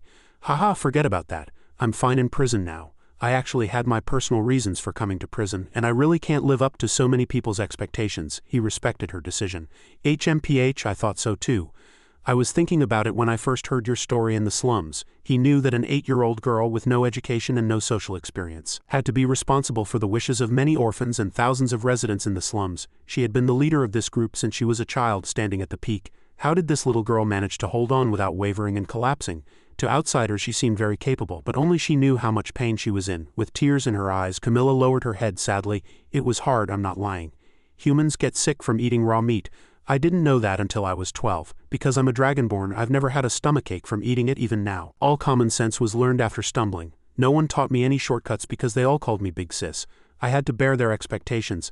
I don't understand why everyone automatically saw me as the leader. She was still a child, yet she had to take care of all the children. She was all alone with no one to help, a child having to take care of other children. I'm not a god, of course I get tired too. I don't understand either. But no one listened. It was as if as long as they asked me to do it, all their wishes would come true. Now, sitting here, it's finally quiet for a while and I can say these things. Raising them and then training them to be bounty hunters was already my limit. Matters related to Silver City and the cavalry police are a completely new domain. My brain isn't enough. Please forgive my selfishness. Instead of falling down somewhere, it's better to give up proactively. Eden listened to her heart's cry, knowing it was time for her to live for herself. All right, since you don't want to, I'll find someone more suitable for this council member position. You can live quietly in prison. It's good to have some peace and quiet. With that, he turned to leave. Camilla hurriedly stood up, grabbing the iron bars of the cell and shouting, "Wait, Warden." Her eyes were full of life, revealing a firm determination. "Although I don't want to interfere in the affairs of the slums, I hate that a child was killed and it was blamed on me," she begged him. "Can you do me a favor? Help me destroy the Skull Gang. In return, I'll repay you." Her face turned red and she didn't dare to look at him directly, saying shyly, I can sleep with you for a night, don't get the wrong idea. All my property has been promised to someone else, I have nothing left to pay you with." Even she herself hoped he would help. Eden looked at her silently, thought for a moment, and finally smiled and asked, "Why would you repay kindness with revenge, using your own body to ask for a favor?" Camilla was stunned, then became furious with embarrassment and started shouting even after he had already walked out, "Eden, you get back here and make yourself clear. You're clearly hugging Jinga every day and messing around in Faye's room. I wouldn't sleep in the same bed with a lecherous man like you. Who do you think you're looking down on?" Her curses were so loud that even the guard outside heard them. He covered his mouth, trying hard not to laugh. Jorara, a lizard man of the earth dragon type, lives in the mountains of the Beastman territory. The wish she pursues her whole life is to dig up all the rare ores and collect them in her cave. Therefore, those who know her call her Jorara the Little Hamster. One early morning, Jorara was washing her face in front of her cave as usual. At this time, she would usually be planning in her head which direction to go mining today, but an uninvited guest interrupted her thoughts. Soon as he arrived, he exclaimed, "Oh my, nature is so beautiful." A strange scent, a young and handsome face. It was a human. Seeing her, he was also stunned. Good heavens, how embarrassing. A fateful encounter. Sparks flew the moment their eyes met. Young Miss Jorara was sitting by the stream brushing her teeth while that fellow stood there unbuttoning his pants to relieve himself. "Who was more embarrassed?" he said, flustered. "How about you wait a bit to rinse your mouth? I mean, the sparks of a powder keg." Jorara went berserk, wading through the river and rushing towards the guy, wanting to beat him to death on the spot. "I'll kill you, old lady." As she spoke, one hand grabbed his face and the other mercilessly struck the offending part, excruciating pain. What man could withstand such a blow? He immediately fell to the ground, trembling all over in pain. The two soldiers cooking by the stream saw this and also turned their heads to shout, "Lord Diplomat." So far things were still under control, just a conflict caused by public urination. The two soldiers ran up to her and shouted, "Do you know who he is? Daring to attack a diplomatic ambassador, you're in big trouble, and this is on Beastman territory." The law would certainly favor the Beastman, but just then, Jorara's childhood friend, the Tiger Woman militia guard Fujipa, appeared. She was still calling out, "Is little Jorara home? Want to go on patrol with me today?" She was startled as soon as she arrived. Before her were two soldiers pinning Jorara against a tree. The diplomat was in front of her pulling up his pants, and the soldiers were even asking, "Sir, we've caught her. What should we do next?" Fujipa didn't care what had happened. She was already furious, standing up for her friend and shouting, "Ah, how dare you harass an innocent woman on Beastman territory." The diplomat panicked, hurriedly turning back to explain it was a misunderstanding. But it was too late. Before he could even pull up his pants, Fujipa kicked him again between the legs, cursing as she kicked, "Pull up your pants before you try to argue, you bastard." In this situation, even with the Beastman court's bias, it was impossible to be acquitted. In the end, both of them were locked up in Rose Prison. Although Jorara was in prison, she wasn't quiet and quickly became a hard case in the prison. She constantly grabbed the iron bars and shouted, "Let me out." She even joined the rioting inmates, always chanting the slogan of freedom. No one knew if it was because she was dissatisfied with the verdict or because she hated humans. No, actually, the reason she wanted out so badly was because she had forgotten to lock her door when she left. She had been locked up for 2 years and had no idea what had happened to her collection of gems. What if a thief had visited? What if some naughty kids had broken them? Every day Jorara lived in anxiety, not daring to sleep, her whole body trembling. Those gems were her life's work. This was truly a painful torment, turning a lively and cheerful little hamster into an overthinking king. It was only a short while ago that a new prisoner who sold poisoned milk came to the prison. Jorara clearly remembered that she was a beastman from the neighboring Minotaur village. This Minotaur girl scratched her head and said to Jorara, your home is gone." Jorara was shocked to hear this, unable to believe it. Sapudu also said, "A while ago, a group of witches came and caused trouble." According to her, they went crazy and blew up the fox camp, and the mountain you lived on was also affected. It collapsed directly. It's a wasteland, and later people found a lot of gems in the ruins. Men, women, old and young all rushed to pick them up. Now there's nothing left at your home. This was perhaps a blow Jorara would never forget in her life. She gripped the iron bars tightly, her mouth agape as if her jaw would hit the floor. Her suspended heart was now dead. A girl holding a tray of food asked blankly, "But what does that have to do with you joining the labor inmates?" Jorara replied as she ate. I heard there's some inmate parole act recently, and prisoners can go out to work and earn money. I plan to earn some money, buy an unmined mountain in the Beastman country and start over, Fujipa advised her. Jorara isn't in a hurry now, so why should we two try to escape? The impact of beating a diplomat is too great. If we escape and go back, it will only make relations between the two countries tense, so it's safer to follow the human procedures and get out on bail. The little girl also agreed. Then you'll have to wait until you're transferred from the rioters. It's first come, first served. Whoever came first gets processed first. Whoever came later gets processed later. The orange-haired girl also said that many old labor inmates also wanted to take this opportunity to make a fortune. Suddenly, a group of 3 started dancing crazily in the center of the cafeteria. "Ha-ha!" A person in a wheelchair came in. The girl walked up to Jorara and handed her a piece of paper. "Quick, sign the contract. You've been hired by the Silver City Mining Company." All the girls exclaimed in surprise. "What? Why her?" The guard in the wheelchair explained. "There's nothing to be done. The client's requirement is for someone who can both fight and knows mining." It was clear from the requirements that it was perfect for Jorara. The guard wiped his sweat and said with difficulty, "Although there's another prisoner who can dig holes, that girl is too stubborn and still wants to cause trouble." The 3 girls on the other side also gathered around and said, "Let me see, how much are they paying?" Jorara looked at the contract and answered in surprise, 30,000 gold coins a year. The guard smiled and held up the contract for them to see. 10,000 of this is the prison's commission, so it's actually only 20,000 gold coins. All the girls were stunned after hearing this. Jorara turned to Fujipa. "The bail seems to be 20,000 gold coins, right?" The 2 girls discussed. "That's right, I should hurry up and find a job like this too. We can get out of prison in just 1 year." Meanwhile, the 3 children who had started school a few days ago came to see Eden. Seeing their dissatisfied faces, he guessed, "You don't want to go to school." As soon as he finished speaking, the little girl immediately started complaining bitterly. "What kind of school is that? I spent the whole afternoon learning how to raise a glass and my arm is still sore." Someone asked in surprise. "Raise a glass? Why would they teach that?" The little girl clenched her fists and said loudly, "That school is insane. It's supposed to be a noble school, but all they teach is how to build connections and oppress the poor." A hand went up beside her. "I want to go." It was Leo. The boy was exceptionally strong-willed. Lord Arnold once said that to overcome fear you must dissect it and understand it. "I want to see the world clearly." The name sounded unfamiliar to him. At his side, Flanda suddenly turned her head, blushing, and said, "That's my husband." Hearing this, he understood and his voice deepened. "There happens to be a vacancy recently. It seems I should find some time to meet him, and I'll approve this child's request as well. Then Leo will continue to go to school, you don't know." Opposite them, the Beastman princess was observing from a window, asking in confusion, "Where did I go wrong? It's been so long, why hasn't Eden come to see me to further our relationship?" Lucas stood by, combing a child's hair, and replied, "I've told you so many times, drop the princess act. If he won't come to you, you can go to him." Odin whipped her head around and retorted, "Weren't you the one who said I should follow human customs of being reserved? Being too direct would seem cheap." That fellow had just been speaking casually and was startled to be held to his words. He quickly remembered and hurriedly changed his tune. "Aha, yes, wait, let me think of a way for you, okay?" The princess also came up with an idea of her own. "I've heard from the ancients that soaking deer antler in wine can make a man more sentimental, which is perfect for a blockhead like Eden." Lucas burst out laughing at this. "Ha, that's hilarious. Where are you going to get a deer in prison to make wine?" But her laughter hadn't stopped before the princess broke off one of the horns on her head. The move was so swift and unexpected that she couldn't dodge and could only scream in pain. Ouch, she really deserved it. She had tricked the princess so many times she had to pay the price eventually. Eden was seeing the children off to the carriage. The little girl went straight home. He looked at Leo and asked, "So it's just you going to school today? Leo can take care of himself, right?" The little boy Leo jumped onto the carriage. "Yes." He turned to Flanda and asked, "What do you think about letting Avanza go to an ordinary school in Silver City?" Asked so suddenly she became a little nervous, sweating. If it was just for literacy it would be fine, but if she wanted professional training from professors and access to rich learning materials she should go to the Empire. The answer was ambiguous, so he had to turn to the little girl and ask, "Hey Avanza, what do you want to do most right now?" The little girl was lost in thought, immersed in a fantasy.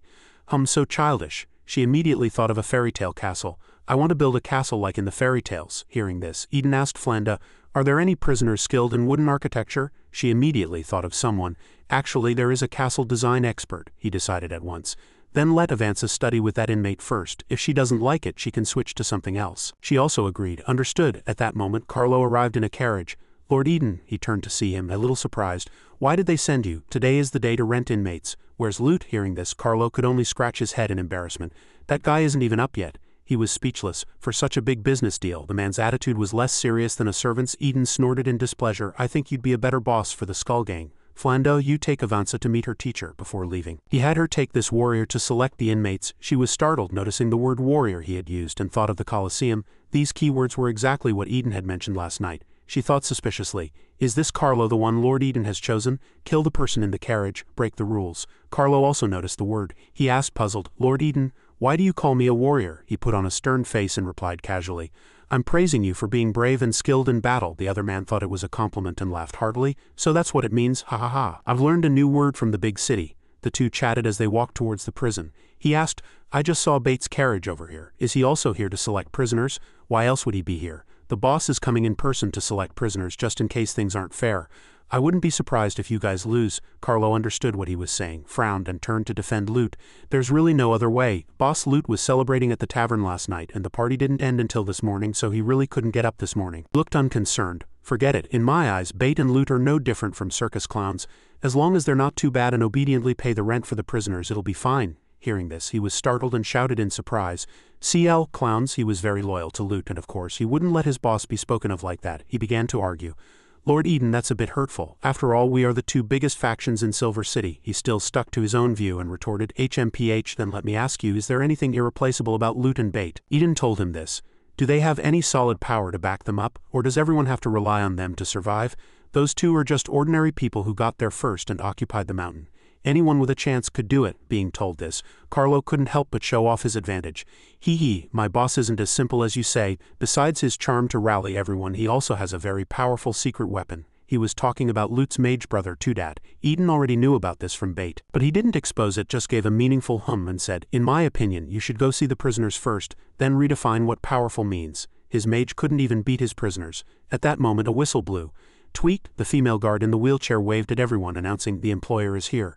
Those who want a job line up immediately for an interview one by one. The crowd immediately stirred, let me go. Another guard had to step forward to block them, shouting, no cutting in line, I'll call you by name, then you come out. The girl in the wheelchair began to pick up the list. Ahem, allow me to introduce the first inmate. She pointed to a girl with a high ponytail being escorted out by two guards. The king of the underworld fist, Catherine.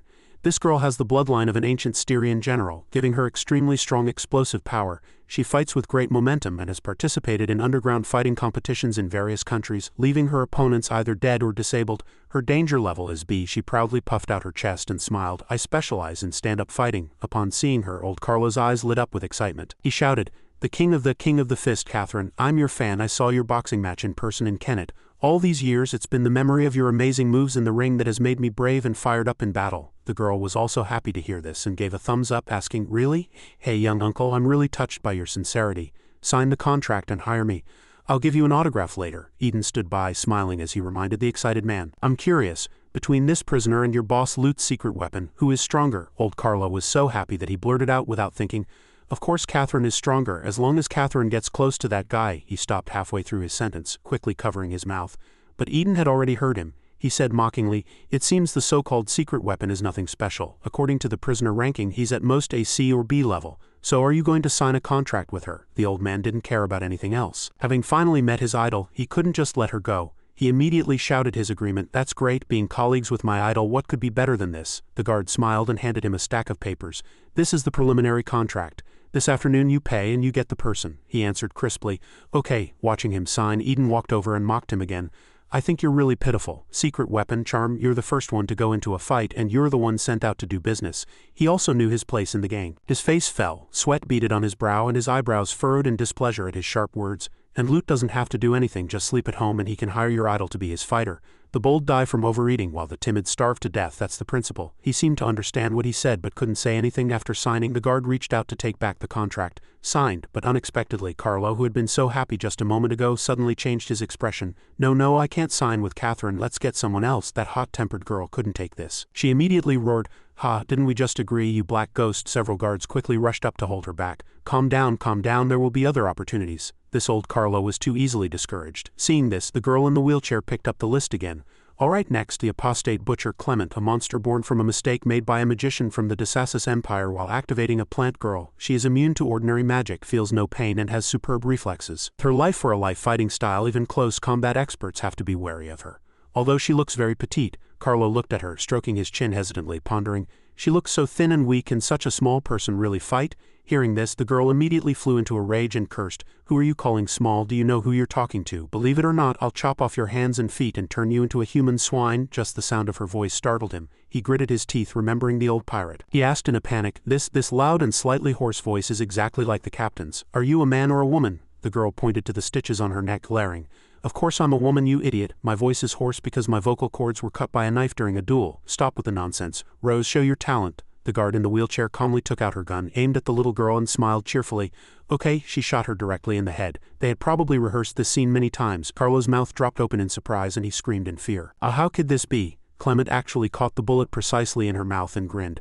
He. This power, this speed was truly astonishing. The little girl opened her mouth, proudly showing off the bullet inside. If you're looking for someone to fight, I'm the most suitable candidate.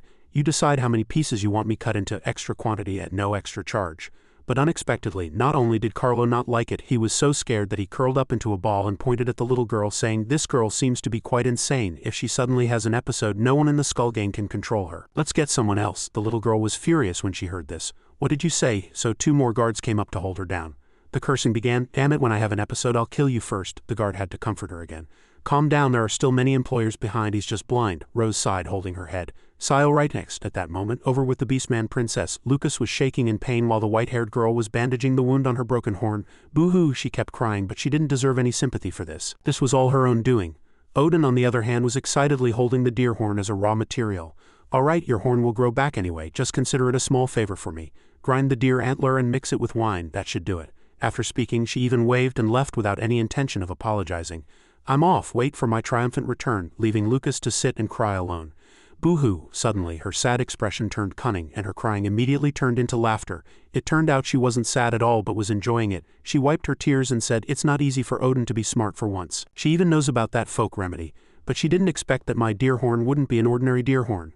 This face changing was like flipping through a book. Even the white-haired girl was so scared she broke out in a cold sweat. She knew that the deer horn gathered the power of the elemental gods, sometimes like raging flames, sometimes like glaciers, with thunder striking the 5 organs and storms gathering in the 6 viscera. The more she talked, the funnier she found it. And finally she couldn't hold it back, her face red. She laughed until tears came out. In short, whoever uses it will become a beast in heat, and in that state of heaven and man at war. They won't be able to stop for 3 days and 3 nights straight. Can you imagine what Lord Eden will look like? The more she thought about it, the happier she became.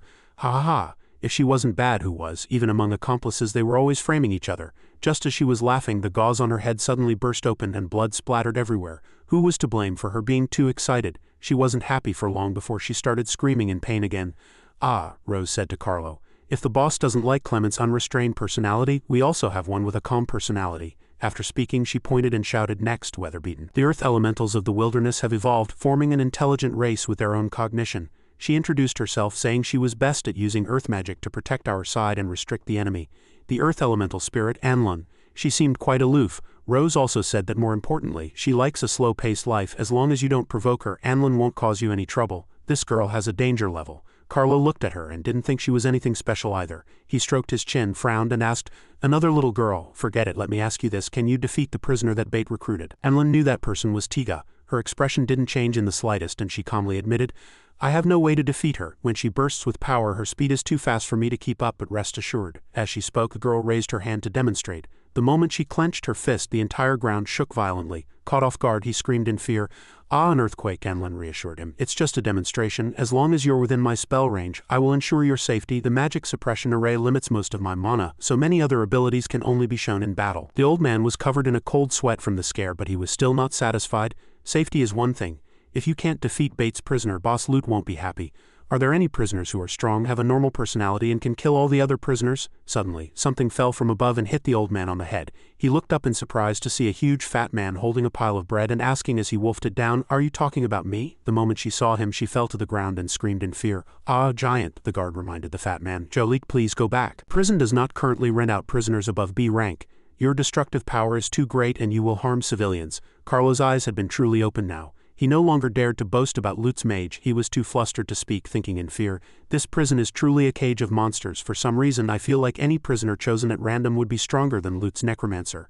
No wonder Eden said Lut and Bate were just clowns. He pushed himself up with his hands, still not recovered from the shock. Suddenly he saw a figure in the distance. It looked like someone was standing on the roof opposite them, but the figure was gone in a flash. He shivered in fear, staring intently, but it had vanished. Before he could figure it out, Princess Odin suddenly appeared behind him, face flushed and sweating, holding out a cup of water. "Eden, this is a specialty from a friend's home, a type of red wine. Would you like to try some?" Carlos stared, dumbfounded. He looked at the girl, then back at the roof he'd just seen, too shocked to speak. "For real? Heavens, it looks like it's hundreds of meters from here to there." She made it in a single jump. Eden didn't stand on ceremony and took her cup of water. It came at just the right time. but unexpectedly he didn't drink it but instead handed it to Carlo. "Our guest has been in the prison for so long without even a sip of water. This is perfect." Her face darkened and she froze on the spot. She immediately turned in a panic, shouting to stop him. "Wait, you're not drinking it," Eden asked in surprise. "What's wrong? Is there something special about this wine, or was it prepared especially for me?" With her thoughts exposed, the girl blushed beet red and didn't dare to admit it. No, there's nothing special about it at all. I have plenty of it." Seeing this, Carlo also took the cup from him, still not recovered from his shock. "Then I won't be polite. I've actually sweated more today than in the past few days and I happen to be thirsty." With that, he downed the entire cup in one gulp. Eden's face changed as he watched. The other girls' mouths dropped open and Odin covered her face, not daring to look. Carlo didn't notice anything was wrong. He drained the cup, wiped his mouth and even praised it. This wine is really strange. It has a bloody taste and there's some powder in it." As soon as he finished speaking, a cold wind blew past and he froze. A tent had pitched itself in his crotch right in public in front of so many people. He quickly squatted down. "Well, Lord Eden, I have an urgent matter, please excuse me." His face was bright red as he ran away. No matter how much Eden shouted after him, "You haven't picked a prisoner yet." What face did he have left to stay? Clutching his crotch tightly, "You can help me pick one. I only have one requirement. Don't be weaker than Bates' prisoner." Odin knew she had messed up and quickly slipped away as well, laughing awkwardly. "Oh dear, I also have something to do. I'll be leaving now." She disappeared in a flash. Rose also changed the subject, directly suggesting, "Lord Eden, please give this opportunity to Anlin." "The employer is underestimating Anlin's abilities," she said with some sympathy. "Besides, I don't understand why someone as kind as Anlin would be imprisoned." But before she could finish, he cut her off. "No," Eden looked at them. "It's not that I'm biased against Anlin. The hired prisoners will be fighting, so of course they will see blood. This job is not suitable for her. No matter who Carlo chooses, I'll have him pick Fujipa." He was very clear on one thing. Only when childhood friends stood on opposite sides would they not kill each other. Before long, those who rented prisoners would be flocking here. The others who weren't chosen this time will have more opportunities. "If there's a job suitable for Anlin, I'll prioritize her." What he said was perfectly reasonable, so she said no more. "I understand, thank you, Lord Warden." After speaking, he decisively ordered, "Have Fujipa come to the office. I have something to tell her." Several guards acknowledged the order and shouted, "Yes." On the other side, Lucas's mouth was wide open in disbelief. It failed. Eden didn't drink the wine. "Then all my hard work was for nothing," Odin said apologetically. "I'm sorry for wasting your dear antler." The girl was so angry she pointed at her own head, glared and roared. "What nonsense are you talking about? Lucas won't accept this result. There's another one here. Let's mix him another cup." She was ready to get injured again to cause trouble. But Odin wouldn't have it. She crossed her arms and said bluntly, "It's useless. Eden already knows the effect of that drink. He probably won't fall for it again. And its effect was very different from what I imagined." As soon as she finished speaking, the girl slammed her fist on the table in anger. She changed the subject. "By the way, have people from outside the prison been coming to rent prisoners recently?" Odin had seen it too. "Yes, something about employers, taverns, and some prisoners have already gone out to work." Hearing this, a new plan popped into Lucas's head. "We can make use of that. I have an idea." Her eyes shone, filled with determination. She wouldn't rest until she had played a trick on both of them, plotting HMPH. "Since you've made me unhappy, don't blame me for playing rough. No one is going to ruin Lucas's drama," a voice sounded. "Do you know what job the employer wants you to do?" Fujipa stood there, hands on her hips, full of confidence. "It's fighting. I've long heard that Silver City is rampant with gangsters." "I don't know much about anything other than fighting." Eden sat at the desk opposite her and announced frankly, "Your opponent is Tiga." This startled her. He knew what she would think and immediately comforted her. "All right, don't be nervous. You can also act and pretend to fight. It's only real when you're holding hands, right?" The tiger woman now understood these tricks and exclaimed in surprise, "Wow, you can do that?" He also told her, "Also, you need to pay close attention to a man named Carlo Baum next to the employer. He's the employer's right-hand man and always charges to the front." He specifically instructed, "You must stop him. Don't give him a chance to show off so you don't lose your job after just 2 days." She found this interesting and stroked her chin in thought. Carlo Baum got it. "Thank you, Warden." She was very interested in this task and shouted, "Tiga and I still have to go home. Let's let this guy take it easy." At the Skull Gang headquarters, several men were standing and chatting. "I hear your kid has taken a liking to a girl in the city." The person asked, blushed and scratched his head in embarrassment. "Yeah, but her family seems to be very rich. And I'm just a street punk from the Skull Gang. I really don't know how to approach her." The man smoked his cigarette, looked him straight in the face and said with a mocking smile, "It's good to be young, let me tell you something. A blushing boy will beat any sweet talk. Just go for it." The guy seemed to think this advice made a lot of sense and said in surprise, Really?" As they were talking, someone suddenly crashed into him, knocking him to the ground. He cried out in pain. Ouch! The person looked very tall. It was Carlo, his face bright red, smoke coming from his nostrils. His eyes were rolled back. He looked very abnormal, especially the thing bulging high in his crotch like a small mountain. The man on the ground got goosebumps all over and held up his hands, shouting, "Brother Carlo, no need." Ah, before he could understand, Carlo stepped on his face. Ouch, Carlo was as fierce as a rampaging bull, walking past without a word, his body in agonizing discomfort. What's going on? My body is hot and cold. He could clearly feel currents of electricity surging through him, making him feel like he was about to explode. Rose Prison's inmates are not only cruel, even their drinks are so wicked. The other men also gathered around, looking at him and discussing what's with Carlo's crotch, so impressive, still so energetic at his age. Just listening to them was mortifying. He had no choice but to bury his head and run away from the crowd in a panic. Damn it, the Skull Gang's deathmatch is in 2 days. What am I going to do in this state? On the other side, Lute frowned at him and asked in surprise, "Why are you walking with your head down? How did things go with renting the prison inmates?" Carlo was startled, not daring to look up, and shouted, "It's all settled. The prisoner will arrive this afternoon. I'm looking down to find something. I think I dropped something." Before he finished, he ran off with his head down as if heading for the toilet. That's right, it must have dropped in the toilet. Lute hadn't noticed the abnormality between his legs. Carlo stood trembling in the toilet, pulled down his pants and said anxiously, "Ah, quickly, undo it." He stood there tensed up, finally saved. "Let's just solve it here." Just then, Lute pushed open the toilet door without a word and walked in. "By the way, help me look at this." He was so scared his face turned red and he knelt on the ground. Lute even handed over a piece of paper. "This is the strategy discussed by the faction. Read it to me." He sat on the toilet, not knowing how to hide. Right now, Lute didn't realize anything was amiss and answered frankly, "What nonsense, you're the only one in the whole Skull Gang who can read. Who else would I ask?" The situation was very awkward, but he had to read it. He reached out a trembling hand and took the paper. All right. This awkward situation, his face was red and he was sweating profusely. He read to Lute that the letter was from faction members, worried that a long-term battle with Bait using rented prisoners would be a financial strain. So they wanted the head of the Heretic Inquisition, Eden, to speed up the planning and allocate land ownership and locations to the members. He would then take the blueprints to sign land transfer contracts with the 4 knights, gaining a legal advantage to eliminate Bait's faction. Those 4 powerful people were Silver, Rose, Emerald, and Thorn. Lute smiled smugly after hearing this, stroking his beard.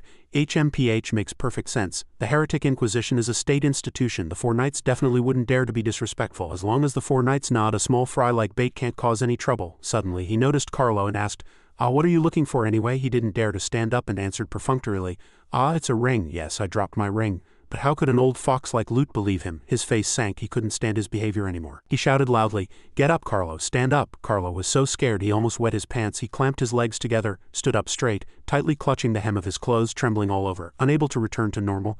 Lute looked him over and asked in confusion, "What's with your face? It's as red as a monkey's butt." How could he tell the truth? He was sweating profusely in extreme discomfort and struggled to come up with a reason. "A fever. I have a bit of a fever today." Lute put his hands on his hips and scolded him. "You're the future deputy boss of the Skull Gang. You'll take over as the boss of the Skull Gang after me. You're embarrassing me like this, you know." Carlo had no choice but to apologize, just wishing a hole would open up and swallow him. He was about to lose control. Lute was still there, twisting and turning. "Eden has a point. I'm about to become a member of high society. I can't be like those street thugs. From now on, you learn more from me. To be elegant and decent, you need to have presence." With that, he crossed his hands over his chest, puffed out his chest and sucked in his stomach, striking a pose with a large chest and perky butt, revealing his shiny gold tooth, his hair neatly combed. He shouted, "Presence, understand?" Carlo could only echo, "Understood."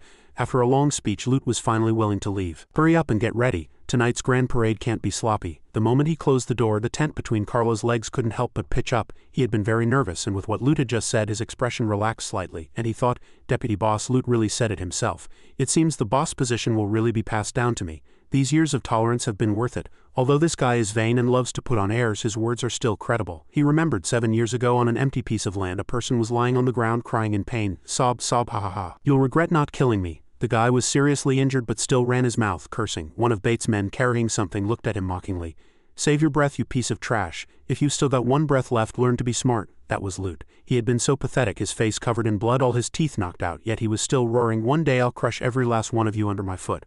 Cough, cough. A person walked over to where he was lying and said to Lute, "In this day and age, you rarely see a gangster with as much backbone as you." When Lute woke up, he was covered in bandages, lying in bed. He looked at the person before him and asked, "Who are you? Did you save me?" It was Carlo, who was bandaging his wounds at the time. He said, "Someone who's been through the same thing as you. I used to be a butcher, saved up some money to go to school, thought I could change my fate by moving to the city, but ended up being humiliated by those rich kids." Carlo had been bullied mercilessly. That group of rich kids had cornered him under a tree and insulted him. "Old man, at your age, stop thinking about changing your fate. It's hilarious. My allowance for 1 day is more than your salary for a whole year." As they spoke, they even urinated on him. "My favorite thing to do is ruin other people's lives." Ha ha ha. Having experienced such humiliation, he confided in Lute, "Your refusal to yield even in the face of death impressed me. That's why I saved you." Lute was beaten black and blue and struggled to reply, "Brother, I won't say much more." He looked at Carlo with bloodshot eyes. Fortunes rise and fall. If I ever become rich and powerful, I will never forget that you saved my life. From then on the two had worked together until this very day. Just as he was lost in his memories, there was a frantic knocking on the door. "Brother Carlo, are you still in the toilet? It's been 4 hours, I really can't hold it anymore." He desperately opened the door only to be met with a large pile of paper that knocked him over. "Ouch!" Carlo poked his head out, panting. His face was still red. He gasped for air, thinking thankfully, it's finally stopped. He trembled all over, walking with the support of the wall, thinking, it's getting late. I have to gather the brothers quickly. 2 guys with weapons rushed over, shouting, "I don't believe you can dodge this." No sooner had the words left their mouths than a nimble figure flew up, grabbed both their heads and slammed them to the ground in an instant. The 2 cried out in pain. Ouch. It was Fujipa who had taken them down. He quickly scooped them up, one under each arm, preventing them from getting hurt, showing more grace than any man. "All right, we're all family here. No need to get hurt. Know when to stop." This made the 2 guys blush in embarrassment. A large crowd cheered loudly. "Well done, this beastman is really magnanimous. Beautiful and kind-hearted, 100 times better than Carlo. If she were our boss, I'd be the first to charge into battle." Carlo happened to walk over at that moment. Seeing this, he gritted his teeth in anger. He questioned loudly, "Who are you?" Seeing the tiger woman receive so much support, he was filled with jealousy. Pointing at her, he questioned them. "A hopeless case. These next 2 days are crucial for the final battle. I didn't even dare to go to the toilet, and you guys have the nerve to mess around with women?" He was so on edge that he couldn't even tell the tiger woman was a master. All he saw was her holding 2 men, one under each arm, and he pointed and cursed. "You actually want her to be the boss? Are you crazy?" Just then, Lute came out, frowning in confusion, and asked him, "Carlo, what's wrong with you? Isn't this the prisoner you rented from the prison? Our Skull Gang brothers have all sparred with her, and every single one of them is completely convinced of her skill." His face immediately turned beet red, sweat pouring down, so uncomfortable he couldn't even speak clearly. "Prisoner, yes, she's a prisoner." When Fujipa heard his name, she also became interested. "Carlo, so you're Carlo? Lord Eden said you're a good fighter." As she spoke, she clapped a heavy hand on his shoulder and asked, "Want to spar?" To everyone's surprise, Carlo's entire body went limp. She cried out in alarm. Heavens, the others also gathered around. "How did this guy faint? I just tapped him lightly." "Carlo is acting really strange today." Just like that, he fainted, his eyes closing. "The sunlight today is really glaring." Not knowing how long he had been unconscious, Carlo's eyes finally opened. He heard shouts in his ear. A subordinate was shaking him, reminding him loudly, "Wake up, the boss has been calling for you for a while, hurry up." He looked around, completely lost. What's going on? Where is this?" Unbeknownst to him, a crowd had gathered around him. The guy reminded him, "It's the grand parade. Heavens, why are you so out of it today?" The fight had already started up ahead, and behind him a child's voice cried out, "Don't stop me. I want to watch the prisoner's performance." The clash of weapons was fierce. Tiga had also arrived. Bates and Lute's factions were fighting. She was very aggressive, her eyes shining as she raised her weapon. Her opponent was none other than Fujipa. Tiga asked in surprise, "Fujipa, what are you doing here?" The tiger woman's eyes lit up and she chuckled with interest. "To earn money, of course, Tiga. Remember when we used to practice dodging games? If we want to keep our jobs, we have to show the bosses what we can do." Tiga immediately understood what she meant. "Ah, I get it. Watch this." With a loud boom, she transformed into a giant lizard in the blink of an eye, hissing continuously. Everyone was stunned while the child was ecstatic.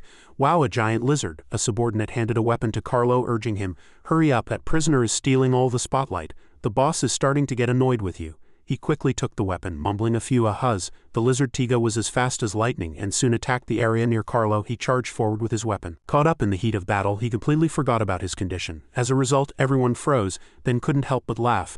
"Peefed." They pointed at his crotch, laughing as if they'd won the lottery. "Peefed, ha ha ha ha, what the hell are you doing?" Carlo stared wide-eyed at his lower body, shocked. It's back again?" Before he could react, an enemy rushed over with a sneak attack. He couldn't dodge in time and took a solid axe blow to the shoulder. Blood splattered and the pain was excruciating. Injured before he even officially joined the fight, a companion rushed up to save him, helping Carlo quickly leave the scene. He's injured. He trembled all over, leaning on his companion as he walked, completely humiliated.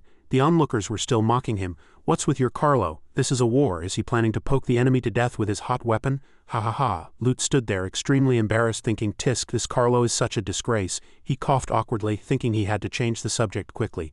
So he nonchalantly opened his coat. "Hey, hasn't anyone noticed the clothes I'm wearing today?" Everyone immediately shifted their attention to him. Fat Man MC immediately praised him fawningly. "Oh, now that I look closely, these clothes are the work of the master tailor, Anthony. Where did Boss Lute buy them? I heard he only makes clothes for the nobles of the Dragon Spine Empire." Lute was waiting for this. He spread his arms and showed off. Hee, I'm about to be on equal footing with the Empire's top brass. Of course I can't dress too shabbily." He tried his best to push Carlo's incident aside and draw attention to himself. "Let me show you something else. Anyone here have a good eye?" They immediately started praising with great interest. "Oh, this aroma is different from the cigars of the Fatia continent," he showed off excitedly. "That's right, the local stuff is all trash. This is the real deal." He also held out his hand covered in rings. "This, I wonder if anyone recognizes it. It's the ring of Neo the Philosopher. The old man with glasses leaned in for a closer look. The 5 rings represent benevolence, righteousness, propriety, wisdom, and integrity. It's only been a few days, and the boss's taste has improved so much he was flattered and laughed triumphantly. Ha ha, I've been steeping myself in the arts lately. So I guess you could call me a gentleman now, the old man agreed. Of course, but boss Lute, be careful. The ring of Neo can't be stained with blood or it will bring bad luck. Just then a loud shout rang out. Get out of the way! Someone ran towards them at high speed yelling, a rock is coming. Carlo, clutching his injured shoulder, stood in front. A large rock flew towards him. He instinctively dodged to the side, not realizing Lute was right behind him. By the time he realized it was too late, the rock was about to hit Lute. Fortunately, someone caught the rock. It was the tiger woman. She was agile and heroic. Don't panic. As long as I'm here, no guest will be harmed. After speaking, she kicked away all the rocks flying in their direction with a few moves. Everyone exclaimed in admiration, wow! The woman holding her son started mocking again. Carlo, are you performing a comedy routine? The boss is right behind you, and the moment there's trouble, you dodge first. What kind of subordinate are you? He hurriedly tried to explain. No, I didn't know. But the woman was relentless. HMPH, and you go around telling everyone you're the deputy boss of the Skull Gang. Now we can see you're just eager to become the boss, the old man next to her reminded her. Stop arguing, look at the situation now. But she continued her verbal abuse endlessly. What, was I wrong? At his age, still walking around with a hot weapon? It's disgusting just standing next to him. When the people from the Inquisition get here, he'll bring shame all the way to foreign lands. Carlo was heartbroken, standing there stunned, unable to say a word. Lute shouted, that's enough, I shouldn't have brought you out today. Is there something wrong with your mouth? After speaking, he turned to the crowd and announced, he is not the deputy boss of the Skull Gang, and he will not inherit the Skull Gang in the future. This completely broke Carlo's heart. Before he could even understand the situation, he shouted with a flushed face, Boss, you told me yourself this morning that I was the deputy boss. You have to keep your word. He even grabbed Lute's clothes tightly, pulling at them, which made Lute glare at him and shoo him away. Get lost, you're getting my new clothes dirty. Carlo couldn't take this blow. He lost his senses and decided to go all out. I've worked my ass off for you for 7 whole years. If not for merit, then for effort. And you're firing me over such a small thing, Lute roared angrily. Stop pulling. But Carlo became even more outrageous, completely losing his mind, getting in his face and shouting, not giving his boss any face at all. Remember, when you were beaten half to death, I was the one who saved your life, you promised me. Before he could finish, Lute punched him, sending his head snapping to the side. So much for their brotherhood. He was even warned, you have the nerve to bring up that promise. I warned you not to embarrass me. Did you listen? I gave you a chance and you didn't even know how to cherish it. Carlo really shouldn't have done that. In front of so many people, it was practically suicide. He had no tact at all. Lute's ring was stained with blood, he roared at Carlo. Stop thinking about being the deputy boss, you're not worthy. After speaking, he turned and left, leaving Carlo beaten on the ground. A few people outside were still cheering. Finally, some peace and quiet. Congratulations to the boss on entering civilized society, Lute bluntly stated his ambition. HMPH, befriending the Inquisition is my chance to reach the pinnacle of Silver City. Anyone who gets in my way will have to get lost. Carlo stared blankly at the stormy sky, unconsciously recalling Eden's words, I think you're really pitiful. They're just clowns who got there first. The rain poured down, hitting his face. Only now did he feel that Eden was right. You're the first to fight, you're the one who negotiates, while he just sleeps at home. The so-called bold die from overeating, while the timid starve to death. That's the principle. He was too tired. His eyes closed again and he passed out. The rain continued to fall. In Eden's office, the 2 girls, Tiga and Fujipa, were standing there. He looked at them and said, thank you for your hard work. The first day of employment has ended successfully. Next, I'll be asking some questions for an investigation, and I hope you'll both cooperate. Both were startled and asked in unison, investigate what? We haven't broken any laws outside.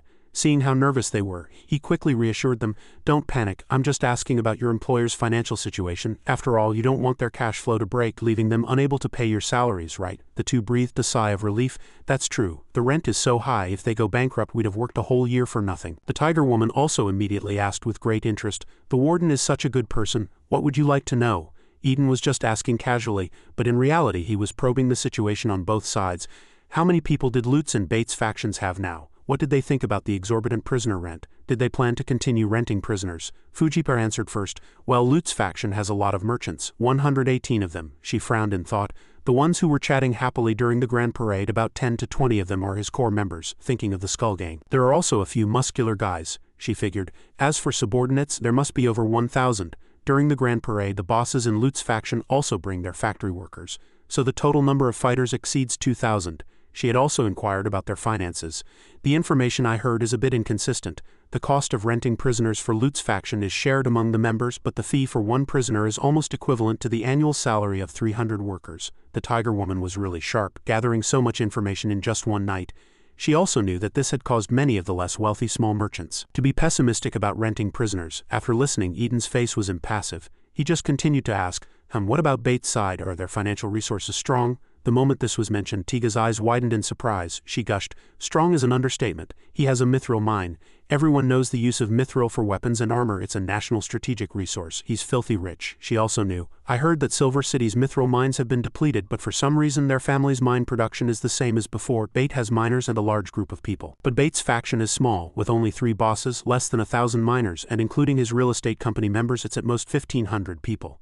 She suddenly remembered something, excitedly slammed the table and said with a serious expression, "Lord Warden, I found something strange at the mine." He was also interested and immediately asked what was strange. She said with certainty, "Well, there are less than 1,000 miners, but 10 tons of food are sent to the mine every day." When she saw it, she also asked a miner next to her, but he just answered vaguely. It wasn't just ordinary food, it was all delicacies from the mountains and seas. There was fish and meat. "I'm very curious, even if the miners have big appetites, let's say 5 tons, that's still 20 pounds of food per person per day, which is too exaggerated." Eden also thought it was unusual.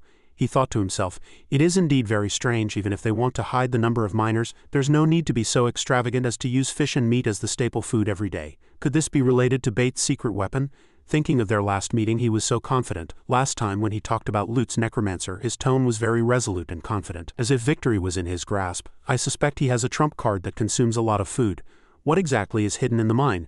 Let's put this aside for now, there's something else I need to know more." He looked at the tiger woman and asked, "Fujipa, have you seen Carlo? Is he all right now?" At the mention of this name, she couldn't help but laugh. "Peeved, all right? How could that guy be as amazing as you say?" Remembering the scene of him lying in the rain, ignored by everyone, seriously injured and disgraced during the grand parade, which made Lut so angry he knocked him out with a punch. He was also deprived of his position as deputy leader. But he looked quite sturdy, so he probably still had some breath left in him. This was exactly what he wanted. He tapped the files in his hand and calculated. "It seems there have been quite a few accidents. The progress is even faster than expected, so let's move on to the next step." His eyes opened slightly. A figure was dragging him by his feet. He opened his eyes wide and asked, "Who are you?" The person immediately let go in fright and ran away. "Oh my God, he's come back to life, run!" That person was Carlo, and there was no one around him. Looking at the surrounding scenery, he thought, "Is it almost dawn?" The humiliation of last night came back to him as soon as he woke up. "After what happened last night, I can't go back to the Skull Gang, can I?" He was now an abandoned man, clutching his injured shoulder and limping. "Well, I have to get to Rose Prison quickly." He thought that if he could negotiate with Eden about the land the bosses wanted, he might still have a chance. He still wanted to go back to Lut's side. He was the only one in the Skull Gang who could read. Surely he wouldn't be kicked out for such a small thing. He walked in the rain for a long time, finally dragging his body there, and just as he arrived, he met a few acquaintances. He greeted them first. "Carrie, Ken, what are you doing at Rose Prison?" Those guys stood with their hands on their hips, looking at him with disdain. They sneered. "Carlo, you're not dead yet." The person next to them also chimed in. "Of course we're here to handle the land transfer." A person standing with them smiled and added, "Judging by your clothes, you're also from the Skull Gang, right?" "Hello, I'm Savvy, Boss Lut's newly hired secretary." Carlo had really been abandoned. He was so panicked he couldn't believe it. "Secretary, you're here to sign the contract?" That guy named Savvy arrogantly replied immediately. "That's right, Boss Lut said that I'll be in charge of all the paperwork for the Skull Gang." As he was speaking, someone patted him on the shoulder and interrupted him. "Go back and report. Don't keep the boss waiting." Carlo couldn't accept this outcome and hurriedly grabbed a person's sleeve. "This is impossible." "Ken, what does the boss mean now? Is he determined to get rid of me? What will the subordinates do without my guidance?" Reality always dealt him a heavy blow. This guy named Ken angrily pointed at his face and cursed, "Don't be so full of yourself, with your usual arrogant attitude. None of the brothers in the Skull Gang want you to lead them, including me." After speaking, he even punched him mercilessly. He beat Carlo to a pulp, cursing as he hit. "I've been sick of you for a long time, just go die." The people next to him hurriedly pulled him away and advised, "That's enough, don't fight at the prison gate. True colors are revealed in adversity." Now in the eyes of his former comrades, Carlo was nothing. He lay motionless on the ground, struggling to breathe. Sigh, he fainted again. Just then a carriage arrived. It was Eden. He opened the carriage door and said worriedly, Hey, isn't this Carlo? How did you end up like this?" He also cried out in surprise, "Lord Eden." Then he fainted. He had ended up in this state, and it all started with that cup of wine. Time passed. He opened his eyes slightly, and before he could see clearly, he heard a voice. "Lord Eden has already applied the medicine. This potion is really amazing. He's fine." A reply sounded. Carlo is awake." He sat up abruptly, surprised to find himself in bed, carefully bandaged, and shouted, "Hey, where is this?" Eden was sitting by the bed, turned to him, and calmly said, "The Emerald Palace. I came here to take care of some things and brought you some medicine. Besides being a pleasure house, this place also sells various luxury goods, including healing potions." A nurse came in from outside. "Lord Eden, the Emerald Knight won't be back until this afternoon. The newspaper you mentioned." He understood and happily interrupted her. "Then I'll leave the draft here and you can give it to the knight when she returns." With that, he handed the manuscript to the servant. Carlo still looked very tired. His face flushed and he said uncomfortably, Lord Eden, only rich kids can afford this kind of potion. I've been kicked out of the Skull Gang. I'm no different from a beggar on the street now. Why would you spend so much on me? Hearing this, he showed no contempt or malice and even smiled indifferently to comfort him. To make myself happy. Don't you think it's great to save someone abandoned by fate? These words made him ponder for a long time, tears in his eyes, and it was a long time before he could speak. To be honest, when I was young, I also wanted to be a person who fights evil and helps the weak. Person with a sense of justice, just like in the books. He also had good intentions. To prevent girls from being raped, I told those hooligans I had an illegitimate daughter. To prevent a disabled old man from being killed, I told those gangsters that the old man owed me a lot of money. But in the end, he still got nothing. He looked at him with dissatisfaction and sadness. But in the end, I found that reality is too different from the books. People who value reputation, etiquette, and humility will never get the status and money that those who are willful, greedy, and selfish do. Recalling his past experiences, he confessed, I came to a realization. I thought that was the key to success. I abandoned the dignity and humanity I learned in school. I killed, burned, and robbed. I did all kinds of evil things. He had been bullied, and now this victim also wanted to hurt others. I thought that by abandoning the shackles of conscience, I could become a person who stands high above, a person no one dares to look down on. But now, Carlo's whole body trembled with excitement. I wonder why I still have nothing, whether I do good or evil. The result is the same. Where did I go wrong? He understood all his thoughts. He knew them like the back of his hand, and this was exactly what he needed. Eden smiled faintly. It's not your fault, Carlo. This is the rule. When Silver City discovered the mithril mine, those who arrived first reaped the benefits and became the city's upper class, while the people in the slums were the price. He was dumbfounded as he listened to him say, now the Inquisition is coming, and those who get the land first will become the upper class. After Silver City is cleansed, you will be the price. He saw this as a matter of course, because others got wealth while you were deprived of your dignity, labor, and humanity, and you even doubted your own worth. I told you you are a pitiful person. Just then a nurse pushed the door open again. Lord Eden, the patient's wound is very deep. He has a high fever and an infection. We've used 3 bottles of potion, a total of 900 gold coins. He just replied calmly, I know. But Carlo wasn't so calm. He knelt down behind him. He kowtowed to him as if he were a living bodhisattva, shouting loudly, Lord Eden, please show me a way out. He was so helpless he was about to cry. Please have pity on me. I don't want to live my life in a muddle. Thinking of the scenes of being mocked and looked down upon, he became even more determined. I hate being treated like a dog even after giving it my all. From the grievances of the past to the present, he rose up to resist, knowing I must be a man. His eyes were red, as if burned out by the flames of will. I must be a person who stands high above. The aura of a desperado, Eden thought with satisfaction. Very good. When you light the fuse of that so-called rule, their death will not be far away. His calculations were heading in the right direction. In the Skull Gang's banquet hall, a few people stood there questioning Savvy. How are the land allocation negotiations between Boss Loot and Lord Eden going? He replied frankly, actually, his lordship agreed to sign the land transfer contract with the 4 knights, but he objected to the list of people who would own the land. After all, our faction has too many people, over 100, and everyone wants land, so I'm afraid all the people in the slums would have to be driven away. Loot, with his simple mind, didn't even think about it, and asked impatiently, resting his chin on his hand, then just drive them away. What's so difficult about it? Savvy smiled. The problem isn't driving them away. Lord Eden is worried he can't explain to the heretic Inquisition why a slum is full of rich people. Isn't that strange? If someone reports the matter of driving away the poor to the Inquisition, it would be terrible. The others also started to discuss. Worried about the news getting out? Just kill all the people in the slums. Another smarter person retorted. Kill them all. There are over 100,000 poor people there. Can you clean them all up? The two started to argue. A guy with his hands on his hips frowned and said unhappily, however, it's not just the slums. Bait and those defiant councilmen in the city could also spread the news and complain. We must shut up the entire Silver City. Another old man asked, does Eden have any suggestions? He's in charge of the construction and the one who least wants to be involved. His plan must be the safest. Savvy was the one who worked directly with Eden. He replied, he has a suggestion. He said we must replan the land and can only allocate 10 of the slum land. Also, we must buy the land from the poor at a high price and have a lawyer witness it. The others got angry when they heard this, each afraid of losing out, and started shouting, don't be ridiculous. There are so many of us. How can we divide such a tiny piece of land? Another person also said in surprise, 10 is only enough for 10 of us. What about the others? And we have to pay a high price. The slums were originally unclaimed land, not part of Silver City. Why should we pay? Only a few who were still calm tried to soothe them. Don't worry, don't worry. Savvy waited for them to calm down. He still maintained a calm and reliable appearance and continued. Although 10 seems small, in fact, this area is enough to build a commercial street around the heretic Inquisition. As for spending money to buy unclaimed land, isn't this to earn some fame? The two combined, we can directly use the slogan, kind entrepreneurs revive the slum economy. Others won't even find an angle to criticize us. Lord Eden's plan can be said to be watertight. He thought that was cool enough, but unexpectedly the others still had questions. But if the territory is reduced, doesn't that mean there's not enough to go around? Someone among us must be eliminated. Everyone has contributed money. Let's make it clear who will be eliminated. They started to surround Savvy and question him. Of course, those with less property will be eliminated.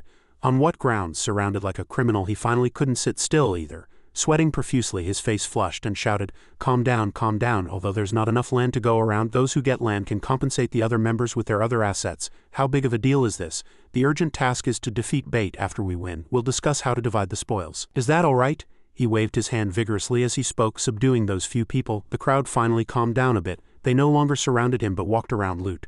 Actually, I forgot to ask, who is this gentleman? I've never seen him before. Lute sat like an emperor, crossing his legs, resting his chin on his hand, and answered, he's the secretary I hired at a high price, the youngest literary professor in the Dragon Spine Empire. Savvy. A girl who seemed very interested approached him. Professor, why did you give up your promising future in the Dragon Spine Empire to come to Silver City? When asked, he coughed lightly and gave a random reason. I'm staying here, of course, because I'm impressed by Boss Lute's talent. He suddenly blushed, his eyes sparkling as he looked at the girl, and began to have ideas. Also because of your eyes, which are as bright as the stars in the night sky. The girl was stunned. Ah, what girl doesn't like to be complimented like that? She immediately became shy too. On Eden's side, Carlo was still kneeling on the ground. Eden asked him meaningfully, to be a superior person, haven't I already told you the method to seize an opportunity? You have to have the guts. He lowered his head, his face flushed. I understand these principles, but the problem is I don't know how to do it. He put on a sincere look and showed him a path. The rich need someone to fight Bait. Lute seized the opportunity and made the Skull Gang grow. The rich need a channel to control the Heretic Inquisition. I seized the opportunity, and the condition is to help me expand the business of renting prisoners. From these two examples, do you have any ideas? No one had ever told him these things before. He stared wide-eyed and asked back, the rich need. He replied calmly, that's right. At the end of the day, we only serve the rich. They have both money and power. Money can hire people and power can protect. The more he listened, the more surprised he became. If you can discover someone's needs first and have the courage to act, investors will naturally come. Eden watched him silently, letting him think for himself. He thought, Flanda, the tiger woman who's only been here a day, knows about the infighting in Lute's faction, yet you, a veteran of the Skull Gang, haven't seen the opportunity. Only now did he remember overhearing two gang members arguing. Are we really going to be able to compete with Bait in renting prisoners? The other person agreed. Compete? Kato is the only real estate developer in Silver City. Simon handles all the securities trading and personal insurance in Silver City. The Bait family has been working in the mithril mines for 3 generations. What do we have to compete with? Those two were very dissatisfied with Lute. One clenched his fists in anger. Renting prisoners is nothing to those nobles, but for small factories like ours to get involved, it's like we're just blood bags for them. We've invested so much already, how can we be willing to quit now? If that guy was unhappy, he would curse loudly. If only we could kill one of the people in Bait's faction. There are only 3 of them. Killing one would be enough to cripple them. The other person hurriedly reminded his companion. Think about it, if you kill them, the rules will be broken. Do you think you'll still be able to live? The person who spoke so recklessly wasn't afraid of death and still shouted, but I'll die of anger here anyway. Once we're out of money, we'll have no say. The assets of over 100 people will have to suffer for those dozen or so nobles. Carlo had been hiding behind the wall and heard all of this, but at the time he hadn't given it much thought. Though with Eden's reminder he started to use his brain, realized the opportunity, and shouted excitedly, I remember now, a portion of the rich have a need. They need a blade to cut down the noble faction. Eden didn't say it outright, he just hinted, avoiding getting too involved himself.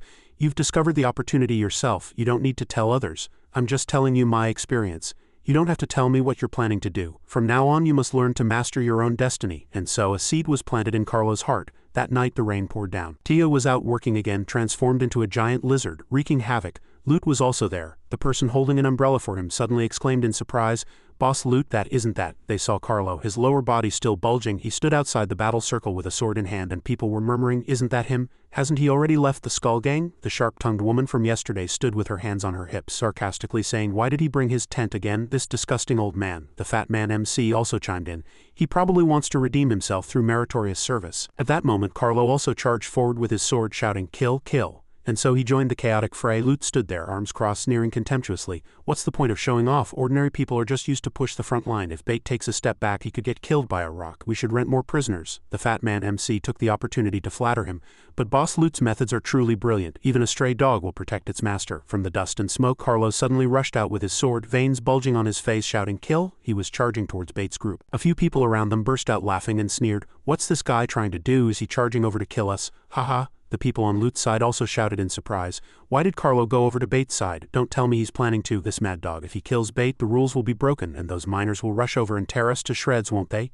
You're giving him too much credit. There are at least 100 people around Bates' carriage. Do you really think one person can take them all down? Of course, Carlo knew, but he still charged forward. One man, one sword, kill. The miners also fought back, kill. They had the advantage in numbers, and dealing with one Carlo was more than enough. Before he could even touch a hair on Bates' head, he was surrounded by the miners. Bates stood among the crowd smoking his pipe and laughed. Ha ha, I'm right here. The people on Lute's side also burst out laughing. Ha ha ha. Everyone was mocking him, which reminded him of those dark scenes from the past. The people who bullied him always laughed at him like that. From now on, Eden's voice echoed in his mind. You must learn to master your own destiny. His hand reached under his coat. It was a real gun.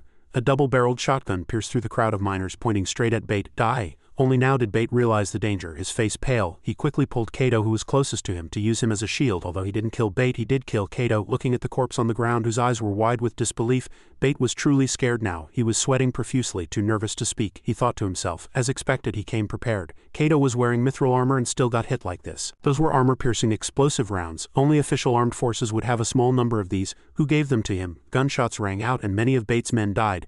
Bate lay on the ground hiding behind a few muscular subordinates, shouting, "Get in the carriage, hurry up and leave." Simon also dropped to the ground, clutching his head, scared to death. Oh my god, the tide of the battle turned in an instant. Fujipa, the tiger woman who was fighting, was also startled. The battle was in chaos. Someone's dead. Kato is dead. Lute stood there, his face grim, when he heard that Carlo had killed Kato. He was completely stunned. They quickly ordered Tiga, "Hey prisoner, go and take out Carlo. He used a gun to kill the employer." Tiga had just said when the bell rang. Time was up. So before the mission was completed, she turned and ran. "Sorry, my shift is over. I have to go back to the prison." The guy was stunned, not knowing what to do. "What, you're getting off work in this situation?" She looked back and explained, "The contract was signed like this. If I don't go back on time, I'll be investigated by the prison. The most serious consequence is being treated as an escaped prisoner." The bell continued to ring and the ice crystal ball on the table projected the entire scene outside. As requested, 100 crows had been used to adjust the gears, turning the clock tower's time forward a few minutes. The witch, Dolly, sat on the table with her legs crossed, smiling smugly. "I moved it forward 5 minutes." Eden watched everything unfold, thinking with satisfaction, that should be about enough. I doubt anyone will suspect anything. I'll recall them after it gets light and everyone has left." He looked at the pouring rain outside, with Bates' faction having lost a pillar. How much damage Lute's faction would suffer would depend on Carlo's performance next. Many people were shot and killed, and a few miners fled quickly. "Run!" The people on Lute's side watched Carlo slaughter Bates' subordinates, their faces turning black with fear. Mad dog, why would he kill their boss? If the rules are broken, we'll be in danger in the future too." Only when no one was left did he look at Lute's group from a distance. He shouted, "I dare to kill the people Lute doesn't dare to kill." Everyone heard his words and secretly exchanged meaningful glances. "Lute won't give you land, I will." Carlo had already calculated everything. He wasn't going back to Lute's side, he was going to build his own empire. His words were shaking their loyalty. "Now that you're in the middle of a reshuffle, it's winner takes all. Can you win with just money? No, the one who survives is the winner." His words hit a nerve. The method of using money to determine who has a say was just nonsense. As long as they killed those people, they could get land. Kill that coward Lute who only knows how to hide behind and give orders, raid his home and seize his property. When the Inquisition arrives, we will be the masters of Silver City. Lute was about to go crazy listening to this, and he desperately wanted to shut up the person who was revealing everything. He loudly ordered, "Nonsense, who gave you the guts? Go and get rid of him." But Carlo wasn't scared at all and pointed directly at the crowd. "Whoever believes me after I kill all the unnecessary people, I'll give you land. Whoever doesn't believe me, I'll visit you one by one and kill your entire family." At first, Lute had the upper hand with more people on his side, while Carlo was alone. He had to turn and flee. The others chased after him, cursing. "Shut him up," Lute threatened. "If Carlo doesn't die, don't you dare come back." After speaking, he guiltily turned to look at the rich people behind him. "Everyone don't believe that madman Carlo's words. Now that Bates' faction has lost one person, they can no longer fight us." Tonight was destined to be a sleepless night. Although everyone said their goodbyes cheerfully as usual, they all knew in their hearts that the balance between the two factions had been completely broken. The Bate family had been the largest underground force in Silver City for 200 years. Could an apology and explanation quell their anger? The conflict over land distribution within Lute's faction had been brought into the open. Could they still reconcile? What was even more terrifying was that Lute had practically put everyone on the execution block. Only the last one standing would be the winner. Were the partners by his side allies, or were they beasts waiting for the right moment to devour him whole? They didn't have time to think about these questions because a force that no one expected rose up with the tide. In just one night, half of Lute's faction's members had left. Lute was about to go crazy and questioned, "Where did you go? Where are the others?" In fact, the members who left Lute's faction found the man wandering the streets that very night. Those small factory owners hated the noble class with a passion. They invested in Carlo as a way to retaliate against that group of people. They used their factories as gathering places for Carlo's gang and recruited subordinates and members of the Skull Gang at 3 times the price. There was only one requirement, what they needed. The old man smiled smugly. You're right, it's impossible to achieve results without bloodshed. Go and kill all those arrogant bastards. In less than 3 days, Carlo's forces had formed in the North District. Although the North District was originally Bate's territory, Bate didn't create any conflict, seeming to deliberately give it to him to deal with loot. And Loot's members had been assassinated, robbed, and kidnapped multiple times in the past 2 days. Their numbers were severely reduced, causing panic. By now, the rules of the game had completely changed. There were no longer any rules to restrain them, only to protect themselves and reduce the number of enemies. At Rose Prison, people lined up at the gate, and a guard shouted, "Everyone line up, only one person at a time can rent prisoners." A few people in line asked each other in surprise, "Why are you here too? Isn't the cost of renting prisoners shared by all members?" Another person replied, "Too many people have died in the past 2 days. I don't feel safe without my own bodyguards." In Eden's office, he was negotiating with someone who came to rent prisoners. 10,000 gold coins. "You won't be able to rent any powerful prisoners for that price." The man said helplessly and loudly, "Lord Eden, please do me a favor." The old man looked like a commoner and looked at him in confusion. "I'm just a small baker. I don't want to get involved in the fighting, but Silver City is too chaotic right now. To rent more prisoners, those gangs will break into homes at night with a group of hooligans to rob and collect money. They say if you're not one of them, you're an enemy. They don't make any sense." With these things happening, the common people were also greatly affected, but he had the ability to take care of them. So he had to ask, isn't anyone doing anything about it? The cavalry, police, the guards, or at the very least the Empire's army stationed in Silver City? The old man sighed dejectedly. "Sigh, the heads of the cavalry, police, and the guards have already joined the faction wars. Why would they care about us?" Thinking of those people made him even angrier. As for the army, they don't interfere in Silver City's internal affairs. They only assist the Dragon Spine Empire's tax bureau in collecting taxes. Those bastards, if you dare to evade taxes, even if you're the best person, they'll shoot you dead. As long as you pay enough taxes, even if gangsters kill people and set fires, they won't ask a single question. This was too much of a bully to the common people, and Eden could only express his sympathy. HMPH, since that's the case, it seems there are many small merchants and residents who hope to protect themselves. You don't need to rent prisoners then. Go back. Next, I will send out a large number of D-rank prisoners to be stationed, which will serve as a mark for uninvolved families. Let those who have rented prisoners avoid them. And to deal with those hooligans, D-rank prisoners are enough to protect you. This was great news for the common people. Hearing these guarantees, the old man was so happy he was about to cry, and he shouted excitedly, "Thank you, Lord Eden." In the prison cafeteria, a few female inmates were chatting. "Hey, have you received your contracts?" Another person replied, "Of course." This Eden really wasn't exaggerating. Many bosses have come to recruit. Catherine finally had someone sign a contract with her. She held the paper in her hand, her eyes shining as she shouted, "Oh, is it that black guy named Carlo? My fan signed a contract with me. 30,000 gold coins. This guy is amazing. He actually became the leader of the newly established Chisel Blade Gang." Clement also signed a contract, but she didn't seem too excited. "I also received a contract from a gang, but what the hell is this Purple Passion Gang?" At the side, Amon-Ra the Plague walked over and answered, "I know, according to the B-Swarm's news, the real estate tycoon was killed a few days ago, and his Thai party was taken over by the securities tycoon Simon. After that, the Thai party was renamed the Purple Passion Gang. All members wear purple clothes, and at the same time, all men can only wear shorts and underwear." As soon as she heard this, her nose started to bleed and her eyes widened in excitement. "Shish, shorts and underwear." Thinking of this, she got so excited that her nose started to bleed and she covered her face and smiled happily. Amon-Ra the Plague added, The Thai party used to be a real estate agency. To attract customers, they only recruited handsome guys in their late teens." Clement burst out laughing. "Oh ho ho, it's all fresh meat. This is a virtuous act." Suddenly, someone outside the door waved and shouted at them, "All right, sisters, look over here." It was Lucas, next to the white-haired girl who was holding a large stack of paper. Look at me. I have an announcement to make. All paroled inmates have been hired by the Beastman Princess, Lady Odin." She took out a wedding invitation for Eden and Odin. "After you leave here, you are to plaster these wedding invitations all over Silver City." She also offered a price of 100 invitations for 1 gold medal, whether you're leading a team or house-sitting for someone. "You have to get your brothers, sisters, uncles, and aunts to help me post these invitations. If you can't finish posting them, you'll face the consequences when you get back." After speaking, she laughed until she cried. "Ha ha ha, little Eden is hilarious. In your eyes, I'm just an idiot. Of course I have to get engaged to you. Let's see if that little face of yours that's always pretending to be calm can hold it together." The purple-haired girl was furious. "Eden is getting engaged to the Beastman Princess. Is it true or not? Shocking, isn't it?" The tiger woman, Fujipa, was also furious.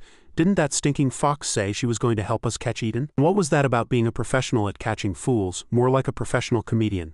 A few of the girls didn't seem to care much. Clement walked up to Anlin and asked, "Anlin, do you have a contract yet?" Seeing her sullen expression, "Not yet." At this, Clement put her hands on her hips in dissatisfaction and said in surprise, "Ha, didn't Eden say he'd prioritize you for any new jobs? The older men get, the better they are at lying. And they call him Eden? He's just a liar." In Eden's office, a man in tattered clothes with a bruised and swollen face was now standing. "Sir, I want to hire a powerful prisoner." He recognized him at a glance. "I know you." He immediately recalled the scene from the other night where the child was beaten. "Aren't you the father of the little girl from the grand parade a few days ago?" he asked with concern. "How has your wife been lately?" The man lowered his head and answered, "My wife is gone. I went to demand an explanation and ended up getting beaten.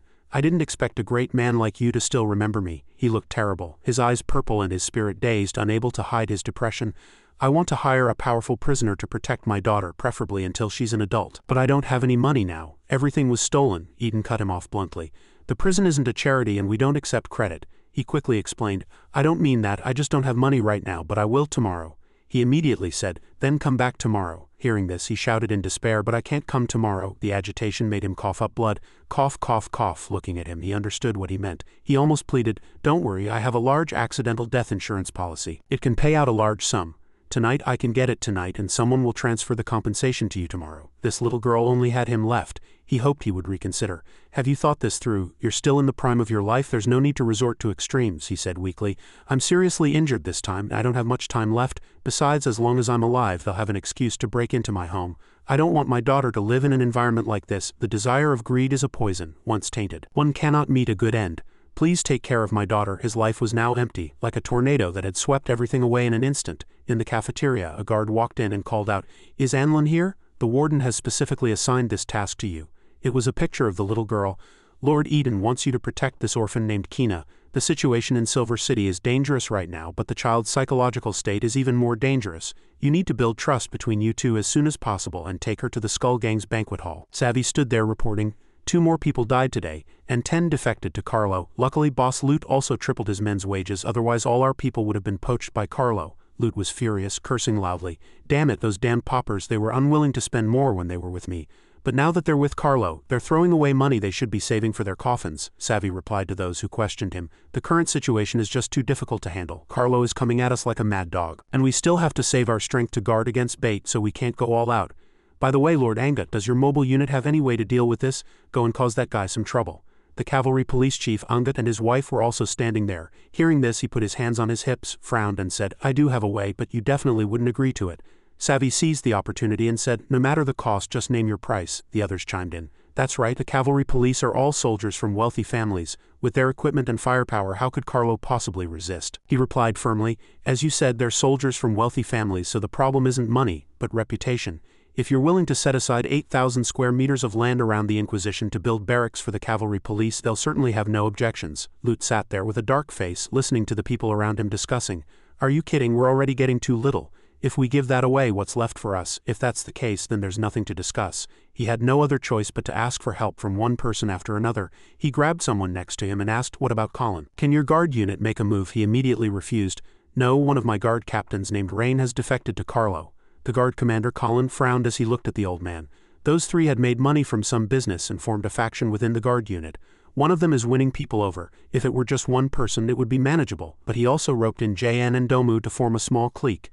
Thinking of those 3 faces, he knew the situation was chaotic and even he was in danger of being overthrown. Hearing that these trusted men were so powerless, Loot couldn't help at all. Put his hands on his hips and cursed, "Damn it, what do we do now? My head is killing me. If we fight Carlo, Bait will definitely launch a sneak attack. If we fight Bait, Carlo will cling to us like a mad dog." Just then, a subordinate burst through the door shouting breathlessly, "Damn it, let me in, Boss Loot, you have to get justice for me." He knelt on the floor and wailed, my wife, she did that thing with someone else." The entire room was unusually quiet, everyone turned pale, stunned. Loot even blurted out, "Ha." The more the subordinate spoke, the more aggrieved he became, explaining through tears, "I was injured and stayed in the hospital for a day. When I came back, I found my wife with her clothes in disarray. Her face flushed and she was stammering.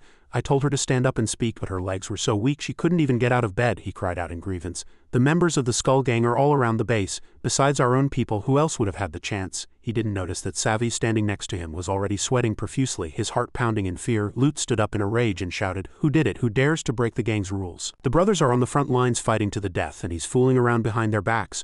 Don't worry, I'll get justice for you. We'll catch that bastard, castrate him, and chop him into pieces to feed the dogs. After Lute's promise, the subordinate's anger subsided. He lowered his head and said softly, "Thank you, boss. Actually, I already have some clues. I found a strand of light brown hair on the pillow." As soon as he finished speaking, Savvy froze completely, drenched in sweat, his heart in turmoil, terrified. He tried to force a smile, but his face contorted like a monkey's butt. He had no other choice. He had to find a way to save himself. So he suddenly rushed forward, raised his hand and shouted, "Boss, I have a way to deal with the current situation." "We only have one path to take," he interrupted the man, talking nonstop. "If you're afraid that fighting Carlo will be too costly, then we should turn our guns around and go all out against Bate." The man was blocked behind him and tried helplessly to say, "Brother, can you let me finish?" Then he offered another clue. "Actually, I also found a cigar butt by the bed. The only place in Silver City that sells such high-end goods is the Emerald Palace." Before he could finish, Savvy quickly turned and slapped him so hard his face went crooked. "Shut up, this is a critical moment for the Skull Gang's survival, and you're still talking about these domestic matters. It's because of black sheep like you that the organization can't grow," he shouted loudly, drawing everyone's attention. Fortunately, he was quick on his feet and came up with a way to deal with the other factions. "Everyone knows Bate runs the Mithril mine. No matter how much we save, we can't compete with him financially, so we must concentrate our forces for a sneak attack and capture the Mithril mine." After speaking, he gestured animatedly, acting as if it were all real. "This is what they call if you can't beat them, join them. Once we have the Mithril mine, what advantage will Bate have left? As for Carlo, we can just crush him with money then." After this speech, the others had all forgotten about solving the man's marital problems. Someone even praised him. "I think Savvy has the potential to be a leader." Others also gathered around to praise him. "Have you noticed, every time we have a dispute, Savvy is the one who comes up with a good plan? As expected of a professor, this idea is very dangerous. But if we can pull it off, we've basically won." Lute also loved this idea. He laughed heartily and praised him, completely forgetting what had just happened. "Ha ha ha, having Savvy as a secretary is a waste of his talents. I'm temporarily appointing you as the deputy leader of the Skull Gang. You can mobilize any of our men inside or out to help you." The poor subordinate lay on the ground, clutching his face, and said pitifully, "Ah, boss, what about my problem?" Before he could say anything, Savvy kicked him a few times. "Why all the useless chatter? I'm not finished yet." He tried hard to brush the matter aside. So he stood up straight again and announced loudly, "Boss, since Bate is an established power, we need to first find out if he has any trump cards so we don't fail again. If any of you know anything, speak up. A trump card, he's definitely got a lot of cannons hidden in the mine." Another person chimed in. "There are also a lot of food trucks going in and out. The number of miners inside might not be what it seems." Lute was sold on the grand plan, foolishly thinking it would be that simple, and said confidently, "HMPH, we're launching a surprise attack. He won't have time to prepare." Savvy quickly gestured for him to get up. "In that case, it's best for everyone to go back and prepare now. We're betting everything on this, so we must be fully prepared." Lute nodded in agreement. "You're right, everyone, go back and gather your men." Meanwhile, Faye was secretly carrying a bucket to the Beastman Princess Odin's residence. Her face was stern, her lips pursed, her eyes wide. "HMPH, this shameless wench daring to get engaged to Lord Eden when I was here first. Are thick legs that great?" Without another word, she threw the bucket of dirty water directly at the door. "Splashing dirty water on your door, eat shit, you bastard." Just as she finished her misdeed, a loud shout came from behind her. Faye, it startled her. This whole scene was witnessed by Lucas, who was standing upstairs. Anlin stood with her arms crossed and announced, "A guard said you have a letter. It's from your mother." "What are you doing?" She immediately made a gesture. "Shish, come here, come here." Lucas, who saw everything from upstairs, wasn't angry at all. Instead, she laughed with schadenfreude. "Ha, look back, ha. Odin, I think I hear someone knocking." Odin was in her room taking a bath and answered loudly, "I think I heard it too. Is it the guard bringing food?" Even the white-haired girl could smell it. This smell, someone clearly dumped feces at the door. What is Lucas up to? Everyone knew what was going on, but no one told Odin. Faye's face flushed with excitement. "Who knows, maybe Lord Eden came to see you." As soon as she said this, the wooden door immediately opened, smashing right into her face. Odin came out wearing only a bath towel, ecstatic, swaying her body. "What do you mean maybe it must be him? What a lowly human so eager to marry this princess." Without regard for the situation, she ran straight downstairs. "I'll get the door." Lucas had to cover her mouth to keep from laughing out loud. The white-haired girl didn't say anything, just thought, truly worthy of someone whose IQ is low enough to be tricked into bed 8 times. "I'd better hide quickly. If Odin steps in that pile of feces, this house is probably done for." In Eden's room, Kay sat on his desk joking with a flirtatious look in her eyes. "Oh baby, what's the special occasion? To think you'd remember to call on me today," he warned her with an icy tone. "If you don't start being serious, I'll find someone else for the job." Hearing this, she got scared and quickly shouted, "Oh, don't do that. I've been so broke lately getting licenses for the bounty hunters I can barely make ends meet. If I don't get another job, I'll have to consider swindling old men out of their pensions." He was just trying to scare her. He pushed a piece of paper towards her with a few names on it.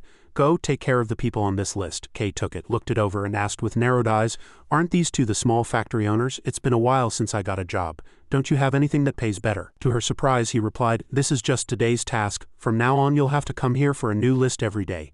She immediately knew it was a long-term stable job, and who wouldn't like that? But she was also startled. Every day. How many people are you planning to kill? Eden didn't want to elaborate, getting straight to business. You don't need to know too much. Just name your price. She narrowed her eyes, calculating seriously.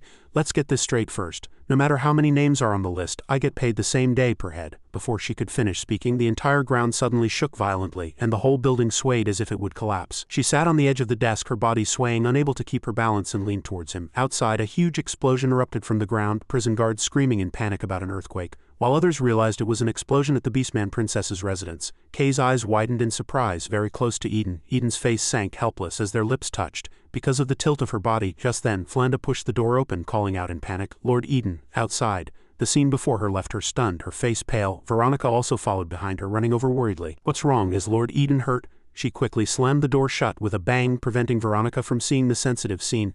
"Stop talking, he's discussing a contract with someone. You go and keep an eye on Odin for now." Veronica didn't ask any more questions, just replied with an "oh," and turned to leave. Flanda was left alone, frowning as she watched her retreating back, thinking to herself, "Be smart. Veronica, you're the best-behaved girl I've ever met. It would be too heartbreaking if your beloved was snatched away by those unsavory characters." In Eden's room, the two kissed for a long time before separating. Kay's face was flushed red. After a long while, she regained her composure and sat up abruptly. She apologized honestly. "Sorry, I didn't mean to. I lost my balance." She quickly put her feet on the ground and jumped off, not daring to sit like that again. She suddenly became gentle and quiet, shy. "All right, where were we?" He put on his hat and answered calmly as if nothing had happened. "The price." Her face was still very red, the scar on her face as red as blood. She tried to compose herself. "Ah, the price. Just assassinating a few minor characters. 1,000 gold coins per head will do. I'll go back and prepare then." Eden looked at her, thinking to himself, "This girl is not simple. The people to be assassinated are either rich or noble, and there are quite a few of them." But she didn't hesitate at all. What's even stranger is that she was sentenced to a year for assaulting a soldier, a minor offense that should have only landed her in a regular women's prison. Watching her walk out of the room with confidence, he was a little puzzled. Why was she sent to the highest-level Rose prison? Kay walked out, still very shy. She also had her own opinion of him. This man is not simple from beginning to end. His face didn't flush and his heart didn't beat fast. My first kiss was like kissing a dead person. She held the doorknob and closed the door. But this commission will not only allow me to earn more money, but also to dig deeper into the local intelligence.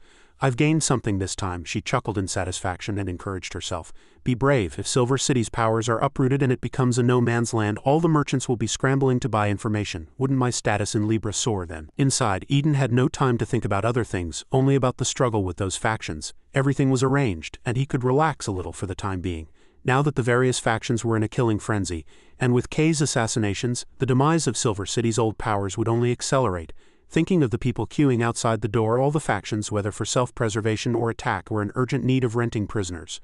And who to rent them to was up to him, which was tantamount to holding the life and death of all parties in his hands. "Carlo, trust me blindly.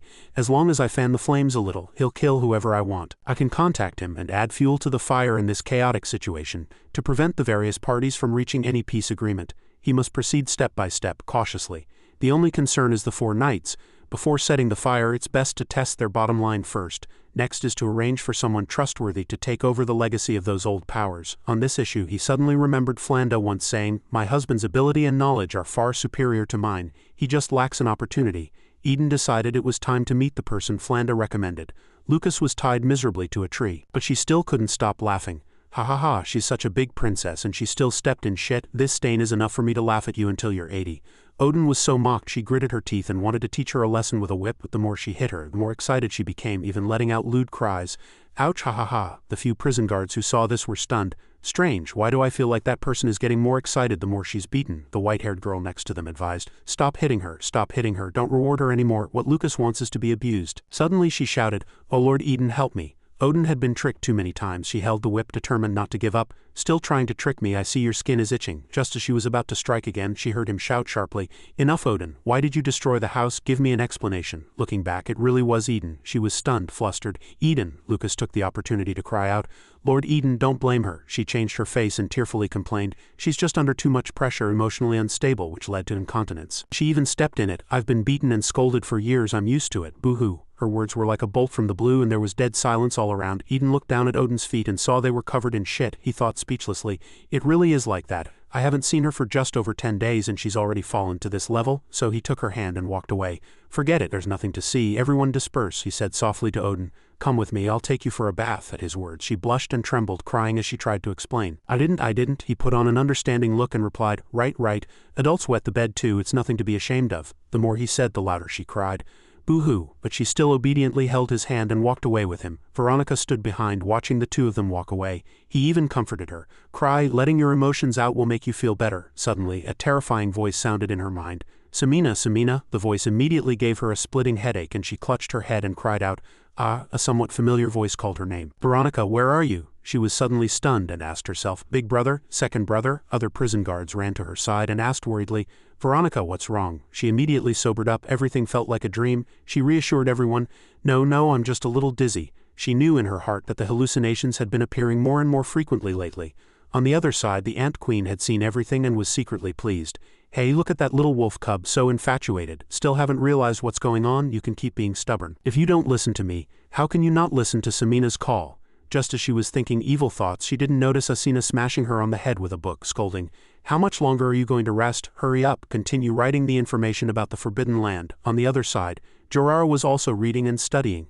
The Forbidden Land's evil god's sheep industry has indeed not stopped, it has been developing in secret. She read the book intently, completely oblivious to her surroundings. If what Merlin wrote is true, then although the Forbidden Land is isolated from the world, it is not technologically backward, on the contrary. Under the command of a new leader, they have utilized the power of flesh, machinery, magic, and gods to conceive and create a new civilization. Thinking of the statue of the purple girl, the words "bountiful mother god" immediately popped into her mind. Under the tree, two girls were chatting. Faye sighed as she read a letter. Sigh. Her friend saw this and asked, "What's wrong? You've been sighing ever since you started reading this letter." The girl sighed again. Sigh, my mom told me to go home. Just from the letter I can imagine my mom with her hands on her hips scolding me. Get your ass back here. As the daughter of the succubus pope, you haven't conquered a single man in 4 years. What a disgrace. The harsh scolding was endless. When I was your age, even the emperor of the Dragon Spine Empire had to kneel at my feet. Now look at you. Besides changing places to read porn magazines and play with those little toys, what else can you do? If you had studied properly back then, even if you couldn't get Eden, at least the toys you're using now would be more high-end. Just thinking about it was scary. Her scolding was really harsh. She was 18 and hadn't even touched a man's hand. She might as well go to the Heretic Inquisition and become a saint. The friend next to her also felt the pressure and chuckled comfortingly. It's not that easy to get out of Rose Prison, is it? Isn't there still a year until the sentence is carried out? In this time there will definitely be new progress with Eden. Unexpectedly, after she said this, Faye became even more worried. Haha, you're overestimating Rose Prison. I could bribe the judge to get in, why can't I pay to get out? The friend exclaimed in surprise. Ah, you can pay to get into prison? Yeah, why else would I have to be in prison? Faye answered dejectedly. Eden is in prison. How could I see him outside? The two didn't know that Fujipa was eavesdropping from behind. She sat under the tree, hugging her legs, listening to their conversation. Why don't you let man help you? Even if she can't seduce him, at least she can control him for a few seconds. A kiss during that time would be worth it. At least you wouldn't have been in prison for nothing. Besides, Miva has been locked up recently. No one is causing trouble. Faye seemed very annoyed. Sai, don't mention it. I was too eager before and my friendship with man is over. This time my mom is taking me back and has even sent 2 bishops from the Succubus Empire. Those 2 are very strong. They plan to take me back by force if persuasion fails. Thinking of them, she could only secretly calculate that they would probably arrive in Silver City within a month. The 2 sat back to back, separated by a tree, but Faye was completely unaware. She had thought that if she could get Eden before the arranged marriage, she wouldn't have any regrets in the future. In Bates' mansion, a voice sounded, "Oh, Boss Bate, you're quite the businessman." The old antique dealer Dick sat there, his sharp eyes fixed on him. "Your faction hasn't grown at all. I thought I was lucky to get your invitation. I didn't expect you to want me as your shield." Bate was not happy to hear this. His brows furrowed. How could that be? "My dear brother, I've long heard that you deal in antiques. Some ancient weapons are incredibly powerful. I believe you will have a place on the throne of power in Silver City in the future." The old man snorted and said mockingly, "No matter how powerful my antiques are, their power will fade with use. That loot has gathered at least 1,000 men. If he mobilizes them to attack your mithril mine, how can I resist?" But that guy was not afraid at all. He smiled smugly, full of confidence. "It doesn't matter, I have 2 mines anyway. I don't mind giving him one. I'm just afraid he won't bring enough people, it won't be much of a show." As he spoke, he ordered his men to prepare the heavy machine guns bought from the Dragon Spine Empire. Once Lute's men enter the mine, block the entrance with those guns. His men immediately replied in unison, "Yes, that guy knew Lute's every move. Those people in the mine have eaten so much food, it's time for them to work." A few people with guns carefully prepared. Lute's gang was getting their weapons ready for a fight. Subordinate poked his head in and reported, "Boss, as per your request, 1,000 men and guns and ammunition are ready." Hearing this, he said loudly with satisfaction, "Good, let's go now." At the mine at the foot of the mountain we must take the mithril mine tonight. He had specially rented 2 prisoners for this battle, Fujipa and that mummy girl. He ordered them, Tiger Girl, you lead the charge tonight. That new bandage head, you stay by my side and protect my safety. After speaking, he sent a few subordinates. The remaining 500 men go to the north to harass Carlo. Try to delay him as much as possible, so he occupies less territory. And Savvy, you will be in charge of the Skull Gang's base for the time being. Those big foolish guys were still smiling happily, turning to him and asking, Brother Savvy, we're leaving. Please help us look after our property and wives. That guy smiled and immediately agreed, no problem. His face flushed red. Thinking of the group of beauties behind him, he couldn't help but get excited, his eyes shining. I will definitely take good care of your wives, you can rest assured, and go. A few carriages carrying cannons began to move.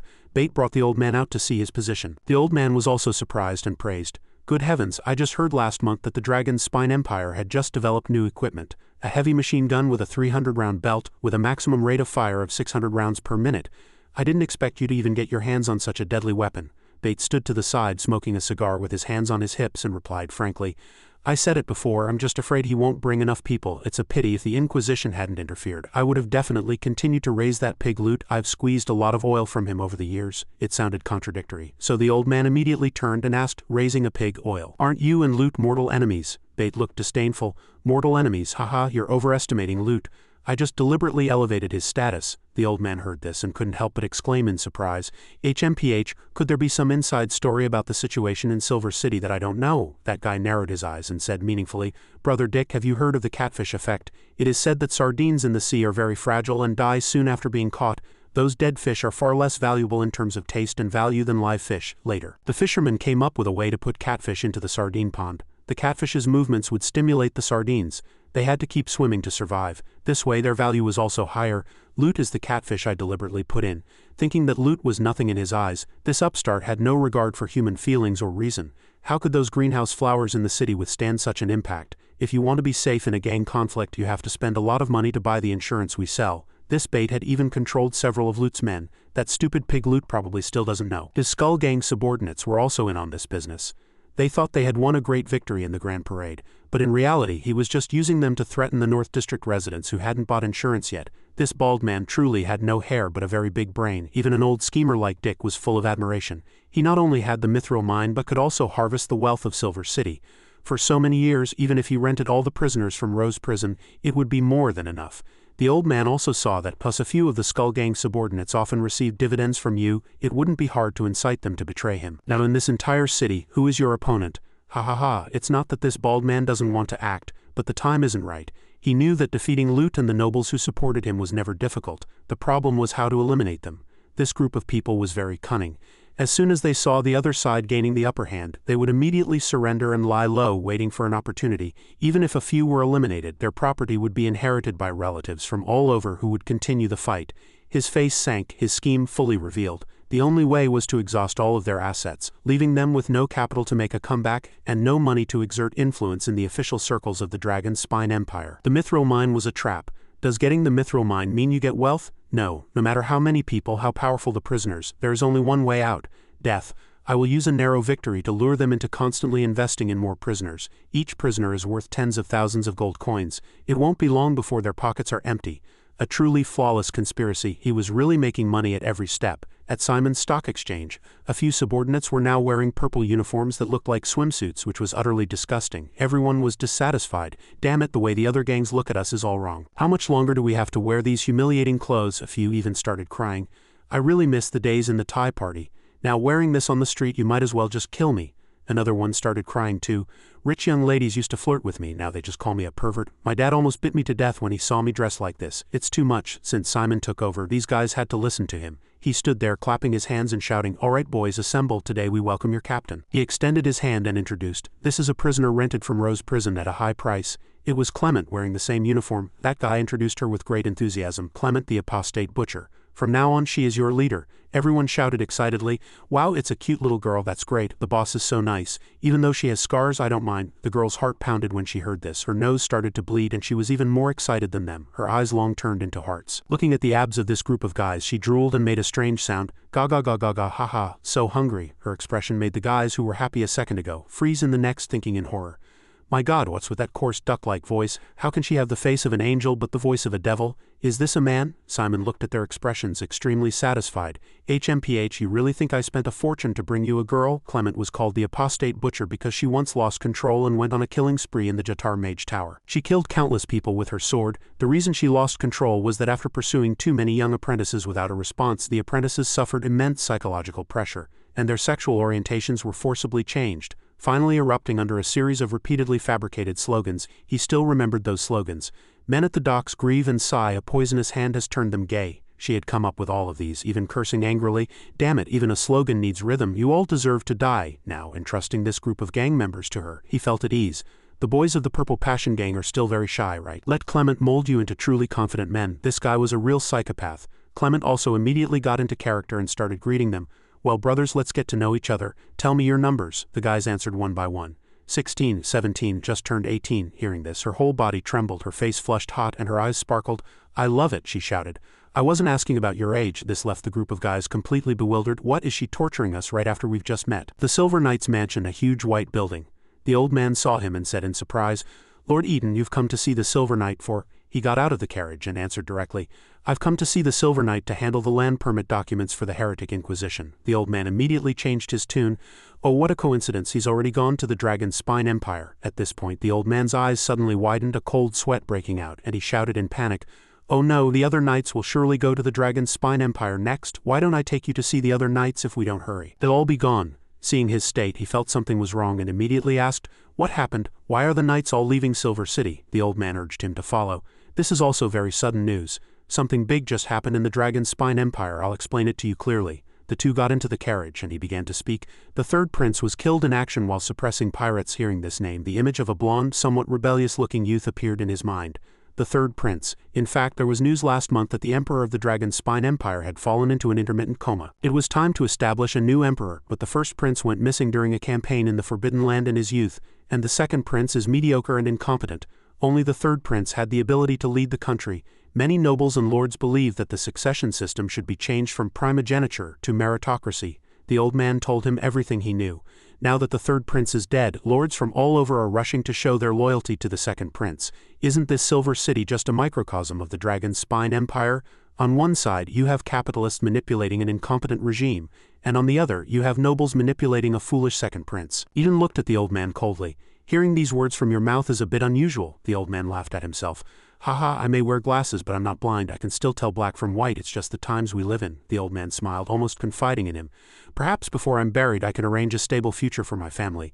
Then I wouldn't mind if these eyes of mine really went blind. On the other side that night, Lut led several hundred subordinates to fight, pointing and shouting, Everyone, charge, take the mithril mine. Just one piece of mithril is enough for your entire family, young and old, to live a prosperous life. Get rich today, charge. So the crowd swarmed towards the mine entrance, but as soon as they charged up, the tiger woman stopped, looking around warily. Something was wrong. Why wasn't there a single person in the mining area? Before she could do anything, rows of gunfire came from an unknown location. It was the miners shooting fiercely at Lut's crowd with machine gun carts. The tiger woman hurriedly urged, Don't be a target, get down, get into the cave. But before she could finish, a huge hand broke through the ground, directly blocking their retreat. Lut's men stared blankly at the giant hand, unable to react. The tiger woman was also covered in a cold sweat. The huge red palm descended above her head. She was at a loss, asking herself blankly, What is this huge thing with such a large attack range? It's impossible to dodge. With a loud boom, the hand slammed down, swallowing everything from above. The hand was making a grasping motion, grabbing the tiger woman in one fell swoop. The crowd screamed in terror, What is this monster? Damn it, Captain Tiger Woman has been captured, forget it. Run! The fleeing crowd suddenly noticed something on the ground. It was a blessing in disguise. Their fear turned to excitement, and they shouted excitedly, Wait, look at the stones on the ground. This is mithril brought up from underground by the monster. How is there so much? Lut turned sharply to the girl wrapped in bandages and roared, What is that? Quick, protect me and retreat. You, Bandagehead, go and deal with the gunman behind us. Before he could finish his sentence, a giant hand once again broke through the ground beside him. It also grabbed the girl wrapped in bandages. With a forceful squeeze, blood splattered everywhere. It seemed she was done for, but from the palm thousands of insects flew out like a swarm of bees swarming towards the miners. They could no longer shoot and hurriedly covered their faces. Where did the insects come from? The insects were dense and unstoppable. They could only hold their heads and scream, in the blink of an eye. They were reduced to a pile of white bones. The girl wrapped in bandages wasn't dead. The bandages fell off, revealing a beautiful face and figure. She was the Plague Princess. Manhwa. She found the thing underground a bit strange. Why did both attacks target the prisoners? On the other side, 2 prison guards were standing in the forest and suddenly felt something was wrong. The two immediately became alert. to make such a loud noise. Could this be the world-destroying hand of calamity? The girl next to her retorted. No, Master said the calamity is in the prison and this sound is coming from the mine. The ground beneath their feet shook violently and the ground gradually cracked. The two were still standing there asking each other, strange, why is there an echo from the mine under our feet? The other one also said curiously, let's open it and see. Suddenly, the short-haired girl quickly grabbed her colleague's hand, threw her upwards and instantly transformed into a sword which landed in her colleague's hand. She hurriedly slashed at the ground a few times, leapt up and prepared to strike with a single stab. With a powerful piercing thrust, the ground completely collapsed, revealing a void below. She was surprised to find it was a tunnel, and the one-eyed sword also shouted, "Oh, it seems we've discovered a big secret. Judging by the echo, I'm afraid this tunnel runs through the entire Silver City." She wanted to continue looking. Let's go down and see what the mine owner is up to." The sword hurriedly stopped her.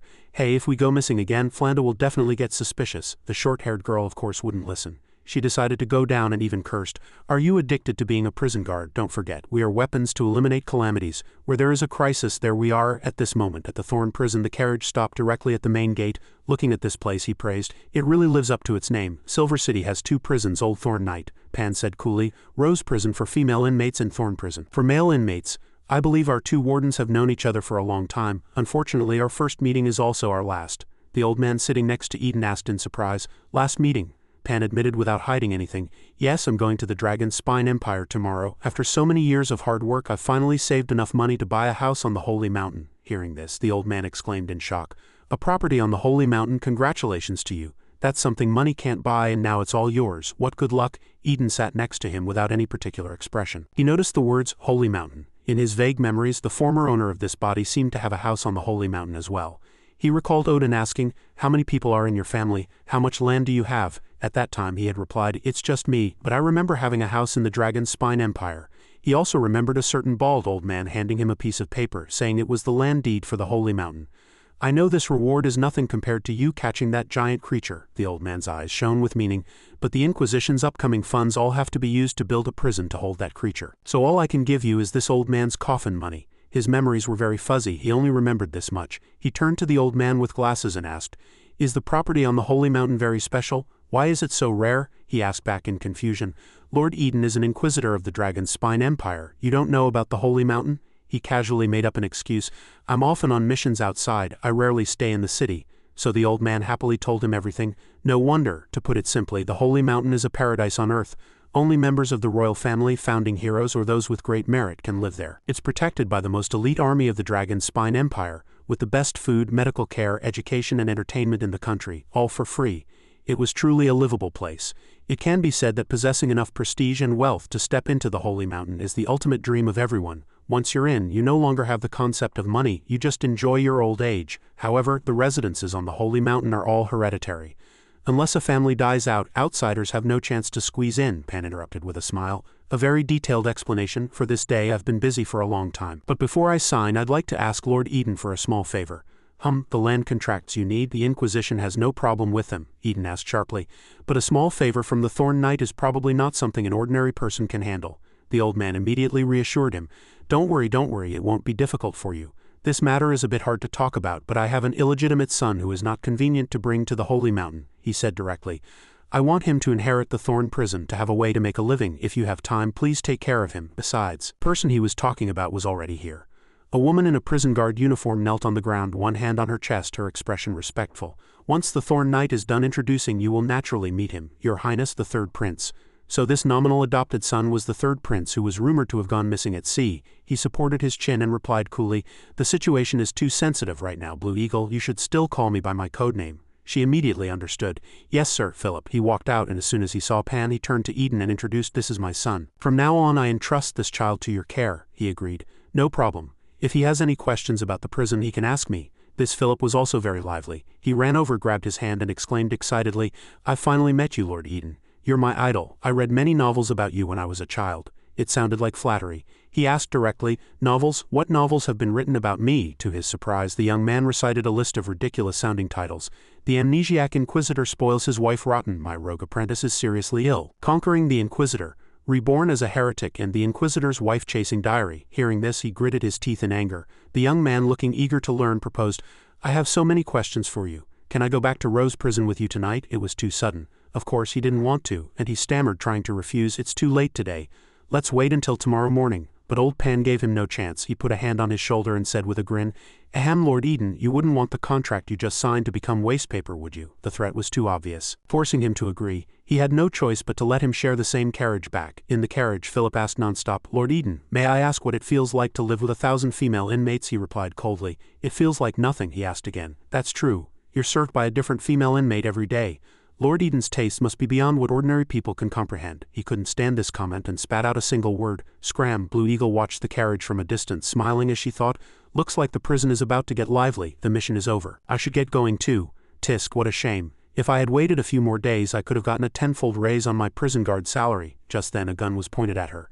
"It's Flanda." She held the gun and threatened, "I've been waiting a long time for you to slip up." Without hesitation she fired a shot. Was she caught? "I am Phoenix, the third prince of the Dragon Spine Empire." In an era where inbreeding was prevalent among the royalty, the third prince was fortunate enough not to be born with deformities and was in fact exceptionally gifted. He was diligent and studious from a young age, bright and clever. It seemed the ancient curse that a dragonborn could not rule the nation was about to be broken by him. Many high-ranking ministers and dukes even began to suggest that only with the third prince on the throne could the empire be revitalized. But the prince was extremely wary of the throne, even berating the nobles who flattered him. Under a feudal system, refusing an opportunity to ally with lords was tantamount to abandoning all strategic leverage. The third prince dared to do so because he had a very good older brother. The first prince was brave and peerless, strong and healthy and incredibly tolerant and caring towards his family. The first prince's care and influence on the third prince even surpassed that of the emperor, who was obsessed with women. If nothing unexpected happened, his older brother would inherit the throne and he would become his military advisor. As for his less intelligent second brother, giving him a comfortable position to enjoy wealth and luxury would be enough. The third prince had made detailed plans for the future since childhood, but fate had other plans. On that stormy night, a man rode back in a panic shouting, "The first prince! The first prince went deep into the forbidden land and was surrounded. The first prince has been devoured." It was a bolt from the blue. The news of the first prince's death in battle was too sudden. The third prince only remembered his brother saying he was going on a long trip. He never imagined that trip would be to lead troops into the forbidden land. He didn't believe his brother would be so irrational as to seek death. There must have been some hidden reason. With this thought, the third prince began to search for clues in the palaces the first prince frequented. Finally, he found a ledger on a bookshelf he had never seen before. Records within, when pieced together, revealed a terrifying conspiracy. During the founding period, the Minister of the Seal proposed that the current Dragonborn represented the royal family, so their bloodline must be pure, encouraging inbreeding among Dragonborn descendants. This caused the already scarce Dragonborn population to decline rapidly due to deformities and disease. The Grand Minister proposed that the Dragon Spine Empire inherited the ministers and lords of the old empire. These people were almost all human, so successive emperors had to cut off their dragon horns to ease racial tensions if they wanted to gain support. But cutting off their horns reduced the lifespan of the Dragonborn emperors from 1,000 years to less than 100. The finance minister proposed that to maintain long-term relationships with the lords, facilities were needed to support the descendants of meritorious officials. But the unconditional support provided by the Holy Mountain had been a drain on the military budget for years, making plans to attack the Forbidden Land indefinitely remote. Without occupying the Forbidden Land to seize the old empire's crown, the Dragon's Spine Empire lacked legitimacy. Without legitimacy, the ministers would use legal issues to make things difficult, easily weakening the imperial authority. From its inception, the Dragon's Spine Empire had been shackled by various constraints. Looking back, did the first prince secretly attack the Forbidden Land to seize the crown, making a desperate gamble for a chance at survival? Unfortunately, the third prince had no time to understand his brother's intentions. The same ministers who had often encouraged him to contend for the throne now turned to urge the second prince. Although the second prince had escaped deformities from inbreeding, his low intelligence was unavoidable. Soon after, the second prince framed the third prince for an assassination attempt on himself. The third prince was placed under house arrest in his own home. Thinking of his brother's sacrifice and seeing his second brother become a puppet of the ministers, even the usually calm third prince could not suppress his anger. As a teenager back then, he met Eden and asked him, "Are you willing to help me ascend the throne?" At the time, he had laughed mockingly. "Ha, on what grounds? Do you have money, men, or at least weapons and equipment?" The young third prince had none of those things. He then turned and left decisively. "Go back to your dreams. People say the third prince is brilliant, but I think you're just a fantasist." He had deliberately said that because he knew two people were hiding nearby. They said to each other, "It seems Eden doesn't plan to side with the third prince. Let's cancel the assassination order on him." Learning that the third prince was isolated and without help, the ministers relaxed their guard slightly, believing he could no longer cause any trouble. But what the ministers didn't know was that the conversation with Eden had helped the third prince find his direction. He always remembered, Money, men, weapons, that was the key to getting what he wanted. He feigned madness, eating pig slop to find an opportunity to escape. When he saw his uncle couldn't even recognize his nephew. How did you end up like this? He used his uncle's navy, disguised himself as a pirate, and plundered wantonly to accumulate wealth. While building his own fleet, he didn't forget to develop his forces on land. He chose the Silver City Autonomous Territory, the furthest from the influence of the Emperor and the Dragon Spine Empire's court, as his base. No one discovered that the cigars shipped to Silver City concealed bullets one by one. No one guessed that the male inmates in Thorn Prison were elite death-sworn soldiers secretly sent in by the Third Prince, and no one dared to imagine that in the basement of Thorn Prison hundreds of blacksmiths worked day and night forging weapons and equipment. The dragon horns fell. Philip personally sawed off his own 2 horns. This was his resolve. Just you wait, second brother. I will be back. In future letters, please address me as Mr. Philip. His closest confidant, Blue Eagle, chuckled softly. Yes, he clutched the dragon horn, sacrificing his own lifespan. My money-making ventures at sea have been discovered and the Emperor's health is failing. I'm afraid second brother can't wait to make a move against me. Go and arrange for an alchemical golem, attach these dragon horns to it, and have it die for me at sea once. The carriage drove along the road unnoticed. According to the Third Prince's plan, he would only appear in Silver City a month later. But the infighting and slaughter among the nobles both surprised and delighted him. At that moment on the street, a group of people was taking advantage of the chaos to loot houses. They held their loot and exclaimed excitedly, "This family is so rich, I've never seen so much money." A rabbit-eared girl reached out to stop the group. "Wait, from here to Building 43 is my master's territory. You are not allowed to rob here." They had no choice but to leave. "So many civilians have hired prisoners lately, what a buzzkill." The old man leading them laughed and stopped them. "Don't waste time robbing these commoners. Lut's men have all gone to fight bait today, so their defenses are lax. I know where the rich families live over there, follow me." But before he could take a step, a bullet flew over and hit him right in the head. There were several snipers on the roof. The few who were lucky enough to escape ran away in a hurry. "Ah, there's a sniper, run!" Kay stood on the opposite roof watching, asking herself in surprise. "This is the 7th sniper I've seen today. He's well trained, doesn't seem like a local." She lay on the roof and sighed. Could it be other mercenaries hired by Eden? "Sigh, we've already kissed and he's still giving assassination jobs to others. This guy is really no good." In the work area of Rose Prison, he walked Philip down a corridor instructing, "Normally at midnight, inmates must have a roll call and even inmates working outside must be present. But as you've seen the situation in the city, the gangs don't follow the rules anymore and can strike at any time, so the prison regulations have been changed to reporting back once a day." After speaking, he turned to him. "Of course, your Thorn Prison doesn't have an inmate rental service. Before the night shift handover for the guards, you must ensure all prisoners are in their cells." He smiled and replied, "Understood." It was already time to rest. He told him, "I don't have a residence in Silver City, so I converted one of the storage rooms in the front into a living space. You can sleep in the guest room tonight." He didn't refuse and readily agreed. "All right." Just then, before them, Odin was hugging her knees and crying. Seeing her, Philip was startled. "Lord Eden, your taste is truly remarkable. You even use a female ghost for your bed," he then realized. I don't know since when, but Odin was sitting on the ground, hugging her knees and crying miserably. "Sob, sob, sob." He pointed at her angrily and roared, "Odin, why aren't you sleeping at night? What are you doing crying at my door?" She looked up and saw him, secretly delighted. "He's here. A few hours ago she was still being beaten by Lucas until her head was swollen." She stood with her hands on her hips in defiance. "You'd better give me a reasonable explanation. I was so anxious after my bath that all my clothes were buried in the rubble, and you were clever enough to force a guard to give you Eden's shirt to wear. Who else but her was to blame for collapsing the house?" Lucas, beaten black and blue, came up with an idea. "Although you're a fool in Eden's eyes, it's not all bad." As soon as she finished speaking, Odin jumped up again, trying to break off her remaining horn. "It hurts so much." Not forgetting the piercing pain, she quickly shouted for mercy. "Don't break it, don't break it. Haven't you thought of turning the tables?" She began to instill all sorts of ideas into her. "Imagine pretending to be a weak and innocent little princess, then use the excuse of not being able to take care of yourself to have Eden look after you. Even if you barge in while he's bathing and do something rude, he won't be able to refute it, right? Being a fool has its advantages." Upon hearing this idea, she didn't even think twice, her eyes shining with excitement. The white-haired girl was speechless. So according to the plan, she was now sitting at Eden's door in the middle of the night, crying, "Although the guards arranged a new place for us to live, my 2 friends were disgusted by my incontinence and kicked me out. I have nowhere to go." Philip was at a loss for words. His face scrunched up like a monkey's butt. "Damn it, are you kidding me? Look at the mark on this arm. This is clearly the Beastman princess imprisoned in Rose Prison. Do you think anyone would believe you were kicked out?" But suddenly his mind shifted. He looked at her, then at Eden. "HMPH, wait a minute. They say the Beastman princess has a fiery temper, yet now she's gently seeking Eden's protection. There must be something fishy about this." He frowned, concentrating hard, so nervous that sweat beaded on his forehead.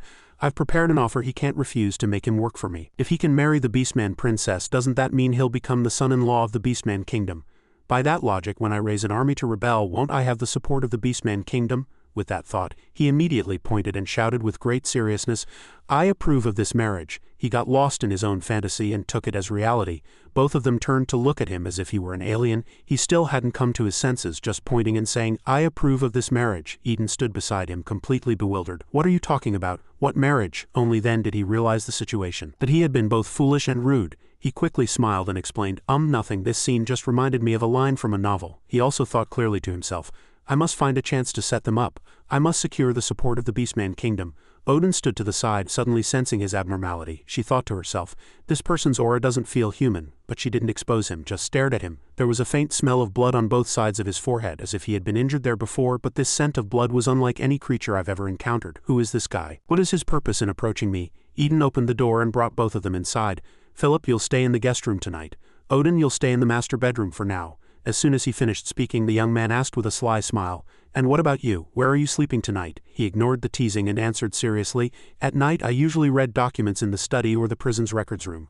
I don't need to sleep." He still wouldn't let it go, leaning close to his ear and whispering, "Hey, why make things so hard for yourself, Lord Eden? There are no outsiders here. Tonight you should stay with this beautiful beastman in the master bedroom." No one would say it out loud. Odin's hearing was sharp and she immediately played along. Fiddling with her hair, she blushed and began to act. "If I had someone to sleep with me at night, I'm sure my spirits would be much better." She was quite pleased with this Philip in her heart. What a good person. Although she didn't know this blonde boy's background, her intuition told her he must be a capable and kind young man. To her surprise, Eden's eyes crinkled into a smile, and he said enthusiastically, "Really, that's great. There are other people in the master bedroom. I was letting you stay there temporarily because I was afraid they would disturb you." It was truly unexpected. That fellow was taken aback, staring at him in surprise. "Other people," he answered frankly. "Yes, these girls are all very quiet. You can rest easy. You can move back after your place is repaired." This news was so shocking that she was left with her mouth agape, unable to say a word. What? Eden had women hidden in his room, and more than one? As soon as Philip heard this, regardless of the situation, he immediately turned and questioned him. This is how you act as a warden? This is unacceptable. You represent the face of the heretic Inquisition. You must be faithful." Although he said this, he was cursing him for a fool in his heart. What woman could be more important than the Beastman Princess? That's the entire Beastman Kingdom. He's already gone this far and he's still being so blunt. Get a grip. He didn't want to waste any more words on these two oddballs and opened the door directly. "What are you two imagining? The master bedroom is for inmates who can't care for themselves." The inside wasn't large, but it was bright and pretty. The little girl Avanza was also here. On several bunk beds a few other girls were sleeping. Seeing him, the little girl turned her head and greeted him softly. Lord Eden said to Avanza and the others, "This big sister will be staying with you for a while. You must all get along." The little girl immediately agreed. "Okay." Odin also walked over for a look, recognized the little girl, and exclaimed happily, "Oh, it's the naive little girl. So this is where you live?" Philip, on the other hand, was only concerned with the inmates' identities, seeing who he could use. He looked at the little girl, knowing she was Avanza, Death's blood. "Of course, I know the ins and outs of the prison riot." After all, she had written back to Eden, preventing the Ant Queen from being killed. He then looked at the two people sleeping in the beds. As for the two on the beds, they must be the two children abandoned by the Ant Queen mentioned in the letter. In the midst of the crisis, they fell into a state of semi-paralysis and unconsciousness. He smiled, crossing his arms over his chest and asking, "Eden, that little girl's name is Avanza, right? For her to be living in your private quarters, could she be your illegitimate daughter?" He immediately retorted coldly, "Don't be ridiculous." That guy paid him no mind, leaning in front of the little girl and coaxing her with a smile. "Avanza, why are you calling him Lord Eden, since he's giving you such preferential treatment? Isn't he your father?" This clever child immediately changed her form of address. He calculated in his mind, Death's blood is the continent's #1 assassin, a monster that can recover even after being crushed to powder. Such a figure will be a sharp sword hanging over the heads of my second brother and the opposition in the future. I must have this child establish a familial bond with Eden to keep her firmly in my grasp. The simple-minded little girl didn't think too much of his words, and after a moment's thought she said, "My two mommies both force me to do things I hate, bad mommies." In just one sentence the child turned to Eden and called out, "Daddy, Eden will let me do what I like." "Good daddy." He stood there stunned. His mouth hung open for 5 seconds. The culprit Philip smiled smugly. That's right, he couldn't stand the guy's nonsense any longer and directly wrapped an arm around his neck, dragging him out. "You get out here." Scared, he broke out in a sweat, unable to react in time, and could only shout, "Ouch, ouch, ouch," he cursed angrily. "Did you get something wrong? You're at Rose Prison to learn not to be a tutor." In the room, only Odin and the little girl remained. She looked at the green plant in front of her and asked Avanza curiously, "Why are you staring at the potted plant on the table?" The little girl answered honestly, "This is the homework Mrs. Rennell gave me, to build an imaginary little castle." She still remembered her words. A castle is the hope of overcoming adversity. When danger comes, a child will hide behind an adult, and the adult will hide behind the city walls. As long as the adult doesn't fall, the hardship is just a nightmare for the child. The little girl's clear eyes looked at Odin. For adults the castle is the same. As long as hope remains, everything will pass. Odin immediately understood and asked in surprise, a tree-shaped castle? That reminds me of the eternal tree of the wood elves. At the mention of this name, Avanza knew it too. Yes, Mrs. Reynolds told me about many strangely shaped castles, including the burned eternal tree. There's a wood elf in the prison. He watches me every day through the iron bars. Recalling that time, the little girl confided, actually, I've been watching him too. Ever since I was little I felt that he and I have something in common. The wood elf's lost expression back then made the little girl feel that he didn't know why he was here, or where the future would lead. Her reason for choosing the tree-shaped castle was, right now this prison is my castle. I'm gradually understanding what hope is, so I want to rebuild the burned eternal tree of the wood elves and I want to give him hope too. These sincere words from the heart moved Odin as well. Her eyes sparkled and she became captivated by Avanza blurting out, "What a good child," she even said enthusiastically. "But the eternal tree isn't just one tree, it has many small houses on it. I've seen the blueprints in a book, let me guide you." Meanwhile on Lute's side he was going mad. His face flushed red as he roared loudly, so angry he couldn't even sit still as usual. He kicked over a table, his whole body trembling with rage. 1,000 men went to seize the mine and only 500 came back and we lost a prisoner. Damn it, that's 30,000 gold coins. Do you know what 30,000 gold coins can buy? The more he spoke, the crazier with anger he became. Gesticulating wildly as he roared, "It can buy 3,000 cows, 20,000 sheep, 5,000 guns. Where's Savvy? That bastard was the one who came up with this stupid idea to take the mine." He was still nowhere to be seen. A man stepped forward and answered, "Before setting out, many brothers asked him to protect their families, so he took the wives and went into hiding." Lute's face darkened. "Hiding? Where did he hide?" the man said awkwardly. "He's hiding in the bathhouse next to the Emerald Palace. The old fool lost a battle, yet his subordinate was at home fooling around with women. How could he not be angry?" he roared. "He's in the mood for a bath? Drag him back here immediately." But a woman with a flushed face stepped forward to defend that guy. "Enough, this isn't Savi's fault. He asked you at the time if Bate had any defenses." That woman truly, her defense didn't hold any water. "It's obvious you didn't investigate clearly. How can you blame Professor Savvy?" That subordinate also chimed in. "Boss, actually, we didn't suffer a complete loss this time. During the retreat we picked up a lot of mithril ore from the ground. It's all in the courtyard." They immediately ran to the courtyard to look at the stone shimmering under the moonlight. A few people gathered around to look. One picked it up to observe. "The quality of this ore is very high. If we refine all the mithril from this pile it would be worth at least 10,000 gold coins." An old man stood behind them and snorted contemptuously. "Just what you picked up on the way back is worth this much?" Mark knew the value of this thing very well, his eyes shining. "And that's just the price for the raw materials. If it's made into mithril armor, the price will multiply several times. It seems Silver City's mithril mine is only depleted on the surface. There are endless resources underground." Just then a person ran over, panting, and shouted, "This is bad. Carlo has gone crazy. He's covered in wounds and just charged back while you were attacking Bate. Carlo brought his men here. He wasn't after money at all. He cut down anyone he saw. I begged him to spare my son who's in school. I never thought that hearing my son was a student would make him even crazier." Recalling the scene made him tremble with fear. That Carlo had roared, a student, that's great." That guy ran back and knelt at Lute's feet. "Tonight at least 20 of our families have been wiped out. If I hadn't run out the back door I'd be dead by now. Let's surrender, stop fighting. I'm done competing. I don't want to compete anymore." Because of this, the other old men also began to waver, and they started questioning each other loudly. "Why don't we negotiate peace with Carlo first? He's a madman. There's no benefit in clashing with him head-on. As for the mithril resources, you've seen them. We should carefully discuss whether to continue attacking the mine." "That's right. We've already invested a lot and suffered heavy losses. As long as we can get some mithril back we can recoup our losses. As for the giant hand underground that the men mentioned, we can just rent a few more prisoners to deal with it." Everyone had their own opinion, arguing endlessly. Lute couldn't take it anymore. He stood before the crowd and roared, "If you want to keep fighting, go ahead, but if you want me to negotiate with Carlo, not a chance. Is he even worthy to be my equal? He's just a dog that betrayed its master. Has he no shame in saying that? If Carlo hadn't saved him back then, would he be able to stand here and spout such nonsense?" His anger was pushed to its peak. "Just you wait. Tonight I'll show him why a dog can never be brought to the table." On the other side the room was filled with smoke. The Carlo of today was different. He sat neatly dressed in a high-backed chair smoking a high-grade cigar. Below, a person was kneeling and begging for mercy. "Carlo, my good sir, please spare me. The money is all in the bedroom. Take as much as you want. I promise I'll leave Silver City tonight and never appear before you again."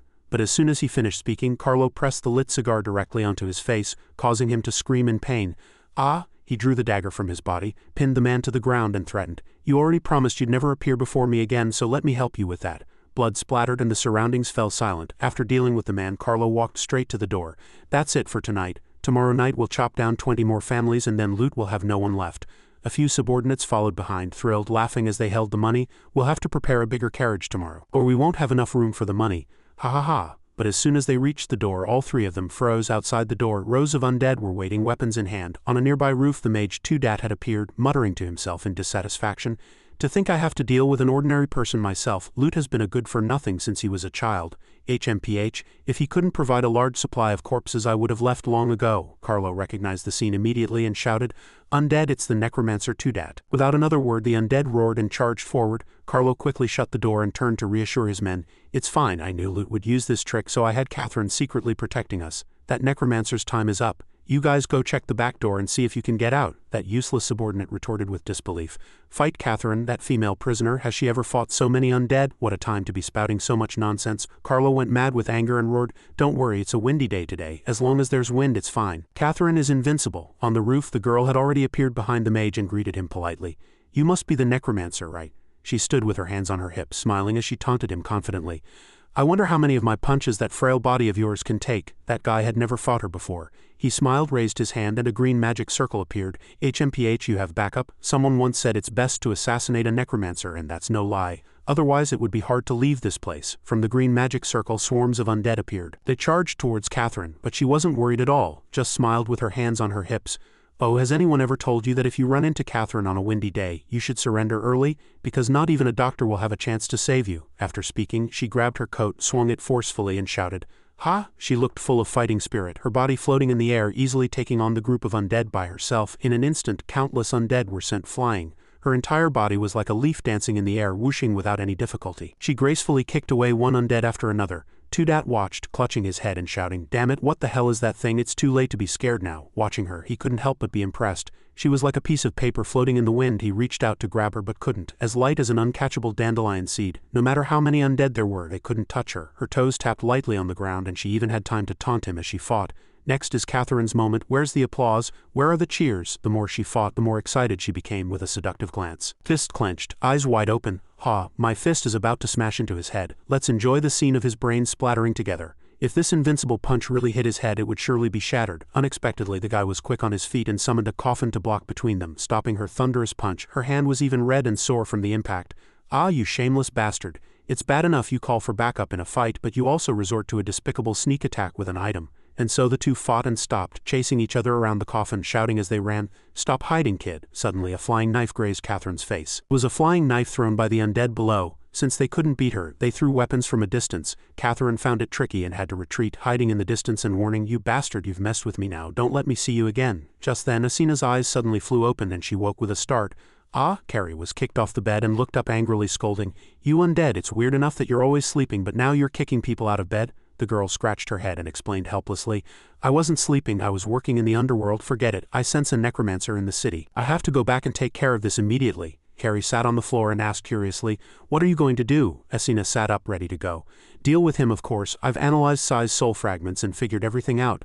That mage is the one who turned her into an undead." At the mention of this, Carrie teased her in disbelief. "Avenging an unrelated soul? Since when did you become so kind-hearted?" The little girl turned her head and retorted with a frown, "It's called professional ethics. Souls are a necromancer's bread and butter. You think all they do is sign contracts and help in battle? They also provide a portion of their consciousness as a guide fee. That consciousness includes their memories, emotions, experiences, and regrets from when they were alive. That's something only gods should be able to enjoy. Messing with my livelihood." The more she spoke, the angrier she got. The little girl pointed and shouted, "That scoundrel dared to crush a soul, trying to wipe out my benefactors. He dared to smash my rice bowl. Just watch me teach him a lesson." That mage was now hiding behind the coffin, not daring to show his head again, thinking, "Sounds like that crazy woman has left. Thanks to this coffin it saved me twice. I remember when I was still an ordinary person, I was unintentionally drawn into Sai's war between vampires and humans. To escape the vampire's pursuit, I fled in a panic and accidentally stumbled into a tomb. The tomb was empty with nowhere to hide, so I had no choice but to climb into an empty black coffin. Only later did I learn that the coffin's owner was the vampire progenitor, Ein. It said he nearly became the god of death in this coffin but became a vampire due to a mistake, which was the origin of the blood race, but that's not important. What's important is that because I was invaded by the deathly aura in this coffin, I entered a state between life and death. To put it simply, my heart was still beating but my consciousness had already crossed over to the underworld. That was the beginning of my career as a necromancer. He had obtained magic he never knew existed in his life. Asina opened a portal in her room. "Your career as a necromancer is about to end." Seeing this, Carrie recognized it and immediately asked, "Are you planning to use that ultimate technique again?" In the underworld, her gate had been accepted, and from it she pulled out a sharp golden spear. Carrie propped herself up on her hands in surprise. "Where are you planning to shoot a spear that big?" Although Asina was in the room, she answered confidently, through the window, aiming at the coffin on the roof of Silver City. With that she raised the spear, drew it back to build up power and shouted, "I don't care what abilities you have, what backing you have, even if it's a god, I'll kill it for you to see." The god-cursing spear flew straight out the window with the force of her will. On the mage's side he was out of tricks, just hiding behind the coffin. I don't know what material that coffin is made of, but since it's the treasure of someone who nearly became a god, can a mere mortal destroy it so easily? He was so confident that as long as he had the coffin he couldn't be killed. The more he thought, the more pleased he became. Even if the heretic Inquisition came, what could they do to me if I hid inside? He threw his head back and laughed, getting carried away. Ha ha ha. But before his laughter could stop, the coffin shattered into dust before his eyes. His laughter died in his throat, too shocked to speak. What's going on? What just went through my coffin? How did it break? The shattering of the coffin also created a massive force that nearly tore him apart. His clothes were ripped until only a pair of underpants remained. The group of undead was also blown away. He cursed in anger.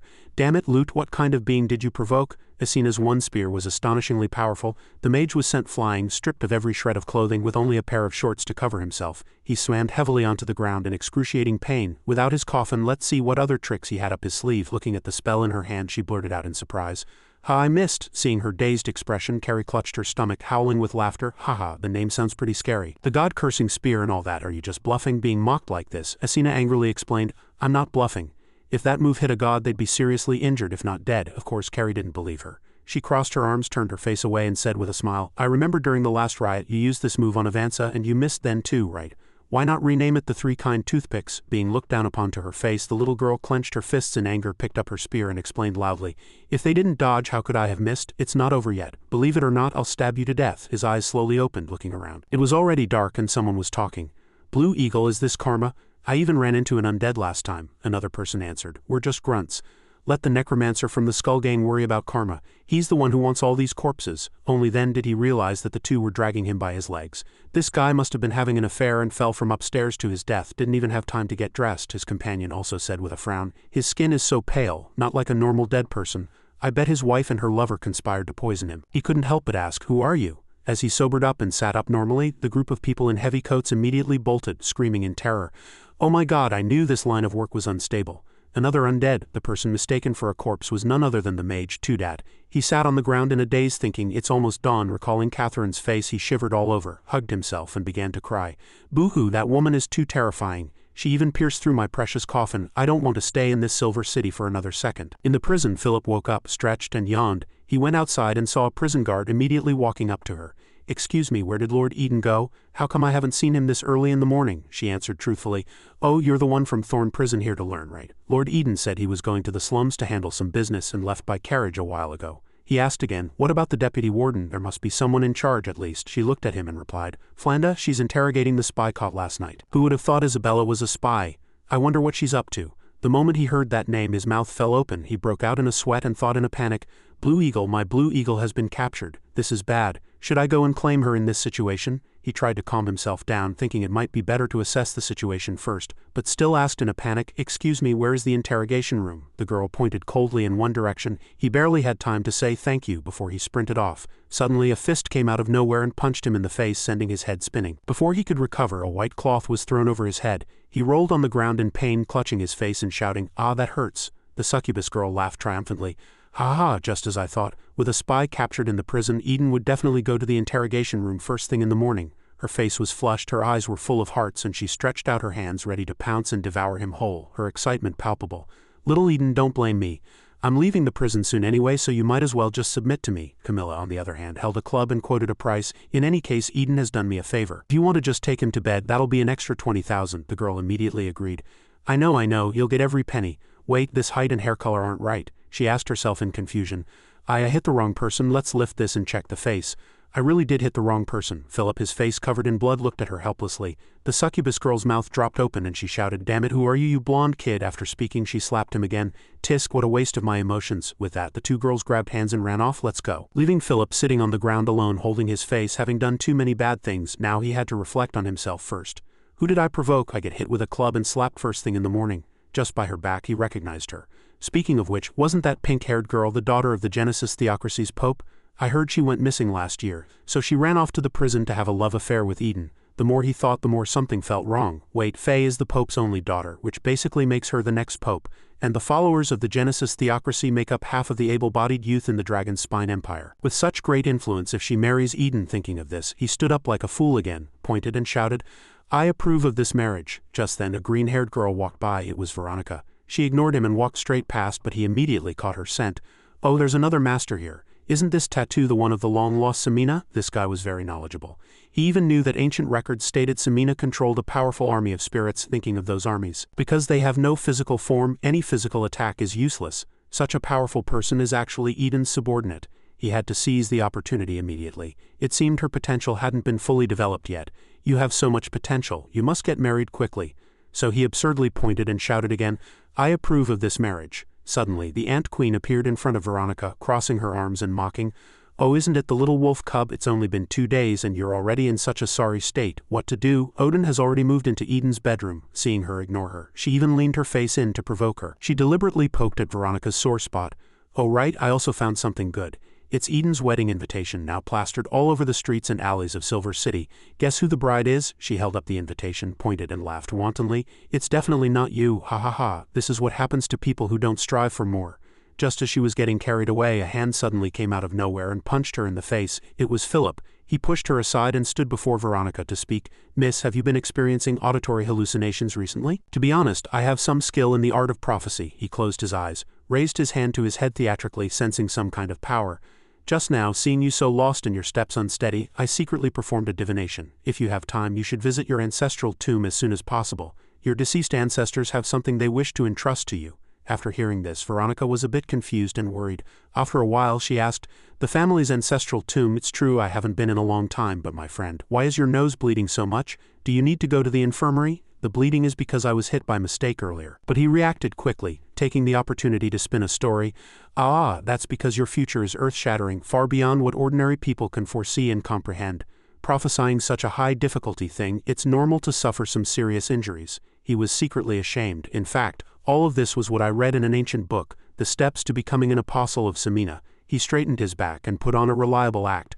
"Remember, after you get to the ancestral tomb, don't be afraid of any difficulties you encounter. You have a trustworthy warden, and you can also consult me, someone who is good at prophecy. This place will always be your home." He said this, but his mind was full of his own plans. In short, don't run off after you've struck it rich. After inheriting the power of an ancient god and becoming gilded, come back quickly. Veronica didn't know the value of her power and simply thought he was a good person, smiling as she replied, "I understand, thank you." With that, the two said their goodbyes. Watching her retreating back, he smiled with satisfaction. "Sigh, it's finally settled down. The problems all came at once. The Beastman Princess, the Succubus Pope, and this future super prospect. Which of these 3 should I choose to marry Eden?" He was muttering to himself smugly, when another fist suddenly flew over and hit him right in the face. It was the Ant Queen. Her prize had been snatched from right under her nose and she pointed and cursed madly.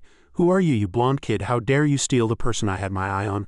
I was planning to play hard to get, first crushing her confidence and then appearing as her life mentor. But with you interfering halfway, how am I supposed to build her up? Do I have to become a complete villain? Philip took a heavy punch for no reason. His face darkened. He trembled with anger, clutching his cheek, and glared as he warned, "You're a prisoner and you dare to hit people? I'm a guest invited by Eden."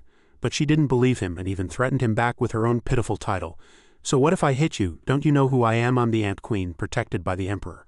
What are you going to do about it?" The words had barely left her mouth before Philip punched her back. HMPH, more arrogant than my second brother. She was sent sprawling face down on the ground by his punch, crying out in pain. "Ouch, you dare to hit me, you're dead." He didn't say a word, thinking contemptuously, "It's one thing to be hit by the future succubus pope. What are you, an Ant Queen? If I hadn't written a letter to vouch for you, you would have been struck by lightning long ago, you clueless thing." Just then, Flanda walked over. Seeing the fight, she asked, "What's all the commotion about so early in the morning? Ant Queen, this is not a place you should be."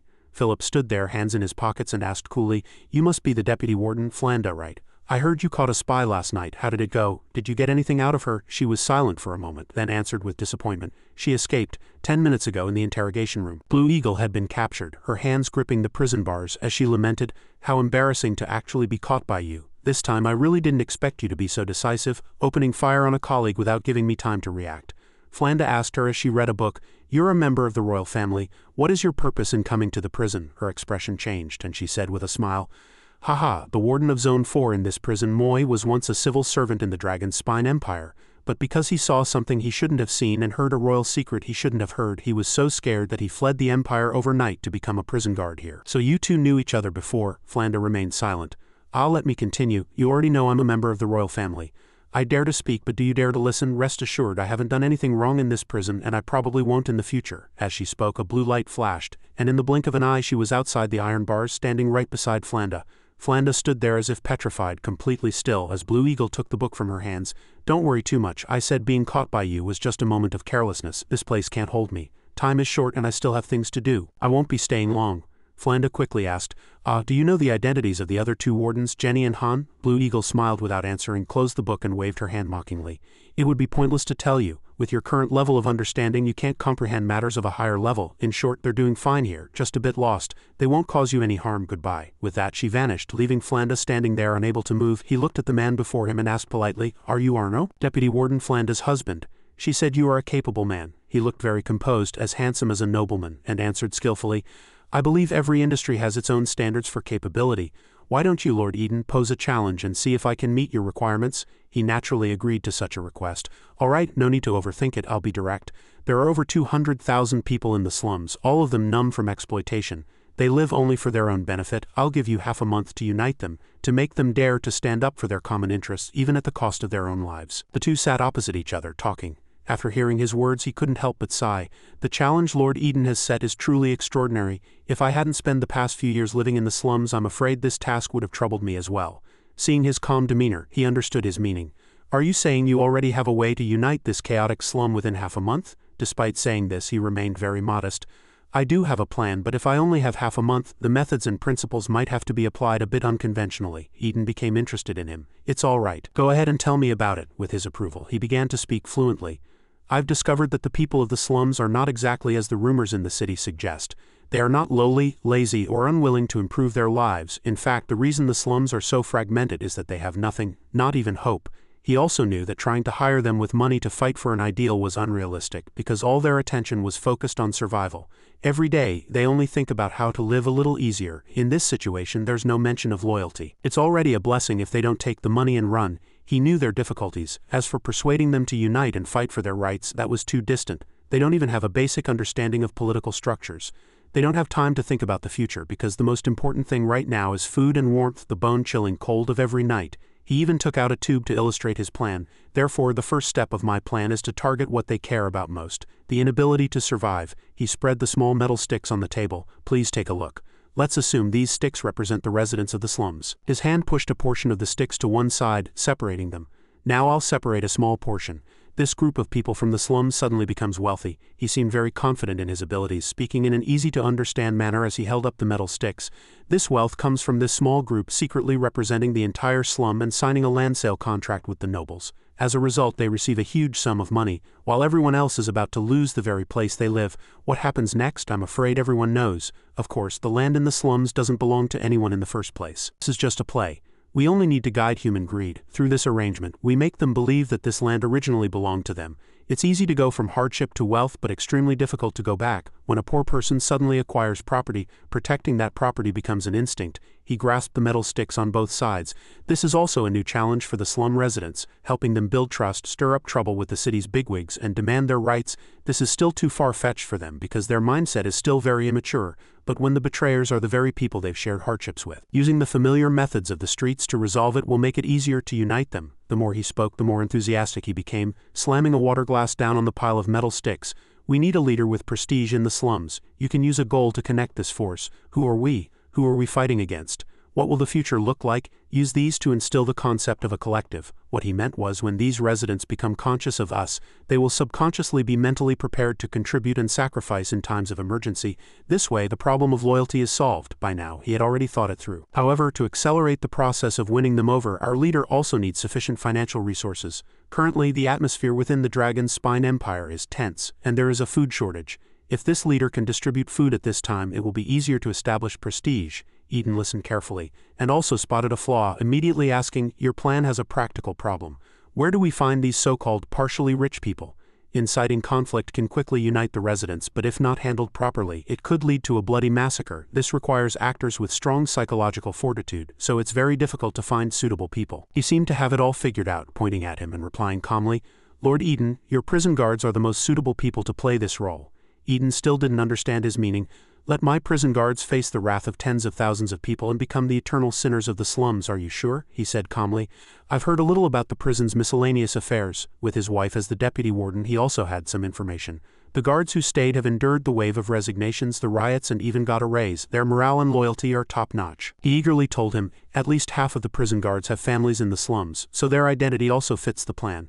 After they become rich in the play, they can move into the city, and their safety will be guaranteed. As for their reputation, we just need to wait for things to calm down and have the leader issue a few documents to clarify the matter. After listening, Eden crossed his arms and pondered for a moment, finding that there was indeed no more perfect plan, so he had to accept it. Food and liaising with the guards, I will handle it. You can start implementing this plan. Everything must be arranged before the Heretic Inquisition arrives in half a month. He also told him in advance. After this succeeds, you will become the first councilman of the slums. This Arno also saw his intention. He said bluntly, in the future the 200,000 poor people will also be your most solid backing in Silver City. Eden's eyes glittered. He didn't refute, but simply praised softly. You're very capable. Talking to a smart person is so effortless. He was very satisfied, capable yet not conceited, and replied calmly, It is my honor to be of service to you, my lord. If you hadn't stopped the prison carriage that day, Flando would now be lost in the Emerald Palace. When do you plan to give a speech as the leader? I will arrange a suitable time. He had originally intended for this person to be fully responsible for this matter. Now that he asked, he was a little surprised. My current situation is special. Me being the people's leader will only cause more trouble. Why don't you do it? Just a moment ago he was so calm, but now he suddenly broke out in a sweat and smiled awkwardly. Well, to be honest, I get very nervous speaking in public and will stutter severely. I'm really not suitable. As for being the leader, he didn't force him, but immediately asked, looking for someone with influence in the slums who also knows how to give speeches? Then let's go meet someone and see if he has the ability. On the other side, looking at the golden bracelet in his hand, a voice sounded, Madam, I solemnly recommend our holy relic to you. This is an amulet blessed by the great priest Bati. It can protect you from all filth. A guy in glasses and a black robe was holding the bracelet in front of a fat woman as if trying to hypnotize her. This item is destined for you. I'll only charge you the cost price of 10 gold coins. The fat woman seemed reluctant to buy, frowning and asking back, what if I don't buy it? Unexpectedly, as soon as the words left her mouth, a white-haired old man with a cane rushed up and cursed her. Didn't you hear the father? If you don't buy it, you'll be tainted by filth. This scared her out of her wits and she burst into tears. Oh dear, besieged by the two, she finally had to take out her wallet. I'll buy it, alright, just stay away from me. If the city weren't in such chaos right now, the mobile unit would definitely have arrested you. The guy in glasses raised the bracelet again, his hands outstretched. God loves you, may Bai bless you. After selling the bracelet, he pointed directly to the sky and shouted, Time to eat, brothers. The crowd in front of him immediately followed suit, chanting Bai, Bai, Bai, with immense reverence. Eden and Arno were also standing in the crowd observing. Watching this scene, Arno couldn't help but sigh.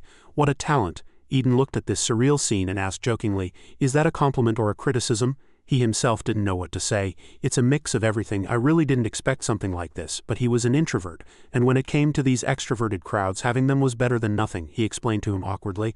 Although it's not the kind of influence I had in mind, the power of religion is strong. Combining them might produce unexpected results. It's worth a try. Suddenly the leader in glasses saw him and immediately called out, Lord Eden, long time no see. He also returned the greeting. Your following has grown quite a bit recently, hasn't it? I'm interested in lending you a hand. Over at Simon's place, he was sitting at his desk when someone walked in and called out, Boss, boss.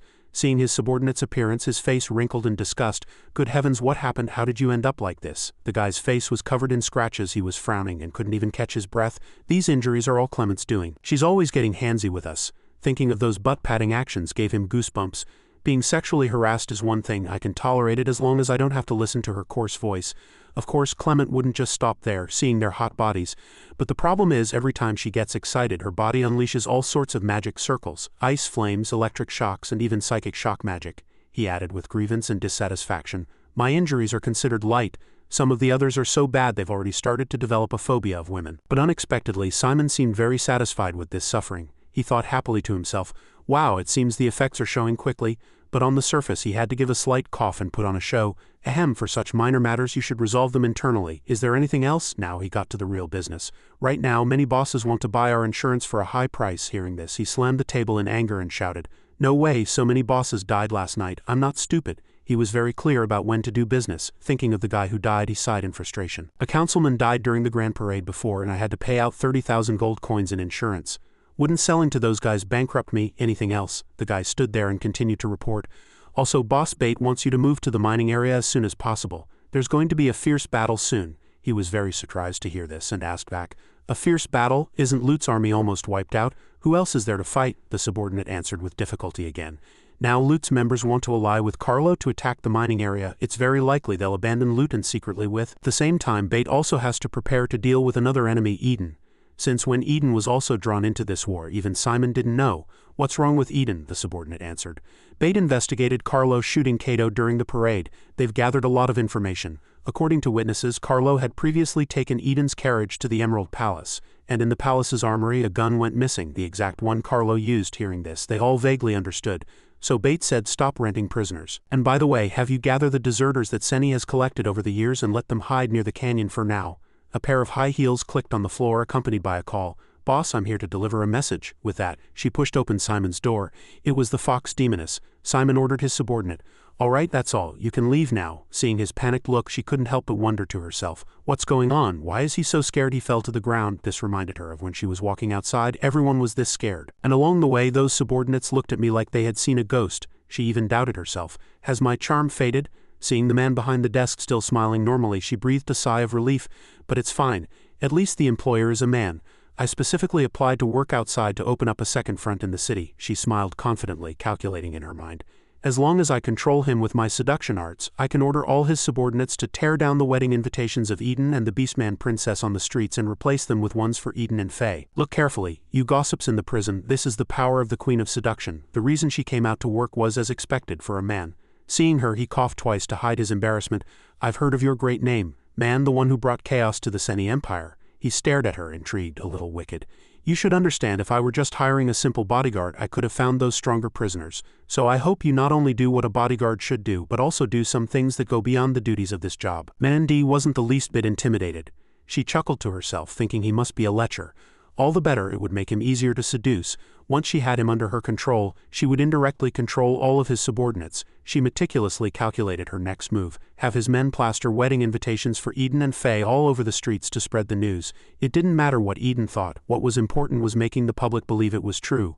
That way, if Eden dared to get involved with another woman, he would be branded a heartless man, completely cutting off any future prospects. With that thought, she immediately took action. She sat directly on Simon's desk, striking a seductive pose. "What kind of things beyond my duties? Don't be too hard on me."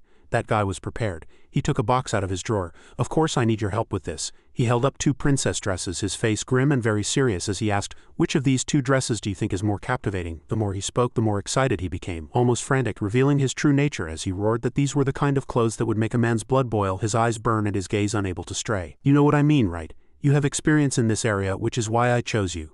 But Mandy still didn't understand what he meant. She thought he wanted her to choose one of the dresses. She narrowed her eyes disdainfully, thinking, "I thought he was just a little pervert, but he's a sly old fox.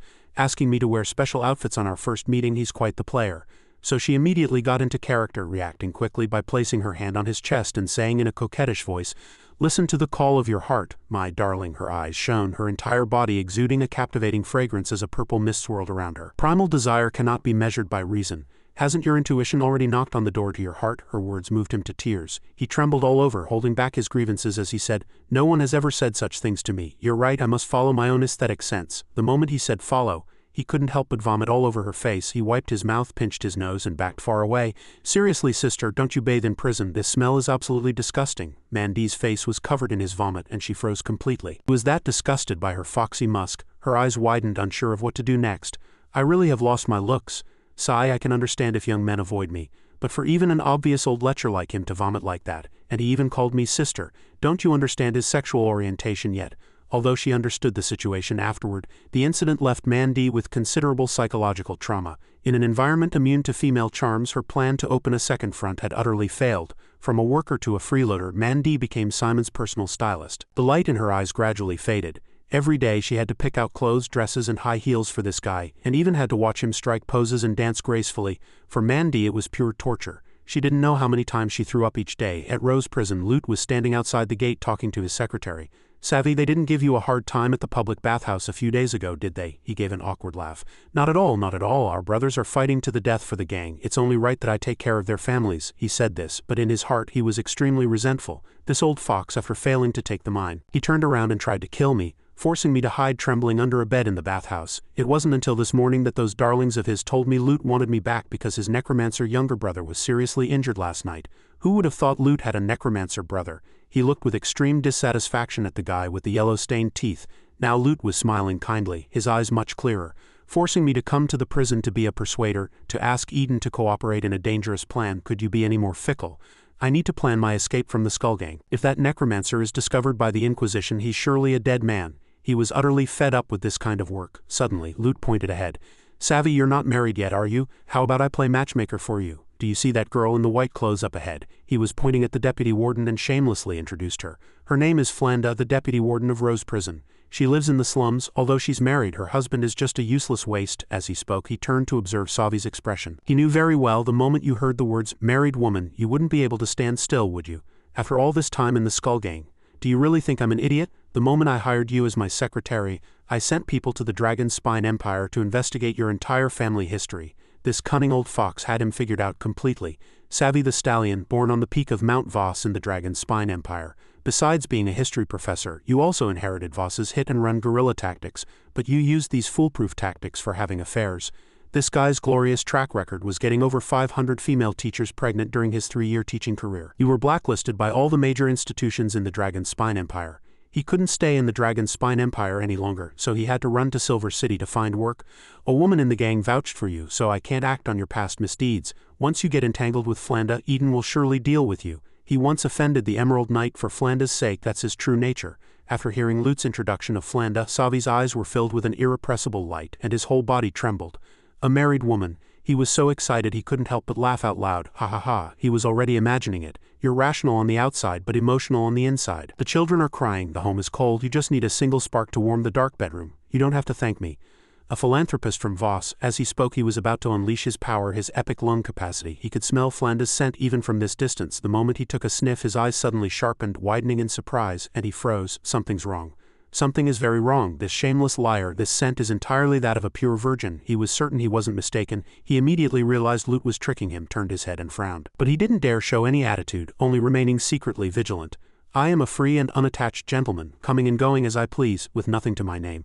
The last thing I need is to fall into the trap of an innocent woman, which would ruin my spirit and waste my money. This damned boss almost ruined the rest of my life. How vicious. The plan to leave the gang must be moved up. In the office, Eden looked at the two newcomers and asked coldly, "So you want me to organize a 3-way talk for a temporary truce?" Savi answered seriously. "Yes, after all, the Skull Gang is not on good terms with them. We need a mediator everyone trusts." They wanted to drag him into this. Eden didn't agree immediately, but continued to ask, "What does this have to do with me? I'm a public official, a government employee.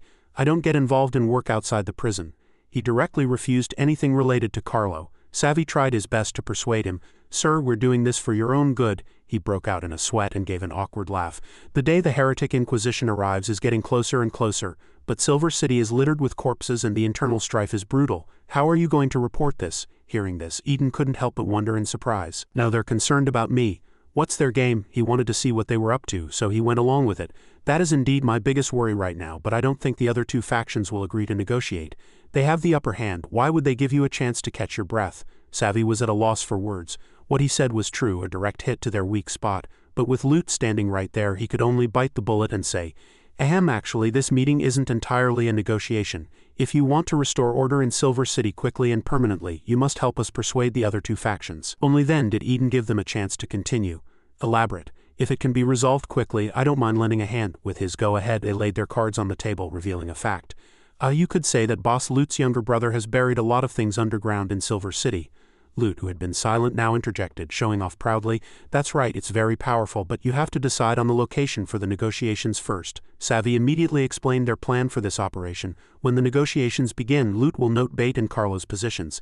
Then everyone will find a chance to slip away. And Boss Lute will detonate what's underground." Eden knew nothing about this, and calmly asked them, "There are bombs all over the underground of Silver City. How powerful are they?" Lute laughed smugly. "Haha, not that powerful, just enough to send those two guys straight to heaven on the spot." The two worked in perfect concert. Savi held up a finger and said with certainty, "After that, Silver City will only have the Skull Gang left. So naturally there will be no more conflict. The plan was indeed unexpected, but there were still loopholes. He calculated to himself, I need you to confirm the location of the bombs. There's no precision guidance in this era, I need to investigate further. Eden didn't refuse but gave them an ambiguous answer. Your proposal is tempting, but to push Carlo into a pit of fire, my conscience won't allow it. I will consider it carefully. Savvy suddenly had a pang of conscience and reminded him, then you'd better think it through. But Lute didn't give him the chance, directly interrupting and threatening. Lord Eden, that Flanda in your prison isn't too bad, is she? Interested in her remarrying? He even put his hand on Savi's shoulder, looking at Eden with a meaningful threat. He thought to himself, now that this is settled, it's time to see you off. He decided to frame Savi, saying directly, I haven't introduced you yet, this is the Skull Gang's secretary. He's had a secret crush on Flanda for a long time. A professor from the Dragon Spine Empire, much better than her good-for-nothing husband, don't you think? Savi was framed and his face turned ashen as he trembled with fear.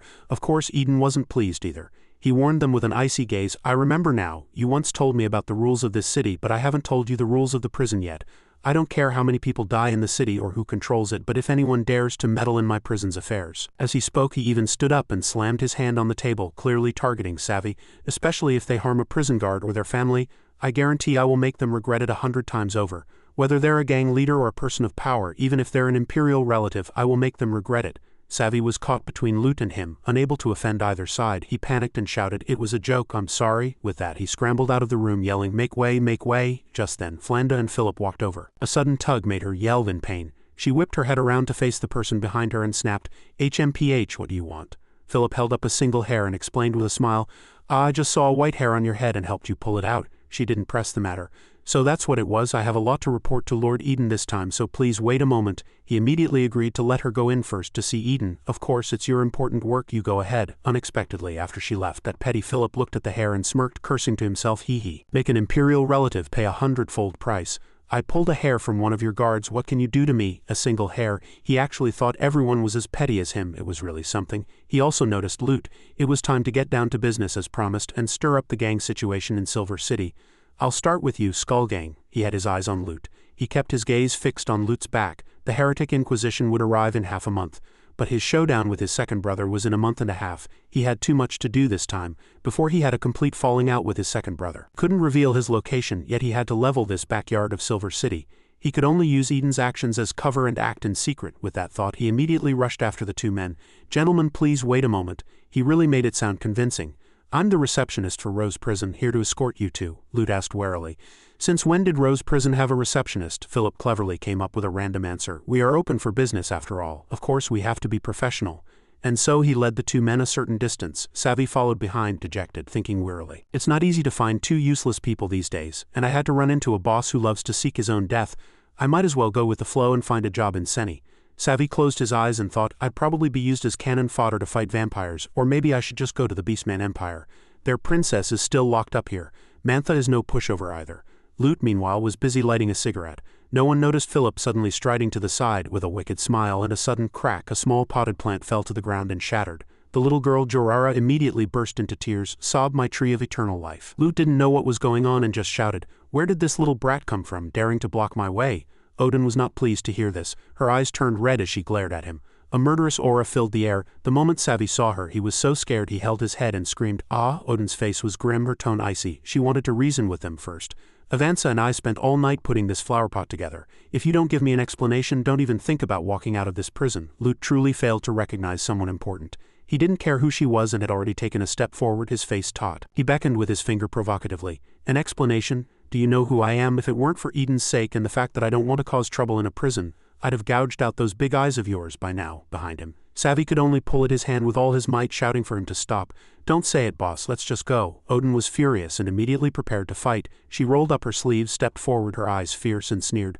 Good, very good, I act like a lady for 2 days and now every random nobody dares to walk all over me. Savi was scared out of his mind, desperately pulling at Lute, trying to stop him from shouting. I'm sorry, let's go, boss, there's no time to explain. Lute was finally willing to leave. Philip came out of nowhere, spreading his arms to block Odin. Wait, you can't cause trouble in the prison. In the human kingdom we must solve problems according to human rules.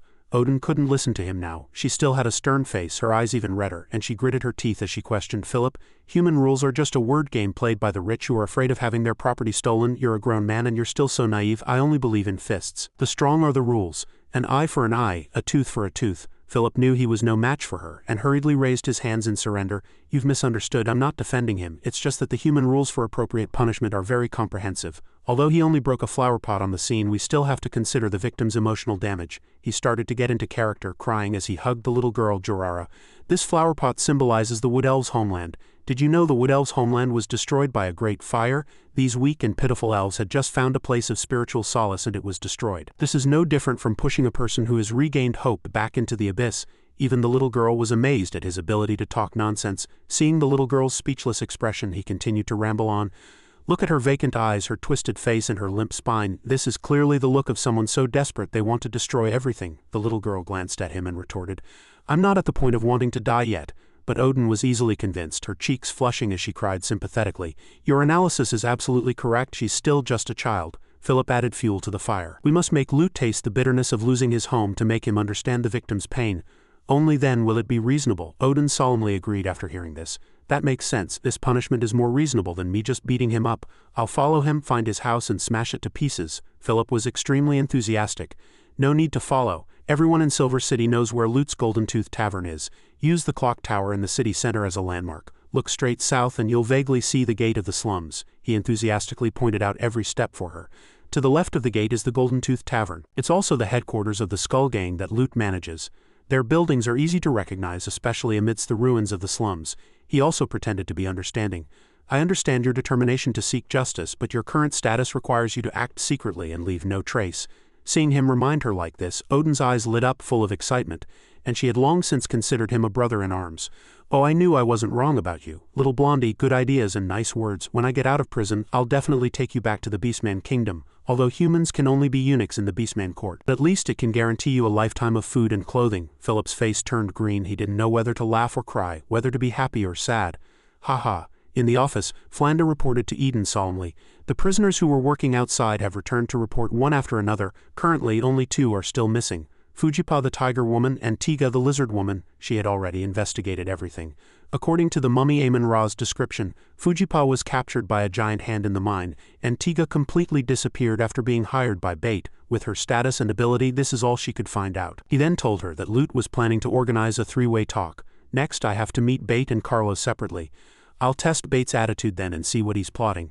You choose a few prisoners who are good at reconnaissance to investigate the situation under the mine. It would be best if you can find Fujipa." Eden also told her about his cooperation with her husband. "In addition, your husband and I have discussed a plan. This plan requires you to do some psychological work with the prison guards. You can ask Arno for the details." She immediately replied loudly, "Yes." His eyes lit up. He assigned her a task with a serious tone. "There's still a threat. Lute said he's planted bombs all over the underground of Silver City. Although I know it's hard to believe. What if?" A female voice sounded. "There is no what if." It was Asina. She pushed the door open and entered with a very serious attitude. "Sorry, I was just about to report this to you. It's true that the underground of Silver City is full of bombs." She knew that necromancers had a spell called Corpse Explosion, which used corpses as an energy source to detonate. Only now did she remember. "When I first came to Silver City, I felt that there were corpses everywhere underground. I thought it was a local burial custom at the time. It wasn't until I fought with the necromancer under Lute's command last night that I realized those corpses were related to him. By the way, I didn't escape from prison. I was just doing a little experiment from a distance." Eden asked her back, "How strong is the necromancer under Lute's command?" She immediately put her hands on her hips and shouted, "Is it polite for you to ask the world's strongest and most beautiful necromancer this question? I want to apply to leave the prison and get rid of that scum myself." Asina was completely trustworthy, and he didn't doubt her, thinking to himself, how interesting. Although Silver City isn't big to dig tunnels and bury corpses all over the city, and to do it without anyone knowing besides a large amount of manpower, it would at least require the help of Silver City's high-level officials to cover it up. Can the Skull Gang do this? He then remembered Bait's previous warning to him. "The Duke of Silver doesn't allow us to publicize the matter of the necromancer.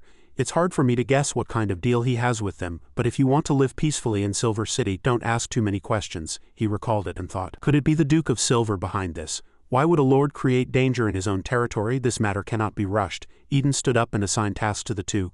"Asina, you stay here and wait for orders for now. There will be a time for you to act. I'm going to see Bait right away. Oh, by the way, the mummy Amon-Ra is currently following Lute, right?" Flanda stood up straight and replied, "Yes," he continued. "Then give her another task. Tell Amon-Ra to keep a close eye on that secretary." He then remembered that Lute had dared to covet his prison guard. Remembering that he had dared to ask Flanda if she wanted to remarry, his eyes turned icy, and he immediately had a bad feeling about Lute. "You can't be too careful. If Lute plans to do something stupid, then he'll have to be taken out of the picture first. At the Skull Gang's headquarters, two people were standing and talking. One was crying and wiping his face. Boo-hoo, a guy who looked a little older, leaning against the door with his arms crossed, asked, "What are you crying for? You're just a little brat, go read your comics." The younger guy was crying so hard he was trembling.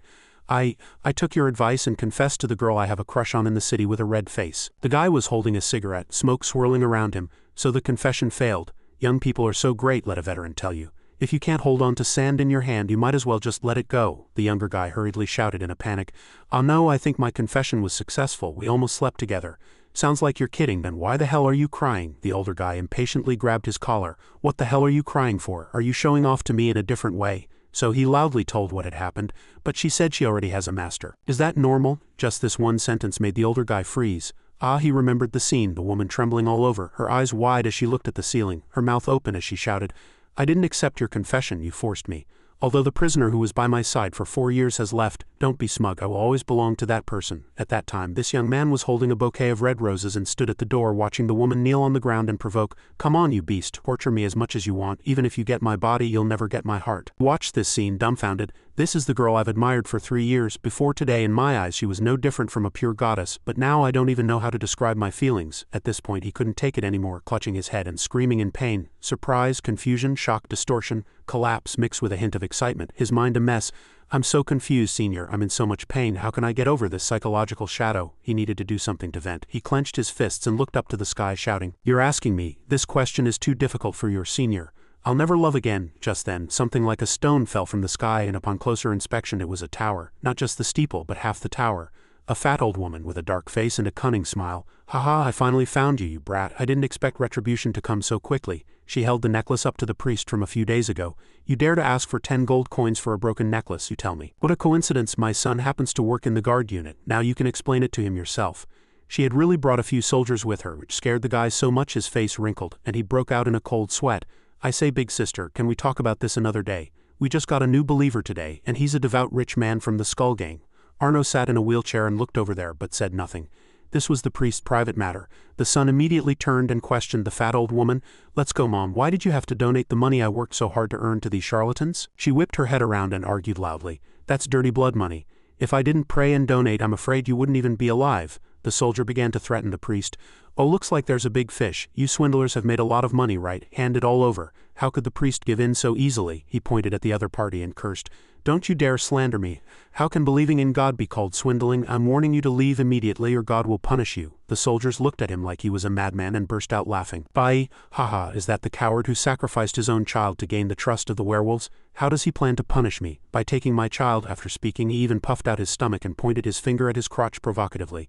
"Unfortunately, I'm not married yet. Where would I get a child from? If you want it, you can only take it from here. Come and get it, come and get it." The moment his words fell, Lute's Golden Tooth Tavern's clock tower flew over and crashed behind him with a loud boom. Dust and smoke billowing like a bomb had exploded. Lute and Savvy were stunned by the explosion in front of them. They asked each other, "What's going on?" There was a huge explosion. Savvy said in a panic, "It's on the Skull Gang's side." Lute was so scared he was dumbfounded.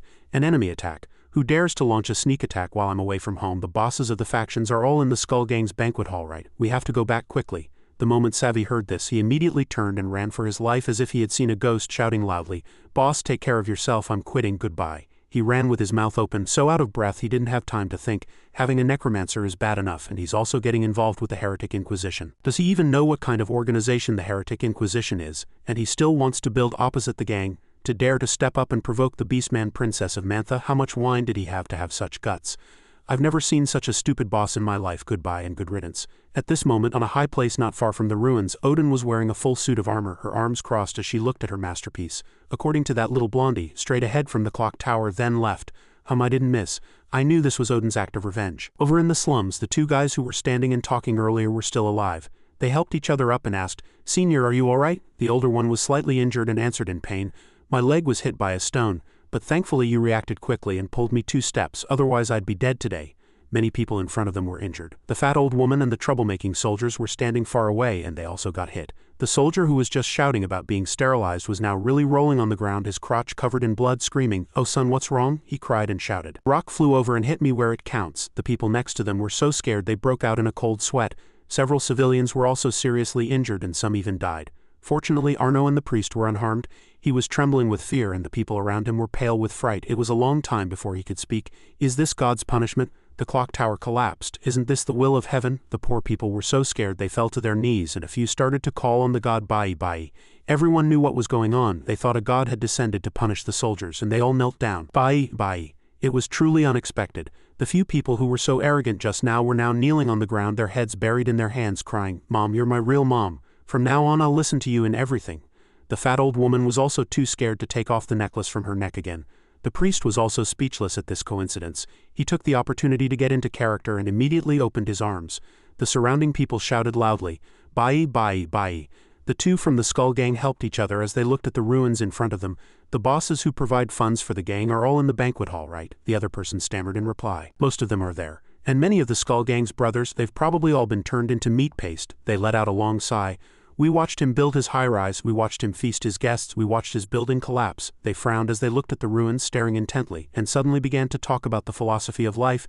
"Tell me, what is the meaning of life?" But his companion nonchalantly suggested immediately, "How about we go to the restaurant and order a fifth kid's meal? Perhaps only the ignorant can enjoy peace."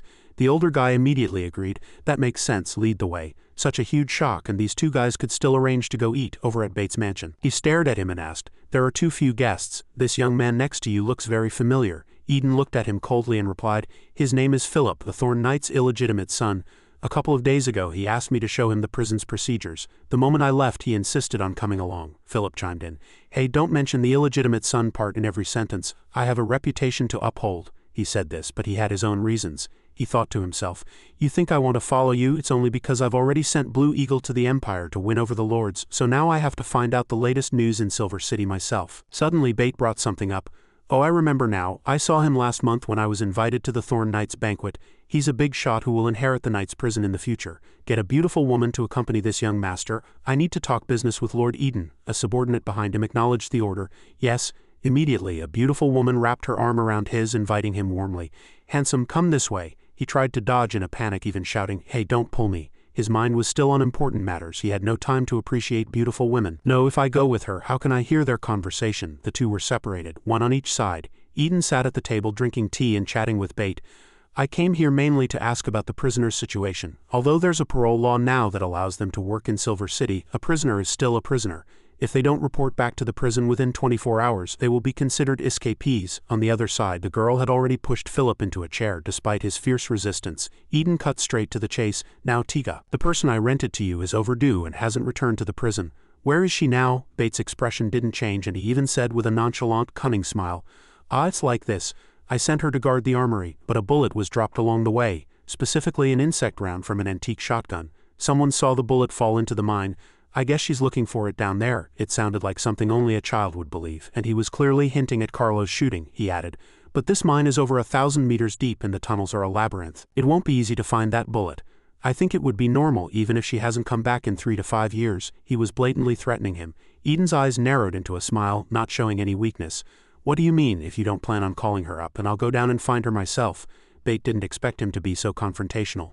His face darkened, the wrinkles between his eyes deepening. "Sigh, I'm too busy, Lord Eden. You don't know how complicated the mithril business is. It can be exchanged not only for money, but also for power in the Dragon Spine Empire. For example, if I sell 20 of my shares, I can get the authority to shut down Rose Prison.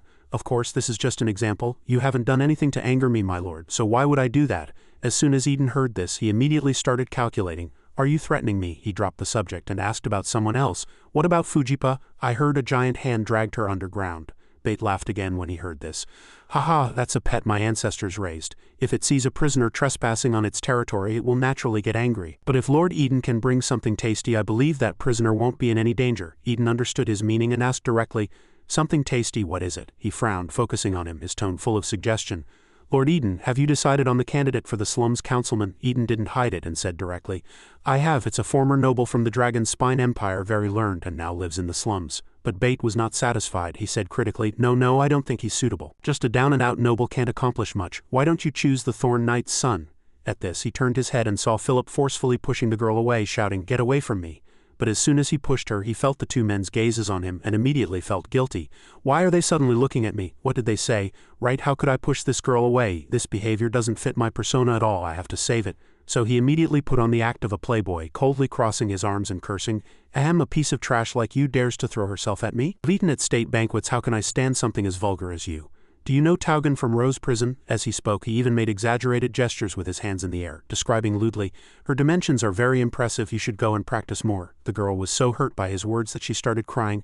"Sob, sob, why would you say such hurtful things?" Eden turned his head and looked at him suspiciously, asking, "A playboy like this has the ability to manage the slums?" But this was precisely why Bate chose him.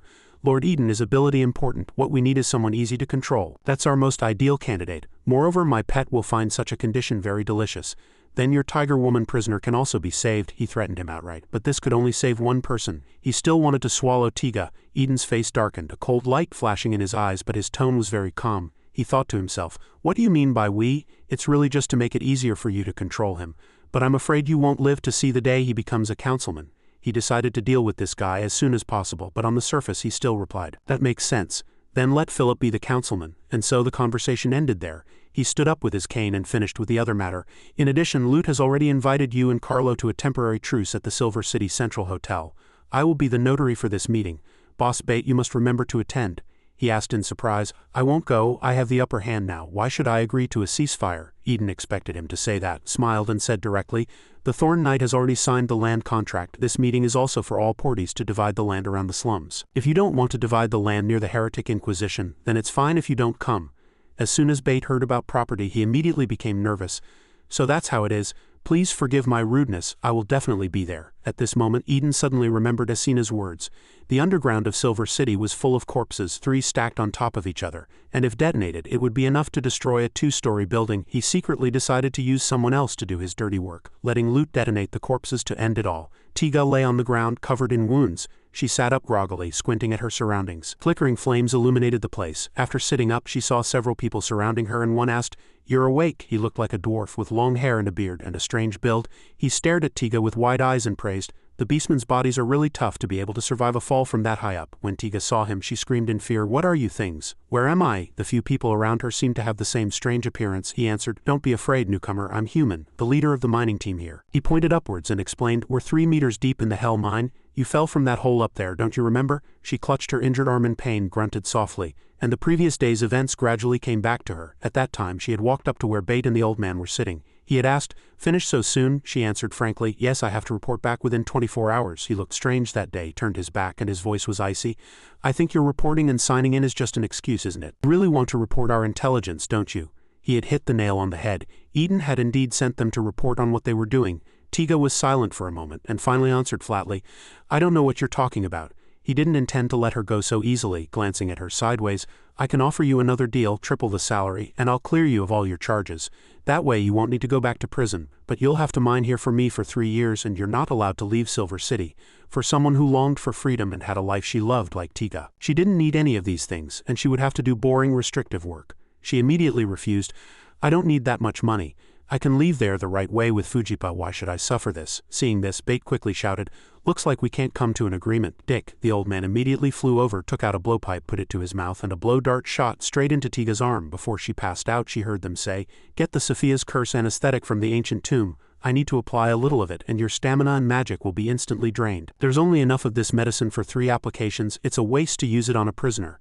Tiga lost her senses and fainted on the ground, the voices of the 2 guys echoing in her ears. "It doesn't matter. Once Silver City is stable, you can have as many people as you want digging in the Forbidden Land for you. As for this lizard, I think it's better to let her go down below and think things over." Now that she was awake, she remembered everything. Tiga was furious, roaring loudly, "Bastards, I remember now. They're the ones who did this to me." She immediately roared madly and transformed into a giant lizard. "That damn guy, you think you can lock me up just by pushing me down here? Just you wait, I'll go up there and settle the score with you." She even had the presence of mind to warn the people around her. "Stay away, be careful of falling rocks." The dwarf old man tried to dissuade her. Wait. But how could Tiga listen calmly? She grunted and climbed up the rock wall, but all her efforts were in vain, and she even injured herself, holding her nose with teary eyes as she looked at them. "What the hell is this? The walls are so hard. Could there be mithril in the soil here?" No matter how hard she tried, she couldn't break the wall or climb up. The few people answered in unison, "That's right, you can't give up." She looked around at the cave again. "It's fine. How can a space this big be all mithril? The hole above must be ordinary soil. Even if the rock walls are high, it won't be a problem for me." With that, she clumsily crawled around again trying to find a way out, but ended up banging her head against the wall with a thud, all to no avail, just adding a few more bumps to her head. She fell to the ground, transformed back into her human form, and said aggrievedly, "That guy is really crazy. You ask me why he doesn't do other things with so much mithril? Is he trying to build a prison underground?" In the end, she had to give up and sat by the fire to chat, the few people here told her. Because a long time ago, miners had tried to dig tunnels to escape, and there was a lot of mithril here. To keep the secret of the high mithril yield from leaking, all the rock walls were mixed with mithril. He told her that the hole above was the only exit, but it was slippery and narrow, so narrow you could barely reach in, so unless someone from the outside was willing to lower a rope to save them, there was no other way out. Tiga looked behind her with sharp eyes and asked, "There seems to be a deep pit behind. Can we escape from below?" The few people were so scared they immediately stopped her. "Don't even think about it. There's a monster in the deep pit. Even if you're a beastman who can turn into a lizard, you're just dust compared to that monster. You'll definitely be eaten." Just then the ground shook violently, and the group of dwarves hurriedly shouted, "Oh no, the monster is here, quick, find a place to hide." The kind dwarf from before grabbed her hand and ran, letting her ask in confusion, "Wait, what's going on?" From the deep pit below, hundreds of huge mithril ores flew up. They had to hide behind a mound of earth. If those ores hit them, they would surely die. Looking at the sparkling things on the ground, Tiga immediately recognized them as mithril ore. After a while the space became quiet, and no more ores were flying around. Only then did the few people dare to come out of their hiding places. He told her, "That's right, collecting mithril is our job. But the shallow veins have long been depleted. The monster in the abyss throws up mithril from the depths every day. That's the secret to the high yield. Our job is to collect the mithril scattered at the entrance of the cave, let the people above pull it up with ropes, and after the work is done, they'll lower down living supplies." The other few people also came out of hiding and shouted, "Hurry up and work, let's finish early. I don't want to go hungry again. We were a little slow last time, and they didn't lower down food for 3 days." The others immediately started working with nimble hands and feet. "Hurry, hurry." Tiga also quickly adapted and worked with them, asking as she worked, "Uncle, how long have you been here?" He chatted with her as he picked up stones. "I don't remember. I was only 10 when I was thrown down here. Now I'm probably around 40. He vaguely recalled, "That year I heard that a large amount of mithril was discovered in Silver City.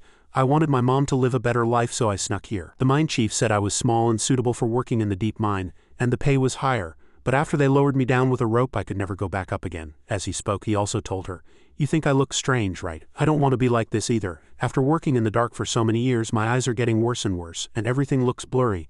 The ground is full of pits, and I've fallen many times, so I had to learn to crawl." This uncle seemed very kind and sincere. He told her with sparkling eyes, "The fire is to help the newcomers adapt, but the rest of the wood has to be saved for winter. Can you stand the dark?" She smiled awkwardly. "It's fine, I used to live in a cave too. I'm a lizard, why would I be afraid of the dark?" Suddenly, someone loudly reminded the white-haired guy, "Cole, don't get close to the deep pit." But this guy didn't listen and kept walking in that direction, arguing, "It's fine, you guys finish up quickly. If I go hungry again, I'll definitely lose my temper." As soon as his words fell, a giant hand shot out from the deep pit. The group of people standing in the distance saw it and shouted, "Cole!" That hand was the same as the one that had taken the tiger woman. With a loud thud, it slammed down and directly grabbed Cole. The group fled quickly. "The monster's starting to throw ore. Get away!" Tiga ran with them, looking at the hand in confusion, wondering what on earth it was. The old man explained that they were cave giants, but they had been domesticated. "They're even bigger than regular giants. We call them the kings of the abyss." It was a fat, ugly female giant wearing a crown. She held Cole, whom she had just caught, and popped him directly into her mouth, eating him raw. At this moment the tiger woman was still alive, locked in an iron cage, holding a bowl of food and crying for help. Below, the monsters were eating with relish. Completely ignoring her cries, this monster doesn't even wash its hands before cooking. It picks its nose and then makes food for the prisoners. "I wouldn't eat it even if I starved to death. It's so filthy, like a savage who eats raw meat and drinks blood." In a magnificent modern mansion, a panicked scream rang out. "This is bad, madam. This is terrible." The maid pushed open the doors and reported loudly, "There was an explosion in the slums just now. The Golden Tooth Tavern has been reduced to rubble. I'm afraid Boss Angat won't be coming back." A glass of red wine fell to the floor. The blonde lady stared outside in a panic, her eyes wide, her voice trembling. You can leave me. I need to be alone." She covered her face with her hands, her whole body trembling. The maid closed the door and left, adding, "Please take care of yourself, madam." She didn't know that a pair of hands was reaching out from under the table, holding her thighs. "I told you so." The man's voice was smug. "Your husband was bound to die sooner or later following loot. This game is too deep, he couldn't handle it." The woman, who had been trembling and looking grief-stricken just a moment ago, now threw her head back and laughed. "Ha ha ha, I was just wondering how much of the property I'd have to take to elope with you." It was savvy. He swept her into his arms and the two looked at each other excitedly, overjoyed. "You don't have to wonder anymore. From now on this place is ours." The guy held her in his arms and said fawningly, "Don't worry, I'll restore this family to its former glory. Now lock the door, let's celebrate." Looking at the woman before him, he thought to himself, how pathetic. "I once swore to forge my own path with my talent, studying hard for 10 years until I got my PhD in history. but in the end I still have to live by kissing up to others. What did I study so hard for all these years? Oh fate, you truly are blind. Just then a little boy crawled out from under the bed. And what about me, Mom? The two who were embracing froze instantly. She shouted, how did you get in here? The boy answered calmly, Uncle Savvy always said he was going to play a game with you in this room. I wanted to see what kind of game it was that I wasn't allowed to join. He quickly put her down, sweating profusely, and stroked his chin as he scrambled for an excuse. It's not a problem to let you play. But some games can only be played by family. If you call me Daddy, I'll organize a family trip and take you out on a yacht. How about it? But the child showed no interest, his eyes cold. No, I already have my own daddy. I'll only call you Daddy if you can do something my daddy can't. Savvy immediately put on an act. Haha, no problem. As long as you don't test your Uncle Savvy with some trivial matter, I'm a very capable man. The child wasn't joking, he was serious. Then listen closely. First, my vocal teacher always says my pronunciation is off. He recounted his grievances with disgust. He even pointed at my tongue and showed me how to roll it. I'm sick of his stupid tongue. Go and cut it out for me. Just this one request done, Savvy, but the test wasn't over. Second, there are den classmates in gym class who always run faster than me. I want you to find someone to break their leg so I can be number one. The more the child spoke, the more evil he seemed. Third, I hate swimming. The feeling of choking on water is horrible, but that female teacher still forces me to get in the water. I want you to throw her into a cesspool in the slums and let her drown in there. Can you do these three things? His mother listened to her son's words with unusual calm. As expected, this family was all the same. She sarcastically agreed at once.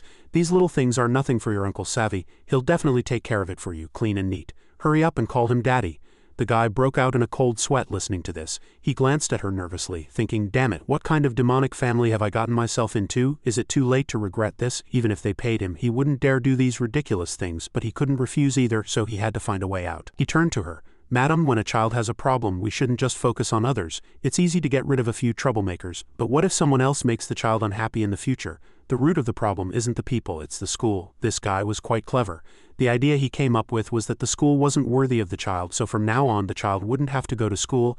As soon as the child heard this, he shouted happily, Really? I really don't have to go to school anymore? He said with certainty. That's right, I'm a professor. I'll teach you. You'll definitely have a much brighter future than at school. A child who didn't have to go to school was of course overjoyed, and even wanted to rush up and hug him. He cheered, Great, I'm free, I don't have to go to school anymore, I'll call you Daddy. He had escaped a close call. He hugged the child tightly and the woman hugged him too. The three of them embraced like a happy family. She smiled and said, You're very wise. Savvy, it'll be hard work for you from now on. He gritted his teeth and endured. It's what I should do. In his heart, he cursed painfully. This little brat, it's best if he never leaves the house.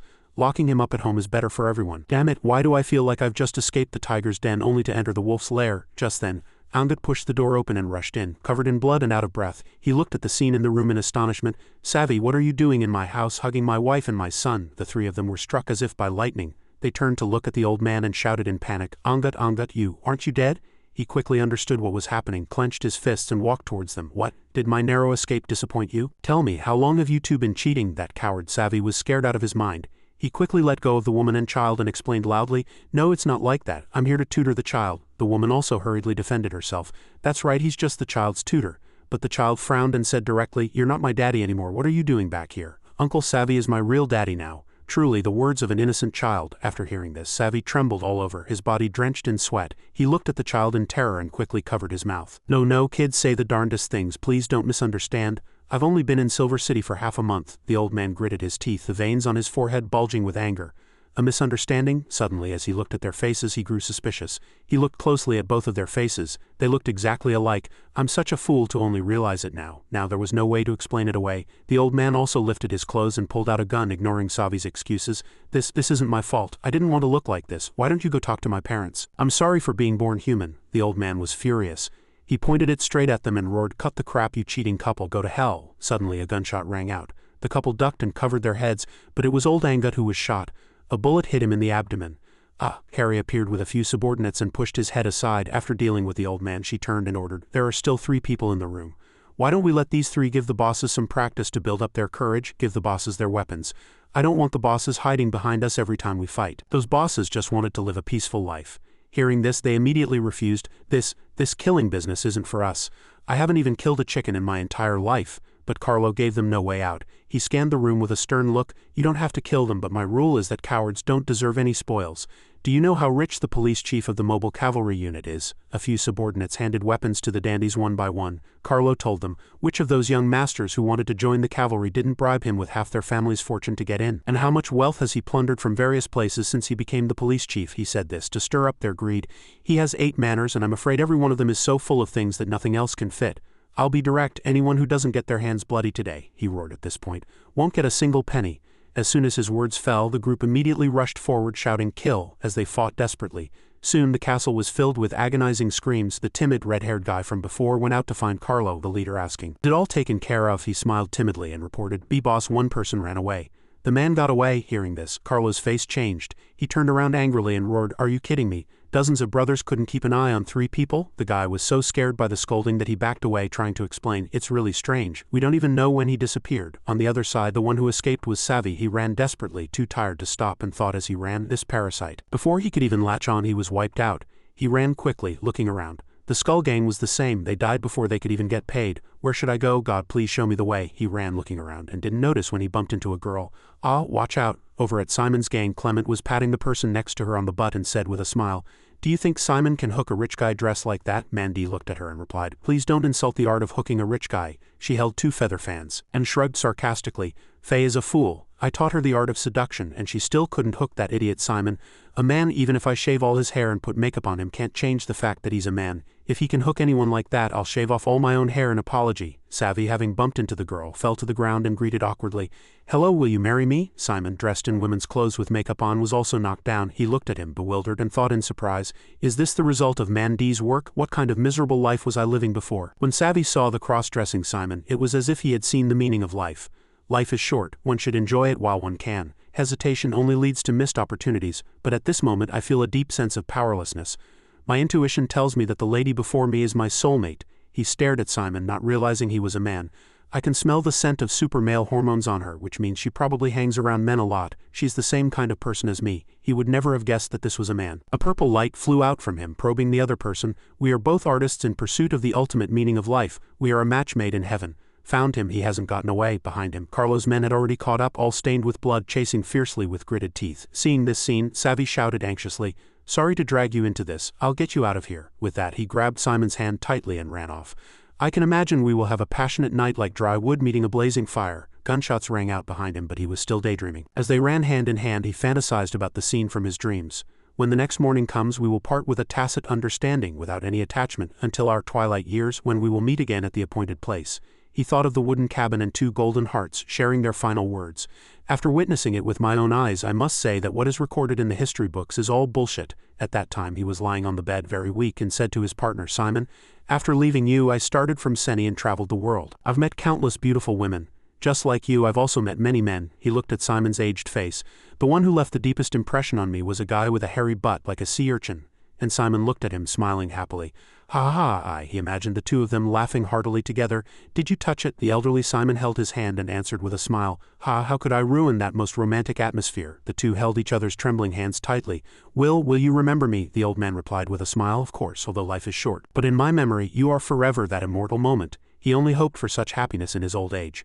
"To have someone by my side holding my hand as I die. Me too. I can't stop sickness and death, nor can I stop war and destruction." After he died, she would scatter his ashes into the sea. "But at least in the fragments of my soul I can prove that you once existed in this world. We were still young then, full of passion, and we scattered the traces of our existence all over the world. No parchment, no quill pen. I used my own colorful soul as the material. In my old age, trembling with a cane, I have no more regrets. When the abyss swallows me, I will confidently shout to the Creator, 'The time you created cannot erase me. I once existed in this world.'" Just thinking about it made him so happy he was about to cry. Sob, sob, I thought finding someone with a shared desire who could accompany me to the last moment of my life was a fantasy. Now meeting the cross-dressing Simon, he thought with tears in his eyes. But my sense of smell would not lie to me. Why in my most helpless moment did God let me meet a kindred spirit? God, please give me a little more time with her. I want to talk to my muse all night. Save me, I'll agree to any condition. Simon beckoned with his finger, signaling his men to step forward with their guns, block Carlo's men, and rush to protect their boss, Simon. Only then did Savvy realize, "Oh right, I can't believe I ran straight into Simon's territory. Ha ha ha, we're saved. I can't believe it. I've had nothing but bad luck since I came to Silver City. Meeting you must be a turn of fortune." Simon never thought this day would come, to be so passionately loved by a man, his heart filled with a wild anticipation. "Say no more, pull me into that alley ahead for the next step. I'm already 30. If I don't go public soon, people will start calling me an old bachelor. Upstairs, Mandy watched through the window as Savvy pulled Simon along in a mad dash. Clement suddenly appeared beside her, teasing meaningfully. Looks like Simon really did hook a big one. About the shaving, are you going to do it yourself or should I help? You have to honor a lost bet. Mandy got goosebumps all over, her hair stood on end and she broke out in a cold sweat. Impossible. Don't jump to conclusions so quickly. If just holding hands is considered intimate, then wouldn't all the women in prison who hold hands on their way to the bathroom be lesbians? Suddenly, two girls in black stockings and white shoes appeared in their view. Mandy was stunned, her jaw dropping. A closer look revealed they were not human, dressed in white dresses and headscarves with two wings. Clement saw them too, frowning as she asked, "Who are those two down there? Dressed so indecently?" Mandy beside her was already screaming in panic. "This is bad. A succubus pope's bishops are here to drag Faye back to the Empire." The two women looked at the city and said to each other, "We finally made it to this remote countryside." He, the one next to her replied. "The Pope gave us a month to bring Faye back. We still have plenty of time. It would be a shame not to have a little fun on such a long business trip." Just then, a few of Simon's men approached the two and asked, "Hey, who are you? This is the private territory of Simon's company. No unauthorized personnel allowed." The words had barely left his mouth when one of the unreasonable women spun around, her long bright red tongue shooting out. With a slurp, she stuffed it right into the man's mouth. She pinned him to the ground as if in a forced kiss, her thick long tongue plunging deep into his mouth. In an instant the man's chest swelled up like a woman's, his hair grew long and his facial features softened as if he had undergone a sex change operation. He couldn't resist, only letting out muffled sounds of After she was done, she stood up and said nonchalantly, "Thanks for the treat." The other men watched, clutching their heads in terror. Clement watched her men being bullied and was so angry she wanted to rush down and fight immediately. "You bastard, she turned my handsome boy into a woman, that beast. I have to go down and kill her." Mandy quickly grabbed her hair, pulling hard to stop her. "Calm down, your man didn't turn into a woman." Only then did Clement calm down a little, whipping her head around to ask, "What? But the way he looks," Mandy explained. He was just modified by the succubus pope's bishop, he just has an extra female organ." Hearing this, Clement couldn't help but want to rush up and fight again. "Damn it, what the hell are you talking about? Is becoming a hermaphrodite something to be proud of?" Mandy held her tightly by the waist to stop her. "If you go looking for trouble with them, you're looking to die. The succubus pope's bishops are as strong as the highest-ranking inquisitors. Do you want a taste of the ecstatic ascension she uses to torture prisoners?" The name alone sounded strange. Clement shook her off and shouted, "HMPH, what ecstatic ascension? I've been through so much, what haven't I seen?" Mandy let go and tried to explain. "You're really not afraid? Then let me ask you. When is a woman in the most pain?" Clement didn't understand why she was suddenly asking this, and answered with a grim face, "Childbirth." Mandy asked again, "When is a man in the most pain?" She answered, "Getting kicked in the privates." That was the answer she was waiting for. Mandy's eyes lit up and she threatened sharply, "Exactly. The bishop will first get you pregnant, then kick you while you're giving birth. That is ecstatic ascension." Just hearing about it made even a tough person like Clement tremble all over, her eyes wide, her teeth clenched. "Tisk, that's a scene I really haven't witnessed. Even I, who can't feel pain, can imagine how agonizing that would be." So she completely gave up the idea of going down to save her men, standing by the window and watching the scene of their cruel torture. Her conscience pricked her. But I can't just watch my handsome boys get bullied, and I can't just watch them take Faye away." Mandy asked, "Is there any way to drive them away?" She admitted herself, "There's really no good way." She looked helplessly at those barbarians. Who would dare to provoke them at the risk of becoming a hermaphrodite? Right now, all they could do was stall for time. She hoped another faction would come to their rescue to drag things out until the heretic Inquisition entered Silver City. Pit one religious conservative against another, and we can profit from the middle. After a series of events, the Skull Gang's headquarters was ultimately left in ruins. In the basement of the ruins, Lute and his brother were discussing their next move. "The King's ring has been modified. I have to say, this ring is indeed a bit sinister. The moment the enchantment was completed, a clock tower fell on the Skull Gang. If I'm not mistaken, it must have been that flying female prisoner who also broke my coffin. They had no idea it was Odin's doing. Lute had brought this disaster upon himself by provoking the wrong person, yet now he was blaming the ring. He held the ring, admiring it with great interest. So now if I wear this ring, I can control the corpse explosion?" Tudat carefully reminded him. "That's right, be careful. I'll tell you now, once I've collected enough corpses and souls from the Skull Gang, I'm going to Seni. You should find a way to escape soon too." But of course Lute didn't listen, and even retorted with a glare, "Why should I leave? With this ring in hand I'll blow up anyone who disagrees with me. So what if the gang is destroyed? From now on no one will be my match." Tudat couldn't persuade him and could only say helplessly, "Are you really that foolish, or are you just pretending not to understand? The Duke of Silver has left Silver City, don't you find that strange? Although this guy didn't often show his face or power, he seemed to know some things and was quite sharp. We personally saw him here before, transporting wagonloads of living people and corpses through the tunnels to the Forbidden Land." Looking at the surrounding corpses and rubble, he said to Lute, "Look at this. This place is now a mess, and they haven't even had time to clean up the evidence of offering sacrifices to the evil god of the Forbidden Land. Do you think he left Silver City to congratulate the second prince on his ascension, or did he realize the Forbidden Land is full and is running for his life before the apocalypse? recalling 2 years ago he had questioned the Duke. "Really? I'm a necromancer, are you sure you won't report me?" At that time the Duke of Silver, Old Sand, had assured him, "Since we're already in the same boat doing shady things, why cause trouble for ourselves? As it happens, I have something I need your help with." The two had reached an agreement. "The goods in these cages are ones I've gathered from all over the country. There's been a lot of loss during the long-distance transport. Some have been dead in the cages for over half a month. I only need living people and fresh corpses. As for the rotten ones, you can help me dispose of them cleanly." At that time he had also warned the old man, "I don't understand. The Forbidden Land is right next to Silver City, and you are the lord here. If you keep sending goods to the Forbidden Land like this, when the demons and monsters run out, you'll be the first to suffer." But he wasn't worried at all. He even said to him, "You misunderstand. If something happens, Silver City and the Dragon's Spine Empire will suffer. What does that have to do with me, a noble? When the Emperor sent me, a powerful and influential noble, to this godforsaken place and didn't even grant me the only thing of value, the mithril mine, he should have been prepared for my revenge." With that he left, arrogant and confident. A noble is a noble in any country, but a country without the support of nobles is no longer a country. So now that the old man was gone, Tudat was certain it was an ominous sign. He left to let Silver City and the Dragon's Spine Empire bear all the consequences. "I can guarantee you, Silver City is about to collapse. 3 of the 4 dukes are already gone. Rather than say they're going to the Dragon's Spine Empire to congratulate the new monarch, I'd rather believe they've caught wind of something and fled," he advised with a worried face. "If you're smart, don't waste your time here. The sooner you leave, the better. Who knows if the monsters from the Forbidden Land will rush out in the next second." But Lute wouldn't listen to any of it. He stared intently at the ring in his hand. Say no more. He had already made up his mind to stay here, no matter what. 3 years, I've waited for 3 whole years. Do you know how I've lived these past 3 years? I feel like I'm suffocating every night when I sleep. The incident of being beaten by Bait was like a thorn in his flesh that he couldn't pull out. A tooth stuck in his throat. I tried so hard to cough it up. He couldn't forget being kicked in the face, but the blood in his mouth kept flowing back down his throat, unable to be coughed up or swallowed. That shadow, if I can't get revenge with my own hands, I'll never be at peace in this life. What do you take me for, a stinking beggar? Do I deserve to be trampled on? The more he spoke, the more agitated he became, roaring loudly. I've struggled until now not to prove how noble I am, but because I can't swallow this insult. He pointed a finger at the ground, channeling all his humiliation into anger with all his might. I'll let them know that what I've lost I will take back with my own hands, even if I'm the only one left, Bait, Carlo, and all those who betrayed me.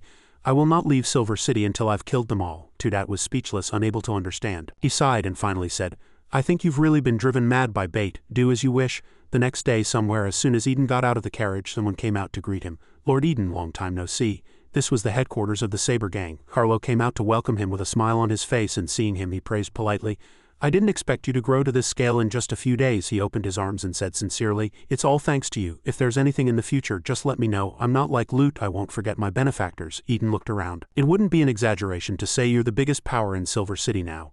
Have you thought about how you'll manage Silver City after uniting all the gangs?" The current Carlo was well dressed, his hair combed back, his beard cleanly shaven, looking much more handsome. He smiled confidently. "To be honest, I've had a plan for a long time. It's just that I was a nobody in the Skull Gang back then. So I just thought of it as a daydream." Just then a group of people walked back and said, "Boss Carlo, sorry, that guy ran into Simon's territory. We couldn't continue the pursuit." Carlo said nothing, walked into the middle of the crowd, pushed aside the 2 people in front, and without a word punched the red-haired guy in the middle. He took a punch and fell to the ground. "Do you know why I hit you?" He was covered in blood, trembling with fear. "I'm sorry, please give me another chance. I'll never let anyone get away next time." But Carlo cut him off flatly, his expression serious. "It's not because of that. You're a spoiled young master. I can understand if you're not fit enough to catch someone. Now lift your head. Look around." Everyone held their breath and listened as he asked, "Tell me, why are you the only one with no blood on your hands?" The other nobles around him laughed. "Showing off our spoils. How, what's so hard about killing people? Once you cross that line, there's no difference between killing one and killing many." Another person chimed in. "I stabbed that woman 3 times. It was so satisfying." Carlo looked straight at the red-haired guy and warned, "This is your last chance. Remember, I don't accept cowards in my team." That guy was terrified. So many people had done it. If he didn't, he would be ostracized. He knew this very well and cried in fear. "Sob, sob, sob, I understand." Eden watched quietly, saying nothing and showing no emotion. After dealing with the matter, Carlo turned to him and said, "I've made a fool of myself. This is the plan I mentioned before. Here, whether they're subordinates or investors, they must become cruel enough to kill without batting an eye. Without absolute fear, how can there be absolute rule? Lute and Bait don't realize that all their men are useless trash, not intimidating at all." This guy's eyes were cold, cruel, and full of ambition. "I want to turn the Saber Gang into a taboo among the people. Just hearing our name should scare them into losing the will to resist. This way the gang will never have a challenger." Eden expressed his satisfaction. "An interesting idea. Then I wish you good luck." He had nothing more to say to him, turned to leave, and mentioned the meeting on his way out. "This weekend there will be a meeting at the Central Hotel to divide the land in the slums. You and your investors remember to attend." Carlo replied politely from behind, "Thank you for the notice." As soon as Eden left, he gestured to his back and looked at his men, laughing and showing off. "Ha ha ha. Did you all hear that? Now it's time to divide the spoils. There's no rule here that more money gets you more land, but remember, cowards don't deserve any spoils." Hearing this, those guys became even more energetic. Their eyes were red, and like beasts they shouted in unison, "Let us see your cruelty. Kill, kill, kill." In the prison, the little girl Avanza and Jorara were looking at a small tree together. "If we plant the eternal tree here, will it really grow?" The wood elf girl smiled and affirmed, "Of course it will. You have to believe in the wood elf's planting skills. Come back in a few days and you'll definitely see a miracle." Although Jorara comforted her friend with these words, she knew in her heart that she couldn't let the little bit of humanity Avanza had regained be stimulated again by a broken flower pot. "Although this seedling can't grow to the scale of the eternal tree, with my growth-accelerating abilities, it's still possible to make it grow into a towering tree." Just then, Flanda walked over with a document. "Jorara, the warden asked me to give you a planting mission before he left." The little girl turned her head in surprise and asked, "Planting? The fermentation pool won't be ready for another 2 days. How can I plant without fertilizer?" Flanda sighed. "Well, it's not large-scale planting. The warden said it's a scientific experiment. Here's the information." The little girl didn't seem to understand. "An experiment? What do I have to do?" She had her answer as soon as she asked. "Cultivate potatoes." After hearing this, the little girl suddenly collapsed onto the ground, her eyes welling with tears, unable to believe her ears as she broke down. Sob, "He wants me to crossbreed with potatoes. Eden is such a devil. I'm still just a child." Seeing things go off the rails, Flanda couldn't help but shout, "You're overthinking it." She really didn't know if the girl was overthinking or not. Only after reading the information did she understand. "Aha, I get the general idea. You want me to crossbreed plants to cultivate seeds, right? Cross 2 high-quality plants to create a primary variety with disease resistance and increased yield. Repeat the process continuously to make the plants break their natural growth limits. It sounds quite reasonable." The little girl made an okay gesture and immediately accepted the task. "All right, it seems quite interesting. I'll take this mission." Before leaving, she added a reminder. "But don't let this mission delay the regular planting work. We need a lot of food right now," Jorara answered cheerfully. "No problem. I'll try repeating it 200 times tonight." She was young, but her work ethic was high. Having completed the task Eden gave her, she now had time to think about other things. According to Arno and Bati, they needed a large amount of food to establish prestige in the slums. The price of grain was currently rising day by day due to the influence of the Dragon's Spine Empire, and since Lord Eden had bought a lot of property, every little bid saved counted. Meanwhile, on the other side, the priest Bati was gesticulating and shouting, "The slums are a blessed land given to us by God. You cannot represent the slums, much less sell out God's people for profit." A crowd gathered incited by him, cursing the prison guards who were leaving with their families. They were only acting, but they had to silently endure the surrounding insults. "Shame, shame, the shame of the slums." A few nobles watched this scene from the outside, asking each other in confusion, "The people from the slums dare to parade in the city? Am I seeing things?" The fat man next to them turned and said, "I'd advise you not to go over there. Those lowlifes are furious. Don't get yourself into trouble." They were also a little curious. What happened?" Recognizing the prison guard uniforms among the group leaving with their families, they discussed it more vigorously. The warden of Rose Prison, for money, pretended to be a representative of the slums and secretly sold the land to the nobles. Now those guards have money to move into the city. Just imagine how much resentment the poor must feel. Haha, just like people from the slums using such despicable means to make money. It wouldn't be an injustice if they were beaten to death. A few hours ago, Flanda had instructed them, "Many of us come from the slums and were recruited into the prison by Lord Eden, and this plan is to unite the hearts of the people in the slums. Everyone understands its importance. This is a revolution for the poor to reclaim their dignity," they were told. "Participate in this demonstration and you will receive property provided by Lord Eden.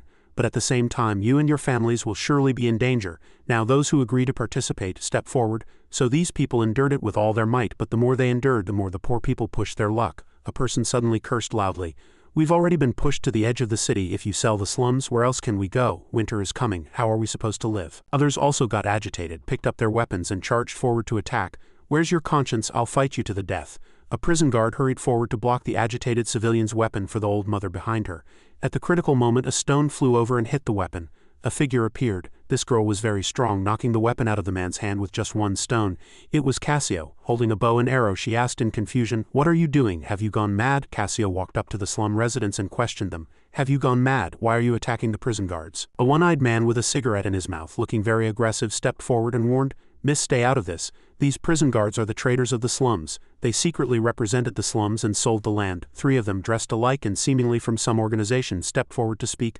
"We don't know how far the contract has progressed yet. If we don't resist, what awaits us is being driven out of here." Cassio listened to them, looking lost, not understanding why they were involved in this. "Is what they said true? Did you sell the land of the slums?" The female prison guards remained silent. Finally, she stood between the two sides to mediate. "Everyone, calm down." As far as I know, Lord Eden isn't short of money. There's no reason for him to do something like this, and he'd never allow his guards to do such a despicable thing. Look, the guards are still in uniform, which proves they haven't been dismissed. There must be a misunderstanding. Just then, someone from a high place shouted down a report. Cavalry are coming, about 300 of them, Cassio quickly said to the crowd. Everyone retreat quickly.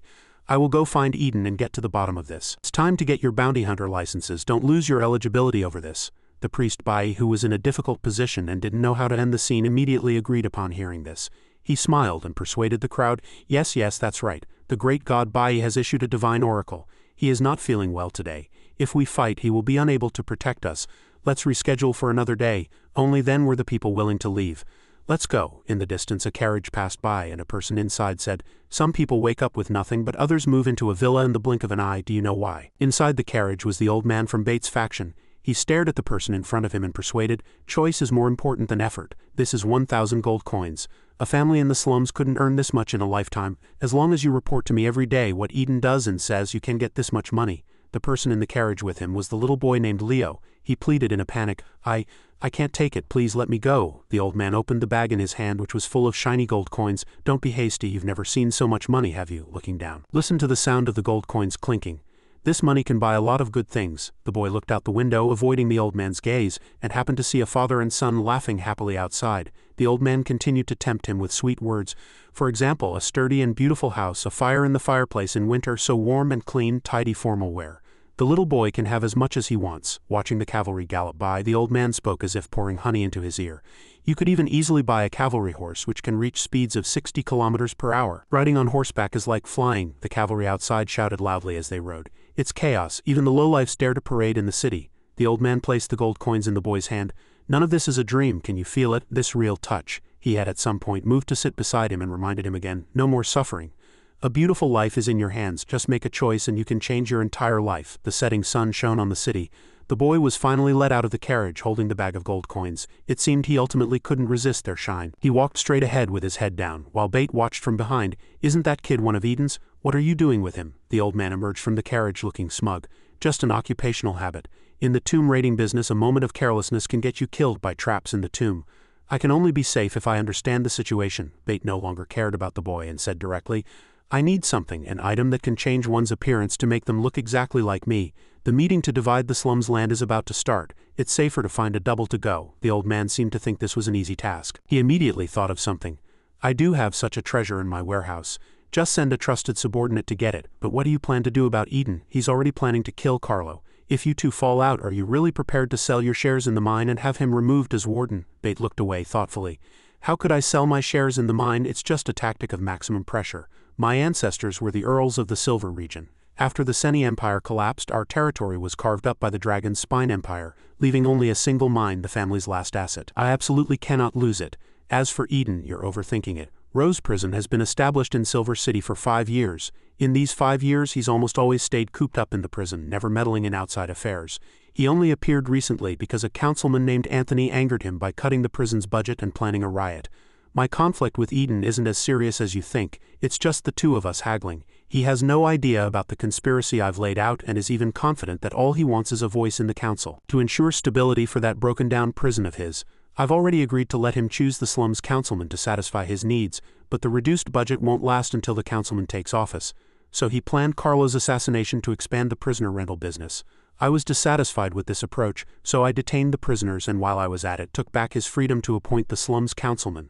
At this point he glanced at the old man and sneered, next he'll surely come to negotiate with new demands, and I'll take the opportunity to give him a way out. Do you understand now? It's no different from haggling at the market, just because I bargained once. Does he want my life? That makes no sense. Just then a subordinate came over, dragging the woman from yesterday, and shouted in surprise, Boss Bate, what are you doing here? Recalling Philip's disgust from yesterday, he sighed and reported, Second Master, this woman failed to capture the Thorn Knight's son. I don't think she's fit to work here anymore, so I took the liberty of firing her. The other subordinates turned their heads in surprise and questioned, Took the liberty? Didn't you say this was Boss Bates' order? The leader immediately understood the problem. This guy is playing tricks, trying to let the woman escape. HMPH. I see you knew she wouldn't survive and wanted to run, right? Originally only she would die, but now you won't live either. He casually gave the order to dispose of them, get rid of both of them. The others immediately rushed forward. The subordinate facing death made a final struggle. I curse you, Bate. I won't let you go even if I die. Bate wasn't afraid of him.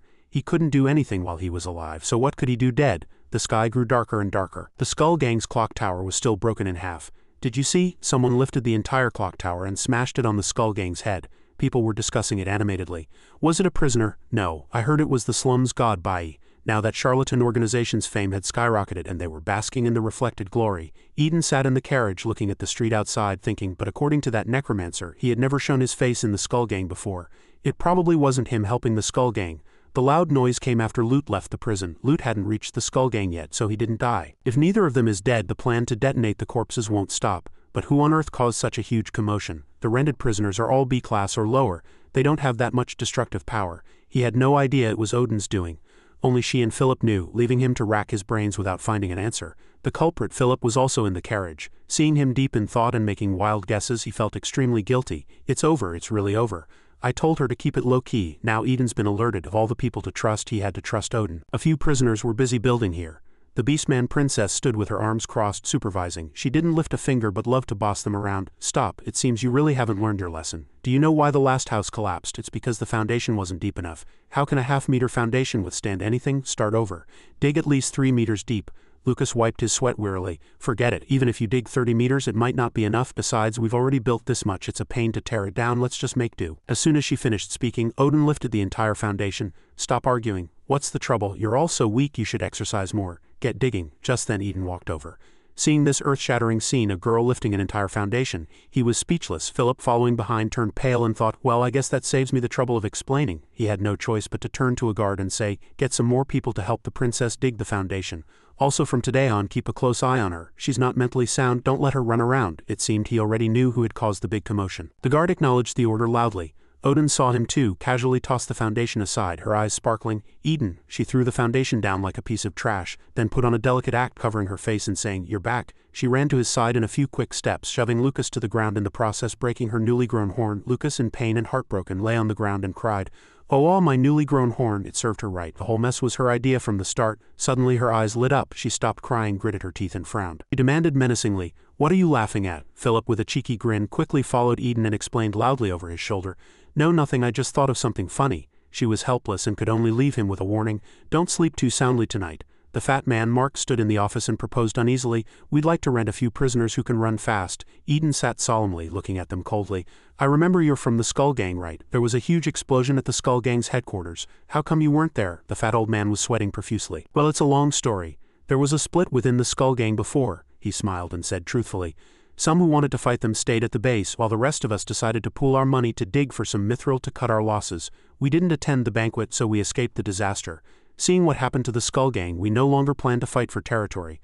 Once we dig up the mithril and have enough money, we'll leave this place to make a living elsewhere. The fat old man spoke very honestly. It's embarrassing to say, but we only managed to pool 10,000 gold coins. We don't expect to rent any powerful prisoners. As long as we can get the mithril out, that's all that matters. After hearing this, Eden understood their plan and turned to ask Flanda, I see. Have the prisoners rented by the Skull Gang returned? She reported that they had. He asked again, are the prisoners in the infirmary all recovered? She also replied that they had all recovered. Seeing that the quality was sufficient, he decided, then have Amon Ra, Kinga, A, Lay, and G go to the underground catacombs and help these bosses retrieve the mithril. The men looked at each other, surprised and doubtful. These people are either the stragglers of the Skull Gang, or patients who just got out of the infirmary. Can they really do it? The fat old man knew the situation and could only sigh. Sigh, for only 10,000 gold coins, what more can we ask for? Outside the prison, 2 figures were observing in secret. Is this the Beastman Princess's prison? The one next to him answered. Oh, I can smell many terrifying figures in the prison, but the guards are quite average. The 2 figures were 2 dogs, one wolf-like, the other a smaller yellow-furred dog. Both stared at each other foolishly. Good thing I'm afraid of heights. If the guards aren't strong, let's not bother climbing the wall. We'll go straight through the main gate. Just then, a pool of blood splashed in front of them out of nowhere, startling them. Wait, what's this? So disgusting. The small dog's eyes widened in surprise. Wow, this smells like a strength-enhancing potion. To just throw it on the side of the road, are all humans this rich? The wolf dog lapped up a bit and mocked its companion. Look at you, so unworldly. Stop praising others. Human things are all filthy and dirty. Let your big brother have a taste. Suddenly, with a boom, a large crater exploded where they stood and the ground cracked. The 2 dogs hugged each other tightly. The small dog rode on the wolf dog's back, foaming at the mouth in fear and howling loudly. No, I'm afraid of heights. The 2 dogs were blasted high into the air, just in time to be seen by 2 succubi. Looks like something just flew by. 2 men surrounded a fat man and cursed him. This is all your fault. You get paid to guard the tomb, yet you let the corpses get stolen. How could you not know for so long? The guy explained in a panic. You can't blame me. This cemetery has always been haunted. How could I dare to patrol? Veronica, holding a bouquet of flowers, asked blankly. Excuse me, what happened? Several people turned to look at her and answered.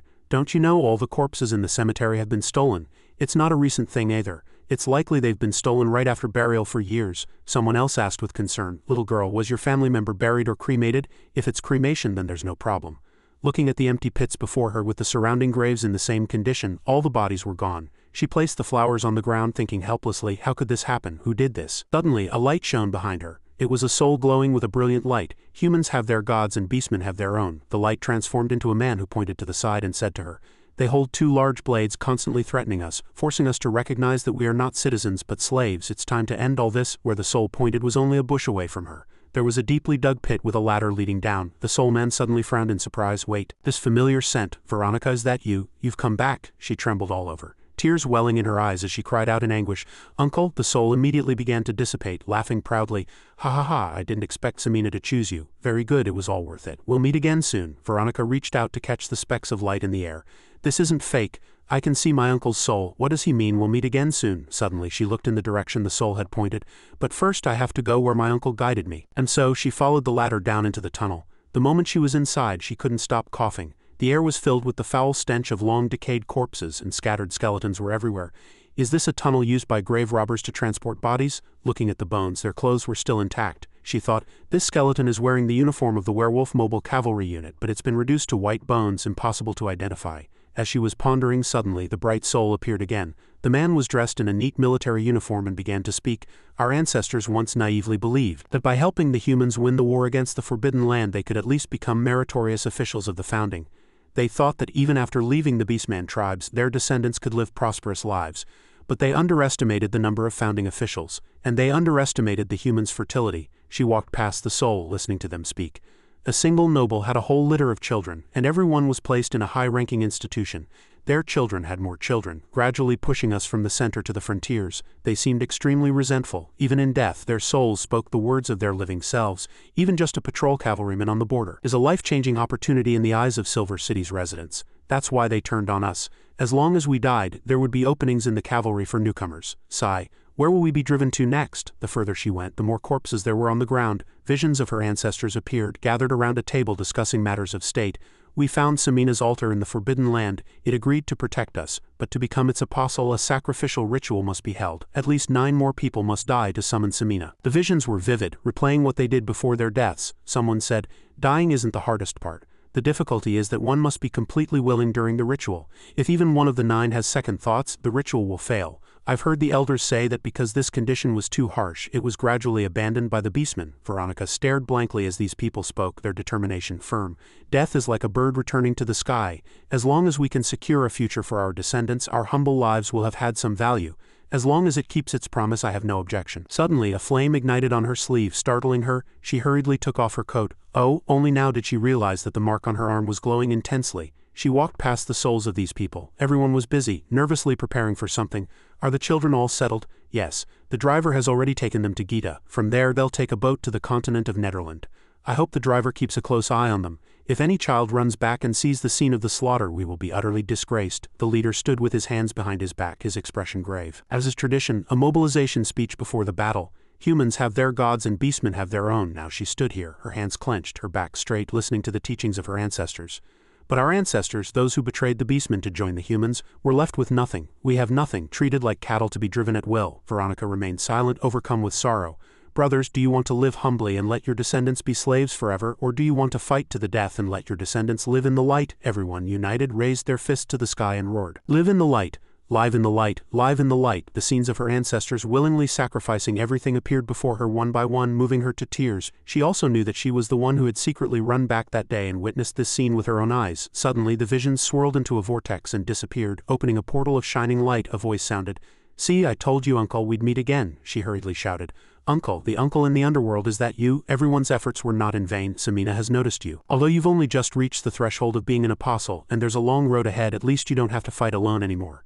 She had crossed over into the world of souls where they were like the living, and she was like a soul. Her uncle and the others told Veronica, from now on the werewolf cavalry will ride with you. Outside, the two dogs stacked together flew into the sky, then fell, yelping in fear, woof woof, before crashing directly into a succubus standing below. She sat up and said with great interest, "Ooh la la, it's my first time seeing a fellow so forward and rough. Well, how did you like the view under my skirt?" It turned out that the wolf dog in its fall had somehow ended up with its head directly under the woman's skirt. It scrambled back, howling loudly. My eyes disappear from my sight?" the small dog asked, surprised and panicked. "What happened, big brother?" The wolf dog hugged its head tightly in silence and agony. "Too ugly, too terrifying. How can such an organ exist in the world?" The small dog pressed more urgently. "What did you see?" The succubus who had been knocked down stood up angrily. It was probably the first time in her life she had been so openly disdained, and she was furious. Furious, she cursed. "How rude! My Pope's organ is inherited from the ancient succubi. A treasure that can break the reproductive barrier. How dare you speak so contemptuously? I think you need to be taught a lesson." Unexpectedly, the wolf dog was not to be trifled with now either. It seemed to have been triggered, transforming into another person, its body becoming more robust, its muscles more developed. It stood up straight, glared and roared. "Silence, insect, your existence is a blasphemy against nature, a nightmare for boys who are just learning about procreation. For the sake of world peace I must eliminate you. Brother, let's go." The moment the small dog heard the command, it charged forward. Woof woof, Frost Brotherhood, Dogman Woof, Dogman Bash. The two dogs combined their strengths, attacking the two succubi together. When brothers unite, their strength can break metal. The wolf dog wrapped its arms tightly around the woman's shoulders, and a bear hugs the tree. The small dog, like an arrow, shot forward, aiming for the woman as if she were a target, and unleashed a rooster's flying kick. "Take this," but just at the crucial moment of victory, the small dog seemed to hit a pause button. It stopped, thinking distractedly, "Woof woof, why didn't I just chop down? Let me ask you, is it round or pointy under her skirt? Let me ask you, is it red or yellow under her skirt?" And so it instantly changed its target. The wolf dog didn't have time to react and yelped in shock. "Brother," the foolish dog was stubbornly determined to see what was under the skirt. Now that it had, its entire body foamed at the mouth, its soul left its body, and it went to paradise. The wolf dog shouted in panic, "Brother, what's wrong with you?" Footprints were on the ground. The sacrifice Samina mentioned wasn't actually a bad thing. Veronica stood there, surrounded by footprints, but saw no one. She heard their voices speaking to her. "We thought everything would turn to nothingness after death, but it didn't. Now we find ourselves turned into immortal souls. In the other world she was the one who was a soul." The man stood with his hands behind his back, his expression grave. No sickness, no pain, eternally remaining in the underworld awaiting the call. This scene perfectly matches the ancient Beastman records of a battle team composed of Samina's followers, a vanguard in reality who carries the flag, and a team of spirit warriors by their side, interfering with reality to assist the flag bearer. "And you, Veronica, are our flag." Confused and panicked, she said loudly, "But I still don't want everyone to die. Is this power worth the sacrifice of so many lives?" The man looked at her and interrupted, stating with certainty, "It is. You cannot feel the sensations of a soul, but we can see blurry fragments of the future. The Forbidden Land has awakened. Soon the entire continent will be destroyed. This prophecy alone is enough to make us willingly throw ourselves into the underworld," he told her. "Yes, you must go to the Forbidden Land before the war breaks out. Find Samina's tomb and awaken the Apostle's power. Only then can we shelter the descendants of the werewolf tribe, our people scattered among the humans." This news was too shocking. The end of the world was coming. She listened in disbelief, her mouth agape. "The continent of Fidel is going to be destroyed," the voice replied. "That's right. The second world-ending war will descend upon Silver City, and Silver City will bear the brunt of it. After Silver City is destroyed, how can the Dragon's Spine Empire, which has been at ease and peace for 200 years, possibly cope with this great disaster? Next, Gita, Seni, Netherland, and the Beastmen will be annihilated one by one." Over at the prison, the succubus landed a punch on the wolf dog's face. Its large hands were also caught by her grip tight on its wrist, her long large tongue extended from her mouth. "Be good, baby, don't rush to waste your energy. I just thought of an interesting game. It'll be your turn to perform soon. No sneaking a bite, okay? It's not easy to catch such good prey down from the mountain," the one next to her echoed. "Let's take them back to the hotel. We'll eat the big one clean and save the small one for dessert." The werewolf couldn't stand the humiliation and roared loudly. This was too much. Beastmen will never be slaves. Just as the two dogs were in mortal danger, Clement suddenly shoved the two women from behind, startling them and making them fall forward. "Oh, what's going on?" Clement squeezed between them, her face grim. One woman leaned down and asked her mockingly, "Want to join our party?" Her tone was icy. "No, I'm just here to get justice for that boy." She placed her hands on their buttocks and squeezed hard. Quickly using her absorption magic, thunder roared, and the two women cried out in discomfort. One of Clement's eyes grew larger than the other as her body underwent a drastic change. As expected of someone even Mandy feared. "So much magic power, I haven't had such a full meal in a long time." This girl was just as twisted, absorbing their power until she was satisfied. She clenched her fists and shouted loudly, "Ah, the power is growing." She flipped the two women to the ground face down. Mandy hid behind a nearby wall, her eyes shining as she shouted excitedly, "Well done without their magic power. A bishop is nothing but a paper tiger." As she spoke, she threw out a rope. "Take this rope and tie them up.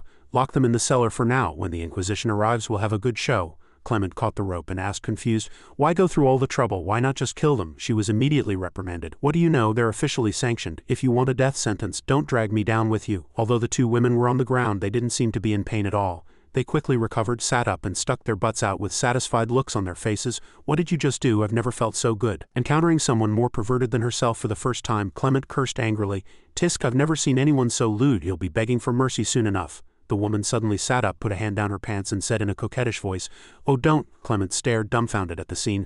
"I mean, I like to be more proactive." As she finished speaking, she struck like lightning, directly cutting off Clement's hand that was holding the rope. She had no time to prepare and watched in panic as her arm fell to the ground. "Wait, you, where did you just pull that mallet from?" Two succubus bishops stood up as if nothing had happened, not weakened in the slightest, holding the mallet. One warned, "You'll find out soon enough, because I just had a very interesting idea.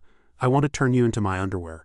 I'll give it a tug when I'm happy, and another tug when I'm not." Clement was scared out of her mind by this scene, breaking out in a cold sweat and shouting in terror, "My God, the people who call me a pervert should see how disgusting you are. I'd admit it if I were even half as perverted." She used all her strength, waved her hand back, and rows of light orbs appeared. "This is too disgusting. In that case, I'll have to get serious." Flame storm magic circle. Rows of magic circles appeared around her. "This should be powerful enough, right? Ha ha ha. Thanks to your magic power, I can activate so many circles at once. What do you think? Scared yet?" But the two women showed no reaction, their hands in their crotches doing who knows what. Clement immediately reached out to stop her, shouting, "What time do you think it is? You still dare to pull that thing out and aim it at me? You really shouldn't exist in this world." From the magic circles, huge ice spikes flew out fiercely. It was Ice Spike. From another side came a pile of fireballs. It was Fireball. Then all sorts of things flew out from the magic circles. Meteor, Thunderwood, Meteor, Thunderwood. After a storm of attacks, the smoke gradually cleared and the two succubus bishops were still standing there, completely unharmed. They had used only a single shield to block the assault. Clement looked at the scene, goosebumps all over her skin, frozen in terror. A shield. They pulled a shield out of their crotches. Could it get any more absurd? "That thing can block magic attacks?" The two women were full of confidence, and seeing their opponent's surprised look, they showed off even more smugly. "HMPH, another country bumpkin who's never seen a real treasure. This is the fluid from my reproductive cocoon used for incubating eggs. How could your low-level magic possibly break it?" Mandy's foxtail whipped towards the two from a distance. She shouted, "Run, the intel was wrong. I didn't expect the bishops to be so strong even without their magic power." Clement immediately ran, grabbing her arm from the ground on the way. "You were just watching. Why didn't you use your seduction art to help us?" Mandy looked back and explained, "Those two are the ancestors of seduction arts. Using it on them would only replenish their magic power." The words had barely left her mouth when a mallet flew over and hit her on the head, nearly knocking her out on the spot. Watching her fall, Clement was speechless and shouted in a panic, "What use are you? Your plans are stupid and you're a mess in a fight." After speaking, she turned and pointed at the others. "Right, you, the muscular dog man, team up with me." But the dog wasn't that steated. He turned, grabbed his companion, and ran, leaving her behind to curse, "Damn it." And so she was left alone to fight the two women. 2 against 1, she'd be maimed if not crippled. Not to mention they were 2 supermasters. My tasty meal ran away again. "No way, I came down the mountain for a meal." One woman immediately turned and cursed Clement. "This is all your fault. I'm going to demote you to a lowly slave and lock you in the toilet to wipe my ass for the rest of your life." Underground, Veronica looked at the stairs in front of her and asked herself, "There are stairs ahead in the tunnel. Where do they lead?" A voice answered, "To the residential area. The main road is above. If we dig any further, the tunnel might collapse." When she opened the door, she was startled. Clement's head was right in front of her. She looked miserable. Her limbs were scattered, only her head visible without her body. Veronica shouted in surprise, "Clement!" She gave an awkward laugh. "Haha, what a coincidence, little wolf cub. Can you help me drive away those two? I need to find a place to sew my body back together." At this point, only the 2 women and Veronica remained. Clement was in pieces. 6 eyes stared at each other. One woman stepped forward and asked, "Why do they keep coming one after another, little girl? Do you have any skills? If they're not better than that electricity trick just now, I'm going to get angry." After she spoke, the 2 sides immediately began to fight. The succubus bishop blocked Veronica's punch with just one hand and sneered contemptuously, "Tisk, looks like this is no fun. What a pity." She didn't know that dozens of Beastman soldier souls were charging forward to attack with her.